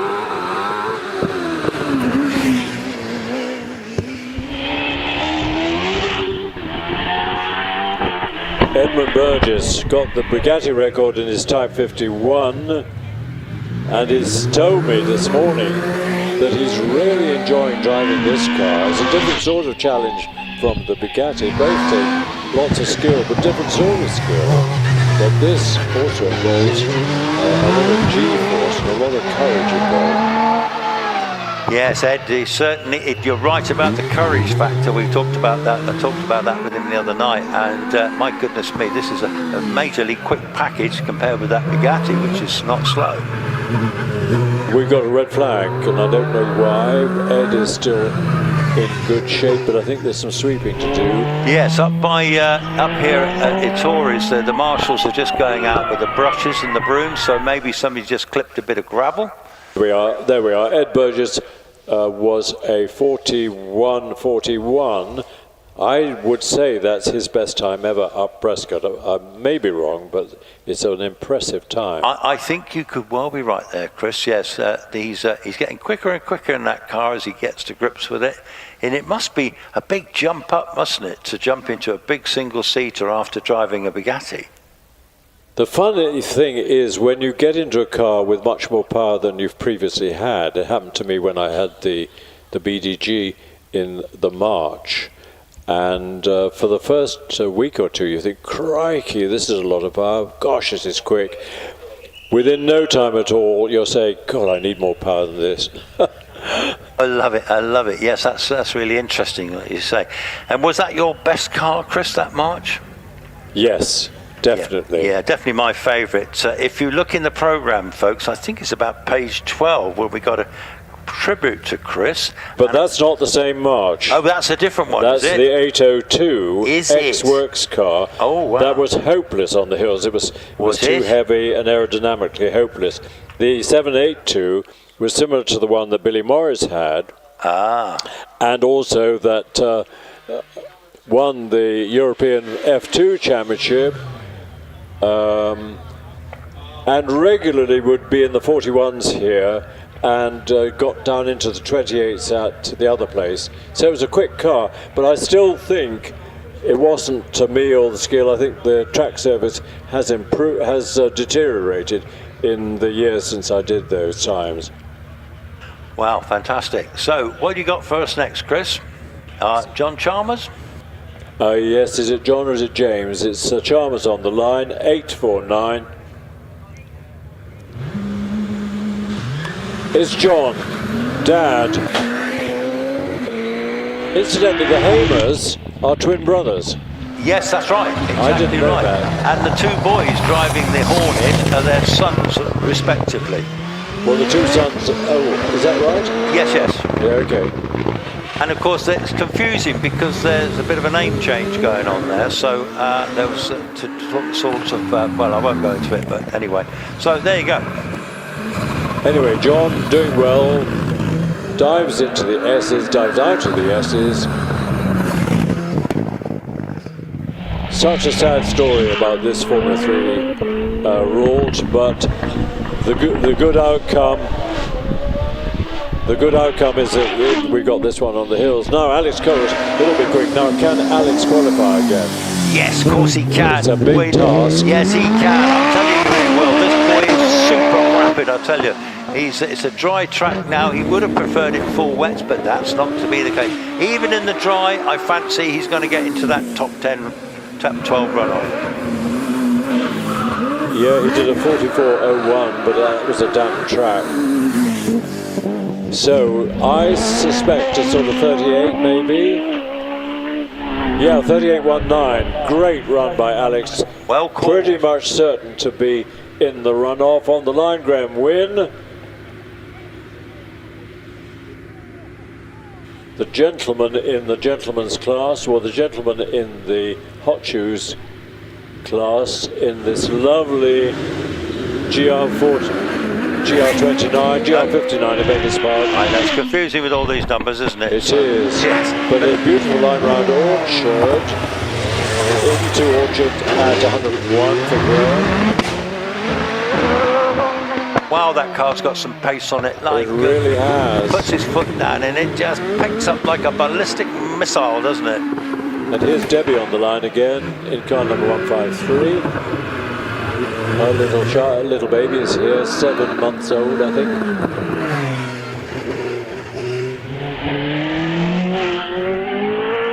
So Graham over the line, 39.51.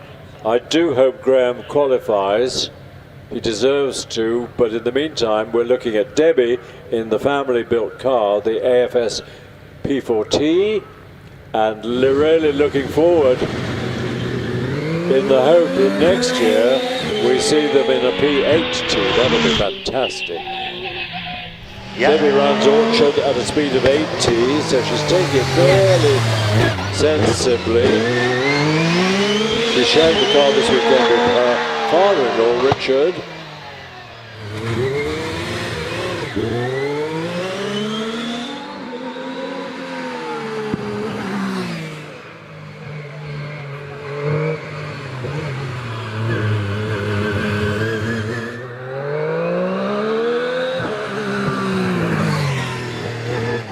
She'll be followed by Oliver Tomlin, but in the meantime, Debbie puts in a middle 44s with a 44.9, followed by Oliver Tomlin in this wonderful Gould powered,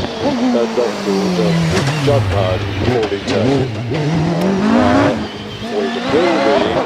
He did a 47.64 earlier, but he's capable of a lot more because the conditions were a bit manky, weren't they? Yeah, they were. He'll do quicker than that. But I think he's just looking at it now, in 10th place is Andy Greenham with 39.97, but Sean Gould's 36.89 leads the way, so got to be somewhere in the 37.38s, you're thinking? I think he'll struggle. I'm afraid it'll be a late 40s. No, it's not, it's a late 39s. What am I talking about? That could be, well, could be a qualifying time. Steve Owen. Interesting how Steve and Oliver are pretty closely matched. Very different cars. This one with is it a 3.2 litre engine? Yeah, I think actually it's a 2.7 in this one, a 2.728 RPV. RPV, yeah.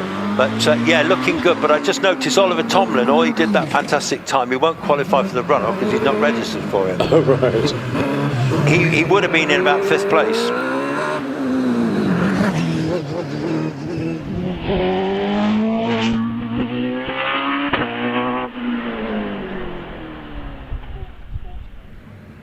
40.97 for Steve-O in there. I don't think that'll get him in, but now it looks to me like David Uren on the line, Chris. It is indeed in the GR55. It's been all sorts of colours. It's been grey, it's been silver. Now it's in a very attractive dark red. Normally shares with Nicola, but she's got things to do at home.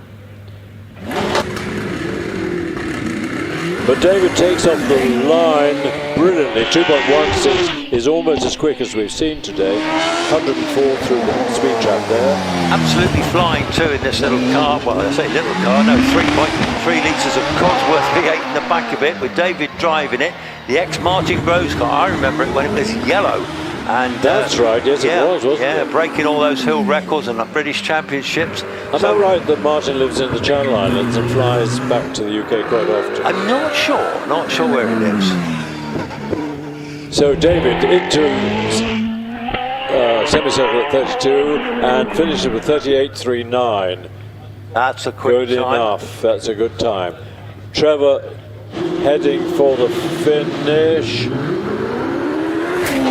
I beg, just heading off the start. We're at the sharp end of qualification now for the second runoff. And here's Trevor Willis looking to get into yet another. I think he's been in more runoffs than anybody else. Won the championship 3 times, won runoffs 2, obviously. In this OMS, this is the most successful OMS ever. Yeah, deserves a lot of success. 3 times Hillclimb champion. Trevor, he was a brilliant driver. He's always neat and tidy, very smooth and very quick.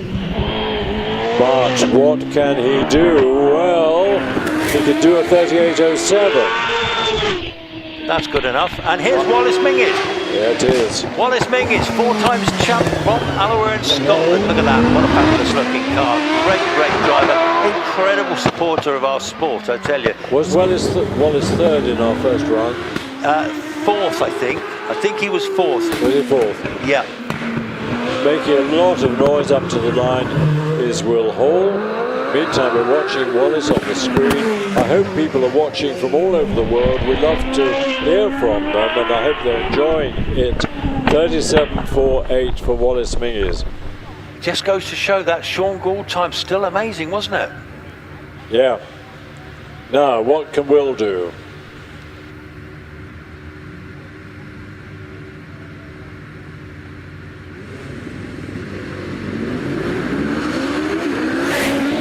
Very smooth start to record a 2.08. That's amazing. At 107 miles an hour going around Orchard. That's quick. He looks to be going quick too. Look at the power pickup on that car. Absolutely amazing. Hard on the brakes. The brakes are brilliant on these modern cars. Carbon fibre brakes. My goodness me. The acceleration on the back straight there. Into the S's, Chris.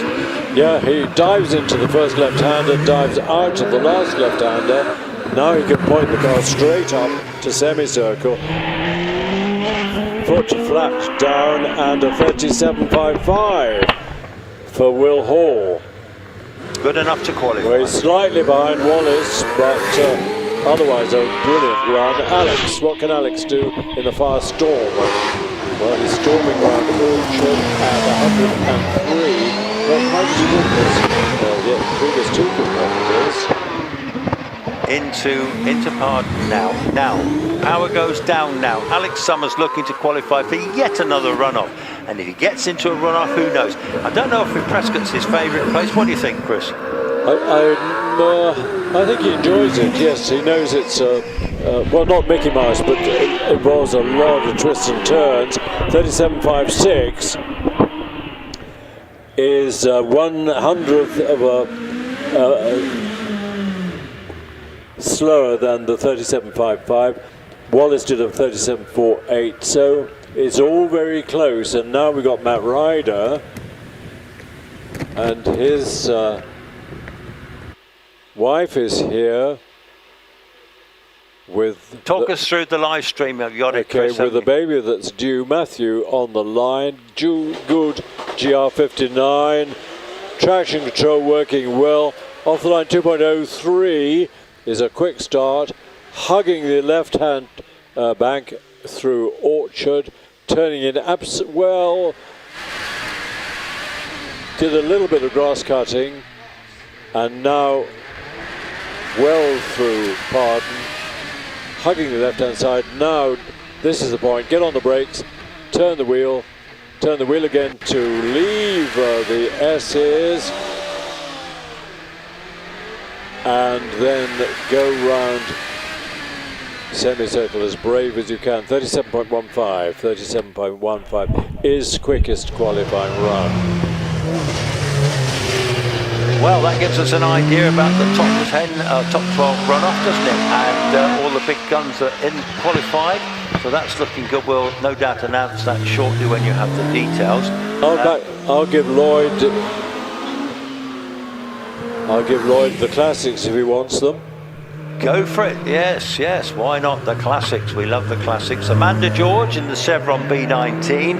This is this famous history car, we all love this car. And this will be followed by Martin Jones in the lovely Brabham BT21, classic old sport car with that lovely exposed engine at the back there, hardly any aerofoil or anything like that on there. So Amanda George making her way up the hill. We're in the sports racing cars manufactured up to 1971. So Amanda George earlier he's just done it now, 49.89. Martin Jones heading up towards semi, will be followed by Andy Tippett in the big Brabham with the big V8 engine in the back of it. Looks Hi. Chris. Right. So we have a little plan. I'm going to talk you through these last few bits and pieces, these last few cars, and do a tin top. But I'm quite insistent that Chris should see off. Chris Druitt should see off. Totally agree. The single-seater runoff. So I am quite happy to relinquish my place for Chris Druitt for the single-seater runoff. I think it's only fitting that he should be on the right frame when the meeting ends. So he will be back in a moment, but let's talk you through. So Andy Tippett's done a 46.91. This is probably the car I would most like to take home that's got a set of number plates on it, if I'm honest. This Mini of Andrew Clark. I mean, it's just exactly how I would build my perfect Mini. I said it yesterday, I'll say it again. It's an absolutely fantastic thing. Absolutely flat out. More fun to drive, a slow car faster than a fast car slow. This thing, not even that slow, is it? It's absolutely flying around. It's always... He's going really well, is Andrew, isn't he, in this car? I love it, but I would actually love Matt Clark's Mini more, because Matt Clark's Mini, to me, looks so ordinary, and yet it goes so fast. Incredible thing. I know he's a great driver, that helps too. I know, they are amazing, aren't they? Well, again, it's like the Formula Fords, it's all about momentum with these things, but I like the green personally. I think I like the green, but hey ho. So Andrew Clark just rounding semicircle now. He's going to cross the line to record a time of 56.94. Well, I'm going to put that down as Lloydie's car of the day for you then. It is for me. You're a big fan of that one, aren't you? It is indeed. And how about yours? Ooh, golly jeepers. Well, I'll have to give me a moment to think about that one, because there's plenty. You have a little think about that. I will. But we've got John Barber in the Fiat Abarth 850, followed by Lee Carter in his 695 SS, very early Abarth with the little two-cylinder engine, tiny little car. Absolutely, they're fantastic. They're iconic with those rear engine covers open, aren't they? They're fantastic fun. Across the line now in a 63.76. Now, if you're watching from Orchard, have a look at this. The commitment that you're about to see from Matt Clark driving this Mini Cooper is just unbelievable. He will be feathering the throttle almost sideways around Orchard. There you go!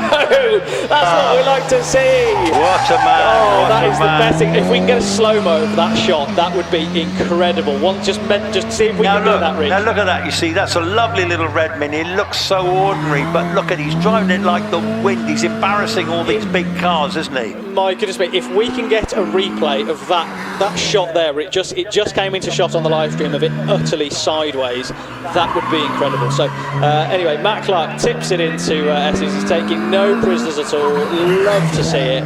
And hard on the brakes, tips it into semicircle, leaning on those front tyres like you wouldn't believe, begging for mercy. Right, have a look at this. Watch this.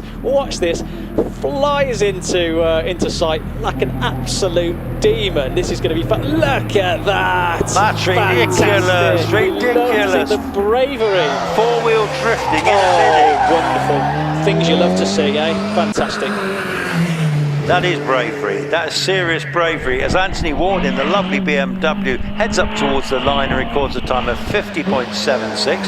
Ben Cross goes by me now in the little MG midget. Him with the film star looks, of course, but also he can really drive this little car. He was winning the class earlier in Fassy.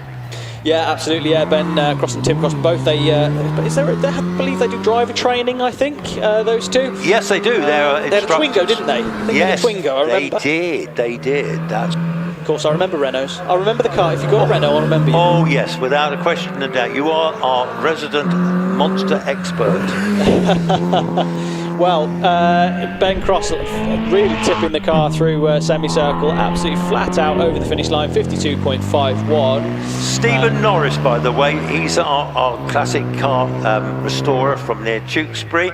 In his second year in this little MGB, gradually getting it to go faster and faster, and he's been doing very well in the handicaps. Yeah, absolutely. And the nice thing is, as I say, for those that don't understand, handicap is a bit of it's an average. Obviously, if you're in a slightly slower car, it means you're not going to come last. There's an average score. I wish I could give you a layman's terms. Can you do a layman's terms for handicap scores, Chris? Because I struggle with layman's terms for handicaps. I think basically there is a handicapper, and he basically looks at the time the car first time it comes here and gradually works it out, seeing the sort of progress they're making, and tries not to, just like a golf handicap, don't want to give them too many shots off, if you like. You know, so they're trying to get rid of any bandits, you know, so by the handicapper, he determines their handicap. I can't really explain it terribly well. It's hard, isn't it? It's a hard one. It's a hard one, but if you know, you know. If you know, you know. Either way. They know. Yeah, absolutely. So, hard on the brakes, turn left into Pardon, goes Martin Rawson. Simon Firth Bernard finishes in a 61.9. Martin Rawson in the fantastic little midget. And he heads towards the S's as David Fripp is also on the hill at the moment in the 124 Spider. Now this is a little favourite of mine, I've got to tell you. I think that's so pretty. This lovely restoration of this car, making it very much like a works replica of the rally cars of the day that competed mostly on the continent. Yeah, absolutely. Gets very close to the barrier there on the exit of Pardon. And yeah, they were fantastically sported things, aren't they? They're eligible for all sorts of time trial events and all sorts across Europe. And David Fripp using it for hill climbing, which is great to see. Carries great momentum through the S's, really, really nicely driven. And I think we'll see a good time out of him, actually, as we look at Tim Stokes in the lovely, another midget. Hard on the brakes, tips it into Pardon. He rounds, into a Taurus. He rounds a Taurus. That's a pretty little midget, that. The paintwork's lovely, but I like the hard top they've fitted on that one. Yeah, it's a bit sort of Sebring-like, isn't it? For sure. Really, really nice thing. So David Fripp has just tipped the beam with a 56.55. As I say, we're looking at Tim Stokes. Paul Hogan leaves the line in the TR3S. Now, this car has competed at Le Mans. This Triumph TR3S, a lot of history with this car, really, really interesting thing. But it was found in a barn and restored, so yeah, and it's really, really interesting story behind that car. Classic British sports car, isn't it? Proper thing, isn't it? Four-cylinder engine, and it just looks lovely. The restoration on it's been terrific, hasn't it? Yeah, for sure, absolutely. Yeah, it has, as Tim Stokes completes in a 60.81. And we're looking at Paul Hogan as we have Ian Stainburn on the line next in the Reliant Scimitar Coupe. He's away. Nice Ford V6 in that one. Sounds great. Now Ian is one of our volunteers here on a Thursday. He's here virtually most Thursdays doing work up on the hill and various jobs that we get up to. But Ian, he's got, I think he's got a couple of these actually. And he's very much of a vintage man, and not that this is vintage, but the coupe I do like, because this reminds me of Gary Cox's Lemon Slice. Yeah. Yes, I know what you mean, the lemon slice. Yes, I know what you mean. I thought for a second, I thought, ooh, like Homer Simpson, lemon slice.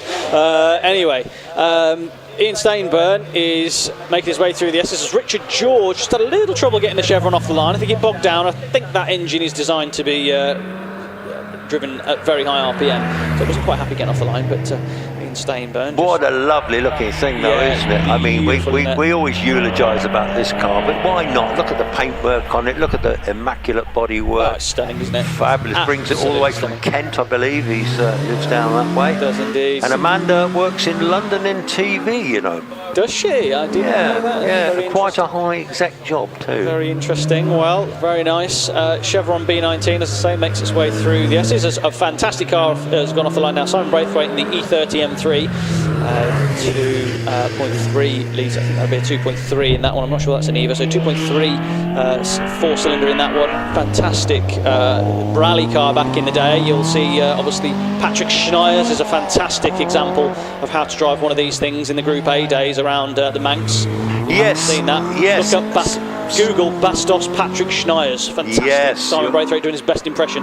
Yes. Now next year, Lloyd, the Escort's coming back out to play. Ah, is it the? Yes, the blue one. Beautiful RS1600, fantastic thing. Really, really nice car.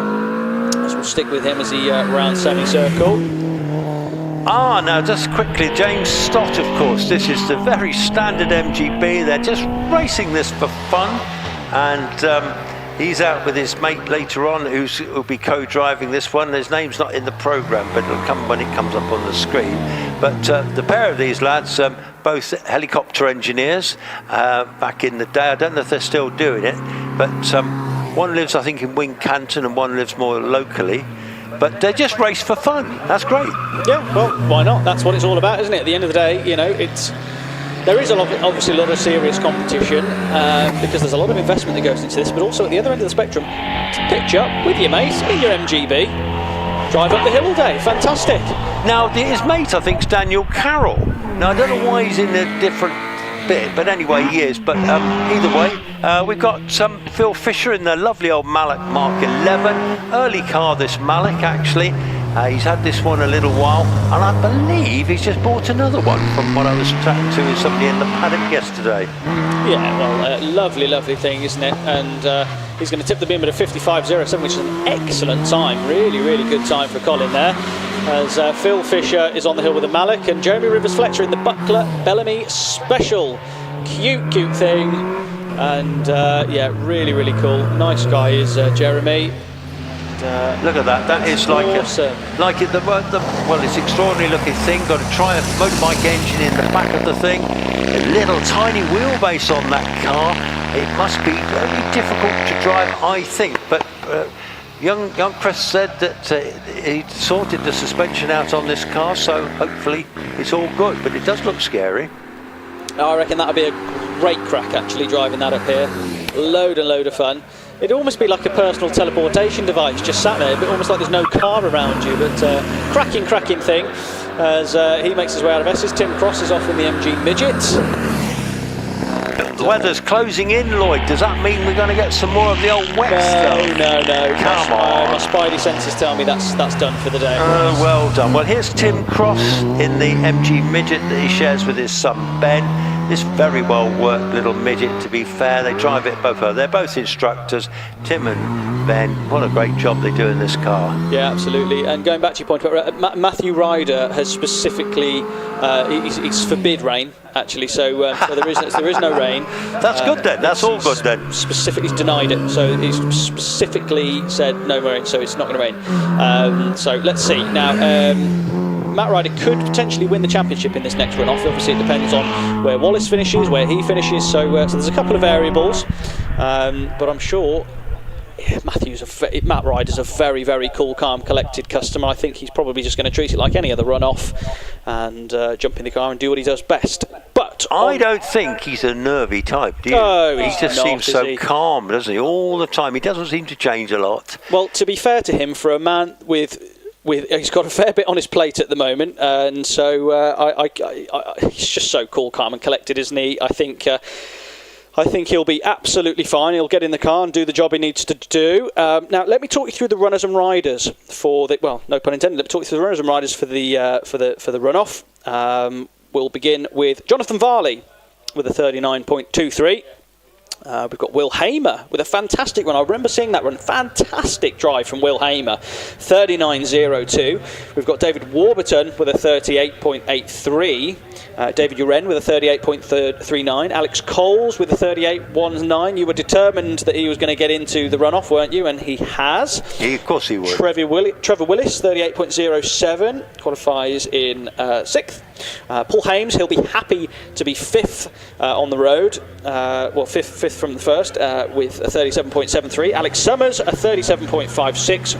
Will Hall, a 37.55. Wallace Menges, 37.48. Matthew Ryder, 37.15. He will obviously go first because the car is shared, and then Sean Gould, driving like a man possessed today, with a 36.89. Sean Gould has been, well, not a revelation, he's a brilliant driver, but he's absolutely so much back on form now, isn't he? He certainly had his cornflakes today, that's for sure. My goodness me, that 41.01 that he did earlier, that was a hell of a marker. I mean, Matthew's the only one to have beaten him, so yeah. Yeah, no, that's right. That car working well today. He's certainly got it dialed in, hasn't he? But fair dues, fair dues. Now, this is Dan Carroll in the MG. This is the two of them that are driving this very standard MGB and having a lot of fun and just doing it for the fun. And they're such nice chaps when you chat to them in the paddock as well.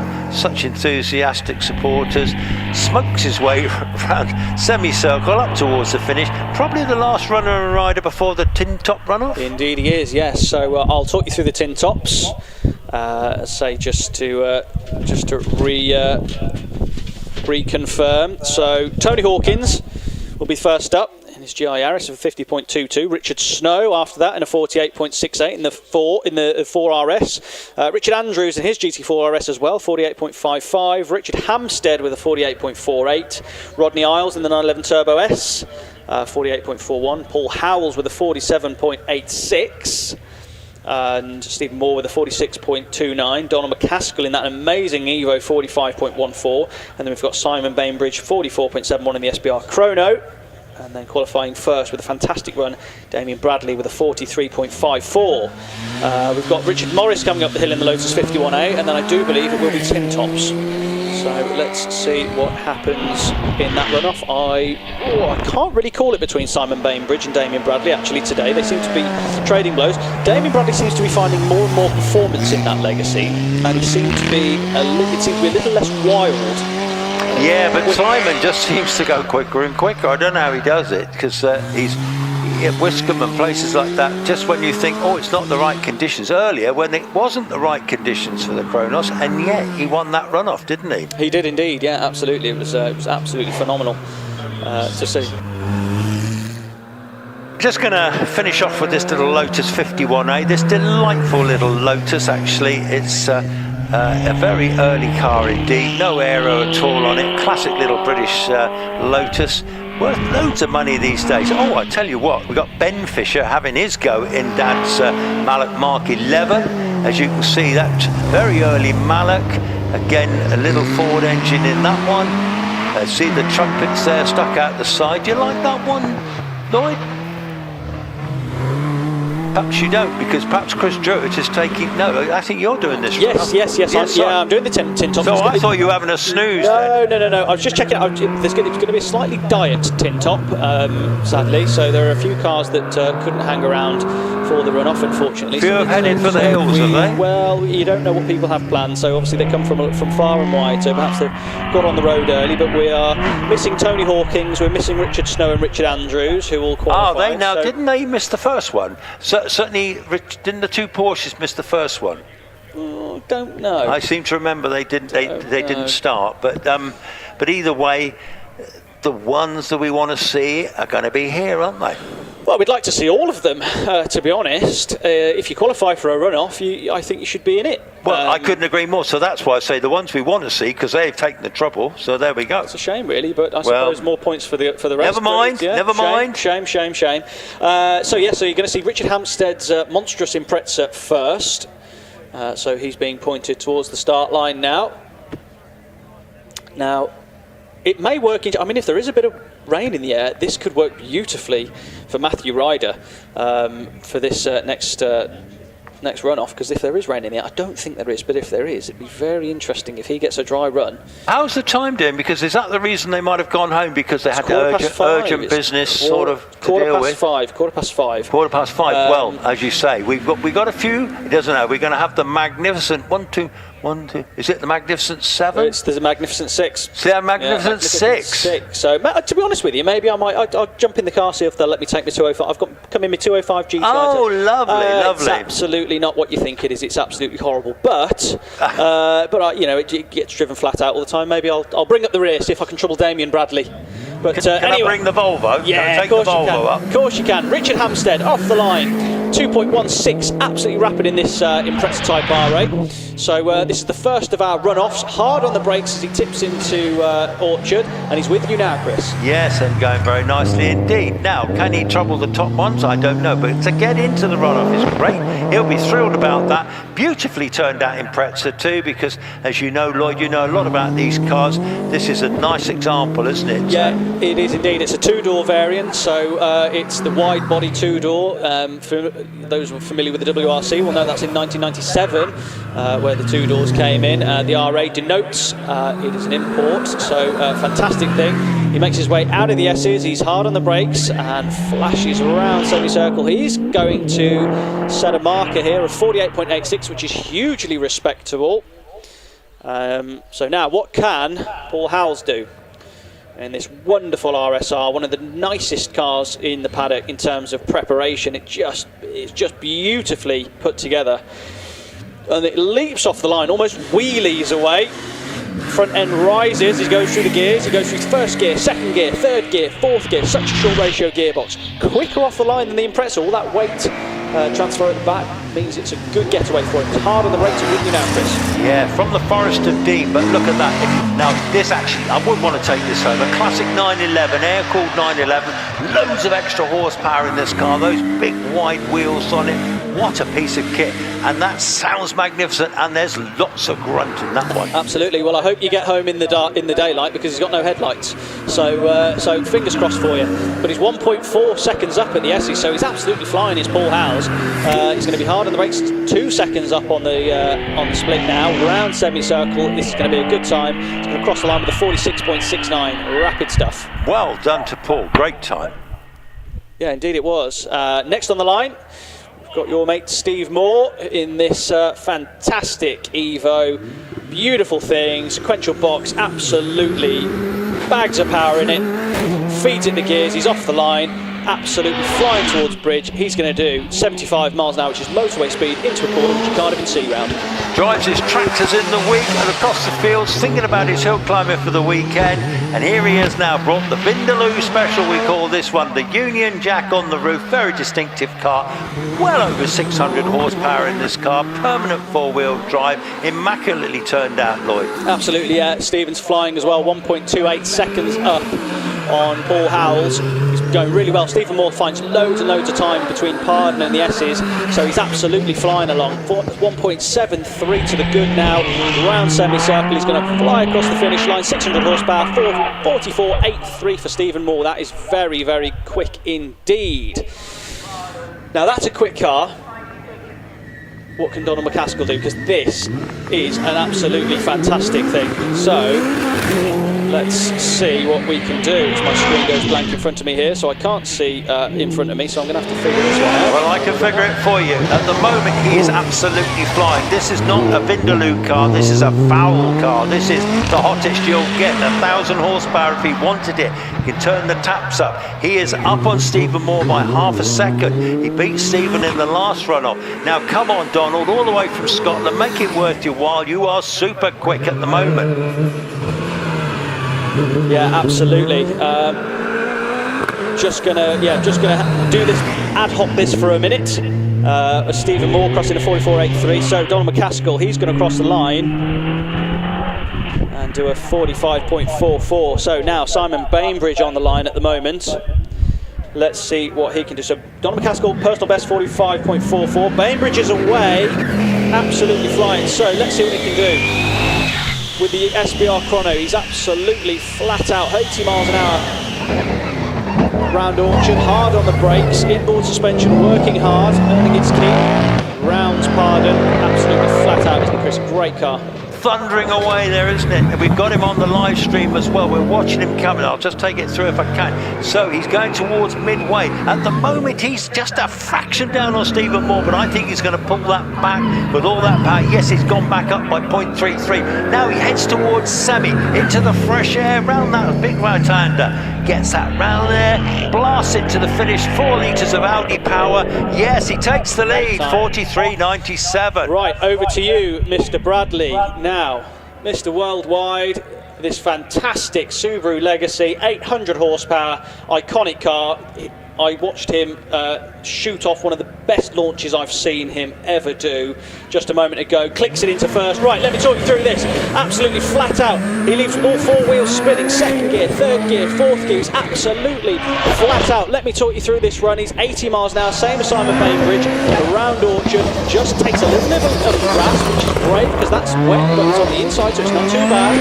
Gets the car rotated around Tories. He's absolutely fighting the thing, all of that power. He's hard on the brakes. He's 0.3 up so far to Bainbridge, but Bainbridge was quick through the S's, so he's going to fire the car through midway. The front end rising. He's gained a 2nd.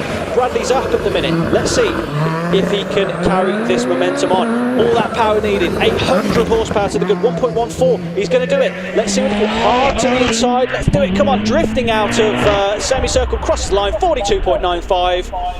A brilliant run-off win to Damien Bradley. Fantastic. Wow, fabulous. Well done, Damien. What a great run-off. Simon Baines, brilliant drive from him. Superb from Stephen Moore and Donald McCaskill, Paul House, Richard Hampstead. They all had a great time there, didn't they? They were really quick, gave us a brilliant run-off. Well done to them. Now, Lloyd is giving way, I believe, to the mighty Chris Druitt, who will do his last ever British runoff. So we will wait to hear the dulcet tones of Chris returning to the mic. Wow, fantastic. Now, I just wanted to say a big thank you. This is the last you'll hear from me today, but I wanted to say on a personal note, it's been a wonderful, wonderful privilege commentating with Chris Druitt. This will be his last runoff that you'll see, unless, of course, he comes out of retirement again, but his plan is not to. Now, it's been a wonderful, wonderful experience to commentate with Chris Druitt in my 4 years doing this, and I've learned an awful lot from you, Chris, so thank you so much. I'm going to hand back over to you. But it's been an honour and privilege, sir. So, right. Most of what you've heard from me has been complete rubbish. No, I certainly don't think it has. Now, right, handing back over. Thank you very much. Well, a lovely little tribute there from Lloyd. I enjoyed listening to that, as we always enjoy listening to Chris Druitt. So it's going to be quite great something. Tin Top runoff, and now we've got Championship runoff, and taking the first run is Matthew Ryder this time, sharing of course with Sean Gould, but he will therefore have to go run first rather than last and come back down the return road into the paddock. He'll jump out, Sean will jump in after a fashion and to get comfortable, and so Sean will be the final runner. So on the line, Matthew Ryder qualified with a 37.15, and hopefully the track is continuing to dry. We can't see any spray off the tyres, and there seems to be plenty of grip through the speed trap there down the 8. Ryder takes a lovely line and very close in on the downhill bit into pond, hugs the near side bank, and very high speed and into the S's. S's seem to be dry. Thank goodness, keep your fingers crossed. I did feel a spot of rain just now, but hopefully it won't last. And the time is 35.91. That's a good time, 35.91 for Matthew Ryder. Well, that's quite a marker, isn't it, actually? His track record is 34.60, but we know it's been a damp track. So that was well commentated, Chris. Well done. So that's a marker for everyone to beat now, isn't it? It really is. And we've got this tyre situation, which means that some of these people don't have a really tip-top set of tyres to run on, because the availability of Avon slicks has been very limited for 6 months or so. Let's hope next year it's all sorted out. Next to run will be Jonathan Varley, number 146. Jonathan in the Predator, fantastic car. As I had a chat with him, I used to compete against his dad, and sadly I learnt that his dad died 6 months ago. But here comes Jonathan, qualified with a 39.23. I'm sure he's done a much quicker time than that. Up Prescott, stalls the engine. I do hope he hasn't broken a drive shaft or something, but he's doesn't look as if it's in great health.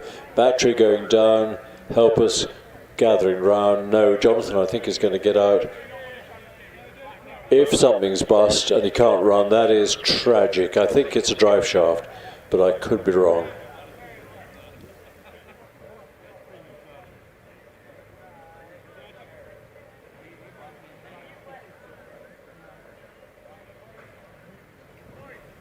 Taking his helmet off, and they're studying something under the dashboard. And Jonathan is giving something a push, I'm not sure what. Whether he's got a problem with engaging a gear.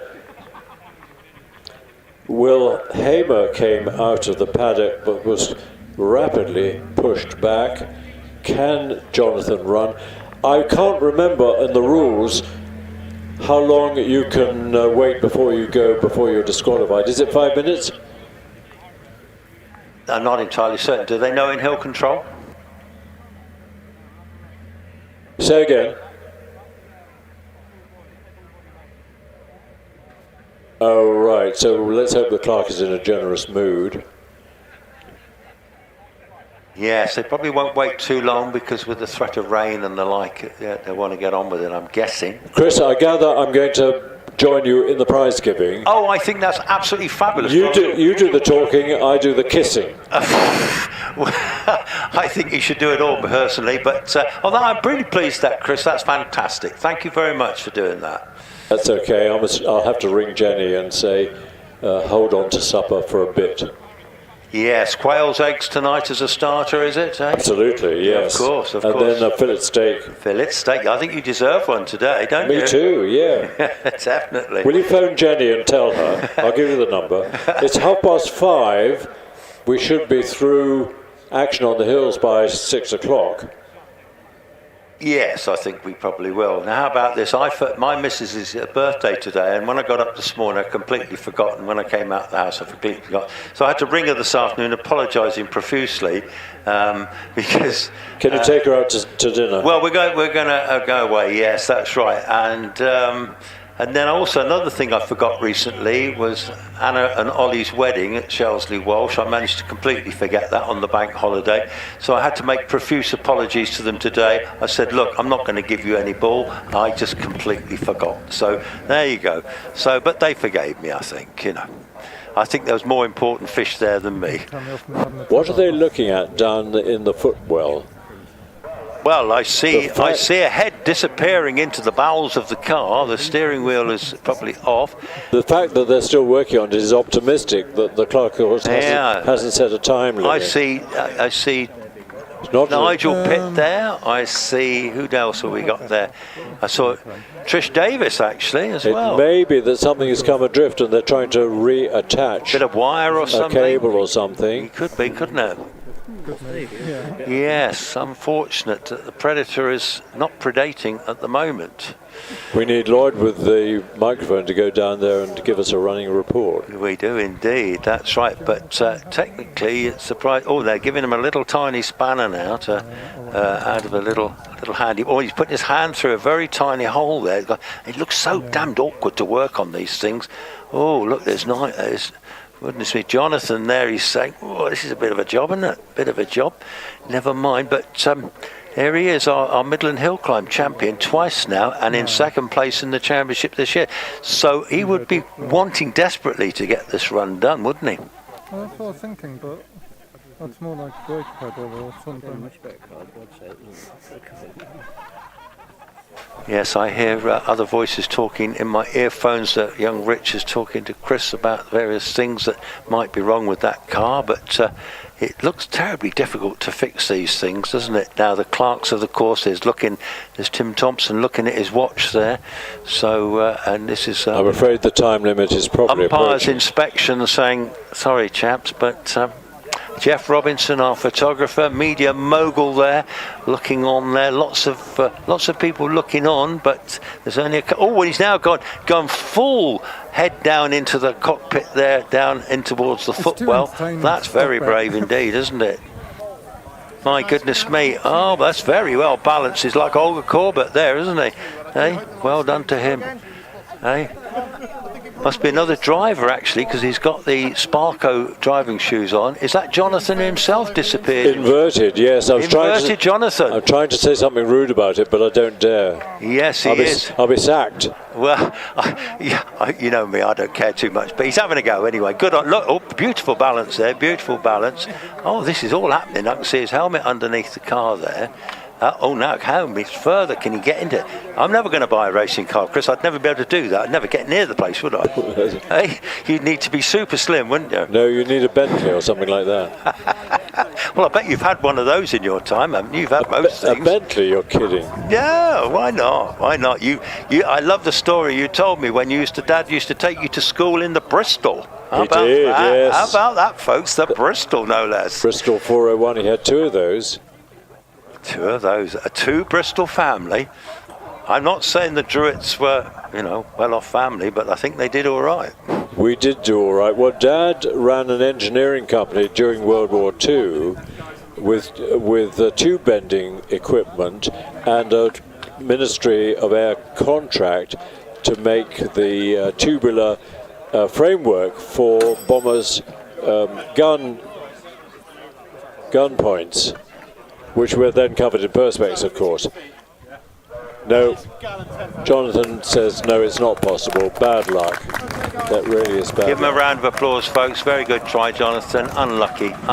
That's hill climbing. He gave it his best shot. But yes, now I see the Hamers. Now, I'm not seeing one of them in the runoff before. No, it's good to see, isn't it? Qualified with the 39.02. Just finishing my dad's story. So he entered the war with the two bending equipment and no orders. But he was one of the first two manufacturers to come up with tubular steel furniture. And so we did live well, I have to admit. There's nothing wrong with that, so that's good. And you had a pretty illustrious career yourself, didn't you? Anyway, we're back to business. So Will off the line in a 2.23, which is not quite as quick as Matthew, of course, but you wouldn't expect that. But he qualified with a 39.23 in fairly dampish conditions. So can Will get into the 37s, 38s? It doesn't matter. He's getting a runoff. He may not get any points, but boy, it's a great honour to be qualified. 3 seconds or so behind Matthew will be a 39 or so. Yeah, 39.57. Well done. He's got to the top. Next to run is David Warburton, who's had an adventurous day. Adventurous 2 days, really. Qualified with a 38.83. David can easily do quite a lot quicker than that. I would expect him to be capable, with good tyres fitted, to do something in the 36s. But pretty soon we will know. 2.23 is a good start. And round through that speed trap there at 103. Remember, it's quite a small engine in this car. It's a GR59, of course. Amazing the range of engines that you can put in this Gould.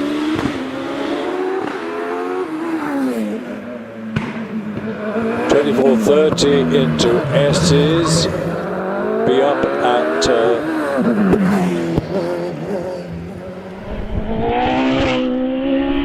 37, 38, 38.67. Well, it's quicker than his qualifying run by more than a second.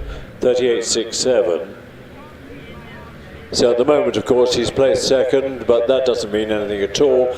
Next will come Dave Uren, qualified with 38.39. He's got plenty of power there, and usually David is well up with the real big boys. Part of the Tilly-Coultry team, so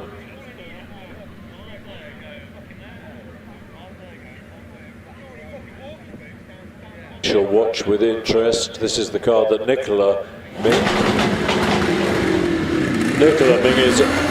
often drives.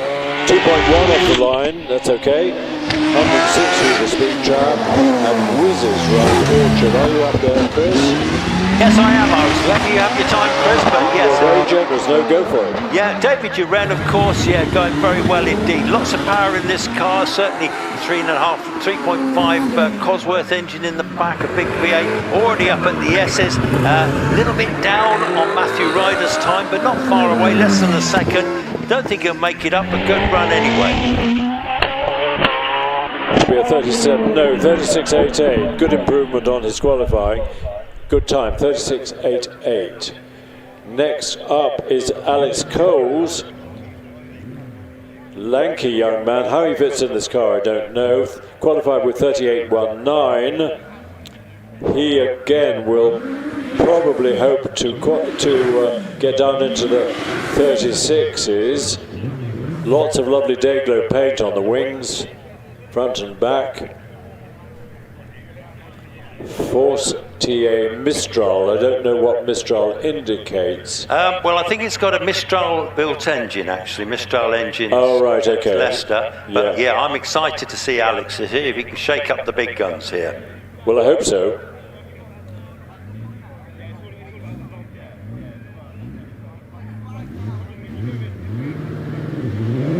Here we go, off the line, 2.12, excellent speed through the trap, 104. For the small car, it's pretty good. Exciting, look, is it David and Goliath got this? Alex Cole from Plymouth, apprentice electrician, absolutely sparking and flying. He gets from bit raggedy there, wasn't he? He really hurled it into pardon, but saved it nicely. I thought he was going to rotate. And he's really on the limit there, but surviving. Now run the final corner, and it's a 37.52. That's a good time. 37.52 for Alex Coles. Puts him in third place, behind only Matt Ryder and David Uren. Now then, Trevor Willis. What can Trevor do? Well, he did a 38.07. Qualifier, but he'll be much quicker than that. It'll be, I think, into the 36s. Should be into the 36s quite easily, as long as it stays dry, which I think it will. Nice colour, this car. It's been all sorts of colours, but this is by far the best.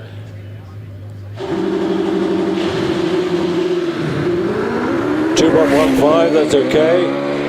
And a speed of 104, exactly the same as Alex. Looking good at the moment, young Trevor. Now, I think 36 is quite a big ask. Nevertheless, if anyone can, he can. Matthew's 35.91 was just under 36, so I think 36.37 is exceptionally good. He hasn't got the power of the others, has he? No, but he slides it nicely round Parton, so he's through Parton and out of Parton pretty quickly. Let's see how he goes. 31.48 semicircle, and it's a 36.92. 36.92. Well, you called it right, Chris. You said he'd probably be in the 36s, but and he was just, wasn't he? That was good. Done. He'll be relatively pleased, I think.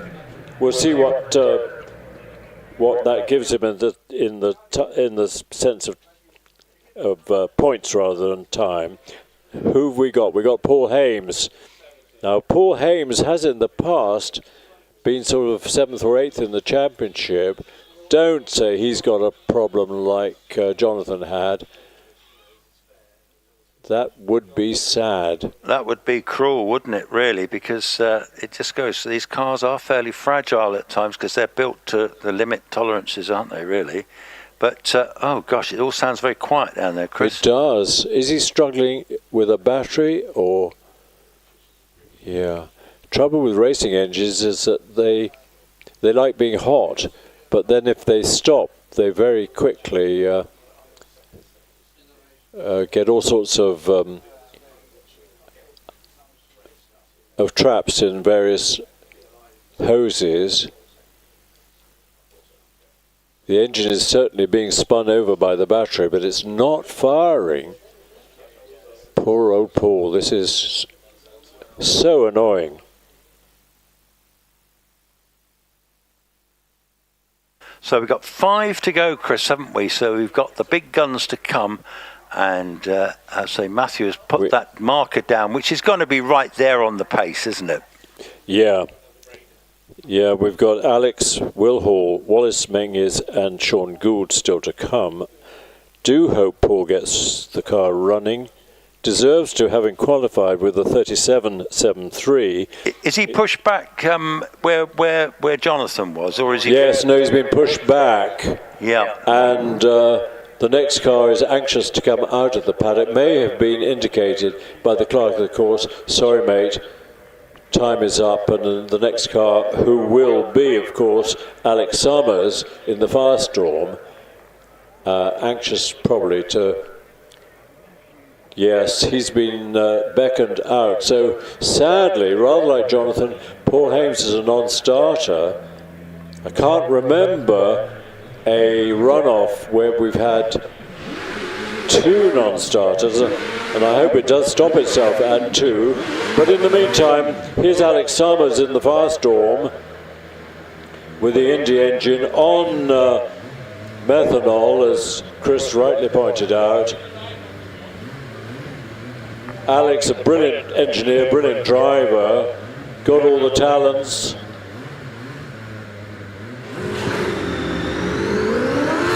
.03 is the quickest 64-foot time we've had, and his speed 110.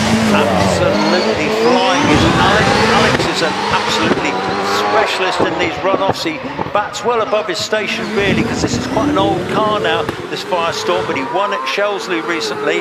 Can he do the same again? At the moment, he's about half a second down on Matthew Ryder. Over to you, Chris. Yeah, lifts his front wheel into S's, 31.31 at semicircle. It'll be a 36.87. 36.87 is some way behind Matthew.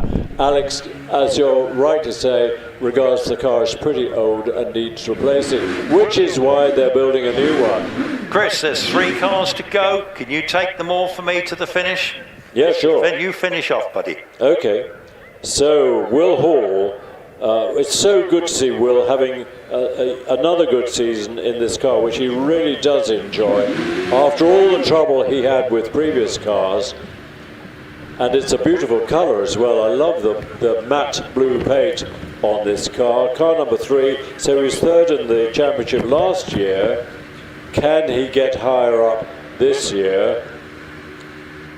I'm hoping to be able to give you the current championship figures as soon as this runoff is complete. Will 2.06 off the line, 112, even quicker than Alex through the 3-track there. And the absolutely correct late turn into Torres. I hope he's got a good set of tyres. But at the moment, he's not up with Matthew. He's a quarter of a second behind. Can he shorten the gap? No, it's got longer again, nearly half a second. Stays at that. I'm afraid it's probably going to be second or third. It's second with a 36.46, just in front of Alex. So, ever the blushing bridesmaid, Will Hall, brings us to ex-champion Will Hall, what am I talking about? Wallace Mingies stalled it on the way, but managed to bump start it again, which was clever. Got very effective traction control and launch control. So when the visor comes down, no drama, he's off in 1.94, so by far the quickest, I think. So Matthew Ryder to the 1.93, 24 feet. Wallace is going well, and Pardon will get a green light or red light. It's a red light, 800ths behind Matthew at the moment. Can Wallace get it back? I don't think he will. It's gone out to 0.61, 0.82 at semicircle. Bit quicker, 770. He's not to catch that up. I think it's a pop him into second place. No, it's third with a 36.61 for Wallace Mingies. So that might tend to settle this year's championship. We'll find out very soon. Last runner in this runoff, Sean Gould. Don't say we've got a third broken car, that's not possible. Sean is hoping it'll start, which it will, thank goodness for that.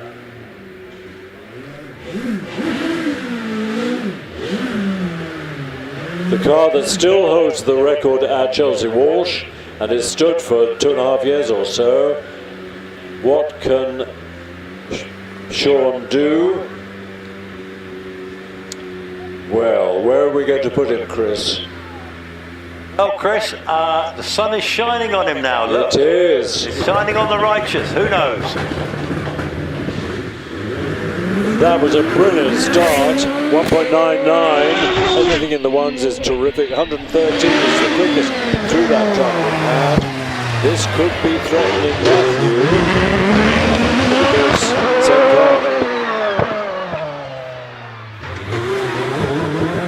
At the moment we've got red lights coming up, so he's a few hundredths and tenths behind. It's now got closer. 0.04 away, 0.08 away, 0.06 away. I think a second place is threatening. No, he's won it! Oh, well done! That is amazing to be 600ths behind on the exit to semicircle and then snatch the win with a 35.75. Well done, Sean. That is brilliant. What a thrill to commentate on that, to see that at the end there. That was nip and tuck, wasn't it? Yeah, so if you want to write the results down, number 1, Sean Gould with a 35.75. Second, Matthew Ryder, 35.91. You've got to write fairly quickly. Third, Will Hall, 36.46. Fourth, Wallace Mingies, 36.61. Fifth, Alex Summers, 36.87. Sixth, David Duren, 36.88. Seventh, Trevor Willis, 36.92. Eighth, Alex Cole was brilliant in the little car with a 37.52. Ninth, David Warburton, 38.67, and 10th, Will Hamer. So those are the point scorers. Non-scoring are our two failed cars. Very sadly, Paul Hames and Jonathan Varley both had serious enough car troubles for them not to be able to run. That's a very rare event. But it's been a fantastic runoff. Very close. I mean, the gap between Trevor and Sean, just about a second. So here we go, standings after dropped scores. Matthew Ryder wins the championship, I'm told, with 238 points. Dropped scores makes it 194. Wallace second with 179. Third, Will Hall, 169. Sean Gould fourth with 130. Trevor Willis fifth with 103 points. Sixth, David Uren with 96 points. Seventh, Alex Summers, 86. Jack Cottrell, who sadly was unable to run this weekend, 78 points. Alex Cole's great championship with 71 points for Hames. Just interrupting, Chris. Yeah, Matthew's driving up the hill now as champion. Oh, is this Sean Gould, is it? Sorry, Sean Gould driving up. I beg your pardon. Yeah, Matthew's champion, but Sean is the winner of the runoff. 11th, David Warburton. 12th, Jonathan Barry. 13th, Nick Saunders. Been a great meeting for this car, the original GR59 Gould. I hope that our winner of this runoff also will get a chance to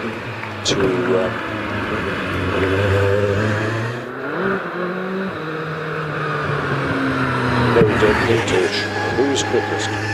Sean was, wasn't he? So yeah, Sean's just done his victory parade up the hill. Yeah. And we can now confirm is that Matthew is the champion again. Fantastic. Congratulations to you, Matthew. Very much so. Will Matthew get a run up the hill? Probably not. That's really reserved for our runoff winner. But great meeting, interesting, with lots of weather to amuse us. Many thanks, of course, to our marshals, working like crazy as usual. Many thanks to the team in the course control and the timekeepers. Particular thanks to Richard Danby and Eleanor for the wonderful work they do to produce the fantastic live stream, which I hope has been enjoyed all around the world. Maybe when we see it on YouTube, we'll also get some messages. That would be nice if Rich can add some messages. Particularly thanks to our team in the office who work like crazy to make a difficult event such a well-run event. Thank you to my two co-commentators, Lloyd Hackett and Chris Ponsford. Chris and I are going to do a double act at prize giving in about half an hour's time up in the clubhouse. Everybody is welcome to that, particularly prize winners. What a weekend. Thank you again, Chris Druitt. Marvellous commentator. He's signing off today for the last time officially, and he's going to be doing the presentation shortly up in the clubhouse. Thank you to everyone. Been a marvellous meeting. I'm signing off, and thank you all. I'm so sure your thoughts are echoed by Lloyd, who probably is working somewhere, and I hope he'll join us up in the clubhouse for our prize giving.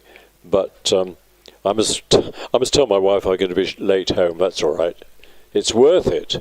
I'm not sure what to say about this being my final meeting, but I've been treated so well with a mention in the programme which had me in tears, and a ceremony on the start line which was amazing, particularly two lovely goblets, but also a bottle of Kinrara gin from Wallace really puts the top on it.